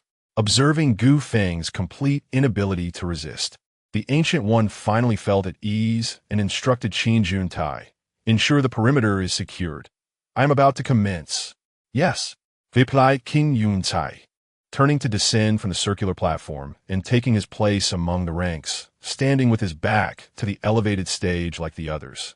The ancient figure, seemingly still not at ease, snapped his fingers, causing heavy drapes to rise around the circular platform, concealing it completely. Within the confines of the drapes, a greedy smile crept upon the Ancient One's lips as he approached the unconscious Gu Feng step by step. As he drew nearer, his body began to dissolve into a dark substance, and by the time he stood before Gu Feng, he appeared to be coated in a thick layer of repulsive black oil. Chapter 290. The villain silenced Gu Feng, awakening with a start, was taken aback by his ancient, mutated appearance. He attempted to resist and struggle, only to realize that the steel wire binding him had pierced into his flesh. Any further struggle would undoubtedly result in him being shredded to pieces. With a look of despair, Gu Feng pleaded, "Do not kill me. I can offer you anything you desire. Please spare my life. I can provide you with the formula for the evolution agent, weaponry, even biological mechas, whatever you wish." The Ancient One shook his head, dismissing the need for such complexities. "Devouring you will suffice. All that you possess will then belong to me. I can procure it myself." Gu Feng, incredulous, retorted, "Impossible. The knowledge in my mind cannot be taken by anyone." The Ancient One sneered, "Villains perish from excessive talk. I am well aware of this. Do not attempt to extract information from me. Embrace your demise." With that, he lunged toward Gu Feng. "Cut! Cut!" A sudden female voice interjected from behind the Ancient One. Startled, he spun around, bellowing, "Who goes there?" Before him stood Mu Chun, Gu Lan, and Wen Wen, the latter having just spoken. The Ancient One furrowed his brow. "I administered a 20-fold anesthetic. Even a 9th-level mutant would succumb. How have you awakened?" Wen Wen shrugged. The individual was ensnared in an illusion of my making, lost in a daze, oblivious to whether he had even fought back. "That time bomb," the Ancient One began to inquire. Before he could finish, Gulan tossed 3 disarm bombs at his feet, declaring, "Disarming bombs is my specialty." "And how did you descend from the fire pit?" Mu Chun extended her hands, from which robust vines began to sprout endlessly from her sleeves. The Ancient One finally grasped the situation. He had been outmaneuvered by 3 young girls. "Very well. A light appetizer before the main course is not unwelcome." Woman scoffed, "The one playing dead. I've called cut and you're still acting? Is there no professionalism left in you? Hurry up and prepare for battle." A chill ran down the Ancient One's spine. It was evident that one was not addressing him, for the only one lying down was Gu Feng. Could it be? He dare not contemplate further. He rolled swiftly to the ground, retreating to a distance. Upon looking at Gu Feng, he discovered that Gu Feng had already risen, his wounds healing at a visible pace. The Ancient One's mouth hung open in disbelief. It turned out that Gu Feng had been performing since he first stepped onto the stage. Now that the act had been halted by Wen Wen, Gu Feng could only emerge from his performance and reclaim his true self. Gu Feng stretched his neck and yawned. Then with a sudden bounce, the special steel wire binding him snapped. He offered an apologetic smile. "What a pity. This wire is only effective against those below the land level." The Ancient One, seasoned by storms and tribulations, quickly regained his composure. "Ah, but it is indeed a pity. You are but 4, while I command 50,000. A single spit from each could drown you. Thus, cease your futile struggles." Ancient Wind paid no heed to the fact that you possess 500,000 while I hold 480,000. We are nearly equal. The Ancient One laughed heartily, looking up to the heavens. "Have you forgotten that most of your people have ventured outside the city and will not return today? How can you be so certain they will not come back?" Ancient Wind gazed at the Ancient One, as if regarding a simpleton, inquiring. Chapter 291, from the very beginning. You knew the city gates have been firmly shut at my command, and the defense systems are fully operational. Any would-be intruders will be reduced to mere fragments. It is inconceivable for your men to breach the firepower net. Even if, by some stroke of luck, they manage to penetrate it, how many would remain? And those who do survive, how will they unlock the steel shell located just 4 to 5 meters away? Gu Feng nodded in agreement, acknowledging that once the gates are closed, entry is indeed impossible. However, if the gates were to be opened, access would be granted, wouldn't it? Gu Lao sneered coldly. Open the gates? Who would grant you that favor? You stand alone now. Who would assist you? Gu Feng replied nonchalantly. I recall that the 40th floor is designated as the prison level, where inmates are kept. It seems to be in close proximity to the control room. Gu Lao's heart skipped a beat, for the 50,000 members of Gu Feng's team were detained on the 40th floor today. Then, as if struck by a sudden realization, Gu Lao smugly declared, the control room is heavily guarded. Even if your men succeed in a jailbreak, they may not breach the defenses of the control room. As soon as Gu Lao finished speaking, Gu Feng's communication earpiece crackled to life with Li He's voice. Captain, we have secured the control room, but controlling the gates requires a password. Gu Feng responded, understood, please hold on. He turned his gaze toward Gu Lao, inquiring about the gate's password. Suddenly, Gu Lao crouched down, laughing uncontrollably, haha. In the end, it's all, haha, turned into a blunder, haha. Gu Feng stared at Gu Lao for 2 seconds before suddenly saying, oh, you did tell me. And I almost forgot. The password is 89,757. Gu Lao's laughter abruptly ceased, his complexion turning ashen. Impossible. How could I possibly have divulged that? How did you know? Who told you? Gu Lao questin vementin. It appears that age has indeed dulled your memory, for you told me yourself, yet you've forgotten. Alas, Gu Feng firmly insisted that it was Gu Lao who had revealed it to him. Such an uncanny ability to read minds should remain a closely guarded secret. In the control room, the operators raised their hands high, too intimidated to move. The floor was littered with soldiers' corpses, and the large display screens mounted on the walls lay shattered. Li Junlun stood vigilant, wielding a heavy sniper rifle, scanning the surroundings. Li meticulously entered the password transmitted by Gu Feng into the computer and then pressed the enter key. Outside the city, beneath the shroud of night, countless shadows waited in silence. With a thunderous roar, a series of colossal explosions erupted from the iron fortress. The cannons atop the city walls lowered their barrels and retracted into their turrets. The gates slowly creaked open, illuminating the snowy ground beyond with the glow from within. Following a roar that reverberated through the heavens, a voice among the shadows shouted, "Charge!" As if ignited, the frigid and silent winter was set ablaze with fervor. "Charge! Charge!" The air filled with countless shouts, mingling with the surge of the crowd. In the central area of the first floor of City X, Gu Lao finally grasped the entirety of the situation. "You've known from the very beginning, haven't you?" Gu Feng subtly nodded. "You first exploited the death of Commissioner Chiu to coerce me into signing the non-aggression pact, then used this very pact to undermine my authority within City X, sowing discord between myself and my team. Following that, you sought to divide and conquer, eliminating my most trusted aides. In the end, they abducted my dearest loved ones, coercing me into submission. This series of tactics is indeed quite impressive. However, I have also perused historical texts. The art of kingship typically comprises but a few strategies." The ancient lips trembled as they pointed at you, saying, "You indeed know." Chapter 292. A calculated scheme. Gu Feng nodded knowingly. "I am aware of more than just this. I also comprehend that your true intention is to devour me. If I am not mistaken, your extraordinary ability resembles that of consumption, does it not? A devourer can acquire the powers, and even the memories of those they consume." Ancient fell to the ground with a thud. You, it's impossible. You cannot know this." Gu Feng shook his head, offering no explanation. Suddenly, Ancient rose, pointing at Gu Feng. No, if you are aware of all this, you possess a myriad of methods to eliminate me. Why then, have you gone to such lengths to play this game with me?" Gu Feng, hands clasped behind his back, radiated an inexplicable aura of dominance as he replied calmly. I require your assistance to eradicate the cancer-plaguing City X. Ancient's eyes widened in realization. I understand now. A rebellion has decimated the large teams in City X. The only team remaining is your goofing squad. I have already dismantled the various factions within the army. If I perish tonight, you will unify both the team and the army, establishing an unprecedented solidarity throughout City X, and you shall ascend as its true ruler. Rather than asserting that I forced you to sign that treaty, it would be more accurate to say that you enticed me into signing it. Such a profound scheme. Such a ruthless intent. Goofing shook his head. My strategies are predicated upon your avarice.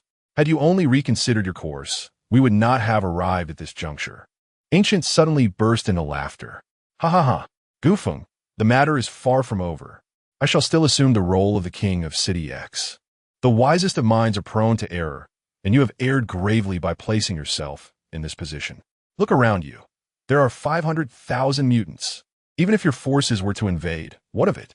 They cannot breach this place in the blink of an eye. As long as I seize this moment to eliminate you, all will be concluded. Goofing shook his head. Do you truly believe that I have traversed such a dramatic path merely to deliver myself to you? You are woefully naive. Ancient inquired.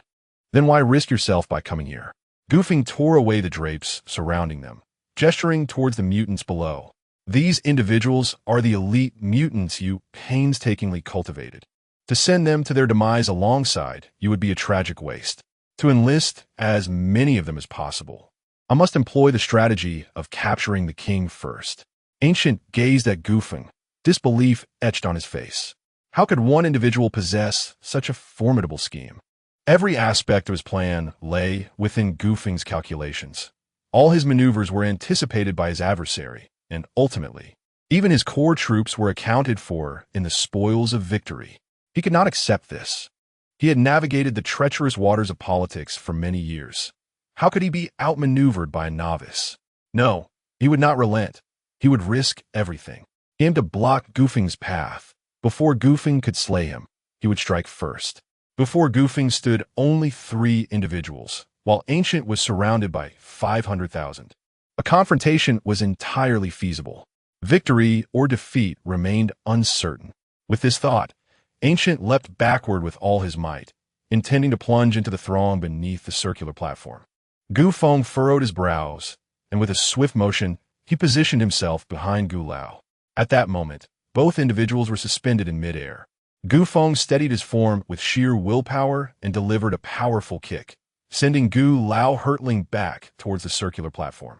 Gu Lao nearly skidded into the fiery pit. But fortunately, the viscous black substance adhered firmly to the ground, preventing his fall. Chapter 293. The ancient abilities. The viscous black substance on the ancient figure possesses corrosive properties. The moment Gu Feng's pant leg made contact, a substantial hole was eroded, and any contact with the skin elicited a sharp sting. For Gu Feng, it was merely a sting.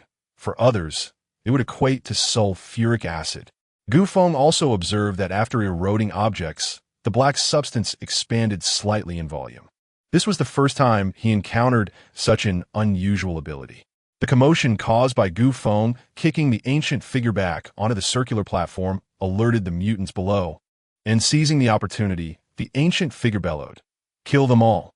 Upon hearing this command, the surrounding mutants surged toward the platform. Gu Feng sighed. If he struck too hard, he risked fatality, and if he held back, they would leap around chaotically. It was quite troublesome. Thus, he decided to manipulate thousands of bone shields to establish a defense. Those mutants who had just ascended the platform were immediately sent flying by the oncoming bone shields, toppling a number of their comrades behind them. Though there were 500,000 mutants, the platform size limited their ability to attack simultaneously. This led to a rather awkward situation where those at the front could not advance, and those behind were obstructed. Moreover, Gu Feng, stationed atop the platform, maintained a distinct geographical advantage. Anyone wishing to ascend had to either take the stairs or climb from the sides. The bone shields, with their expansive surface area, were perfectly suited for defense, especially when thousands were deployed effectively surrounding the circular platform in an impenetrable barrier. In that moment, no one could successfully breach the platform. Seeing the situation deteriorate, the ancient figure attempted to flee. Gu Feng shook his head, suggesting he was better off inside. However, the ancient figure, dismissing Gu Feng's advice, let out a roar and made a desperate dash for freedom. Gu Feng swiftly moved and kicked the ancient figure back once more. After being repelled twice, the ancient figure seethed with rage, exclaiming, "You leave me no choice." With that, the black substance on him began to bubble and swell. Ultimately, he transformed into a towering giant, 5 meters tall, his form robust and the black liquid more viscous, some even dripping onto the ground, corroding the steel-reinforced surface and creating small pits. The ancient figure's voice morphed into a rough, violent growl. "Gu Feng, today I shall demonstrate my true power." Upon witnessing this transformation, Gu Feng exclaimed in astonishment, "You have reached level 2 on land. I distinctly remember only providing ordinary and advanced evolution agents, not a super evolution agent. How did you ascend to level 2? The ancient figure laughed heartily. "It appears you do not know everything. Do you wish to learn?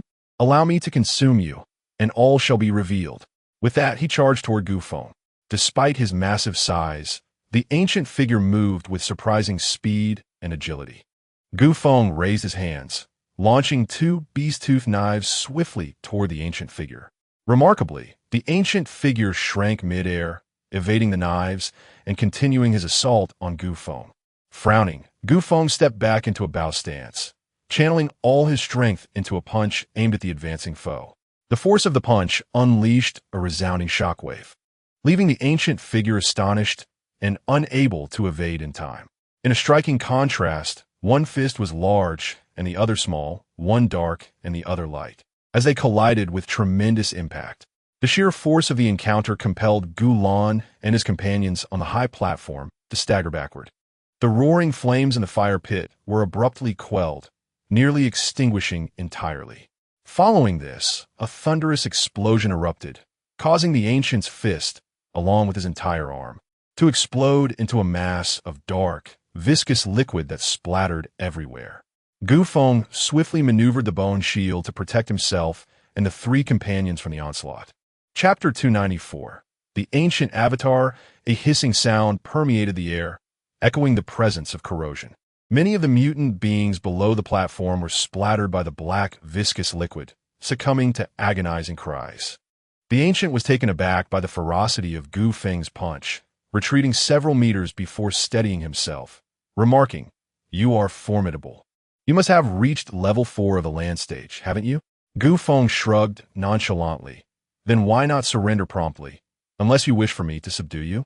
The ancient laughed heartily. "How ironic that you are hailed as the strongest man in City X. Evolutionary levels do not equate to true combat prowess." Gu Feng replied with composure. "While evolutionary levels may not fully represent actual strength, they serve as a significant reference. Some mutants possess unique abilities that enable them to effortlessly retaliate against higher-level opponents. Yet among the same type of mutants, the higher-level ones are invariably stronger. It is akin to comparing a seasoned chef with a skilled tailor regarding their earnings. Such a comparison is futile. However, if you were to pit a seasoned chef against an apprentice, the chef would undoubtedly earn more.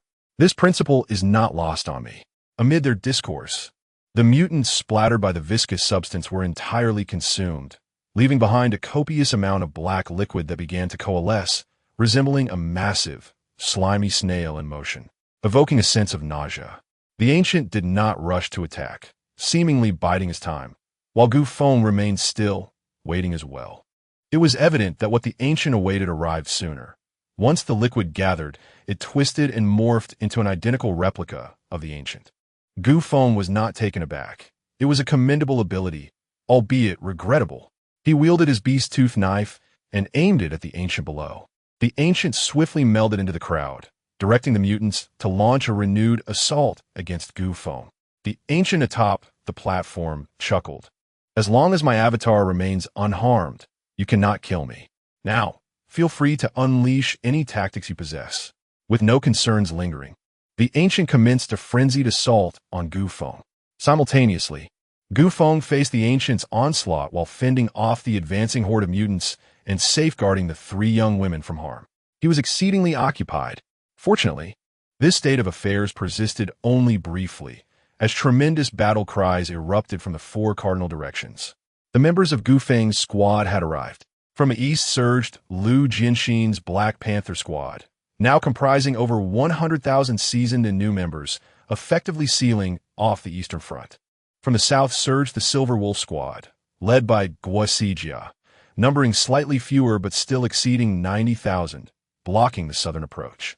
From the west surged the Cobra squad, commanded by Ji Yu, also tallying 100,000, fortifying the western flank.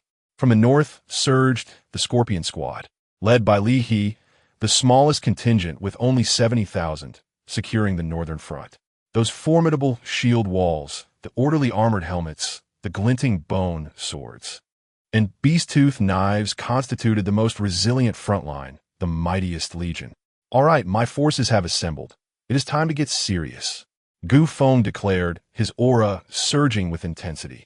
The Ancient, caught off guard, felt as though he had been struck by an immovable wall, sent sprawling forward. The Ancient Man sought to resist, yet he was utterly powerless against the overwhelming force. He was unceremoniously thrust into the fiery pit. The Ancient Man cried out in agony, desperately trying to climb back up. However, with a mere gesture, Gu Feng pressed down, forcing him back to the bottom of the inferno. No matter how he struggled and screamed, he could not ascend. Gu Feng, with an impassive expression, gazed upon the Ancient Man's plight and calmly remarked, "Rest assured and embrace death. Do you not have clone?" The Ancient Man's clone, amidst the crowd, trembled in fear upon witnessing the corporeal form being consumed by flames, instinctively retreating in terror. Chapter 295. An explanation from the Ancient One. The ancient doppelganger, with a voice hoarse from exertion, cried out desperately, "Break through. Everyone break through." It dawned on him that he was no match for Gu Feng. The reason Gu Feng had refrained from striking him down earlier was due to the fear that he might flee with all his strength upon realizing his inferiority. Now, the Ancient One found himself encircled, unable to escape. Upon hearing the Ancient One's command, the army of mutants launched an offensive in all directions. With a combined force of 1 million, a grand conflict ensued. Charge! The mutant army surged forward like a tidal wave against Gu Feng's defensive line. The captains of Gu Feng's brigade raised their bone swords in unison, shouting attack, attack, attack. With each rallying cry, the front line of shields advanced a step, resonating with a synchronized, thunderous clash against the ground. In contrast to the mutant army, Gu Feng's formation resembled a disciplined military force. At last, the two sides collided. The mutant army found themselves powerless against the tightly secured shield wall, unable to breach or break through, akin to a tiger thwarted in its hunt. Conversely, Gu Feng's brigade unleashed a relentless assault upon the mutants, their sharp-boned swords and beastly fangs functioning as reapers of life, advancing unyieldingly. Rows of mutants fell, their strength and prowess rendered inconsequential amidst the chaos of a battlefield populated by millions, where even the fleeting sparks in the night sky paled in comparison. The mutant army began to retreat, suffering severe losses as they were compressed into a smaller space. The ancient doppelganger began to feel fear, even despair. He glanced at Gu Feng atop the platform and shouted, "If you wish to survive, we must unite and kill Gu Feng. Only then can we achieve victory." The surrounding mutants turned their fierce gazes towards Gu Feng, their resolve visibly shaken. Gu Feng proclaimed loudly, "You are all innocent. This war is entirely unnecessary. You should be warriors defending your homeland, not sacrificing your lives for a duplicitous superior. We do not desire to engage in a fight to the death. Such an outcome benefits none of us. I do not seek your surrender, which would dishonor your dignity as warriors. I merely require the Ancient One to step forward and clarify his actions." As Gu Feng spoke, he raised his hand, and the offensive of his brigade came to an immediate halt. The ancient mutant army exchanged glances, murmuring among themselves. The Ancient One had not anticipated such a turn of events, and an unsettling feeling of foreboding arose within him. Do not heed his nonsense. He merely wishes to eliminate me, to seize control of this city. He is an ambitious man. Gu Feng responded, whether I am ambitious or not is irrelevant. What matters is whether you can explain why, during the last siege, you refused to open the gates. Furthermore, what has become of the thousands of missing mutants? What is your connection to the factory owner who has been accused of underpaying workers and causing the death of female workers through maltreatment? Despite numerous reports, why has no one dared to investigate? Not only the factory managers, but also the heads of farms, the directors of orphanages, and the deputy directors of research institutes. What connection do these individuals have with you? Why are they able to act with impunity in City X, resorting to murder when they cannot obtain what they desire? And when they do attain it, they indulge for a few days before subjecting it to torment and humiliation. They amass wealth without restraint. Why must they drive others to the brink of despair, leaving them with no means of survival? Chapter 296. The Decayed King. As Gu Feng concluded his remarks, the army of mutants erupted in disbelief, casting incredulous glances toward the ancient being. The elder was equally astonished. He could hardly fathom how Gu Feng possessed such intricate knowledge. Forcing himself to regain composure, he retorted, "What nonsensical drivel are you spouting? I cannot comprehend your words." Gu Feng smirked, feigning ignorance. "Very well, allow me to elucidate each point. During the siege by the mutant beasts, the 3 legions found themselves ensnared outside the city walls. The true reason you refrained from opening the gates was not out of fear of the beasts breaching the city, but rather to seize the opportunity to eliminate your political adversaries entirely. Yes, while you may seek to eradicate your enemies, you ought not to sacrifice the lives of those soldiers in the process. They're not your foes. They're innocent." The soldiers of the mutant army, inherently soldiers themselves, felt a profound sense of distrust toward the elder upon hearing this, distancing themselves from him. Enraged, the elder shouted, "You speak lies." Calmly, Gu Feng replied, "Do not rush. Let me finish. The thousands of mutants who have mysteriously vanished from the city, have you not devoured them, just as you recently consumed these soldiers? Your abilities could have been utilized to evolve by consuming mutant beasts, yet you chose instead to experiment on living humans. From the biological level 1 to terrestrial level 2, you have devoured no fewer than 1,000 mutants. Tell me, how do you differ from those monstrous creatures outside that feast upon the living?" The elder attempted to retort, but Gu Feng cut him off, continuing, "The factory manager is your nephew, the farm supervisor was once your secretary, and the orphanage director is your nephew as well. You might have overlooked these connections, but the assistant director of the research facility is merely a distant cousin, and still, you shield him? Is it that with age one becomes especially protective of such kin? Yet, how can you expect those beneath you to survive? The people below do not steal or rob. They toil tirelessly, desperate to avoid being consumed by the mutant beasts outside. Yet, while they escape the beasts, they are gradually drained and devoured by their own kind. Is this not ironic? Is it not ludicrous? This is the X-City under your rule." As Gu Feng grew more fervent, he pointed at the mutants below, exclaiming, You, all of you are accomplices. You reside in the upper echelons of X-City, sheltering your decrepit king, allowing his minions to harm the populace unrestrained. Can you not see? Can you not hear?" The soldiers lowered their heads in shame. The elder, in a fit of hysteria, shouted, "You are sowing discord with your heretical words. You slander me. You have no evidence. This is mere calumny." Gu Feng retorted vehemently, "Silence. You old scoundrel, if you seek evidence, I shall provide it." "Qin Juntai." From the crowd, Qin Juntai emerged, raising a USB drive triumphantly. The elder glared at him, seething, "It's you." But upon seeing the USB drive in Qin Juntai's hand, he staggered back in disbelief, unable to reconcile how the device containing video evidence had not been reduced to mere dust beneath his feet. Could it be that the one I shattered was a forgery? As Gu Lao gazed at Qin Juntai, the realization struck him. The piece he had crushed was indeed the one Qin Juntai had handed to him, and it could easily have been swapped. Gu Lao glared at Qin Juntai, exclaiming, "I raised you with my own hands, treating you as my own. How could you betray me?"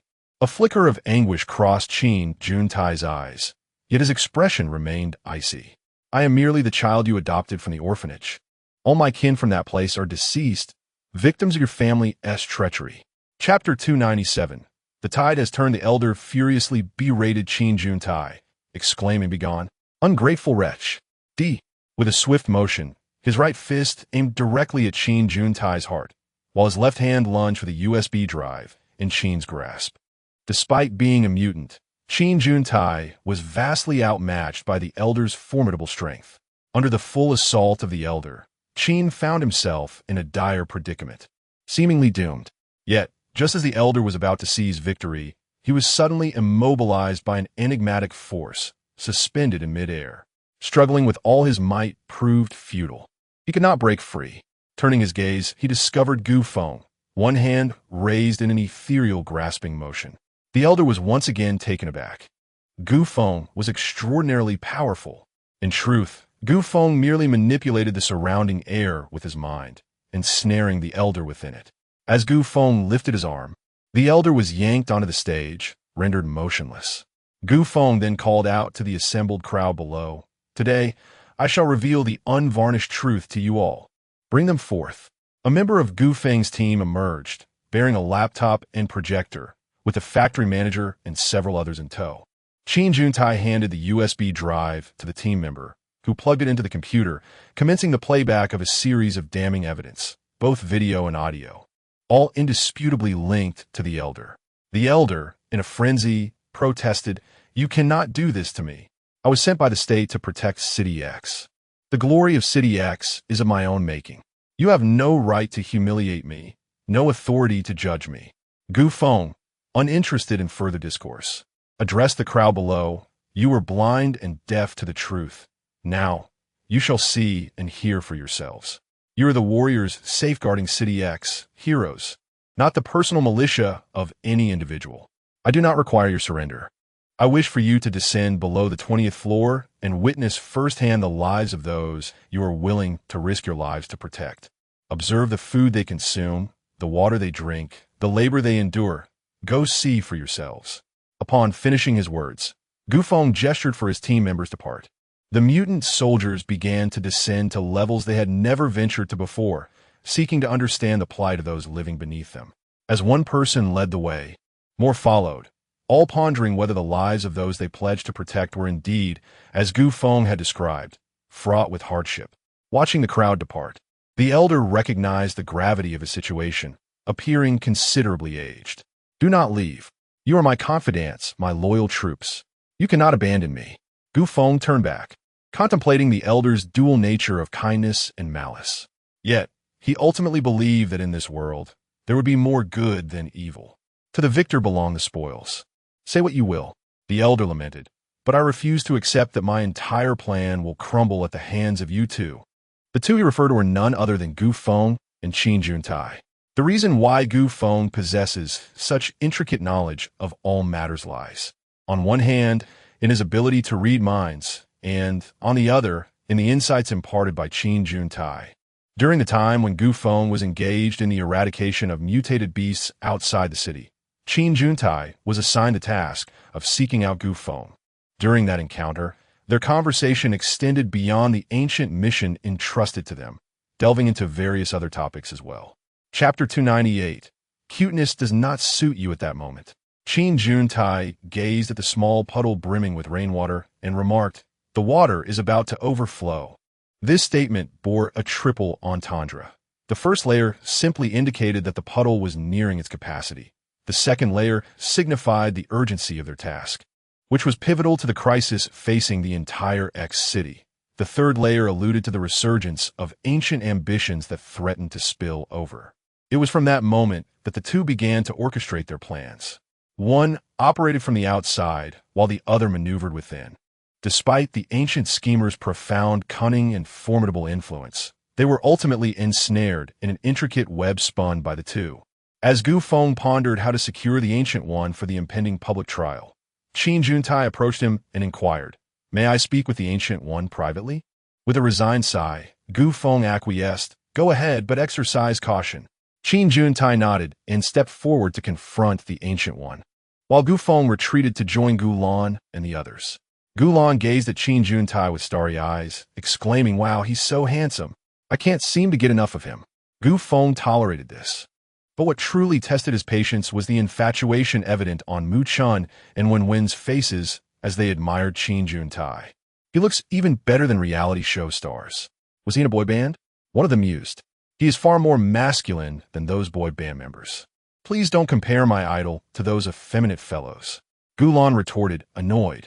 Ahem, what about me? Gu Feng asked, blinking his adorably large eyes at the three girls. In unison, they rolled their eyes. You, let's just say, are in a different league entirely. Cuteness does not suit you, truly. Gu Feng feigned injury at their words. As the group conversed, Qin Juntai called out from a distance, release the Ancient One. He won't escape. Gu Feng furrowed his brow and inquired, are you certain? Qin Juntai nodded affirmatively. Gu Feng cautioned, keep your distance from him. Qin Juntai took a symbolic step back, prompting Gu Feng to reluctantly shake his head and withdraw the control he had over the Ancient One, preparing himself for any unforeseen developments. Qin Juntai then regarded the Ancient One, and for the first time, a gentle expression graced his typically cold visage. Ancient One, Gu Feng and I have come to an understanding. After tomorrow's trial, you shall no longer bear the weight of X city upon your shoulders. Given your age, no harm shall befall you. At worst, you may face a temporary restriction of freedom. However, I will be by your side, and you may live as a leisurely retiree. I will honor you as a beloved elder.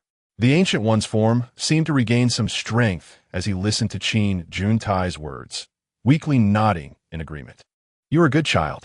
It fills me with pride to see you grow from a mere child into the person you are today. Sometimes, I ponder whether I have erred in my choices. Should I have acted differently? Would the outcome have been more favorable? Alas, it is a pity for Qin. The Ancient One lamented, breaking down in tears like a child. Observing the Ancient One's frail state, Qin Juntai stepped forward to embrace him, offering words of comfort. You need not worry, for I shall treat her as my own sister. I will take care of her. From a distance, Gu Feng watched this scene unfold, a sense of unease washing over him. Activating his mind-reading abilities, he was suddenly alarmed. Juntai stepped back. Regrettably, the ancient warning arrived a moment too late.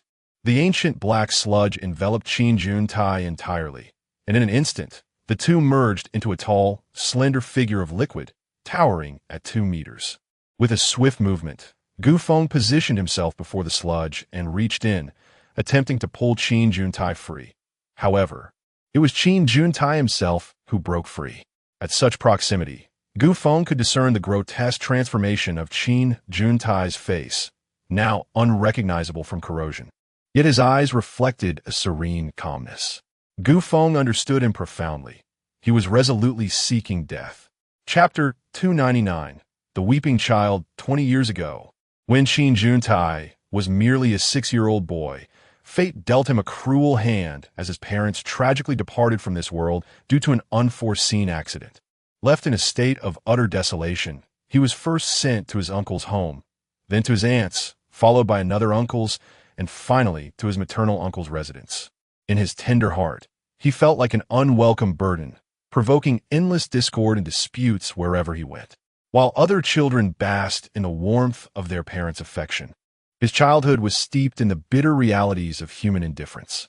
He began to withdraw into himself, presenting a fade of icy detachment toward the world. Yet deep within, he yearned for love and longed for acceptance more than anyone else. Eventually, he found solace in an orphanage, which became his first true home. Although his peers appeared naive and childish, their carefree laughter provided him with a semblance of joy, alleviating the profound sorrow he once bore. At night, when he missed his parents, he would secretly weep beneath his covers, only to have the kind caretaker slip him a piece of candy. How sweet those moments were. He later purchased countless identical candies, yet none could replicate that original taste. In due course, he was adopted by an elderly gentleman who treated him with kindness, and he began to regard this man as his own grandfather. The passage of time was swift, and the once ignorant little boy transformed into a tall, handsome young man, striking, aloof, intelligent, wise, perceptive, and a master strategist. He soon became the right-hand man of his benefactor, who valued him highly and included him in nearly all affairs. Confiding secrets in him, During this period, he silently vowed to offer his unwavering loyalty to the elder, even to the point of sacrificing his own life. However, even when he inadvertently learned that his childhood companions from the orphanage had perished under the tyranny of the elder's nephew, his resolve remained steadfast. The misdeeds belonged to the nephew, and what connection did that have to the elder? None, indeed. Yet when he sought to uphold justice using the authority bestowed upon him by the elder, he found himself thwarted. The elder, gazing into his eyes, urged him to act as though nothing had transpired. From that moment, his conviction wavered. Yet he clung to the belief that the elder had merely been misled by his kin, that it was not the elder's true intention. Later, he presented irrefutable evidence of the injustices to the elder's desk, only to watch in dismay as the elder discarded it into the wastebasket. The elder claimed he was preoccupied with the livelihoods of millions and had no time for trivial matters. Once again, Qin Juntai found his faith shaken. Yet he rationalized the elder's actions, attributing them to his overwhelming busyness. However, he struggled to comprehend why he was compelled to intervene. Soon after, he began to witness the increasingly vacant eyes of countless orphans, reminiscent of his own childhood self. In a world ravaged by despair, no one would take them in. The orphanage remained their sole refuge. Yet, it had lost its former warmth and familial bond, leaving behind only cruelty and the savage release of pent-up desires. One would never imagine the torment a beast could inflict upon the most innocent of children, who have become forsaken by God, reduced to mere playthings of demons. The more Qin Juntai learned, the deeper his doubts grew, and the more his resolve wavered. He spent countless sleepless nights, and whenever he finally succumbed to slumber, he would be jolted awake by the faint echoes of a child's weeping.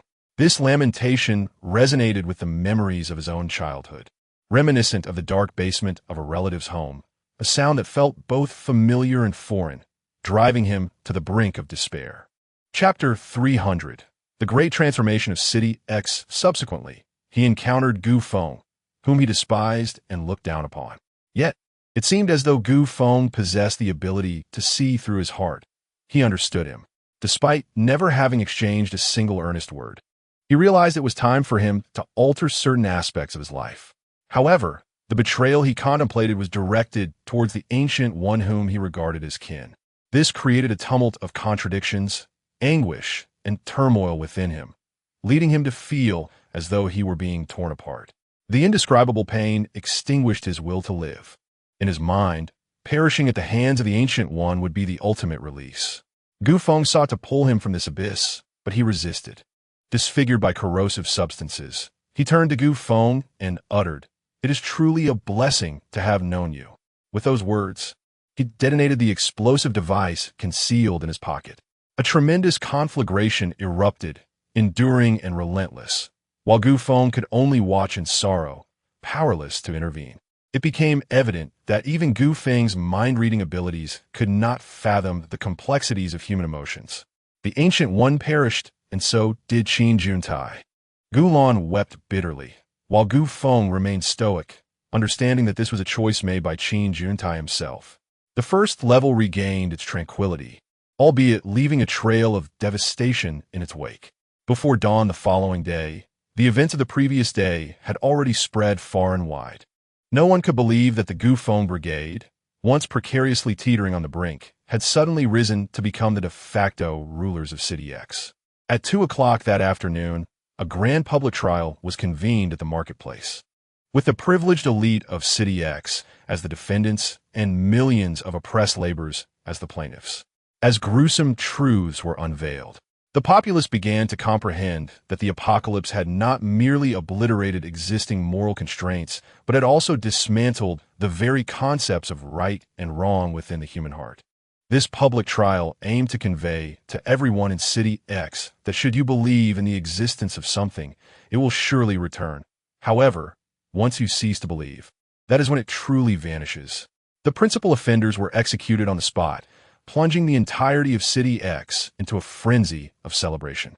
People sang and danced in joyous revelry at the demise of these individuals, which could not be deemed anything less than the greatest irony and mockery of their lives. To thoroughly rectify the atmosphere of City X, propelled by the Gu Feng Brigade, A sweeping purging campaign commenced from the grassroots level. Those who abused their power for personal gain, those who failed to act administratively, those who engaged in corruption, and those who oppressed the virtuous were all subjected to dismissal and investigation. Those with lesser offenses faced labor reform, while the more severe cases were immediately expelled from City X, left to fend for themselves. Simultaneously, a substantial cleansing operation was initiated within the city, targeting not mere dust and refuse, but the vices of gambling and drug abuse. Within a mere week, City X became orderly and organized, its social order nearly restored to the state it had been prior to the calamity.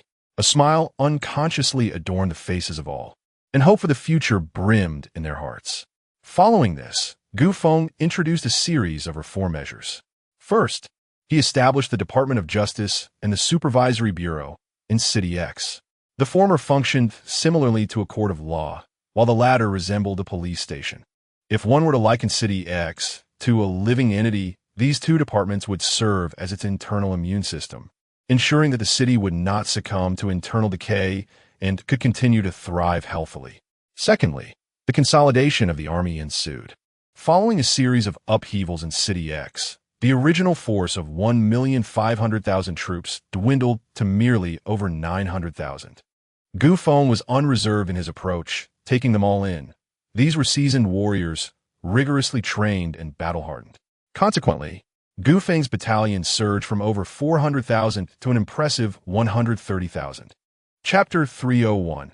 An overview of City X. The Ancient Wind Brigade has officially been renamed the Lion Legion, consisting of 6 regiments. The Black Panther Regiment led by Lu Jinxin, the Silver Wolf Regiment led by Guo Sijia, the Venomous Scorpion Regiment led by Li He, the Cobra Regiment led by Ji Yu, the Fire Phoenix Regiment led by Li Junlan, and the Guard Regiment led by Wang Jingtang. The first 4 regiments are primarily tasked with venturing outside the city to eradicate mutated beasts, while Li Junlan's Fire Phoenix Regiment continues to oversee internal discipline within the Legion. Wang Jingtang's Guard Regiment is chiefly responsible for the defense of City X. This balanced division of labor creates a formidable external immune system for City X, safeguarding it against various external threats. Next, the focus shifts to the meticulous organization of City X's infrastructure, encompassing schools, factories, farms, hospitals, research institutes, nursing homes, and orphanages. Efforts are made to expand where necessary and to reconstruct where needed, with the overarching goal of meeting the majority of the populace's basic living requirements. Furthermore, a census reveals that the original population of 7 million has dwindled to 4 million due to continuous attrition. Among them, 1/3 are elderly and children, significantly heightening the social pressures within City X. The elderly and children cannot participate in production activities nor venture outside to hunt mutated beasts, thus relying heavily on the remaining 2/3 of the adult population. Given that City X struggles to be self-sufficient, it must inevitably source mutated beast meat from external supplies to sustain its food needs. The young laborers who venture out to hunt face considerable risks, often resulting in casualties, which has culminated in the current predicament. Ancient Wind is acutely aware of his own limitations and the importance of allowing those skilled in their field to execute tasks they excel at, thereby achieving greater efficiency. Consequently, he appoints Lu Zhe as the Chief Minister of Internal Affairs for City X, entrusting him with the governance of the city's internal affairs.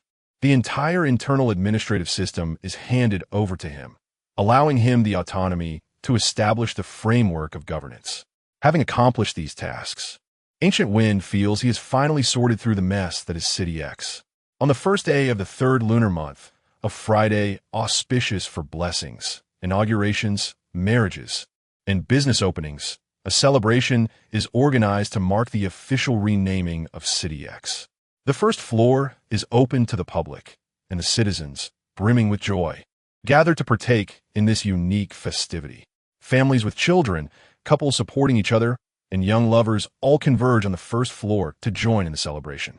At precisely 9 o'clock in the morning, the ceremony commences with a thunderous sound of cannon fire. Applause erupts enthusiastically from the crowd, as Ancient Wind leads the newly appointed leadership onto the central platform. The applause crescendos to a thunderous roar. Standing at the center, Ancient Wind gestures for silence, and the clapping gradually subsides. With his left hand holding the microphone and his right hand grasping his speech, he begins, "Dear fellow citizens, greetings. It is a pleasure to never mind." Stumbling over his words, he abandons the speech midway and turns to Liu Zhe, saying, "The speech you wrote overnight went unused." When Gu Feng uttered these words, a microphone was poised at his lips, which elicited hearty laughter from the audience below. Amused himself, Gu Feng, after sharing a laugh, addressed the crowd. "I am not involved in politics, so I am unsure what constitutes a proper standard. I do not wish to render the atmosphere excessively solemn. Let us simply enjoy a casual conversation." Chapter 302. City of Hope. Gu Feng, feeling considerably more at ease, spoke in a warm tone. "It brings me great joy to see all of you alive in this apocalypse. Surviving is no small feat, and to endure in such dire circumstances is even rarer. The very fact that we can stand here together listening to my words suggests that each of us has endured profound suffering, enough to blanket the entire earth, if recorded. Yet what does that matter? The deceased have perished, and those of us who remain must carry on. Life does not soften its blows due to past tribulations. Rather, it incessantly heaps new burdens upon us, compelling us to taste the bitterness of suffering anew. So what shall we do? Succumb to despair? No, we must fight against life itself and against this apocalypse. Let us reflect on our ancestors who lacked refined weapons, advanced technology, and even basic knowledge. They faced ferocious beasts with sharper teeth, stronger muscles, and more formidable claws than their own. This mirrors our current plight remarkably. If our forebears could forge a brilliant civilization, why should we lack the confidence to vanquish the mutated beasts that threaten us and reignite the flame of human civilization? Moreover, we possess superior weapons, cutting-edge technology, and a wealth of knowledge. Our advantages over our ancestors are immeasurable. Yet the one area where we perhaps fall short is in our unity. This is the most perilous shortcoming. Without solidarity, even the finest armaments will only facilitate mutual slaughter. Look around you. Those beside you share the same hands and feet as you do, unlike the four-legged monstrosities outside. Driven to desperation by these beasts, should we not unite against them rather than turn on one another in a futile struggle for survival? Our only path to salvation lies in collective resistance. Internal strife will only hasten our demise. To curb infighting, I have taken the grave step of eliminating certain individuals and have issued orders for the removal of others. It pains me deeply. Why, when calamity strikes, do some seek to prey upon their fellow beings? What distinguishes them from the mutated beasts outside? Those standing before you today, take heed and recognize them. They shall be your overseers. Should they falter in their duties, you are entitled to voice your criticisms. If you face injustice or mistreatment, you may bring your grievances directly to me, and I shall advocate on your behalf. I refuse to believe we cannot eradicate the beasts disguised as humans within City X. Upon hearing Gu Feng's words, Liu Zhe felt an overwhelming pressure and involuntarily coughed twice. Gu Feng then realized he had perhaps strayed from his initial intent and continued. Today, we gather to inaugurate a new chapter in City X. Though the apocalypse is steeped in despair, we must not cease our quest for hope. To embody this sentiment and ensure it resonates with all, City X shall henceforth be known as the City of Hope. Hope, hope, hope. Each utterance of hope reverberates among millions. As in this moment, individuals inspire one another, bestowing fragments of hope. The flickering flames of hope gradually swell, ultimately igniting the entirety of the city, a city that shall be known as the City of Hope. Chapter 303. A bright future approaches upon concluding his speech. Gu Feng handed the microphone to Liu Zhe. Liu Zhe articulated the forthcoming developmental trajectory of Hope City, addressing the predominant challenges it faced, while elucidating the specific functions of its various departments and their impact on the residents. He underscored that public service institutions, such as new schools and hospitals, would be entirely free of charge. Residents would enjoy the liberty to choose their professions, be it worker, soldier, researcher, city official, akin to former civil servants, farmer, or adventurer, those who venture outside the city at their own volition. Of course, each profession entailed rigorous assessment standards, with the adventurer role being the most stringent. To embark on an expedition, one must possess a strength level of 6 or higher as a mutated individual, and must also undergo stringent trials to ensure their true combat capability before they could venture out. This approach not only safeguarded the population of the city from significant decline, but also nurtured high-level mutants, achieving a dual benefit. In conclusion, Luze announced that all residents aged 16 and above would be granted an evolution agent to become mutants. The city erupted in exuberance, as countless individuals embraced each other joyfully, bouncing and leaping in delight. Previously, the evolution agent had been an unattainable aspiration for many. Feng's decision had irrevocably altered the lives of innumerable people. As the ceremony drew to a close, many were reluctant to disperse, believing themselves to be in a dream. The good days had finally arrived. Many wept tears of joy, while others sat on the ground, weeping uncontrollably, lamenting the absence of their loved ones who could not witness this moment.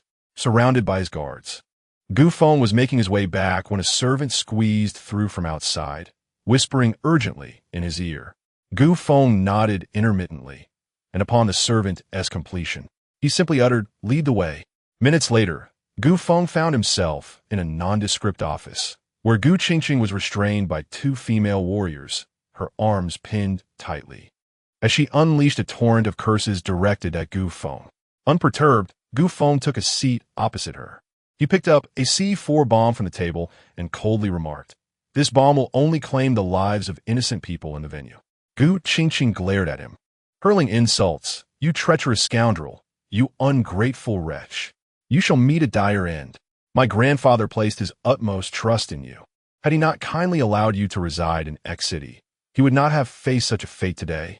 You're a wolf in sheep's clothing, a being worse than pigs and dogs." Feng replied calmly, "There are many things you are unaware of. I do not hold it against you. I have preserved your grandfather's dignity by refraining from disclosing his transgressions. That alone is the greatest mercy I could extend to him." "You lie. My grandfather was a good man. He dedicated his life to the nation and society, pouring his heart into it. I will not allow you to insult him." Feng countered, "Merit is merit, and fault is fault. Perhaps he was indeed a good man in his youth, but that does not absolve him of his later misdeeds. You speak nonsense. You killed him, and now you tarnish his reputation. I swear, I will not let you escape even in death." Feng furrowed his brow. "I did not kill him. It was Juntai who ultimately ended his life." Gu Qingqing could never believe in the impossible. "Juntai revered Grandpa even more than I did. He could never have harmed him. It was you who killed Grandpa, and then Juntai, framing him for the crime. Wasn't it? It must be so. Feng, our conflict is far from over. I shall eventually strip you of your flesh and extract your sinews." When Feng found reasoning futile, he stated directly, "The first floor is equipped with surveillance cameras. If you doubt it, you may review the footage. Seek your vengeance only after you have seen it." Having spoken, Feng prepared to depart. Chapter 304. The little girl. Feng paused at the door and turned back to say, "If you finish watching the surveillance and still wish to seek revenge, come find me directly. I will grant you an opportunity." Upon exiting, Feng hurried back, and once he reached his room, he instructed the attendants to guard the door before rushing into the bathroom. The star core embedded in his forehead was radiating intense heat, and despite Feng's remarkable endurance, he nearly fainted from the pain. He attempted to cool himself with water, but to no avail. He could only endure the discomfort. Time passed, and the star core swelled to the size of a thumb, when, suddenly, an unknown creature burst forth from within. Feng quickly inspected the source, and was astonished to find a tiny girl with dragonfly wings. She was dubbed the little girl because she was roughly the same size as a dragonfly, her body translucent and shimmering, as though carved from mutton fat jade. She donned a delicate sky blue princess dress, resembling a sprite from a fairy tale. After a moment of hesitation, Feng inquired, "Thumbelina? You are Thumbelina. Your entire family is Thumbelina." The petite girl retorted with a fiery temper, leaving Gu Feng bewildered. Wait, why does your voice sound identical to the alerts from the Star Core space? He pondered. Initially, it had been mere auditory notifications, which later evolved into an intelligent interface. Could this be the ultimate AI mode? Gu Feng's mouth fell agape in astonishment. You're the Star Core? Pa, you're the Star Core. Your entire family is the Star Core. She shot back. Though he was taken aback by her rebuttal, Gu Feng couldn't help but chuckle. Ahem, let's set aside our quarrels.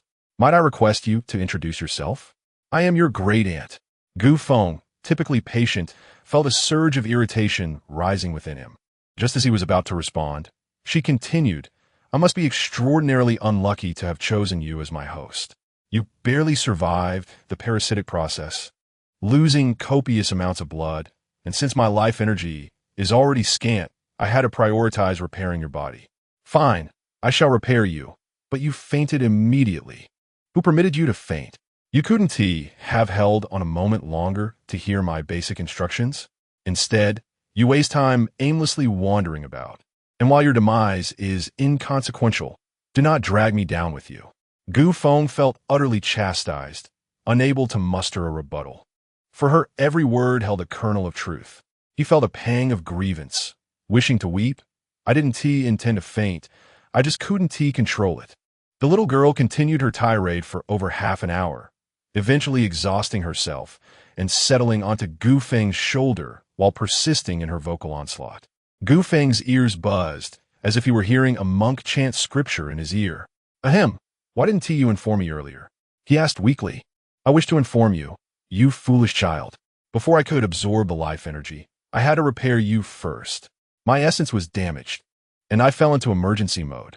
This emergency mode resembles your voice inquiry for checking balances. It adheres strictly to protocols, leaving no room for deviation. I share your urgency and inner turmoil. You foolish one. After my arduous efforts to restore the original state, you have once again created chaos. Do you think the advanced evolutionary agent is merely plain water, to be consumed at will? Alas, I find myself compelled to rectify your blunders once more. Am I indebted to you? It is clear that this little girl is quite the chatterbox. If not interrupted, she could persist indefinitely in her discourse. Chapter 305. The Star Core Guide. Despite the incessant chatter of the little girl, Gu Feng discerned the underlying message in her words. She repeatedly lamented his failure to absorb the information during his initial encounter with the parasite, which led to him losing consciousness and subsequently squandering a considerable amount of time on evolution. Gu Feng interjected, All right, enough already. It was my fault. Is that satisfactory? The little girl, with unwavering confidence, declared, Of course, it is entirely your fault. Am I not allowed to think for myself? How is it that I am not permitted to express my thoughts even when there are errors? Omitting a multitude of words, the ancient style is on the verge of collapse. This little one is far too loquacious. And now, after a lengthy discourse, the ancient style finds this little creature utterly unappealing. Thus, the ancient style resolves to initiate a series of 13 probing questions. If you're not the core of the star, then what are you? What is the reason for your existence? What is your purpose? Has the core of the star undergone evolution? What is the reward? The exchange panel for the star core has disappeared. Where shall one exchange items in the future? The little girl, hands on her hips, exclaimed at last. You have the sense to inquire. Given your rather desperate intellect, I shall reluctantly enlighten you. I am not a star core. I am an irresistibly adorable, stunningly beautiful, an exceptionally lovable guide, cherished by all. Alas, it is a pity that my illustrious reputation has been utterly tarnished by your hand. How could I have chosen you as a parasite? This stands as the gravest error of my life. You are the blemish of my existence, a nemesis from my past life. Were it not for the limitation of a single choice, I would have long since cast you aside. In a moment of ancient sentiment, I yearn to kneel and weep, for this is utterly humiliating. In a continuous effort to fortify her resolve, she repeated to herself, This child is too young, too fragile to endure such hardships. I must bear it. I must persevere. The little girl continued, Do you understand, Guiding Star? It is about guiding the star core parasites to complete their evolution, and then, through the internal strife among the star core parasites to achieve devouring and merging, ultimately becoming the most formidable and complete star core to confront the impending apocalypse. How astonishing, how unexpected, how utterly shocking. Alas, with such intellect, one could hardly conceive of it. Just as the little one was about to digress, Feng promptly interjected, "You have yet to address the remaining questions." The little one pouted, now realizing the urgency. "Where was this concern earlier?" "Oomph. Why should I inform you? I declared that I am weary and in need of rest. You constantly dart about each day. What are you truly up to? Can you not simply engage in a noble pursuit of slaying mutated beasts?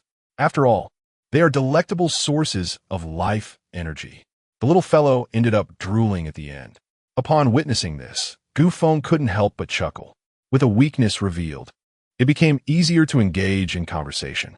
"Answer my questions, and I shall take you out to hunt the mutated beasts." "Indeed, you should have mentioned it earlier. The current core of the stars is indeed the reward settlement for your endeavor to unify the City of Hope. Naturally, this includes the reward for expanding your followers to a remarkable 140,000. Feng eagerly inquired, "So what is this reward?" "Ami." The ancient spirit nearly spat out a mouthful of blood in exasperation at this little rascal. After a considerable pause, the ancient spirit managed to regain a semblance of composure and coughed. "What purpose do you serve?" "Hey, dare you underestimate me? I am, after all, a beacon of both wisdom and beauty. Beyond the aforementioned weaponry, I can present you with an array of 18 other arms. Aside from a bone sword and the beast-toothed dagger, this includes knives, guns, swords, halberds, axes, polearms, hooks, forks, whips, maces, hammers, pestles, clubs, staffs, spears, rods, and meteor hammers. Whatever weapon you can conceive, I am capable of providing it for you. Furthermore, I can devise an optimal allocation scheme tailored to your specific circumstances, taking into account the quantity of bioenergy acquired. Henceforth, there will be no need for you to engage in chaotic exchanges." Chapter 306. Bioenergy. The little one continued, "I can also calculate the most suitable dosage of the evolution agent for your followers based on their specific circumstances and devise the most appropriate training methods for them. Ultimately, I can connect to the central computer of the entire base and activate the base mode." Feng grew increasingly astonished. It dawned upon him that this was akin to a mobile treasure trove, and indeed, it possessed intelligence. It felt as though he had employed a grand steward to meticulously manage the myriad items produced by the star core, alleviating him from the burden of such concerns, allowing him only to focus on hunting the mutated beasts. "Wait, what exactly is this base mode?" Feng pondered, no longer needing to speculate. He could simply inquire. The little guide elucidated, "The City of Hope now belongs to you. Thus it naturally becomes your base. Once I am connected to the central computer of the City of Hope, your base will be able to initiate evolution. Of course, this demands an immense amount of bioenergy, so you must prepare to hunt a substantial number of mutated beasts." Feng began to comprehend. This was somewhat akin to a base vehicle at the start of a Red Alert game, though this was a tangible reality. He then inquired, "What do you mean by bioenergy?" The guide fluttered its wings and explained, "Bioenergy is the fundamental energy of life and an essential manifestation of cosmic energy. This energy can be directly absorbed and utilized by living beings without the need for time-consuming conversion. When a creature possesses sufficient bioenergy, it can achieve a leap in biological rank, what is known as biological evolution. Essentially, the evolution agent embodies bioenergy. Precisely, it is the manifestation of bioenergy. Without this tangible representation, bioenergy would dissipate into the atmosphere like alcohol, becoming diffused and elusive, making subsequent collection exceedingly difficult." Feng nodded. Realizing this was the reason he found the world around him peculiar. Those pale green wisps were indeed bioenergy. The guide concurred as life ranks ascend. The sensitivity to bioenergy will also intensify. After a moment of contemplation, Feng posed an ultimate question. "What exactly is the star core?" The guide pondered for a considerable time before responding. "The star core is simply the star core. You may regard it as a bioenergy refining facility, akin to your oil refineries. When oil is freshly extracted, its utility is minimal if burned directly. An oil refinery processes the oil, transforming it into diesel and gasoline, while the remaining waste can be converted into useful industrial products, such as asphalt and plastic materials, thereby significantly increasing the oil's utility. However, the star core, this bioenergy refining facility, does not process oil, but rather mutated beasts. Humans can accumulate bioenergy by consuming mutated beasts, but this method is too slow and inefficient. Therefore, the star core's purpose is to convert these solid oils, the mutated beasts, into byproducts that humans can directly and effectively utilize. Various potions represent the gasoline and diesel extracted, while an array of weapons and equipment constitutes the residual materials refined from asphalt and plastics. Upon a sudden realization, Feng understood why one had never utilized the evolution agent, yet had unexpectedly mutated while dining. Everything fell into place. Was the purpose of the stellar core truly to assist humanity in saving the world? Or was there an ulterior motive? Feng harbored some doubts, as the term parasite inherently evoked a sense of discomfort. Chapter 307. The space-folding ring. After a moment of contemplation, Feng inquired, given the current biological energy, what would be the most suitable exchange? He further questioned whether the remaining biological energy would suffice for an upgrade with the central computer of Hope City. The guide rolled his eyes, stating that with such a meager reserve, it was only sufficient to activate the base mode. A true upgrade was far beyond reach. However, for the purpose of exchange, he produced 7 rings, each adorned with a diminutive blue crystal resembling a sapphire. Feng, with his keen perception, immediately recognized that these blue crystals bore a striking resemblance to shards of star cores, albeit with a significantly diminished aura. What are these? He asked. You may refer to them as space folding rings. The moment Feng picked one up, he curiously remarked, this must function similarly to the storage rings depicted in fantasy novels. The guide, rolling his eyes once more, replied, I have no idea what you're talking about. You'll understand their function through experience. Upon donning the ring, Feng felt his consciousness plunge into an inky abyss. When he opened his eyes again, he found himself in a desolate expanse, littered with various supplies, blood pools, and mechas. As familiarity washed over him, he realized it was indeed his own star core space. Emerging from his trance, Feng addressed the guide. How did this lead to my star core space? Isn't that obvious? This ring essentially serves as a conduit. Do you truly believe that spatial folding is a trivial feat? Feng's face flushed with embarrassment as he retorted, if I wanted access to the star core space, I could have entered directly without this flimsy ring. Who said it was intended for you alone? These are meant for your capable subordinates. A light bulb went off in Feng's mind. Indeed, utilizing the star core space solely for himself would be an extravagant waste. Several leaders, particularly the commanders of the upcoming expeditions to hunt mutated beasts, could greatly benefit from access to the star core space, alleviating logistical burdens. Within the city, Feng could deposit items, enabling commanders located miles away to retrieve them directly. Similarly, should there be an abundance of supplies outside the city that could not be easily transported back, this method would allow for seamless storage and retrieval. It was astonishingly convenient. Moreover, the biological mechas would no longer be restricted to the location of their users. With this ring, any commander could access and utilize the biological mechas from any location, underscoring its profound strategic significance. Feng was thoroughly impressed. The guide had indeed considered every aspect meticulously. Yet, a shadow of concern crossed Feng's mind as he asked, what if this ring were to fall into the hands of someone with ill intentions? Would they be able to empty my space? The guide reassured him, fear not. This ring is equipped with a genetic recognition feature. Others cannot use it. Additionally, as the owner of the star core, any attempt by the ring's holder to access items within the star core requires your authorization and consent. Ah, that is reassuring. Feng nodded in understanding. As he stored the 7 rings, he pondered, how should I address you in the future? I cannot keep referring to you as the guide. It sounds rather juvenile. You may address me as the unparalleled, irresistibly charming, exquisite, kawaii, adorably plump, universally adored, enchanting young maiden, little one.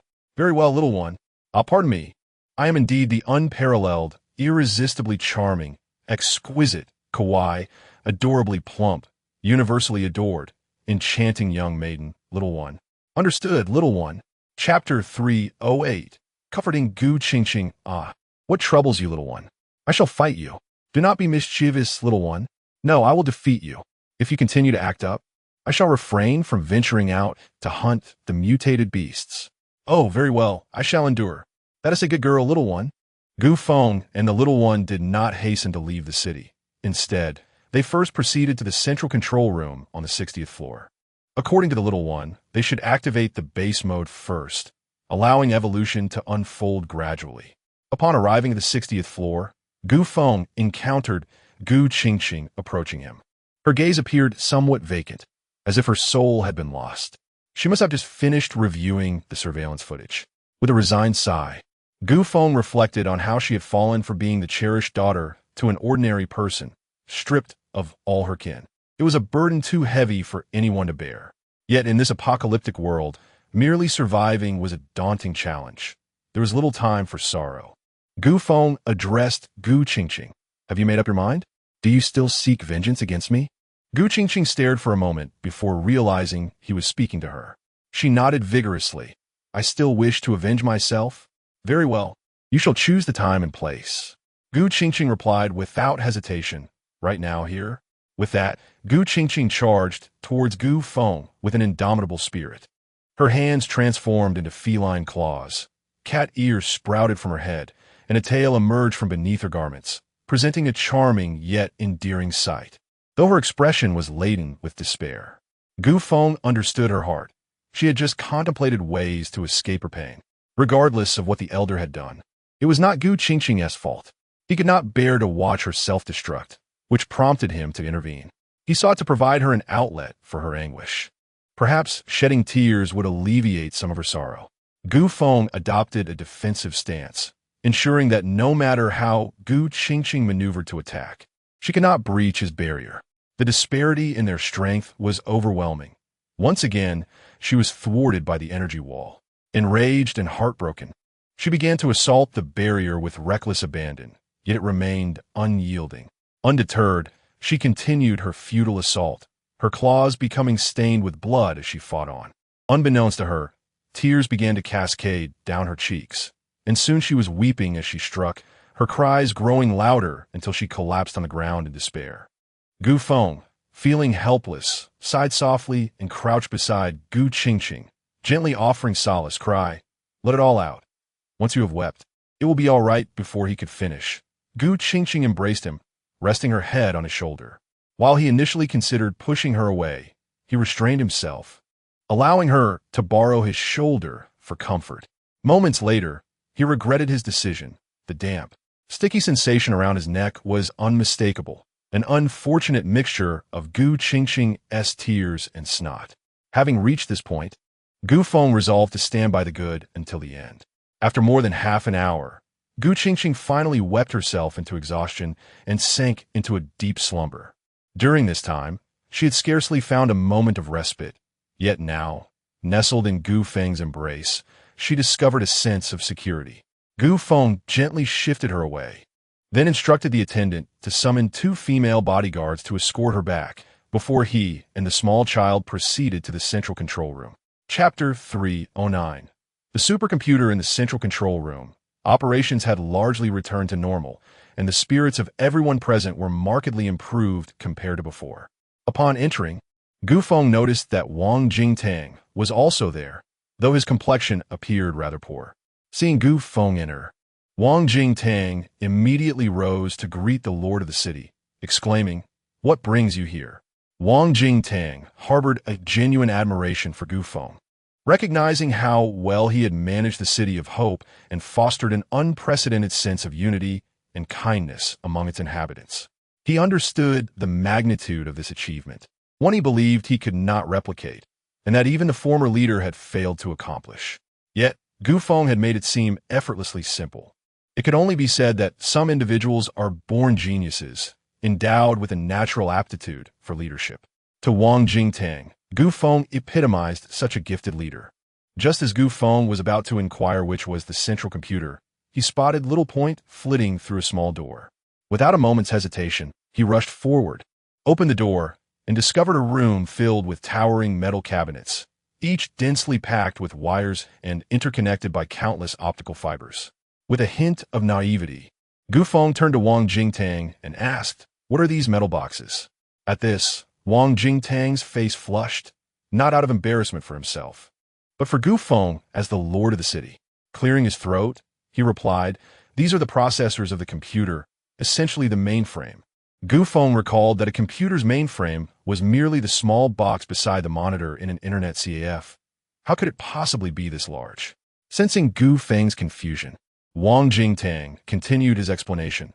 The entire operation of the City of Hope relies on this computer for control, managing everything from the nuclear power station underground to the elevators, lighting, surveillance equipment, factory operations, intelligent farming, and even the opening and closing of the grand gates, as well as the control of tens of thousands of defensive cannons.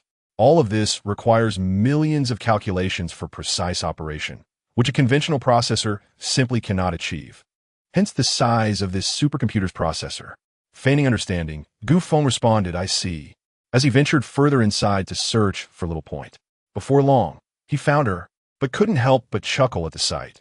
Little Point had inserted her feet into a USB port, standing stiffly upright, her entire form aglow with a pulsating blue light. One might easily mistake her for an oversized firefly. Suddenly, a voice rang out in alarm. "This is bad. The computer has a virus." Wang Jingtang's expression shifted dramatically, and he hurriedly dashed outside. Gu Feng followed suit, emerging to find the operators in a state of chaos, akin to a battlefield. Glancing up at the large screen mounted on the wall, Gu Feng saw it had turned blue, displaying a flurry of red mathematical formulas and symbols racing across the screen at an alarming speed. Even with his keen eyesight, he struggled to decipher the details, let alone the operators, who could only perceive a sea of red. Gu Feng understood that this was likely not a virus. Rather, Little Point was merely connecting the control systems of the City of Hope with the Star Core. The ancient style quickly reassured the crowd, alleviating their concerns by declaring that this was merely a routine system upgrade. However, Wang Jingtang remained skeptical. Someone who was oblivious to the workings of a supercomputer's processor could hardly be entrusted with such a vast and intricate system upgrade. Nevertheless, he had no choice but to accept it, for the individual in question was now the city lord, wielding authority over the entirety of Hope City. Chapter 310. The activation of the base mode. Gu Feng waited for a while, noticing that the little one remained silent. He turned to Wang Jingtang and inquired, "I noticed your expression was rather grim when I entered. Is there something troubling you?" Wang Jingtang hesitated for a moment before responding, "Indeed, there is something I need to report to you." Gu Feng procured 2 chairs, offering one to Wang Jingtang while he settled into the other. "I'm listening, please. Sit down and speak." Wang Jingtang cautiously took a seat and began. "The situation is as follows.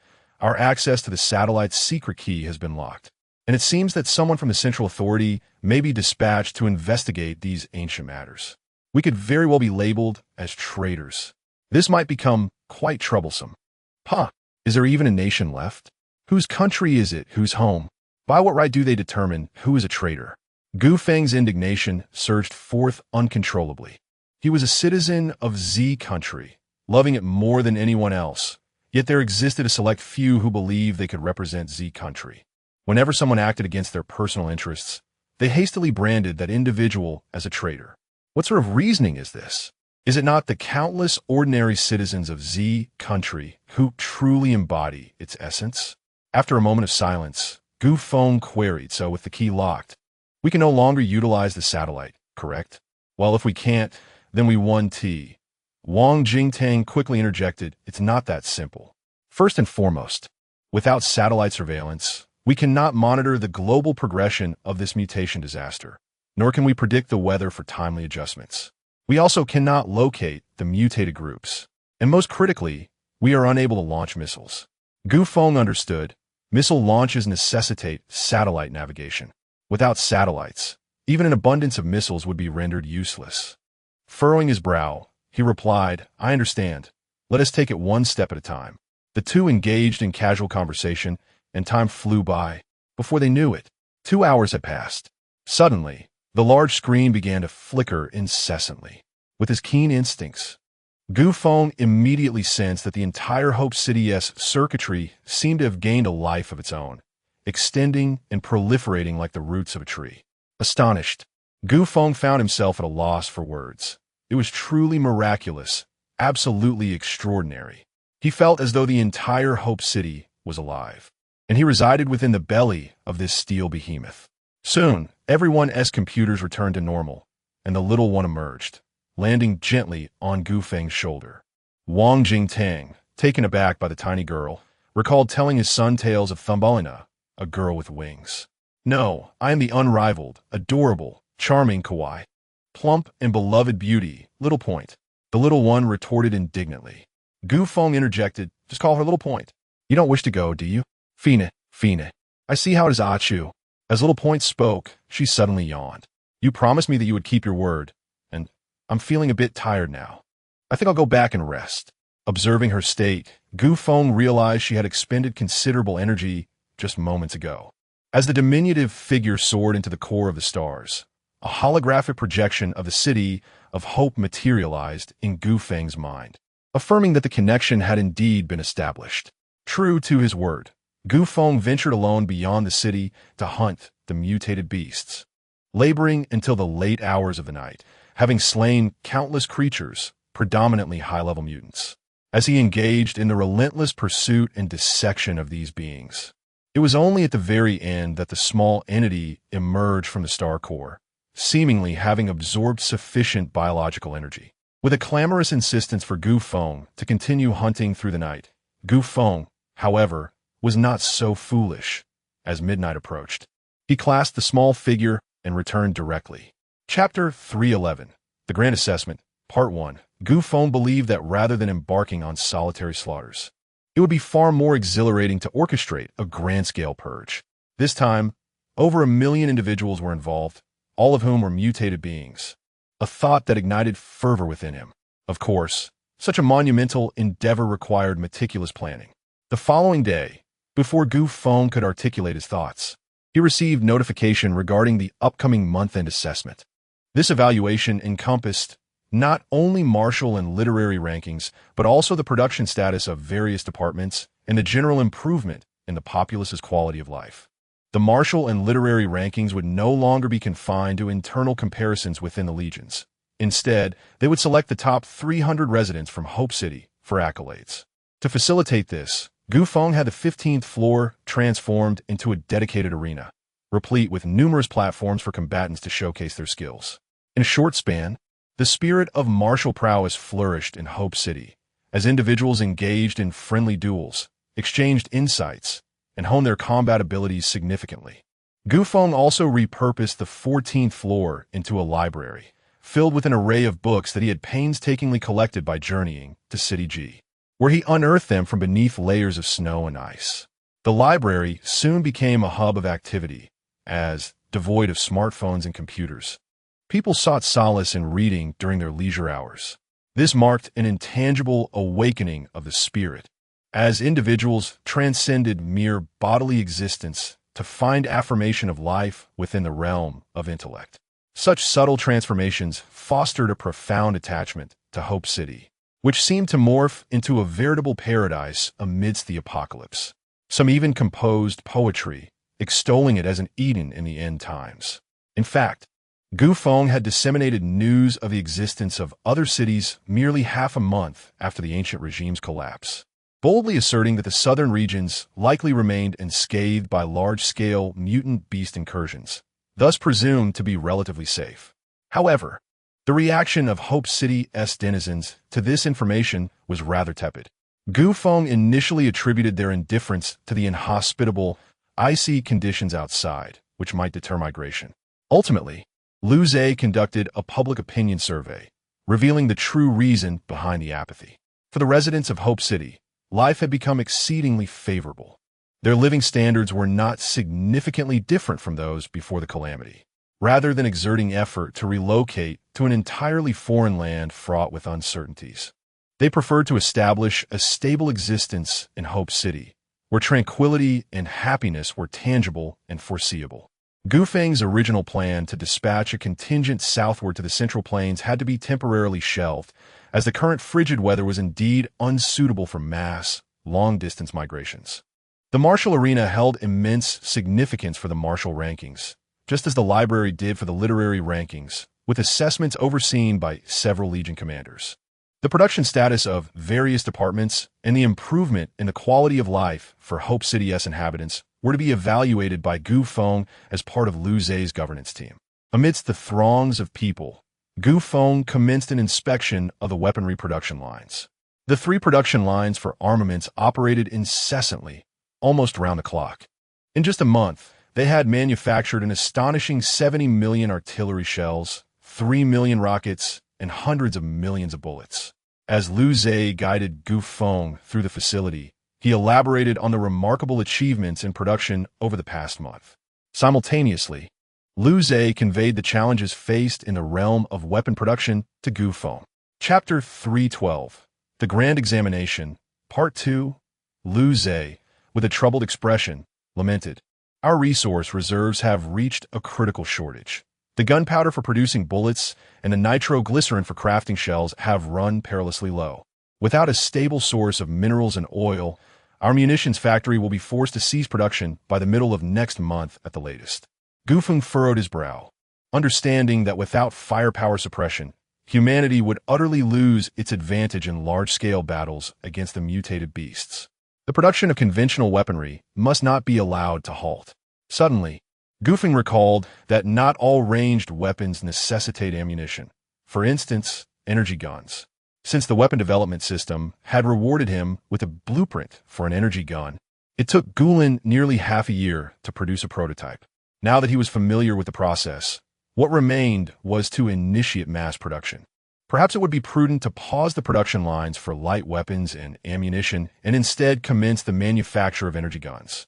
The materials required for energy guns were abundant in the core space, alleviating any concerns regarding sourcing. With this idea in mind, Gu Feng proposed to Lu Zhe, "You should coordinate with the Research Institute to begin the mass production of energy guns." Unaware of the existence of energy guns, Lu Zhe would not have approached Gu Feng regarding this matter had he been informed. He would have directly sought out the Research Institute. After Gu Feng's thorough explanation, Lu Zhe's understanding dawned, and he agreed to expedite the coordination. The current Hope City Research Institute was a product of the merger between the former Combat Team Research Institute and the Military Research Institute. Gulen had transitioned from the director of the original Combat Team Research Institute to the head of the Weapons Development Department at the Hope City Research Institute, effectively a demotion. Gu Feng valued talent above all. Gulen's capabilities did not suffice for a more significant role, and serving as a department head was the highest position she could currently manage. Gu Feng's next stop, accompanied by Lu Zhe and his colleagues, was the Research Institute. The present director was an elderly professor in his 70s, surnamed Tang, whose temperament was rather peculiar. Upon learning of Gu Feng's arrival, he did not come to greet them, instead engrossed in his experiments. The deputy director could only offer a somewhat awkward explanation, noting that Professor Tang's experiment was at a critical juncture, making him unavailable.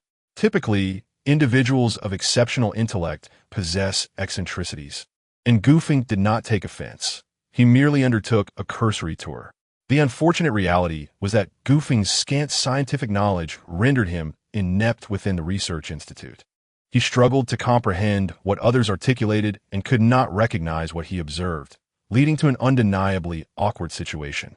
Nonetheless, Gu Feng was keen to learn about the research outcomes.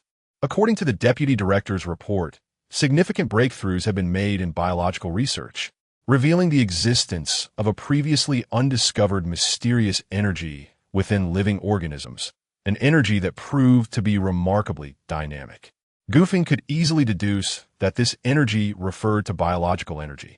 Subsequently, the deputy director presented Gu Feng with a research report on the mutated beings. After perusing the document, Gu Feng was astonished, exclaiming in admiration at the Institute's prowess. Through sampling and observation of over 10,000 mutated beings within the city, the Research Institute had identified 3 primary directions of mutation. The first direction, physical mutation, which further divided into physical enhancement and physical aberration. Physical enhancement refers to the significant augmentation of a mutant's physical attributes and strength, or the capabilities of a specific body part, without any form of mutation. Notable examples include Lu Jianxin, Guixijia, and Li Junlan. Physical mutation, on the other hand, denotes a conspicuous transformation in a mutant's physique that deviates from typical human characteristics, often resulting in a bestial appearance. Such alterations frequently lead to a remarkable enhancement of the mutant's overall abilities. Examples include Li He, who develops bony protrusions, and Ji Yu, whose physical traits undergo a clear bestial transformation, distinguishing them from ordinary humans. Chapter 313, The Grand Assessment, Part 3, The Second Direction, Mental Mutations. Mental mutations represent the most extraordinary and intricate form of transformation.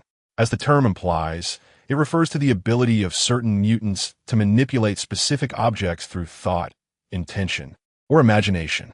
For instance, Gu Feng, Wen, and Mu Chun all belong to this category of mental mutation. The third direction, simultaneous physical and mental mutations. This denotes a phenomenon where both the body and mind undergo transformation concurrently. The report states that, theoretically, such mutations exist. However, no concrete cases have yet been identified for detailed analysis. Yet, Gu Feng is acutely aware that a living example exists in their midst, Nuan Nua. The extent of Nuan Nua's strength is such that even Gu Feng, upon reaching the 6th level of terrestrial classification, could only faintly perceive her limits. Powerful, exceedingly powerful. That is the impression Nua imparts. Gu Feng cannot help but admire these scientists. Their analytical prowess renders complex matters clear and comprehensible, instilling a sense of certainty in all endeavors. After perusing this report, Gu Feng discovered another research document concerning mutant creatures. This report was derived from the dissection of over 10,000 mutant beast corpses. It stated that once mutant beasts evolve to the 6th level of biological classification, their brain capacity generally expands. Upon reaching the 8th level, the actual utilization of their brains becomes comparable to that of humans. Based on the rate of evolution and brain development, it is inferred that mutant beasts would possess a mental realm akin to that of humans after reaching the 2nd level of terrestrial classification, and they could potentially acquire mental abilities upon attaining the 4th level. This conclusion, drawn from rigorous scientific reasoning, has yet to be practically validated. Yet Gu Feng is confident that there is a 90% probability this report's predictions will materialize. Gu Feng understands the immense power of terrestrial mutant beasts. Their might extends beyond mere physical strength to encompass mental prowess as well. A renewed sense of urgency weighed heavily on Gu Feng's heart. However, one must take things one step at a time. Haste must not compromise the quality of immediate tasks. Gu Feng firmly acknowledged the achievements of the Research Institute while simultaneously increasing its funding. The adage that technology is the primary productive force has been proven through practice, and Gu Feng is determined to uphold this principle. Gu Feng, along with Lu Zhe and others, proceeded to the agricultural department, where they were greeted by Director Mu Chun. Mu Chun's previous research focus was on agriculture, and with her ability to control plants, she is perfectly suited for the role of agricultural department director. She herself serves as a safeguard for crop yields. Mu Chun guided Gu Feng and his companions on a tour of the extensive farming area spanning from the 2nd to the 20th floor. The farm employs three-dimensional cultivation techniques, maximizing space and minimizing irrigation complications.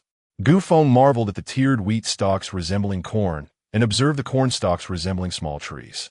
Indeed, the current state of plant mutations is beyond recognition, and crops are no exception. Corn kernels the size of walnuts, cabbages the size of suitcases, colorful peppers as thick as an arm, and black radishes the size of artillery shells. Various novel vegetables have been introduced to the market since last week, garnering a remarkably positive response. Mu Chun introduced to Gu Feng that once this batch of wheat and corn matures, it would suffice to feed the city's 4 million residents and 140,000 troops for an entire year. Gu Feng shook his head and replied, If these 5 million military personnel and civilians were all ordinary people, it might indeed be sufficient for a year. However, for 5 million mutated beings, it is undoubtedly inadequate. As everyone's mutation levels continue to rise, the scarcity of food will only intensify. You are well aware of the appetite of the mutated. Chapter 314, The Grand Examination, Part 4. Upon hearing Gu Feng's words, Mu Chun found them to be quite reasonable. Then I shall expand the cultivation scale. Gu Feng shook his head. No need. The intrinsic biological energy content of the plants is far too minimal. We might as well consider it an improvement to our diet. Our primary sustenance should still rely on the mutated beasts. As Gu Feng's girlfriend, Mu Chun immediately discerned the underlying meaning. Are we going to organize a team to venture out and hunt mutated beasts?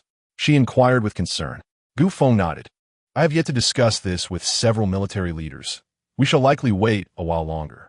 Before Mu Chun could voice her thoughts, Lu Zhe interjected. The stock of mutated beasts within the city cannot be sustained for much longer. If we can hunt outside the city, it would be most advantageous. Gu Feng understood that since his ascendancy, he had implemented stringent regulations regarding city exits, further prohibiting private hunting of mutated beasts unless one possessed an adventurer certificate issued by Hope City. This series of regulations, while greatly safeguarding the city's inhabitants from harm, had also escalated the pressure on food supplies. Nevertheless, Gu Feng harbored no regrets. As the Lord of Hope City, he bore the responsibility of protecting its residents. Of course, Gu Feng was not merely a selfless benefactor. This was intrinsically linked to the third station of his inspection, the Ministry of Commerce.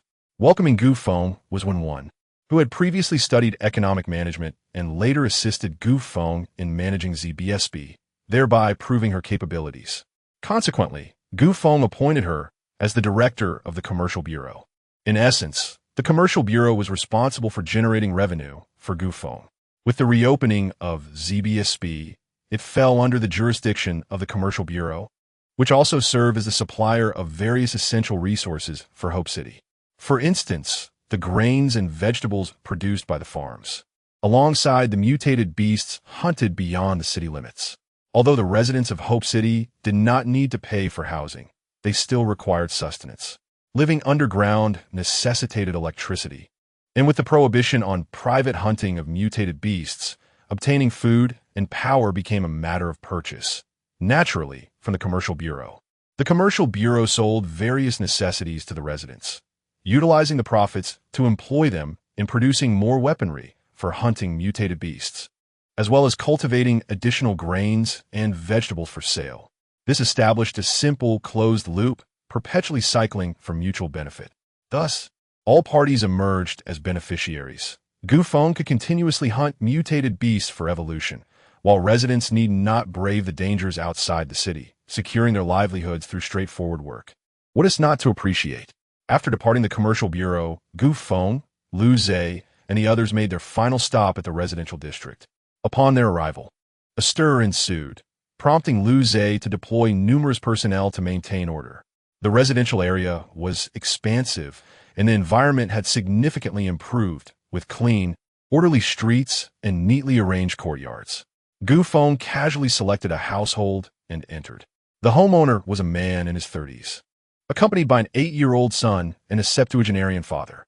The man, feeling a surge of anxiety, welcomed Gu Feng into his home, unsure of what to say. He repeatedly urged Gu Feng to take a seat, while calling for his son to bring forth an array of fresh fruits. Gu Feng first greeted the elder members of the household before settling down, simultaneously inviting the man to join him at his side. Gu Feng inquired, "May I ask your esteemed surname, brother?" To which the man replied, "That is not necessary. You may simply call me Su Damon, the City Lord."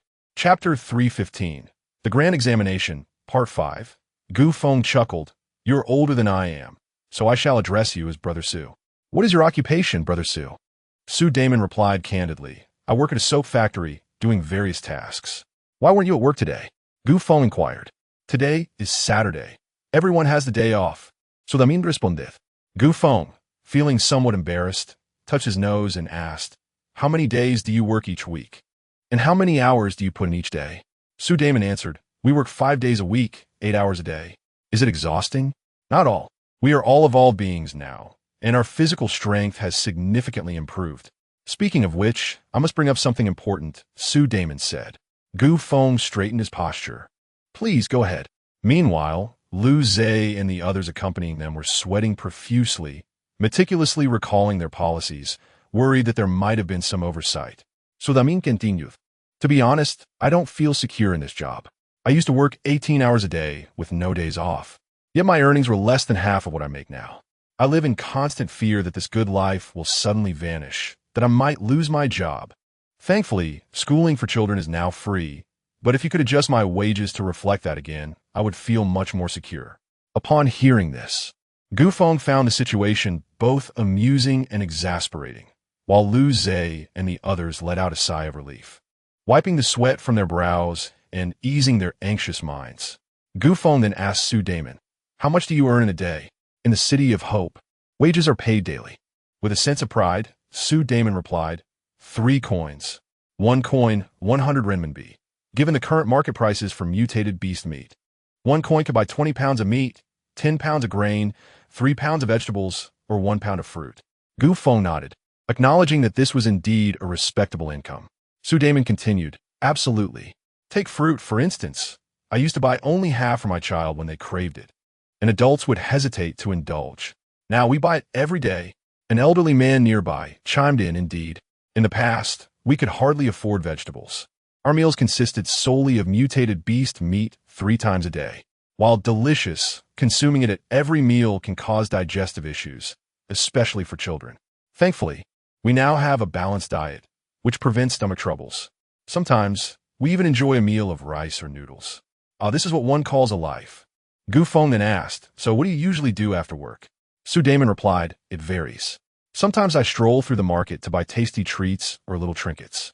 Other times, I take my child and father to the library to read. Occasionally, I practice martial arts at the training grounds to stay fit. And we also go to the theater. We plan to go tonight."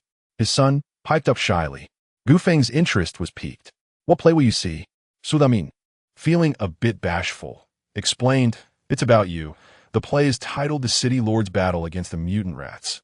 Gu Feng's face flushed with embarrassment as he looked at Lu Zhe. Puzzled, Lu Zhe busily explained it was Mu Chun, Gulan, and Wen Wen who organized a group to establish a theater troupe dedicated to staging performances for profit. Gu Feng paused momentarily, reflecting on the fact that it was his own sister's endeavor. What more could he say? He set aside the matter of the theater troupe and continued his conversation with Su Damon. "Brother Su, with both aging parents and young children, have you ever considered starting a family of your own again? I have thought about it, but I fear there may be no one willing." Chapter 316, The Grand Examination, Part 6, Gu Feng addressed Su Damon, saying, "How can you know without trying? We are in an apocalyptic world. Today may be fine, but tomorrow remains uncertain. One can never predict when mutated beasts might invade. It is far better to have someone at home to support you than to shoulder the burden alone." Su Damon pondered Gu Feng's words and conceded that the Lord's reasoning held merit. "To be honest, I do have someone in mind, but I'm not sure if they would be interested in me," he admitted. With a knowing smile, Gu Feng encouraged, "Then it is up to you. Give it your all." After engaging in casual conversation with the Su family for a while, Gu Feng took his leave. Possessing the ability to read minds, he discerned the truth behind their words. Once outside, Gu Feng assured Lu Zhe, "For now, your work has been commendable. However, to ensure that you are not merely putting on a fade, I shall visit a few more families." Subsequently, Gu Feng conducted random visits to several households, inquiring about the residents' job satisfaction, fair wages, and any grievances they might have encountered. During one visit, he stumbled upon a family enjoying their lunch and gratefully joined them, relishing the lively conversation that ensued. Before departing, Gu Feng generously offered a plethora of supplies from his star core space as a token of gratitude for their hospitality. On the journey home, Gu Feng commended Lu Zhe for his work, stating, "You have performed exceptionally well. My judgment of you was not in vain." Lu Zhe, though somewhat weary, nodded enthusiastically. Despite the challenges, witnessing the genuine smiles of the people makes it all worthwhile. Gu Feng cautioned, "We must not allow people to grow too complacent. After all, we are in an apocalyptic era. It is essential to instill the principle of vigilance in everyone. Luze agreed, emphasizing the importance of being prepared. I have an idea. I wonder what you think of it? Do share, Gu Feng encouraged. After careful consideration, Luze proposed, in summary, my idea can be encapsulated in 4 words. Everyone a soldier. Gu Feng was taken aback but maintained a composed demeanor, prompting, please continue. Luze elaborated, we can protect them for a time, but we cannot safeguard them for eternity. Rather than providing protection, it would be more beneficial to empower them to protect themselves. We could implement crisis education, broadcasting the realities of the outside world daily through video, and organizing regular training for all residents. This way, everyone becomes adept at defending themselves. They can not only ensure their own safety, but also serve as reserves for the military. When the military seeks to expand its ranks, these individuals can be readily integrated into the team. What do you think? Gu Feng applauded, exclaiming 3 good words in affirmation. Luze's proposal was indeed a twofold advantage, and Gu Feng unconditionally agreed to it. I will entrust this matter to you. I will have Lu Jianxin allocate the finest instructors for the training, Gu Feng concluded. Luze, known for his decisive nature, submitted a detailed report to Gu Feng that very afternoon. After meticulously reviewing the document and finding no oversights, Gu Feng signed his name at the bottom and inscribed 4 words, approved, expedite the process. With that, the grand examination came to a true conclusion, and Gu Feng was exceedingly satisfied with the results. In just a month, the City of Hope has undergone a profound transformation, leaving Gu Feng both elated and gratified. That afternoon, he ventured out of the city alone once more to hunt mutated beasts. Gu Feng, now unwilling to forfeit any opportunity for growth aside from essential rest, felt an even heavier cloud of unease settle in his heart upon reading the latest reports on the mutated creatures. Time may indeed be running short. Chapter 317. The temperature drops again when Gu Feng returned from outside the city. It was already past midnight. The little one, still full of energy, remarked, "This amount of biological energy falls woefully short. You are far too lackadaisical, drifting through the day without a hint of urgency." Gu Feng tightened the leather coat draped over his shoulders and glanced at the little one, who was clad in a dress. With a hint of exasperation, he asked, "Aren't you cold?" The little one flapped her wings and circled Gu Feng, exclaiming, "You've already reached level 6 on land. How can you still be cold?" Gu Feng sighed, "I find this temperature exceedingly abnormal. The large-scale purge may have to be postponed once more." He had wished to engage in a night of hunting, but the sudden drop in temperature was palpable even to his resilient self, making him acutely aware of the biting cold. It was easy to imagine just how frigid it was outside. On his way back, Gu Feng even witnessed mutated beasts huddling together for warmth. Before he could take action, a visible wave of cold air surged from the distance, instantly encasing the group of mutated beasts in ice. Realizing the severity of the situation, Gu Feng hastily returned to the city. Upon entering, he felt a wave of relief wash over him. The Hope City was deeply buried underground, providing excellent insulation. With ample electrical supply for heating, the situation was manageable. His primary concern now lay above ground. Would the crops on the 2nd to 20th floors of Hope City be affected? This thought weighed heavily on his mind as he ascended the building. Upon reaching the upper levels, Gu Feng found Mu Chun busy with the agriculture department staff, diligently covering plants with greenhouses, starting fires, and laying thermal films. It was the early hours of the morning, and seeing Mu Chun's tireless efforts filled him with both sorrow and compassion. Without a moment's hesitation, he joined in. With his extraordinary abilities, Gu Feng's efforts equated to that of 100 people, and his upbringing in the countryside made him particularly adept at agricultural tasks, often surpassing even Mu Chun, the head of the agriculture department. After more than 4 hours of labor, they barely completed their tasks, yet the fires still needed to be tended, requiring someone to stay vigilant. Concerned, Mu Chun chose to remain by the fireside and told Gu Feng, "You should return and rest. I must stay here personally. This sudden drop in temperature could ruin all our previous efforts." As she spoke, she cast a glance at the thermometer. feeling a pang of affection. Gu Feng took her hand, breathing warmth into it. In just an hour, dawn will break. I might as well keep you company, otherwise I'll be rudely awakened shortly after falling asleep, and that would be unbearable. The two of them sat on a small bench, watching the thermometer and engaging in light conversation. As the temperature continued to drop, Gu Feng used his mental focus to toss some wood onto the fire. In that moment, he felt an overwhelming sense of warmth and happiness, as if the harsh cold outside had lost its bite. Before long, several hundred grimy tankers emerged from the underground. Curiously, Gu Feng inquired, "What are those trucks carrying?" Mu Chun explained, "They're delivering unfermented organic fertilizer." As a person from the countryside, Gu Feng easily grasped that this essentially referred to animal waste, put simply manure. After fermentation, this waste would transform into organic fertilizer, crucial for the growth of crops. Certainly, the notion of ancient charm encompasses much more than mere aesthetics. It evokes thoughts of biogas. Biogas is a composite gas that can serve as an efficient and clean fuel. In rural areas, some households construct biogas digesters to collect waste, which, through fermentation, yields biogas. The residual byproduct transforms into high-quality organic fertilizer, representing one of the most successful cases of sustainable development in the countryside. Chapter 318.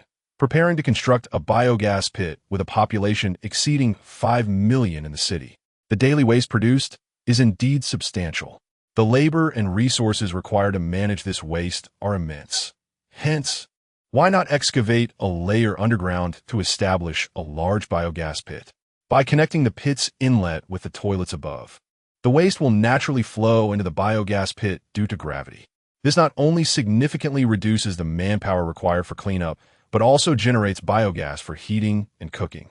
The byproducts, being thoroughly fermented residues, serve as excellent organic fertilizers, saving fermentation time while preventing environmental pollution. The entire fermentation process occurs within the sealed biogas pit. It is a remarkable endeavor with myriad benefits. Gu Feng turned to Xiao Dui, inquiring if the biogas pit could indeed be constructed. Xiao Dui, with a hint of disdain, retorted, "Must you seek me for such a technically simplistic task?" Gu Feng mimicked Xiao Dui's tone. "Then what shall we do?" With hands on hips and wings fluttering, Xiao Dui pouted, "We can build it, but there is insufficient bioenergy." Gu Feng stood up, declaring, "First, let me arrange today's tasks, and we shall hunt mutated beasts to replenish your energy." At 8 in the morning, the leaders of various legions and departments arrived punctually at Gu Feng's office. Liu Shi, straightforward as ever, announced that the temperature outside was plummeting to a staggering -90 degrees, rendering it unsuitable for human activity. He requested the city gates be closed, initiating an emergency cold weather protocol. Gu Feng promptly approved this, instructing Lu Zhe to take action while the responsibility for cold weather preparations was delegated to each legion leader. Almost simultaneously, Lu Zhe and Lu Jianxin raised concerns about the severe shortage of heating appliances and fuel within the city. Gu Feng asserted that he would venture outside to address the fuel shortage as soon as possible. Although the others wished to accompany him, Gu Feng declined, recognizing that even he found the external temperature bone-chilling, let alone others. However, Jiyu recommended someone to Gu Feng, leaving him no room for refusal. Xiaohan's ability was to freeze, and in this frigid weather, while others curled up, desperately donning more furs, she roamed freely in her light attire, resembling a snow princess, evoking both envy and jealousy among the onlookers. Were it not for her brother's care, she would revel in the biting cold every day. Gu Feng hesitated to accept, arguing that bringing an additional person would hamper his speed, yet the brigade leaders insisted he take a few individuals for safety. Reluctantly, Gu Feng acquiesced, stipulating that he would only take Xiaohan. Taking advantage of the gathered crowd, Gu Feng distributed the spatial folding rings among them, explaining their remarkable functions. The astonishment on their faces was palpable, exclaiming the existence of such wondrous items in the world. With a smile and little further elaboration, Gu Feng set out of the city with Xiaohan. Since their last encounter, when he aided Xiaohan in rescuing her brother, this marked their first meeting again. Xiaohan's demeanor had subtly shifted, exuding a wildness tinged with a hint of ferocity. Yet, Gu Feng, possessing the ability to read minds, discerned that her heart remained soft beneath her exterior. Upon encountering Gu Feng, Xiaohan's first words were filled with disdain, lamenting his prolonged absence that had caused her sleepless nights. Gu Feng, his face flushed, coughed lightly, and suggested that if there were no further issues, they should depart the city. Xiaohan feigned shyness, exclaiming with excitement that she was finally going on a date with the captain, internally cursing the enchantress. Gu Feng maintained a facade of calm, walking steadily towards the city's outskirts. Xiaohan suppressed her laughter and followed him out of the city. Chapter 319. Timber harvesting for warmth outside the city. The world remains enshrouded in ice and snow, devoid of sunlight. Although no snow is falling, the howling northern winds whip up large flurries of snow and shards of ice, striking against one's skin with a crackling sound. Gu Feng feels a penetrating chill seep into his bones. He retrieves 2 pieces of animal hide from the star core space to wrap around himself, though they offer little warmth. Meanwhile, Xiaohan opens her arms wide and takes a deep breath, showing no sign of coldness. Instead, she appears more spirited than ever. Gu Feng silently grumbles. Is this what they call home field advantage? It is rather too evident. Gu Feng conjures 2 bone shields, manipulating them with his mind as they soar forward, carrying both of them. Upon reaching a mountaintop, the heavy snow reveals the treetops peeking through, and Gu Feng gestures toward it. With a lift of his hands, a significant amount of snow ascends into the air, unveiling a vast expanse of trees beneath. He then casts the snow down the mountainside. The 2 commence felling trees. Though it is said to be 2, in truth, Gu Feng alone suffices. Xiaohan merely observes as a row of beastly teeth knives whizzes past, effortlessly severing large trees at their roots. Gu Feng then traverses the fallen timber, collecting a substantial quantity of lumber into the star core space. Xiaohan internally marvels at his prowess, exclaiming how impressive he is. Gu Feng also makes sure to use his communication earring to inform Lu Zhe and Lu Jianxin that they can now receive the wood within the city. Inside the city, Lu Zhe and Lu Jianxin simultaneously utilize their space folding rings to extract the timber.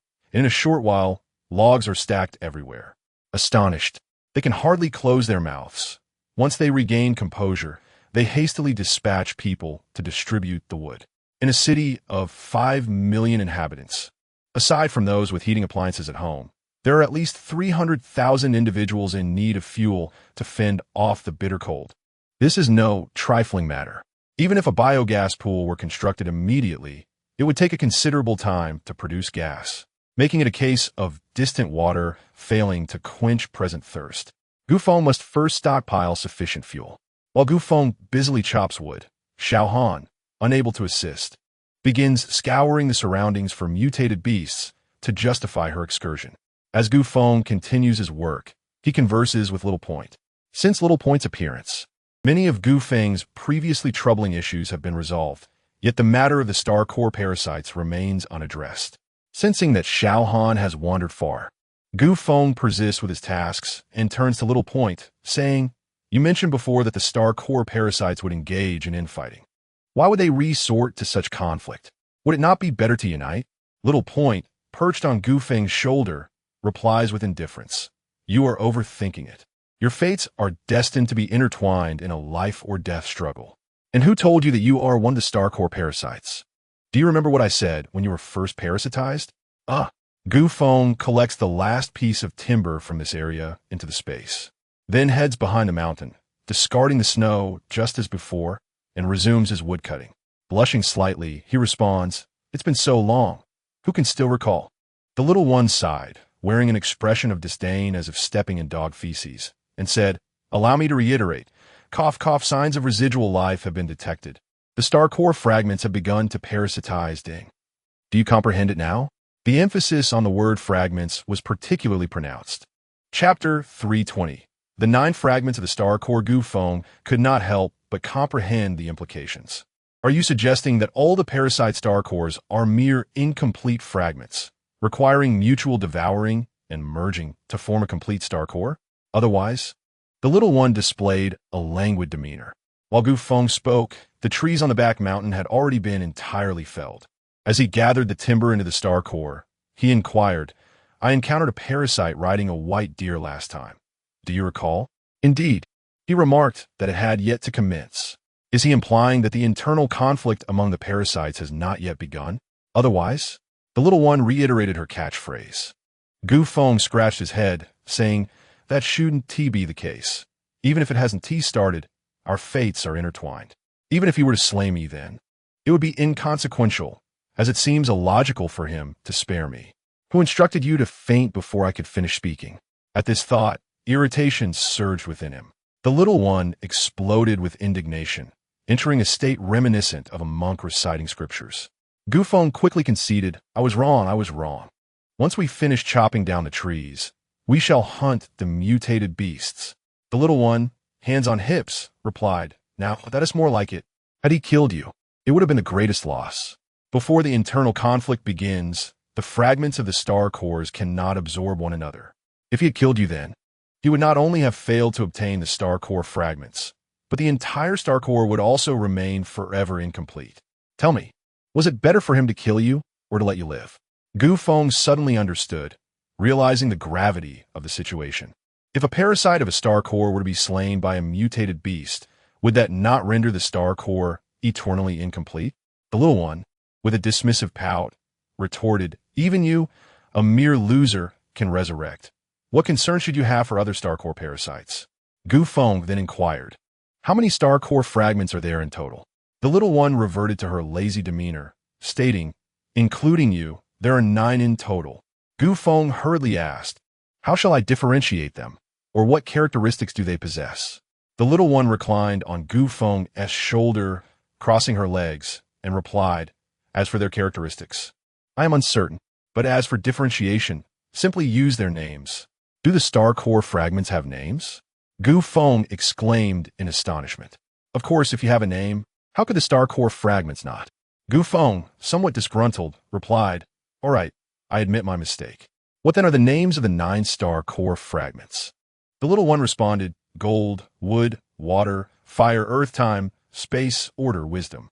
Gu Feng, with a peculiar expression, queried, "Are you certain it is not gold, wood, water, fire, earth, wind, rain, thunder, lightning, heaven, earth?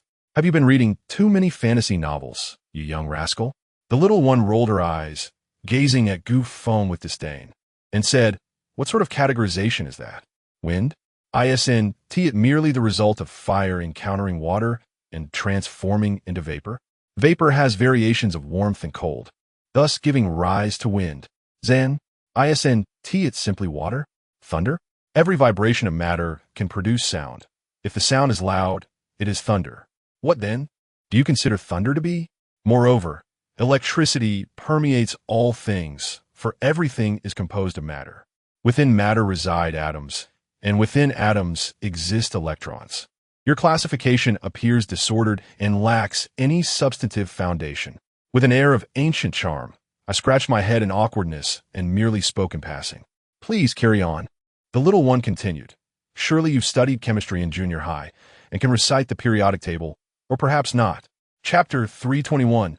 My order. Gu Feng, blushing, mumbled, "I want to know why ask." Little Dot chuckled. "All right, this may be too challenging for you. Let me state it plainly. Atoms are the fundamental building blocks of all matter. You must be aware of that. The periodic table of elements is categorized according to the number of electrons in the outer shell of each atom, while the 5 primary elements, metal, wood, water, fire, and earth, are classified based on their inherent forms. In the future, refrain from making uninformed statements." Gu Feng nodded eagerly, understood. "But what about time, space, order, and wisdom?" Little Dot responded, "From the moment the universe came into being, time and space emerged, separate from the 5 foundational elements. Wisdom, in essence, is the aggregation of thought. It is the only force unbound by the constraints of time and space, allowing it to transcend existence itself. For instance, you might be contemplating the trees before you now, and in the next moment, shift your thoughts to the sun, a mere few meters away versus one that is millions of light years distant. In that instant, your mind has already transcended spatial limitations. You might ponder what to have for dinner tonight. only to then recall what you ate last night, one being a future yet to unfold, and the other a past already experienced. At that point, your thoughts have surpassed the constraints of time.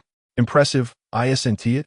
Feng, though somewhat perplexed, nodded repeatedly, then suddenly recalled something and asked, "It seems you've overlooked one concept." Puzzled, replied, "I've overlooked nothing." "You didn't mention order," Feng reminded. Scoffed. "Order is the fragment of your own star core. You must comprehend it yourself." Feng's expression shifted between red and pale. "What on earth is order? I cannot grasp it. It feels utterly useless." "It is your own lack of understanding. Do not blame the star core fragment. If one cannot succeed, should they hold society accountable? Should your wife's inability to bear children be blamed on an uneven bed? Just enlighten me. What does this order refer to?" Feng asked with a smile. With a hint of exasperation, explained, "Order signifies rules and constraints. All things in existence must abide by certain regulations, or else everything shall collapse and revert to a singularity." Feng, initially excited by the explanation, was taken aback when abruptly ceased speaking. Although he felt compelled to inquire further, he remained pleased with the profoundness of the explanation. Indeed, quite impressive. Feng placed the final colossal tree from the rear mountain into the star core space and posed one last question. "Do you know when the civil war among the parasites will commence?" "I do, and yet I do not," replied. Feng frowned. "What do you mean?" "I cannot specify the exact moment of the conflict's onset, but I am aware of the circumstances under which the internal strife will ignite." Feng's frown deepened. "Under what circumstances will the civil war begin?" Unusually serious, stated, "The moment the first wave of mutated beasts occurs. The civil war among the parasites will commence simultaneously." All of Feng's inner anxieties surged forth in an instant, his heart racing erratically as he gasped. "What is the wave of mutated beasts?"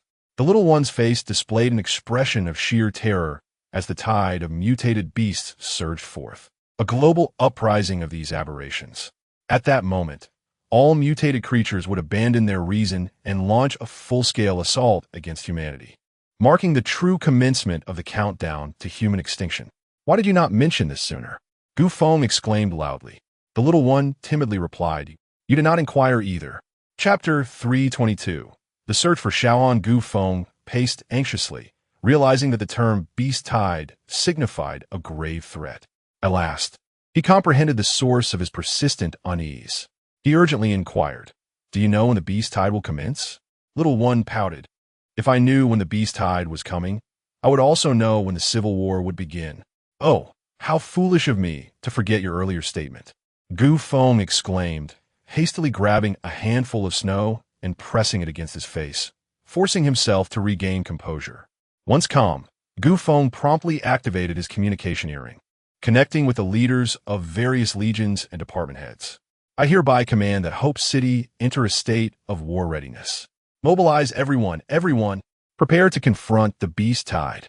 "Lord City Master, what is happening?" "Indeed, City Master, what has transpired?" "The beast tide? Are mutated beasts attacking?" Feng replied. "It is too complicated to explain via the earring. I will clarify upon my return. In any case, all of you must execute my orders." "Understood, City Master." "Yes, City Master." Feng intended to return to the city, yet Xiaohan was nowhere to be found. He called out her name several times, but received no response. Reluctantly, he followed the footprints left in the snow. Following the tracks, Feng circled the area a few times and discovered the corpses of mutated beasts. In such frigid weather, it was impossible to ascertain how long they had been dead. Just as Feng lamented this, little one remarked, "Xiaohan killed these. I have the data." "Data?" Feng inquired, puzzled. "Indeed, I have records of which team member killed how many mutated beasts and their respective levels. How else could we locate and decompose them?" Little one explained. "Can you transmit that data to a computer?" Feng asked. Little one lifted its small head proudly. "I can connect to a computer, so transmitting data is certainly no problem." Feng chuckled. "I truly suspect your true identity is that of a supercomputer. You are the computer. Your whole family are computers." Feng had long been troubled by the fact that upon slaying mutated beasts, the star cores were immediately decomposed. leaving him unable to discern which team members had killed more or fewer beasts. Consequently, rewarding those who excelled was impossible, let alone tallying their merits. Now, with Little One's assistance, that dilemma was easily resolved, as the contributions of each team member would become crystal clear and there would be no room for deception. Feng commanded the Star Cores to decompose all the mutated beasts he encountered along the way, without hesitation. Thus, he continued his search and decomposition, and after half an hour, Feng arrived at a valley. The snow in the valley was strangely uneven. With a wave of his hand, he swept aside the snow covering the valley, revealing a shocking sight beneath. The ground was littered with the corpses of mutated beasts, large and small, stacked layer upon layer, filling the entire valley. Excitedly, Feng asked Little One, "These were neither slain by my team members nor my partners. Can we still decompose them?" The Little One nodded excitedly, realizing that the Star Cores had evolved to this stage. As long as there were the remains of mutated beasts, the Star Cores could decompose them. Feng let out a shrill cry of excitement, while the Little One flew directly into the valley, where the corpses of the mutated beasts began to vanish in large swathes. For a whole 2 hours, the bodies showed no signs of depletion, and the Little One grew increasingly exhilarated with each passing moment. Feng made a rough estimate, noting that at least over 300,000 corpses had already been decomposed, not accounting for those yet to be processed below. Chapter 3:23. The Giant Mosquito. Suddenly, Feng noticed that the corpses of the mutated beasts trapped beneath were in a rather peculiar state. Each carcass bore a singular blood hole, with their innards and blood entirely absent, leaving only desiccated remains. The Little One also detected the anomaly and lamented. These corpses yield a meager amount of biological energy upon decomposition. What a pity! Food devoid of flavor is a waste to discard. Alas, it is better than nothing. Having spoken, the Little One resumed the disintegration process. As numerous mutated beast corpses vanished, a dark entrance was revealed at the valley's edge, seemingly leading into the mountain's depths. A trail of footprints in the snow suggested they likely belonged to Xiaohan. Observing that few corpses remained, Feng waited briefly for the Little One, who, after decomposing the last body, burped contentedly and mused about the delight of discovering millions of mutated beast corpses daily. Feng remained non-committal, and together, the duo, one large, one small, ventured into the cave. Having encountered various types of caverns before, Feng possessed a wealth of experience. Activating his mental perception, he explored swiftly. The cave was not particularly deep. Before long, Feng sensed a spacious area ahead. Just as he was about to advance, he suddenly furrowed his brow, detecting that the cave walls were teeming with mosquitoes. Feng's perception had become remarkably acute, enabling him to visualize every detail of those mosquitoes in his mind. The larger ones were roughly the size of motorcycles, while the smaller ones resembled human infants. Each mosquito shimmered with a metallic black sheen.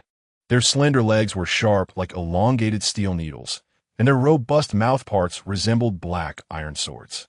Every part appeared as though forged from metal, exuding an aura of coldness and cruelty. The enormous, transparent wings of the mosquitoes occasionally quivered, yet they did not take flight. They seemed to be in a state of hibernation. "Quick, while they're dormant, let us act," the Little One urged excitedly. Yet, Feng shook his head, insisting that it would be unwise to act rashly before locating Xiaohan. While they could retreat unscathed, it would be troublesome if Xiaohan were trapped inside. Women are truly troublesome, the Little One grumbled. Feng was speechless. Perhaps a glance at their own gender would be prudent before making such statements. Proceeding cautiously, Feng sensed an expanding area. As he ventured deeper, he was astounded to discover the immense space. It felt as if the entire mountain had been hollowed out, extending into unfathomable depths below. Furrowing his brow, Feng estimated there were no fewer than hundreds of millions of mosquitoes present. Even in his level 6 terrestrial prowess, he dared not act recklessly. He began to explore the depths with even greater caution. After approximately half an hour of descent, he suddenly heard the sound of water. Feng surmised he must be nearing an underground river and moved toward the source of the sound. At last, he finally caught sight of Xiaohan. Xiao Han was concealed behind a large rock, stealthily observing a colossal insect engaged in the act of laying eggs. This creature bore a resemblance both to a mosquito and an ant, leaving one perplexed in discerning its true nature. Its form was larger than that of a truck, and the eggs it laid were meticulously arranged around it. The little one excitedly exclaimed once more, "Eliminate it, destroy it, and we shall receive a unique reward akin to the parasitic host. Hurry, hurry." Chapter 324. It is better for you to stand behind me, however. Before Gu Feng could make a move, Xiao Han, hidden behind a stone, acted first. She hurled a barrage of ice spikes towards the seemingly soft abdomen of the colossal insect. Gu Feng's expression changed drastically. A series of clanking sounds erupted as the giant insect became infuriated, letting out a deafening roar. It flapped its massive wings, sending Xiao Han flying. But fortunately, Gu Feng intervened just in time to rescue her. Turning its form, the giant insect prepared to flee, but Gu Feng would not allow it to escape. The blood-fong blade sliced through the air like a crimson bolt of lightning, aimed directly at the creature's head. The insect, evidently possessed of some intelligence, raised its enormous forelimb to block the impending strike. A resounding clang echoed, followed by a loud splash as the severed limb fell into the underground river. While the insect made its escape, Little Dot, furious, hopped around in agitation, lamenting its uselessness. How could you let it get away? Such a pity, such a pity. Just as Little Dot finished speaking, a buzzing sound reverberated throughout the cave. Gu Feng realized that the mosquitoes above had awakened. He dared not hesitate and prepare to leave with Xiao Han, but Little Dot quickly interjected, "Don't rush off. These insect eggs possess a potent biological energy. If we can decompose them, your planned biogas pit will be no problem." Having found Xiao Han, Gu Feng felt there was no harm in waiting a moment longer. Little Dot flitted among the insect eggs, and soon all traces of them vanished. Gu Feng sensed the fragments of the star core in his brow heating up and expanding once more, filling him with satisfaction. Xiao Han, gripping her ice spikes, stood resolutely before Gu Feng, her gaze fixed above. "You'd better stand behind me," Gu Feng advised. Xiao Han reluctantly tossed aside her ice spikes, saying, "I'm just putting on a show. After all, our commander has instructed me to protect you." Suddenly, a swarm of giant mosquitoes surged toward the two. With a thought, Gu Feng summoned tens of thousands of beast tooth blades from the star core space, forming a net of blades that descended upon the mosquito horde. Despite their massive size, the mosquitoes were surprisingly agile. If not for the confined space of the cave, it might have taken considerable effort to strike them down. The blade net and the swarm intertwined, creating a cacophony of clinks and clatters, mingled with the dense buzzing that sent chills down Gu Feng and Xiao Han's spines, reminiscent of the dread of being plagued by mosquitoes every summer. Little Dot, reacting swiftly, realized that the first-tier beast tooth blades inflicted minimal damage on the mosquitoes, and thus upgraded them directly to fourth tier. The fourth-tier blades gleamed with a vibrant blue hue, appearing even sharper. Gu Feng controlled the azure blade net, pressing on, causing a veritable rain of mosquitoes to fall within the cave. Now, Gu Feng was in no rush to leave. These giant mosquitoes were a source of biological energy, and amassing sufficient energy to counter the impending wave of mutated beasts was of utmost importance. Only with biological energy can one upgrade the base. Only with biological energy can one enhance weaponry. Only with biological energy can one exchange for various potions and armaments. After much difficulty in discovering a hidden lair, how could one simply depart? The ancient-style blade net accelerated with increasing swiftness, causing a multitude of mosquito carcasses to plummet from the air to the ground. The diminutive figure joyfully flitted about, directly decomposing the remains of the colossal mosquitoes. Those mosquitoes, seemingly oblivious to their peril, relentlessly collided with the blade net, and the ancient-style figure received them without hesitation. Chapter 325.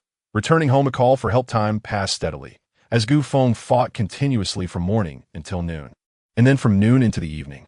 During this interval, Xiao Han roasted a substantial piece of mutated beast meat, which they shared.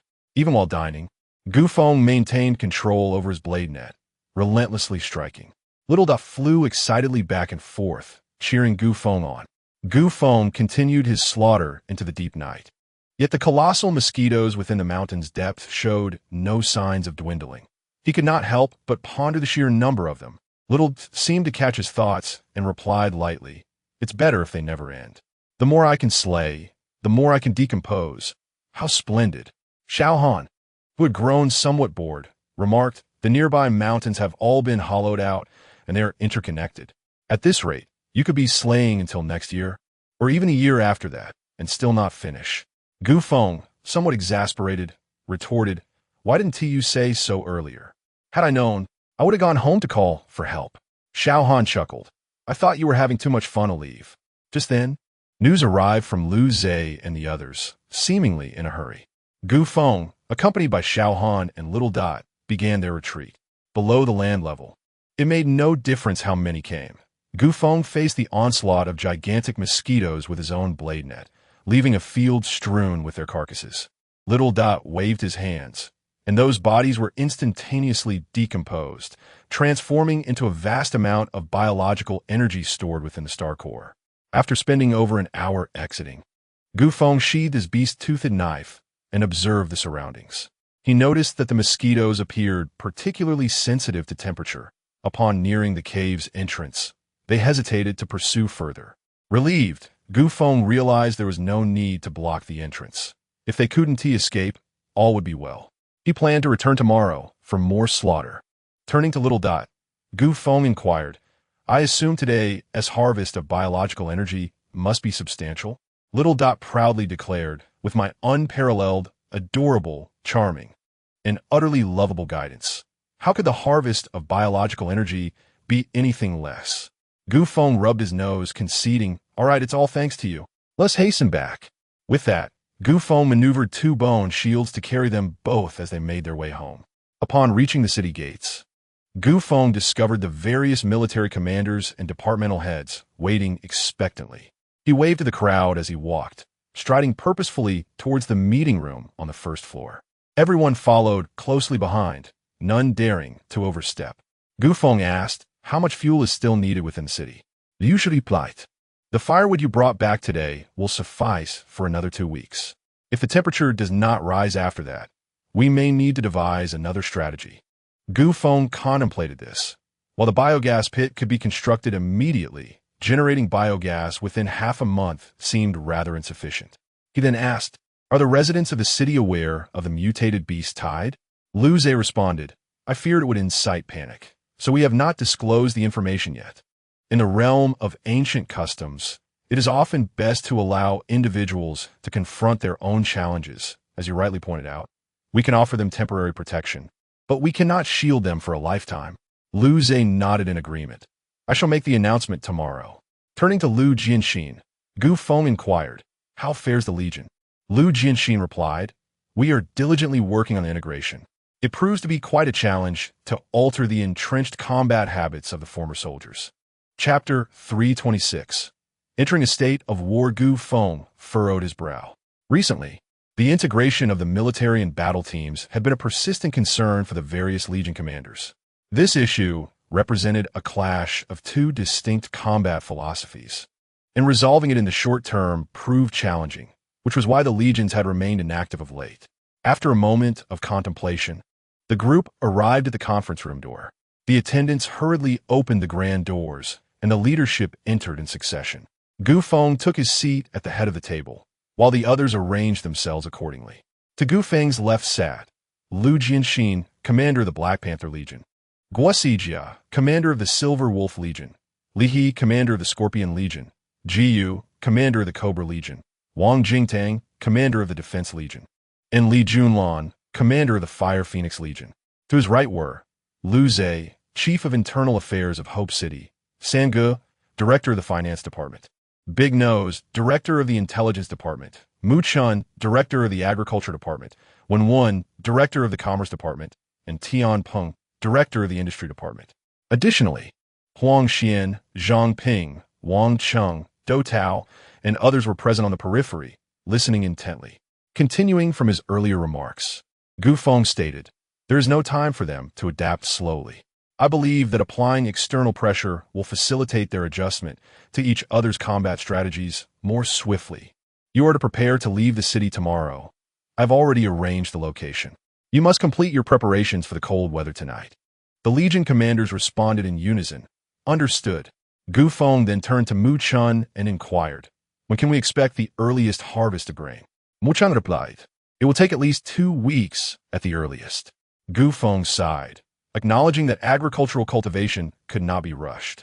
He advised, please endeavor to expand the planting area and stockpile additional grain. Once the beast tide strikes, no one can predict how long it will last. Mu Chun nodded in understanding. I will increase the workforce and expand the planting area starting tomorrow.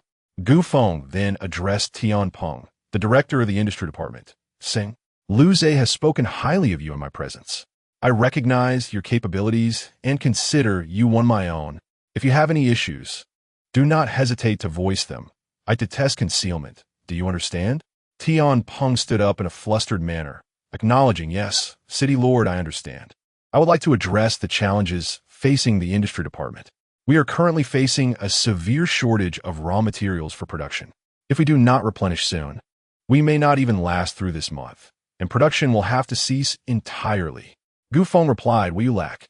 After the meeting, please provide me with a list, and I will take care of it. Tian Peng nodded in agreement. Finally, Gu Feng turned to Wen and stated directly, starting tomorrow, the ZBSB evolution agents will be supplied free of charge to all residents of the city without limit. I will inform you when we will resume charging. Wen nodded affirmatively. Gu Feng then stood up, addressing everyone loudly. Although we do not know when the mutated beast tide will arrive, I require everyone, yes, everyone, to prepare starting today. All production departments must operate at full capacity to stockpile as many resources as possible. Additionally, seize every available moment to organize training for the residents. All legions are to enter a state of war readiness and be prepared to engage at any moment. Yes, echoed the voices of all present in the conference room, resonating like spring thunder, awakening all to the urgency of the moment. After the conclusion of the meeting, Gu Feng summoned the little one. Let the construction commence. The little one flitted her wings and seamlessly melded into the wall. Gu Feng could only hear a series of deep rumbles emanating from beneath the City of Hope, as if some colossal entity was shifting its massive form. Simultaneously, Gu Feng noticed the holographic projection of the City of Hope in his mind beginning to morph. As the lower layer was sealed off, numerous robust pipes emerged from within, directly connecting to the restrooms on each floor. Subsequently, thinner pipes began to extend, reaching into every household. Chapter 327. The Great Mobilization of a City. As Gu Feng stood in astonishment, another unexpected event unfolded. The surface of the protective shell surrounding Hope City crystallized into an exceedingly thin layer of black substance. Gu Feng immediately recognized that this layer bore a striking resemblance to the exoskeleton of the mosquitoes he had vanquished earlier that day. It dawned on him that the diminutive figure had not only unveiled the biogas pool, but had also fortified the entire defense layer of Hope City. With anticipation glimmering in his eyes, Gu Feng watched as the little one emerged triumphantly from the wall. How about that? Am I impressive or what? Done in a flash. Gu Feng gave a thumbs up to the little one, who, with a magician's flair, presented him with a rolled-up blueprint. What is this? A schematic for weapon development? Gu Feng exclaimed in surprise. Of course, the little one replied enthusiastically. Haven't we already crafted the energy guns? This time, I got something truly remarkable for you. Upon unfurling the blueprint, Gu Feng discovered that the final product resembled a large cannon, albeit with a flattened muzzle and a blue energy shield at the rear. What is this? Gu Feng inquired. A laser cannon, the little one explained. It is perfectly suited for reinforcing the defenses of Hope City. Fantastic. This is splendid news. I am grateful to have you by my side. Gu Feng exclaimed with exuberance. The little one pouted. I'd rather not have to resurrect you again. Reviving you is quite exhausting. Clutching the blueprint, Gu Feng hurried to the weapons research department to seek out Gulan. The following morning, as the townsfolk awoke, they were astounded to find numerous pipes installed throughout their homes, leaving them puzzled about their purpose. Soon after, Liu Ze's promotional team began to visit each household, clarifying that these were biogas pipes. In due time, they would generate biogas that could be connected to stoves for warmth and cooking, eliciting widespread joy among the residents. However, the promotional team's mission extended beyond this singular announcement. Their primary objective was to raise awareness about the impending mutant beast tide. This awareness was not merely for the sake of alarm. It aimed to stimulate the populace's enthusiasm for production and training. Liu Ze had meticulously selected a team of skilled promoters, each eloquent in their speech. Their descriptions of the mutant beast tide instilled a sense of dread among the residents, which they adeptly countered by rallying the entire community to unite with unwavering resolve. The residents were fired up, their zeal for work and training reaching unprecedented heights. A palpable sense of urgency enveloped everyone, young and old alike, as they eagerly immersed themselves in this grand mobilization. Some even volunteered for overtime production, emerging as exemplary figures worthy of commendation. With such role models, the collective effort intensified, in stark contrast to the fervor of the residents. The military factions exuded an air of solemnity. As dawn broke, the Black Panther Corps, Silver Wolf Corps, Cobra Corps, Scorpion Corps, and Fire Phoenix Corps, totaling 1 million strong, marched out of the city in a grand procession. This marked the first large-scale expedition under the banner of Hope City, targeting the colossal mosquitoes that Gu Feng had failed to eliminate the day prior. Due to heavy snowfall and gusting winds scattering ice fragments that obscured visibility, no mechanized units were deployed for this mission. All personnel proceeded on foot. In anticipation of unforeseen circumstances, Gu Feng allocated all biological mechs to the various legions. With the biological mechs paving the way, the pace of the legion's advance was decidedly unhurried. Gu Feng watched the legions depart and then produced a piece of paper. Scrutinizing it closely, this document had been delivered the previous night by the director of the Industrial Bureau, Tian Peng, and the first line prominently declared the word petroleum. Petroleum is the lifeblood of industry. Without it, any discussion of industrial matters is utterly futile. Following this were references to coal, and subsequently to iron, copper, aluminum, and various other metals. Chapter 328. The mysterious Seven. Gu Feng had initially considered experimenting with the barren soil from the star core space to see if it contained these common metals. Unfortunately, Gulan informed him that while such metals were indeed present in the barren soil, their concentration was low and the process of purification would be rather troublesome. After all, these metals were required in substantial quantities. Relying solely on the barren soil for purification would ultimately prove counterproductive. Thus, Gu Feng had no choice but to abandon the idea. He tucked the list securely away and turned to see Tian Peng among those coming to bid him farewell. He waved at him. Tian Peng approached with a mix of excitement and trepidation. "Lord City Master, is there anything else you wish to convey? Is the production of energy guns proceeding smoothly?" Gu Feng inquired. Tian Peng replied honestly, "We have just begun mass production and encountered some minor issues, but nothing significant. Please rest assured, before your return, we will produce the first batch of 3,000 energy guns." Gu Feng nodded with relief. "With your assurance, I can feel at ease. I called you over to inform you that the Research Institute is developing a heavy weapon known as the laser cannon. I hope you can pay close attention to the situation there. Once it is developed, you must immediately commence mass production. Understood?" "Yes, Lord City Master, I will be vigilant." Gu Feng nodded again. "Very well. If there is nothing else, I must take my leave. The list you provided will take at least 3 to 5 days to gather." Tian Peng felt awkward and was at a loss for words. Gu Feng chuckled, mounted his dog, and exited the city. In the central region of Country Z, the largest city in city appeared largely unchanged compared to the time before the catastrophe.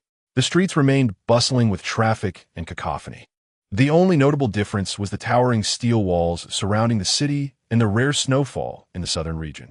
At the top floor of the central building in N-City, in a pitch-black chamber, there stood a large round table emitting a faint white glow. Surrounding the table were 7 chairs, each adorned with a red gemstone on its backrest. Suddenly, a stern-faced, middle-aged man entered, the rhythmic sound of his polished shoes echoing loudly in the chamber. He took his seat at the head of the table and glanced at the time. The second hand just reached the 12 o'clock mark. The red gemstones on the backs of the other 6 chairs flickered in response. In the blink of an eye, all 6 chairs were occupied. The man declared, "The 233rd routine meeting is now in session." One corpulent middle-aged man chuckled. "General Chiu, you still prefer to maintain such a serious atmosphere?" A short-haired woman wearing glasses replied, "The coastal cities have all fallen. Constructing the second line of defense will require additional time. Oh, spare us. Everyone can observe the current situation on the satellites. There is no need for your pretentious reports," remarked a gaunt old man. The short-haired woman seemed to ignore the comment. Her head slightly bowed, her body taut as a drawn bowstring, remaining utterly still. A stockily built man, puffing on a cigar, glanced at the stunning woman beside him and said, "It's been a while. Exercise caution in the southern regions, for there lies a multitude of serpents. Should you inadvertently stumble into a snake's den, I would undoubtedly feel a twinge of jealousy." A charming lady, with a light laughter, remarked that it has come to my attention that an ancient figure has been supplanted, and remarkably, by a youth scarcely in his 20s. While you occupy yourself with concern for my well-being, it would be prudent to direct some of that worry towards your cousin's husband. A man of short stature, who had yet to utter a word, was joined by another middle-aged gentleman, pale and bearing a somewhat morose expression. He spoke gravely. "The number of mutants is on the rise, and rebellions are erupting sporadically across various locales. However, an event such as that in City X, where a complete takeover occurred, is unprecedented. We must exercise utmost caution. This young man named Feng is not to be underestimated." Chapter 329. The outer gate and inner gate. The enchanting beauty stifled a giggle, her voluptuous figure undeniably captivating. Another individual bearing the surname Gu. "It seems that kin are indeed at odds with one another. Wouldn't you agree, Mr. Chiu?" The middle-aged man at the forefront let out a cold snort. "Enough of this. We are here to convene, not to indulge in idle chatter." The others promptly sealed their lips in discontent. The leading man continued, "The significance of City X is apparent to all. Should it fall, the entire Central Plains will be laid bare before the mutated beasts. We must devise a strategy today." A corpulent man interjected, "If I recall correctly, Mr. Chiu is still in City H, which is conveniently not far from City X. Let him address the matter en route. It would save us considerable effort." A short-haired woman remarked, "The entire northern region is grappling with a snow disaster, with temperatures plummeting to several degrees below zero. Mr. Chiu may barely manage to look after himself." The alluring beauty countered, "Given the current circumstances, deploying substantial financial and human resources to quell the unrest is utterly impractical. It would be wiser to send someone to gauge the intentions of the young man and ascertain his plans. Should he choose to remain in City X, we could generously bestow upon him an official title. If he intends to venture southward with his followers, we would have no choice but to employ certain means to ensure his untimely demise. Wouldn't that suffice?" The short-statured man regarded the captivating beauty with an approving thumbs up. "What a cunning mind you possess, my dear." The pallid, brooding man concurred. "Indeed, this appears to be our best course of action. We must promptly dispatch someone to make contact with this Feng." The leading man nodded in agreement and addressed the corpulent individual. "Your jurisdiction over City T is merely separated from City X by the Hualing mountain range. This task is entrusted to you." The corpulent man displayed a discernible reluctance, but did not refuse. Nodding, "Understood. I will take care of it." The middle-aged leader frowned and continued, "If City X serves as the outer gate from the north to the south, then City T is the inner gate. Should the outer gate falter, the inner gate must be prepared to close at a moment's notice." "Indeed, understood." At that moment, the emaciated elder spoke. "I wonder if anyone has noticed that, of late, the mutated beasts seem excessively quiet. Could there be a discovery? Not at this time, but one fears it may be the calm before the storm."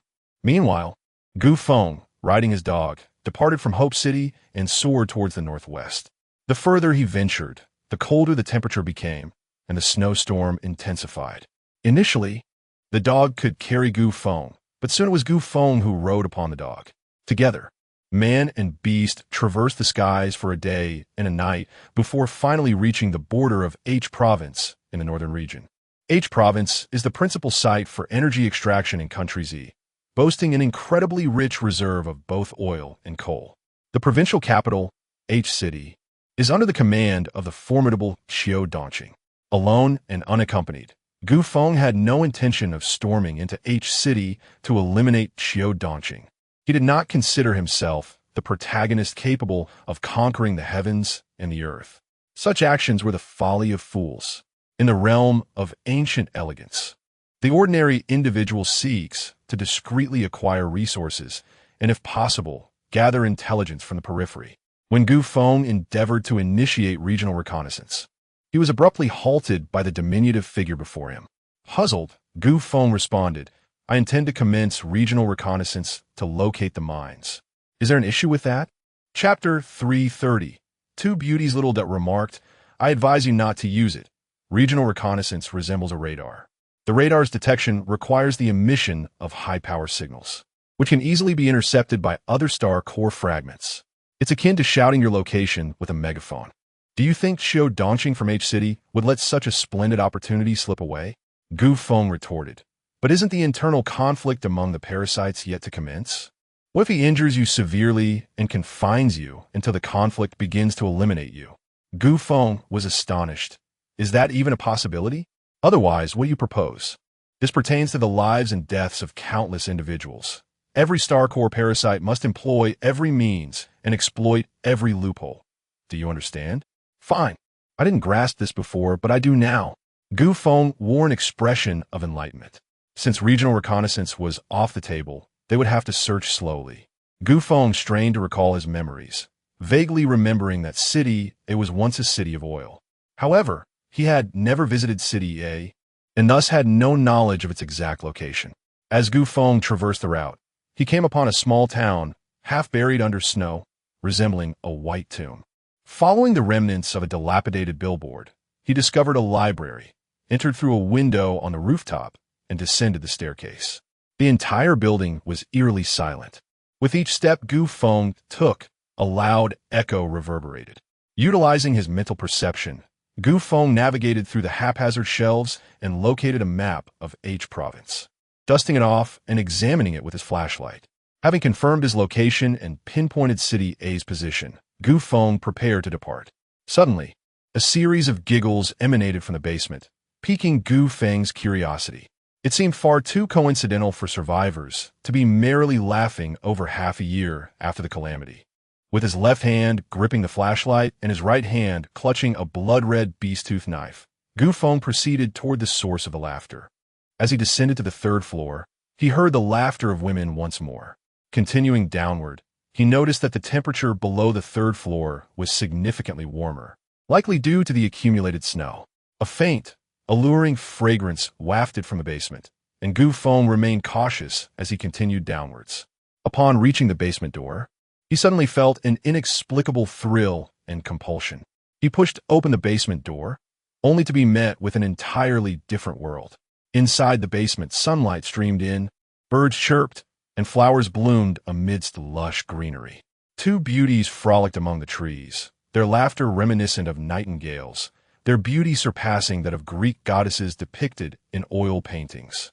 They were draped only in sheer white fabric, their milky skin partially visible beneath the translucent veil. Their exquisite, curvaceous forms would leave anyone who beheld them feeling inadequate. Their beauty was breathtaking, almost beyond belief.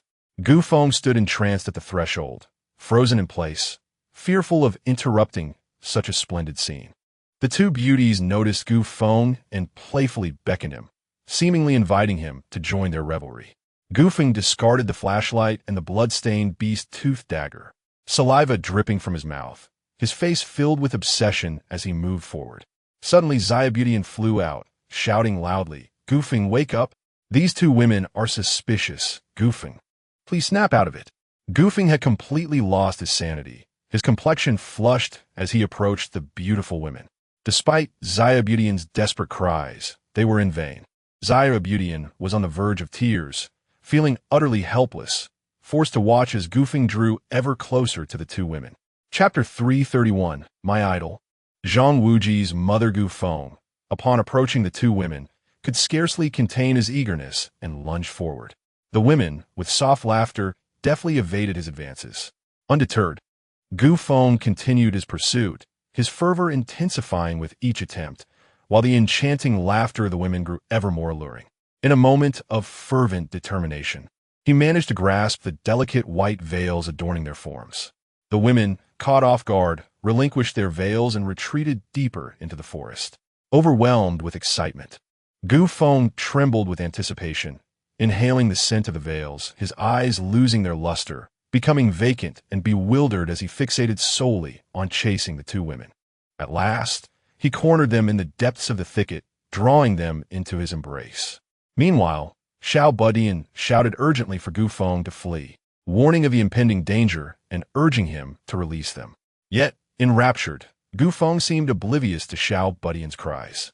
One of the women, seemingly inadvertently, swung her arm, striking Xiao Budian.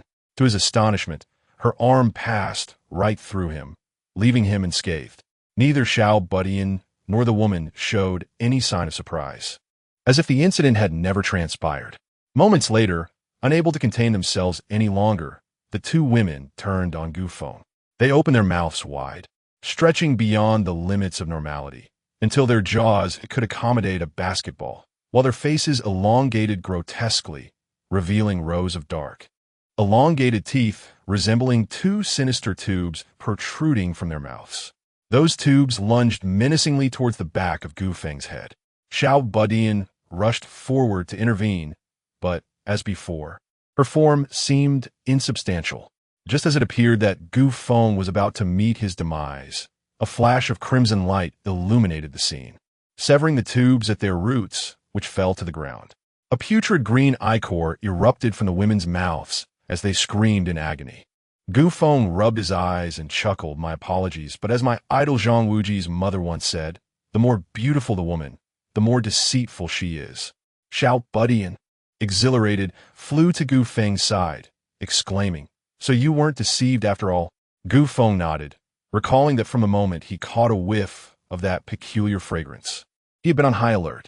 Had it not been for my formidable will, I might have truly fallen victim.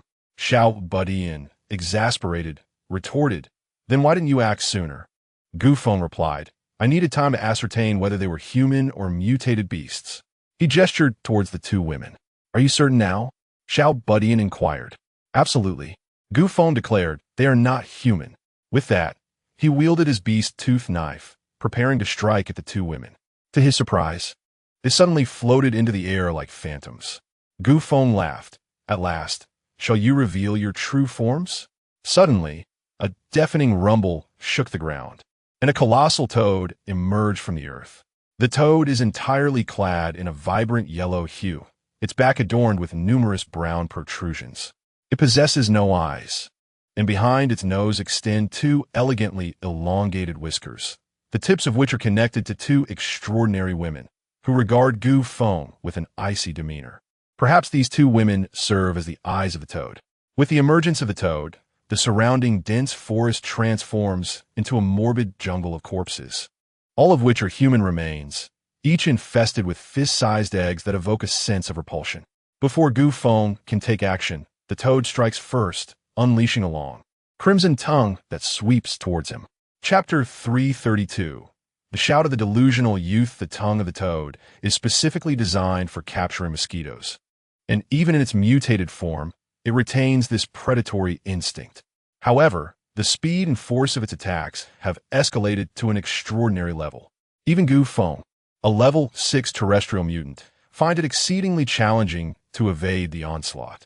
The toad evidently does not afford Gu Feng any opportunity to retaliate, continuously extending and retracting its tongue, leaving Gu Feng in a state of disarray. Beside him, the diminutive figure fumed. "Gu Feng, are you even capable?" As a level 6 terrestrial mutant, being mercilessly beaten by a mere level 4 mutant beast is profoundly disappointing. Frustrated, Gu Feng contemplated retrieving a biological mech from the star core space to confront the colossal toad. However, He abruptly recalled that all the mechs had been allocated to the Legion and were not available in the Star Core space. Well, it would be one thing if he could acquire them, but as a dignified city lord, seeking equipment from his subordinates would be an undignified act. Moreover, with a loquacious companion like the little one by his side, Feng resolutely dismissed this notion. The blood-red beast tooth blade, when swung at the toad's tongue, merely ricocheted off, and striking the toad's body felt akin to a mere prick. It dawned on Feng for the first time that he lacked a decisive killing move.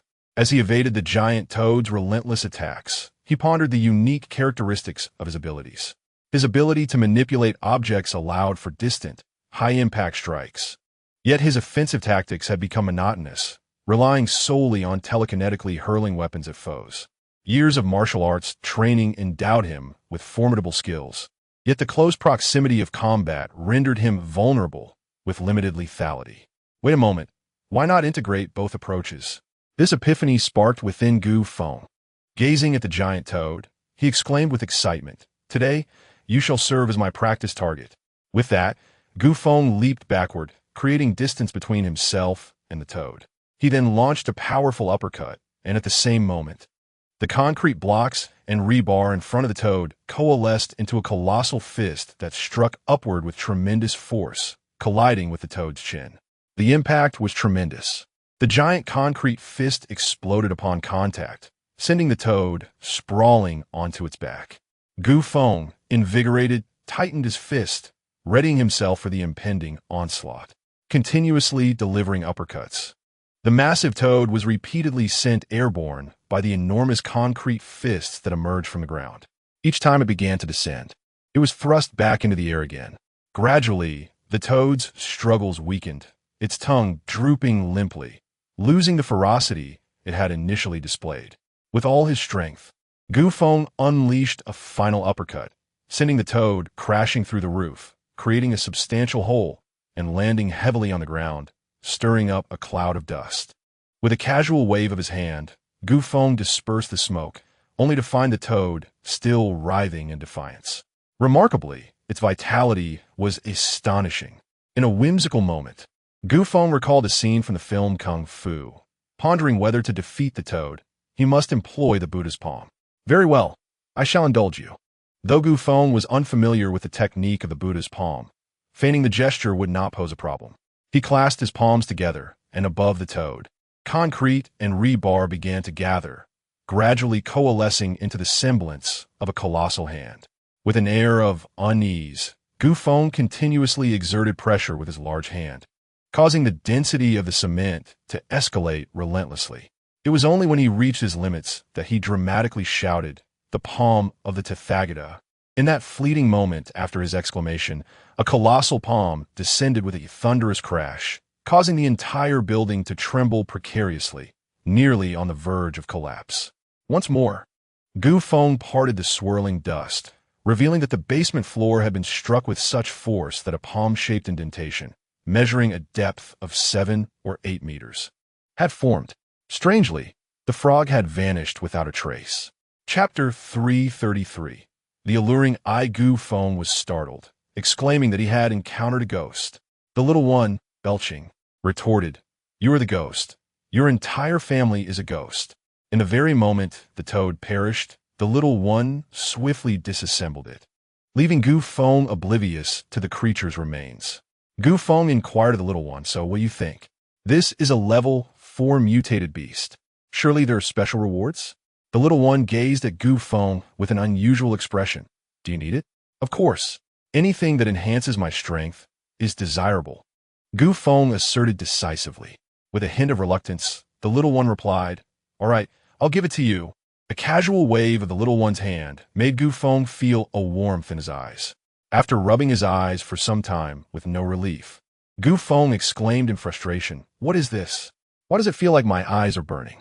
With a grin, the little one announced, "Congratulations, host. You have acquired the alluring eye. This is a tool for charming the ladies. Your harem is just around the corner." "What is this alluring eye nonsense? What absurd harem are you talking about?" Feng scoffed. "Isn't it typical for a male protagonist in a ridiculous novel to possess a harem of beautiful women? It is 2023. Who would still indulge in harem literature? Just tell me what this alluring eye actually does. The little one replied, it means exactly what it says. It confounds the mind of the target, accomplished with just a single glance. Is it truly so powerful? Gu Feng was astonished. Of course.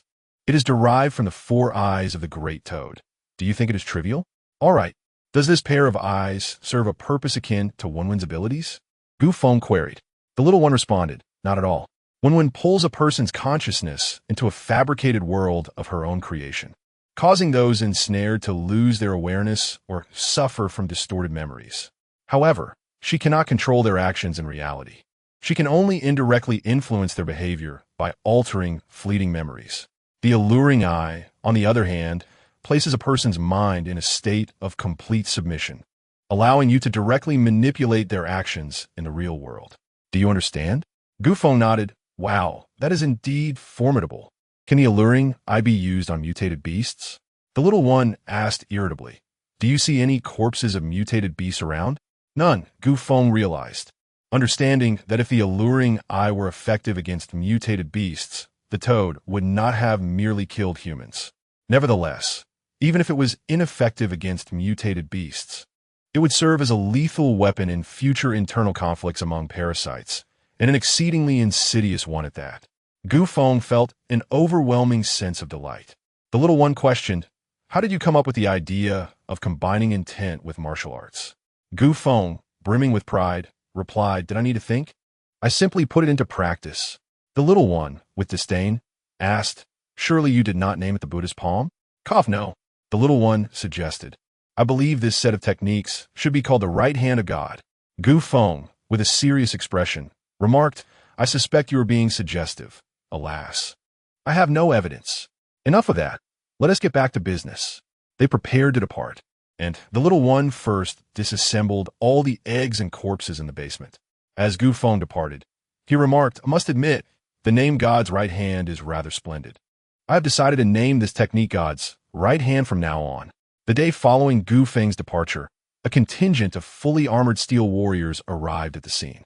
These warriors, clad in iron armor that enveloped their entire beings, rendered it impossible to discern whether they were machines or humans. Upon discovering the immense handprint in the basement, the steel warriors activated the communication devices on their wrists. Someone has already arrived ahead of us. Very well, the sight scan will be sent to you shortly. Understood. Chapter 334. The Dispute Between Two Factions, Part 1. In a tale of blooming flowers, each representing its own branch. It is said that Lu Jianxin and several commanders, leading an army of over 1 million, marched forth from the city with great momentum. Typically, gasoline would solidify at temperatures of -75 degrees, rendering it unusable. However, the current temperature had plummeted to over -90 degrees. Thus, no modern machinery participated in the expedition. All personnel traversed on foot, though the captains possessed space-folding rings, alleviating the burden of logistical supplies from the legions. Additionally, colossal biomechanical constructs paved the way and maintained vigilance over the surroundings, ensuring the army's progress remained relatively smooth. The entire procession stretched for miles, akin to a colossal dragon undulating through a sea of white waves. Along the route, any encountered mutated beasts, whether alive or deceased, were gathered and subsequently stored in the star core space by the commanders using their spatial rings. Within the city, Brother Sin would retrieve the carcasses of the mutated beasts through the rings, conserving them as provisions for wartime. When mealtime approached, Brother San would also transport freshly prepared dishes into the star core space via the rings, allowing the commanders outside the city to distribute the food to the soldiers promptly, ensuring they could enjoy warm meals even amidst the frigid weather. With their hunger satiated, the soldiers engaged in lively conversation, bundled up like bears as they strolled together, inevitably indulging in idle chatter. However, within these groups, a subtle division emerged, delineating two factions. One faction comprised the seasoned veterans of the Ancient-Style Brigade, while the other consisted of the newly integrated troops. Initially, the veterans numbered just over 400,000, whereas the integrated forces approached 900,000, giving the latter an undeniable numerical advantage. Yet, The veterans predominantly boasted ranks of level 5 and above among the advanced mutants, creating a delicate equilibrium in genuine strength, albeit one that was exceedingly fragile. Any discontent could easily tilt this balance. Chao Chi, an old soldier, felt that the squad was engaging in foolishness. In this day and age, battling mutated beasts in close combat seemed utterly senseless.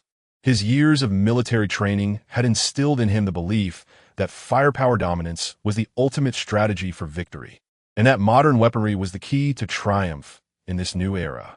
No matter how strong one's fists may be, could they rival the power of a nuclear bomb?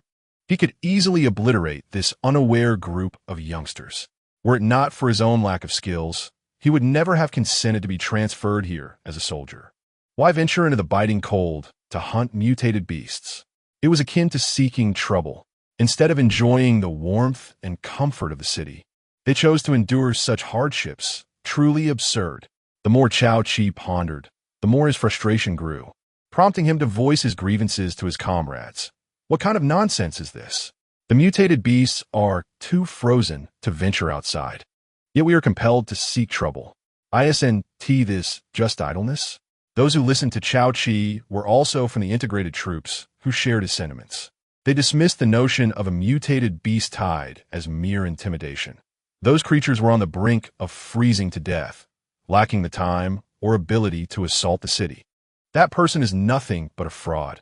How could someone rise from a mere squad leader to the position of city lord? Chao Chi muttered under his breath. However, those around were all mutants, their ears finely attuned. Chao Chi's words happened to be overheard by an esteemed veteran. In the hearts of the old team members, Feng was an embodiment of faith.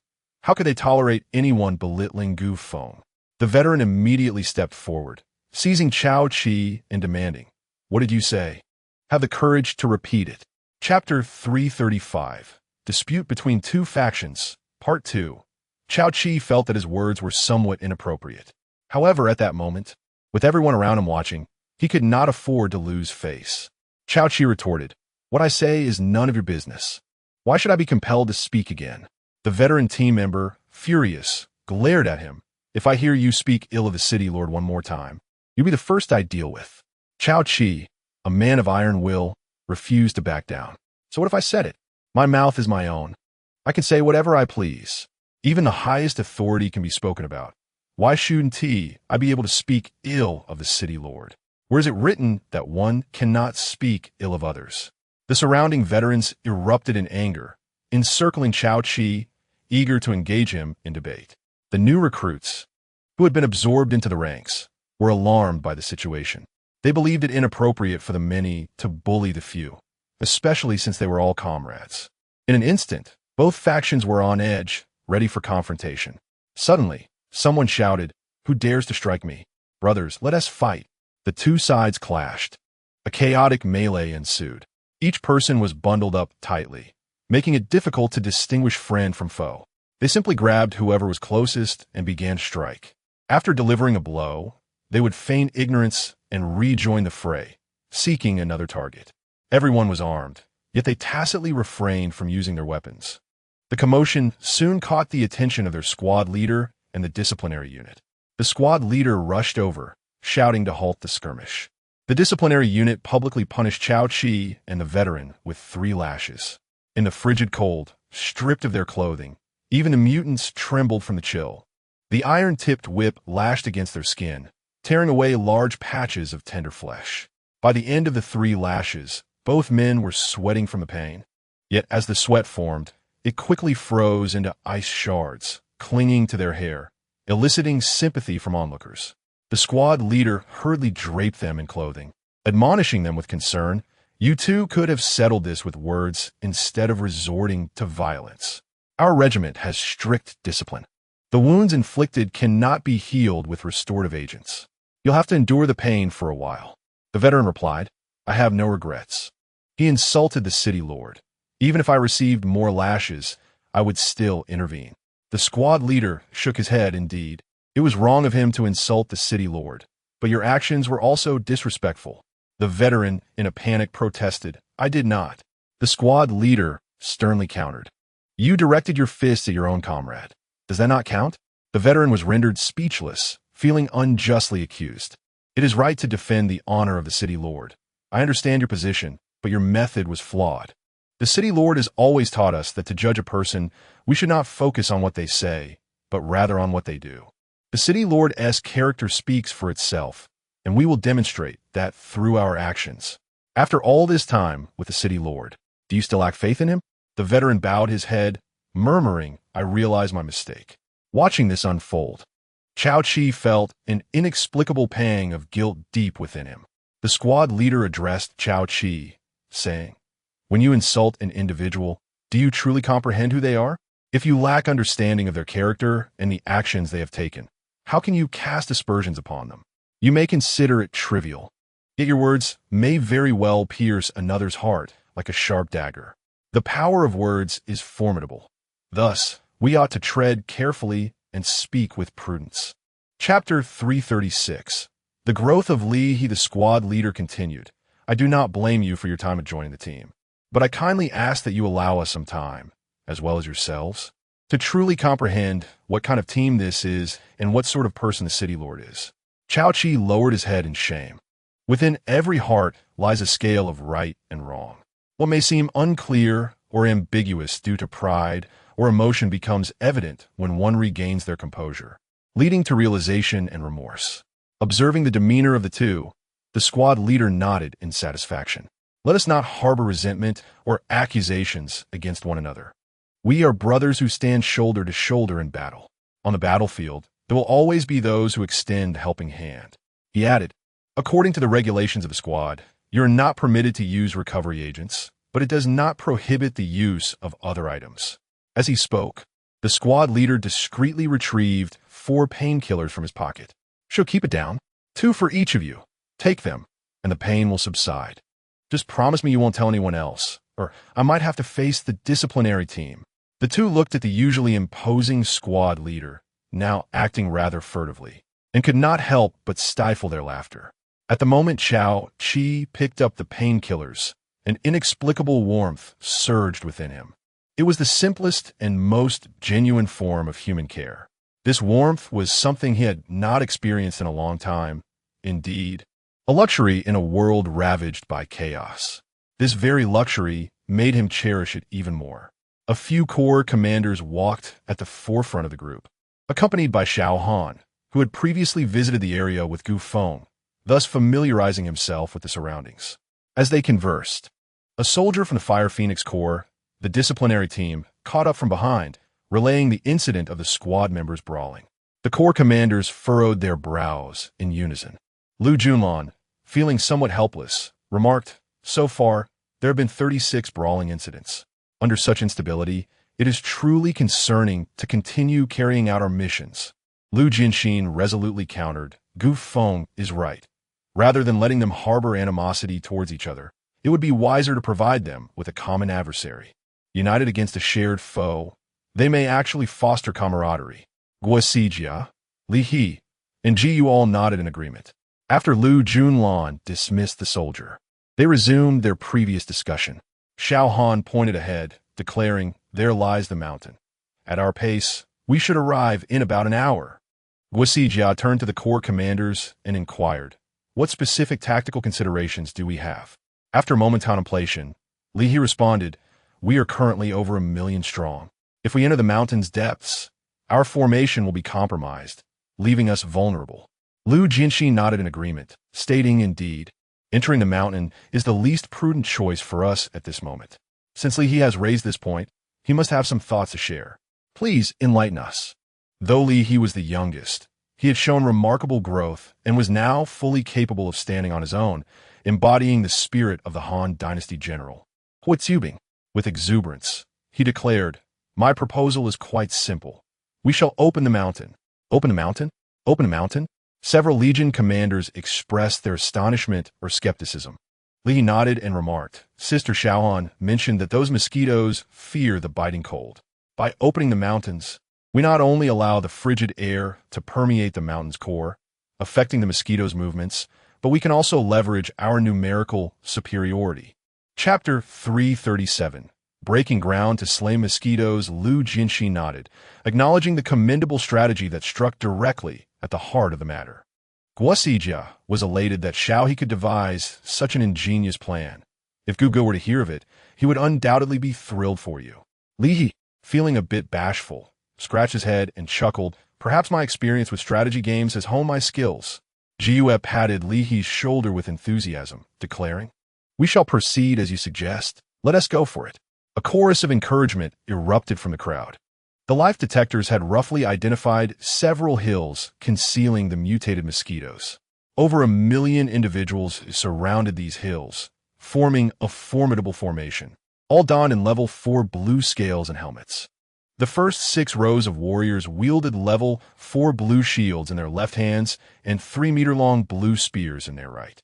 The middle 6 rows brandished level 4 blue curved sabers or long swords.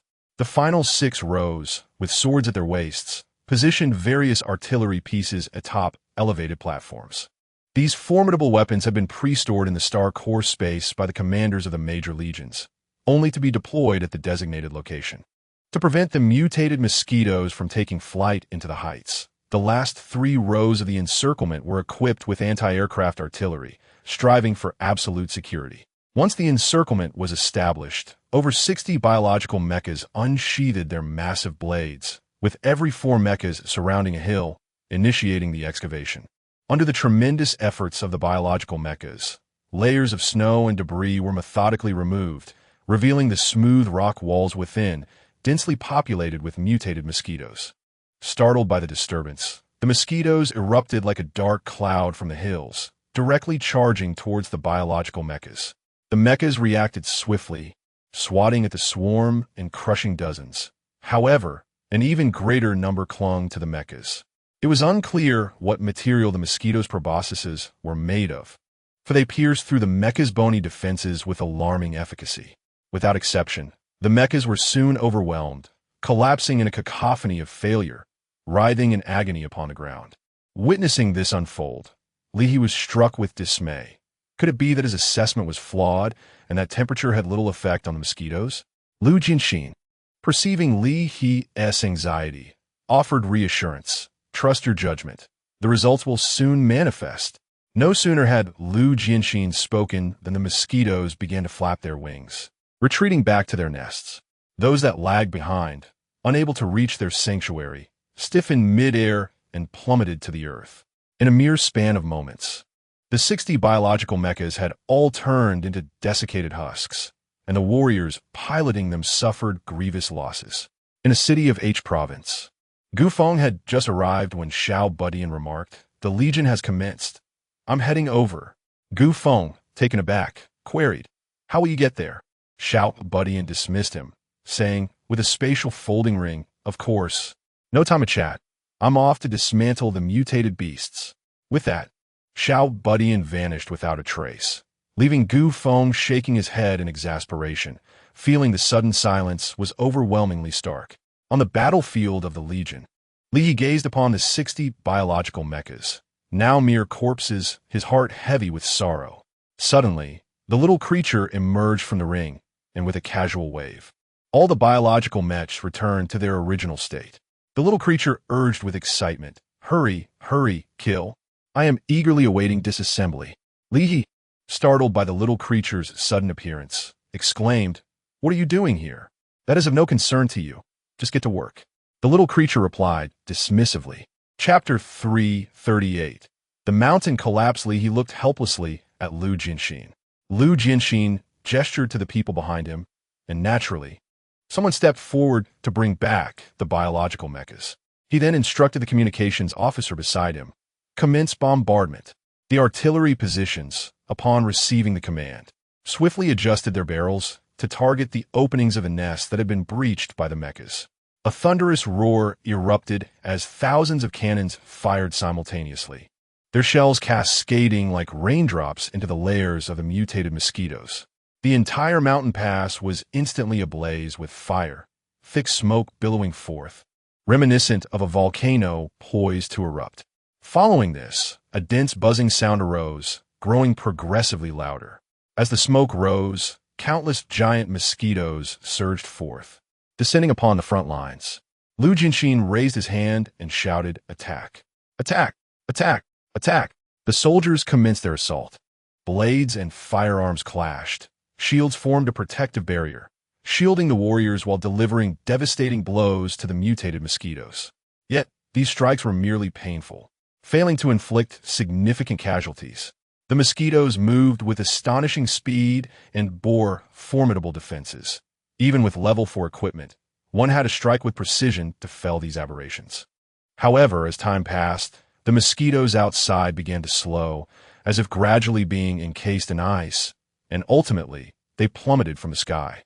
Some mosquitoes attempted to retreat to their nests, but Lu Jianxin would not grant them this opportunity, ordering all artillery, except for anti-aircraft guns, to fire relentlessly with full force. The tide of battle turned against the mutated mosquitoes. Those that fell to the ground lay rigid, devoid of resistance, while those seeking refuge were cut off from their escape route. The one-sided slaughter commenced. Swords, guns, and spears struck in succession, despite the mosquitoes' tough exteriors. They could not withstand the onslaught of relentless blows. The encirclement began to tighten, leaving a trail of mutated mosquito corpses in its wake, nearly blanketing the entire area, the dense layers of bodies even concealing the underlying snow. The diminutive figure, witnessing this scene, gleefully soared up and down, darting across the battlefield with the swiftness of light. Regardless of the number of mosquito corpses generated, the little one could instantaneously decompose them. As time wore on, more shells penetrated the mountain's depths, transforming the interior into a colossal furnace. The snow blanketing the mountains began to melt, trickling down to the mid-slope, where it froze into solid ice. These ice formations accumulated, growing ever higher, and when the encirclement closed in on the mountainsides, the ice reached over 4 meters in height, obstructing the advance of the troops. Just as they prepared to breach the ice to continue their assault, the rocks around them could no longer withstand the intense clash of heat and cold, and cracks began to appear. Lu Jianxin quickly ordered a retreat, but it was already too late. With a thunderous crash, the entire area suddenly collapsed, and a bottomless chasm appeared in the valley, releasing plumes of steam. Faint sounds of rushing water echoed from below. The 4 military legions involved in the operation descended into chaos. Some were trapped beneath the rubble, while others fell directly into the fissure, amidst the cries and pleas for help from the soldiers. Several legion commanders were somewhat alarmed and swiftly dispatched all personnel for the rescue. "Hurry, we must join them," they exclaimed as they rushed out. Li Junlan also wished to follow, but was halted by Lu Jianxin.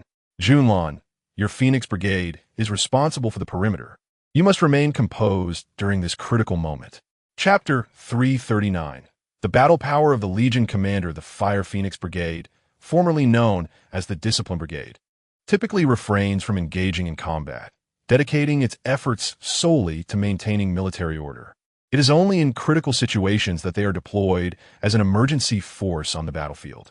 Now, however, the moment of urgency had arrived. Li Junlan, fully aware of the stakes, responded affirmatively and hastily retreated to summon the Fire Phoenix Corps. Before long, as Lu Jianxin and his comrades commenced their rescue efforts, they were met with a cacophony of rustling sounds emanating from the fissures below. The group sensed trouble, and Lu Jianxin, with a bitter expression, shouted, "Those who can still fight, follow me." Over 1 million individuals were trapped, with half buried and the rest mostly injured. Yet retreat was not an option. Those entombed beneath still had a chance for salvation. The mutated beings were significantly stronger than ordinary humans, and as long as they were not trapped for extended periods, they could be rescued. Upon hearing Lu Jianxin's command, half of the group rallied to his side near the fissures to construct a defensive line, while the other half devoted themselves entirely to the rescue efforts. More than 60 mechas joined in the excavation and rescue operations, significantly accelerating the progress. Lu Jianxin led his team to fortify the left side of the Great Fissure, while Li Junlan and the Fire Phoenix Brigade established their defenses on the right. Just as the fortifications were being completed, countless black ants emerged from the fissure, some as large as elephants and others the size of sheep, surging forth like a dark tide. Lu Jianxin raised his long sword high and shouted attack. As everyone unleashed their battle cries, they launched an offensive against the relentless swarm of black ants. The clash of blue and black erupted into a brutal melee, with countless black limbs piercing through the bodies of the warriors, while blue swords and blades reduced the colossal ants to mere pulp. The diminutive figure, witnessing the dire situation, waved its tiny hands vigorously. The weapons and equipment in the hands of the team members transformed in succession, shifting from blue to teal, then to purple, and ultimately to orange. The little one upgraded all the gear to level 7. The ants' attacks struggled to penetrate the orange armor, while the orange weapons effortlessly sliced through the ants' formidable exoskeletons. The previously precarious situation was momentarily alleviated. However, the root of the problem remained unresolved, as the ants appeared to be an endless horde, ceaselessly pouring forth. Having already endured the battle against the gigantic mosquitoes, the group was fatigued and now found themselves embroiled in a drawn-out struggle, revealing their exhaustion. Several Legion commanders stepped forward to alleviate the pressure on the soldiers, positioning themselves at the front lines. Lu Jianxin, wielding dual swords, moved with a ghostly grace, twisting and leaping as he closed his eyes, while perhaps not entirely closed, but rather spinning and shifting, his sword sweeping continuously across a 50-meter stretch, preventing a single ant from breaching his defenses. Guo Sijia, with her hair flowing like a tempest, appeared almost otherworldly. If one were to disregard her countenance, they might mistake her for a vengeful spirit, her cascading black locks dancing menacingly as she struck and swept, dispatching swathes of ants with lethal efficiency. Li He, in his brutishness, unleashed his powers, charging through the throng of ants with reckless abandon.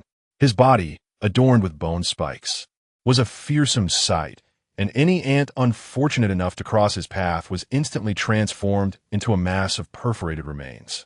Jiyu epitomized the essence of harvesting. After her legs transformed into serpentine forms, her entire body appeared devoid of bones, effortlessly weaving through the throngs of ants. Every ant that crossed her path was sent fleeing 3 to 4 meters before collapsing with a resounding thud, their heads severed from their bodies. Li Junlun wielded 2 peculiar firearms, unleashing a barrage of gunfire. Each shot obliterated all the ants caught in its trajectory.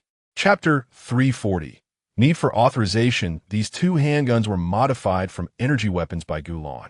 Although their power is somewhat inferior to that of genuine energy guns, they excel in firing rate and agility, making them ideally suited for large-scale close-quarters combat. With 5 Legion commanders braving the brunt of the pressure in the front lines, the remaining members were ignited with fighting spirit, fiercely slashing at the giant ants. Little Dong, filled with fervor, continuously shouted words of encouragement. During the collapse of the mountain, unfortunately, Chao Chi was buried underground. Although he was an aberrant, the immense weight pressing down on him rendered him powerless. Unable to move, see, or hear, his nostrils and mouth were choked with dirt, making it impossible to breathe. At that moment, he felt as though the world had forsaken him. Fear gripped him, and he desperately wished for someone to rescue him from above. In this profound solitude, time stretched interminably. Though only a little over 10 minutes had passed, it felt as if he had endured an entire decade. His chest grew heavier, and his mind felt as if it would burst. He believed he was nearing death. Memories of his long-deceased mother flooded back to him, recalling her dying wish for him to start a family. Regrettably, he had failed to fulfill that promise. He should have married, yet here he was, facing death alone, with no one to remember him. How pitiful. Suddenly, he heard sounds above him, and he internally cried out in excitement. "I'm here. Please save me. Whoever you are, just save me. I'll do anything." The person did not disappoint him. The first face he saw upon regaining his sight was both familiar and loathsome. It was the veteran teammate with whom he had once fought and been punished. A chill ran through Chao Chi. He feared this fellow might bury him again. The veteran recognized Chao Chi's face, and without hesitation, he dragged him from the earth, exclaiming loudly, "Are you all right? Hurry up and recover. The situation is dire. Whether it's rescuing others or combating the aberrant beasts, it's your choice." After speaking, the veteran placed a recovery agent before him, and returned to unearthing others. In that instant, Chao Chi nearly burst into tears. He felt ashamed for having such foolish thoughts, especially upon seeing the veteran's bloodied hands from digging to save others. He wiped away his tears with determination, raised his head to drink the recovery agent, and joined the veteran in digging out the other buried teammates. At that moment, he realized this legion had become his family. More and more individuals were unearthed and regained their combat strength, joining the fray. However, the legion's advantage did not expand. Rather, they gradually found themselves at a disadvantage. The ants began to launch organized, ranged attacks, with some hiding in the distance, spewing formic acid that possessed strong corrosive properties. Meanwhile, the legion's range firepower was hampered by the large fissure, as they feared triggering another collapse and thus refrained from firing. To avoid greater casualties, Lu Jianxin commanded the legion to fight while retreating, beginning to stretch the ants' battle line. The retreat could not be too swift, as many remained unrescued. The principle of Gu Feng's squad was to leave no one behind. In an effort to buy as much time as possible, all available mechs were deployed to stabilize the situation, yet casualties continued to rise. Xiao Budian urgently connected with Gu Feng, requesting biological mechs and seeking immediate authorization. Without hesitation, Gu Feng confirmed the approval. Xiao Budian swiftly exchanged for 39 biological mech cultivation pools, subsequently acquiring 39 biological mechs that were strategically positioned along the front lines. Lu Jianxin promptly directed his team to pilot the mechs, joining the fray, as 100 mechs wreaked havoc amidst the colossal swarm of ants, leaving the insects utterly defenseless against the onslaught. Chapter 341. The ant battle as both sides found themselves once again locked in a stalemate. The ground surrounding the fissure collapsed anew. Fortunately, the soldiers had retreated to a safe distance, avoiding casualties, before they could even exhale a sigh of relief. Dozens of enormous black beetles emerged from the earth, each as large as a truck. Upon surfacing, these formidable creatures turned their bodies, presenting their rear ends to the onlookers, their abdomens pulsating violently. Lu Jianxin and several legion commanders, sensing the impending danger, shouted in unison, "Everyone, be cautious, take evasive action." A thunderous sound erupted, reminiscent of a dam breaking. The colossal beetles unleashed a barrage of dozens of green, spherical projectiles from their abdomens, which rained down upon the crowd like cannonballs. The impact obliterated numerous soldiers, reducing them to mere fragments. As if that were not enough, these green spheres erupted upon contact, releasing thick clouds of green smoke. Any soldier unfortunate enough to come into contact with this toxic mist collapsed, rendered unconscious and unaware of their fate. Lu Jianxin commanded the biomechs to eliminate the beetles immediately. In an instant, dozens of biomechs surged forward. Though the beetles were gargantuan, they seemed little more than oversized turtles in comparison to the biomechs. The biomechs delivered a mighty punch to the back of a beetle, producing a resounding metallic clang. The beetle emitted a deafening screech, yet its armored shell remained intact. Some biomechs, having anticipated this, bent down and grasped the edges of the shell, exerting all their strength to flip the beetle over, exposing its soft underbelly. With a raised blade, they cleaved the beetle in two.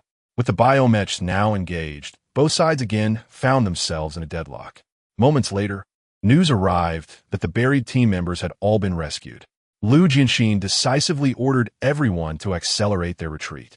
The troops fought while withdrawing, and as the front lines and the fissure separated, Lu Jianxin commanded all artillery to fire upon the fissure. A cacophony of cannon fire ensued, obliterating the multitude of ants and beetles surging forth from the rift into mere debris. The fissure served as an exit for the mutated insects, and under the relentless bombardment, the devastation was palpable. Without hesitation, the diminutive figure flew around the fissure, instantly disintegrating all the corpses of the mutated insects. Utilizing the bioenergy just acquired, it exchanged for 100 mech cultivation pools, thereby producing 100 biomechs, which were positioned behind the front lines. Seeing this, Lu Jianxin's confidence soared, and he promptly dispatched personnel to pilot the newly arrived mechs. With the addition of over 100 biomechs to the battlefield, the total count now reached 200. This unprecedented scale eradicated the numerical advantage once held by the mutated insects. Amongst the hordes of ants, the biomech stomped, smashed, and struck, leaving a trail of ant carcasses in their wake. Coupled with the continuous artillery fire sealing off the fissure, the ants found themselves thoroughly ensnared in a vulnerable position. To prevent further collapses near the fissure, Lu Jianxin ordered everyone, except for the biomechs, to retreat another 2 kilometers. As Lu Jianxin had anticipated, under the relentless bombardment of artillery, the ice and snow surrounding the fissures melted once more. Given that this subterranean expanse was inherently hollow, the rock layers above, subjected to sudden heat in the extreme cold, fractured yet again. A vast area succumbed to collapse, with a vertical drop of several dozen meters.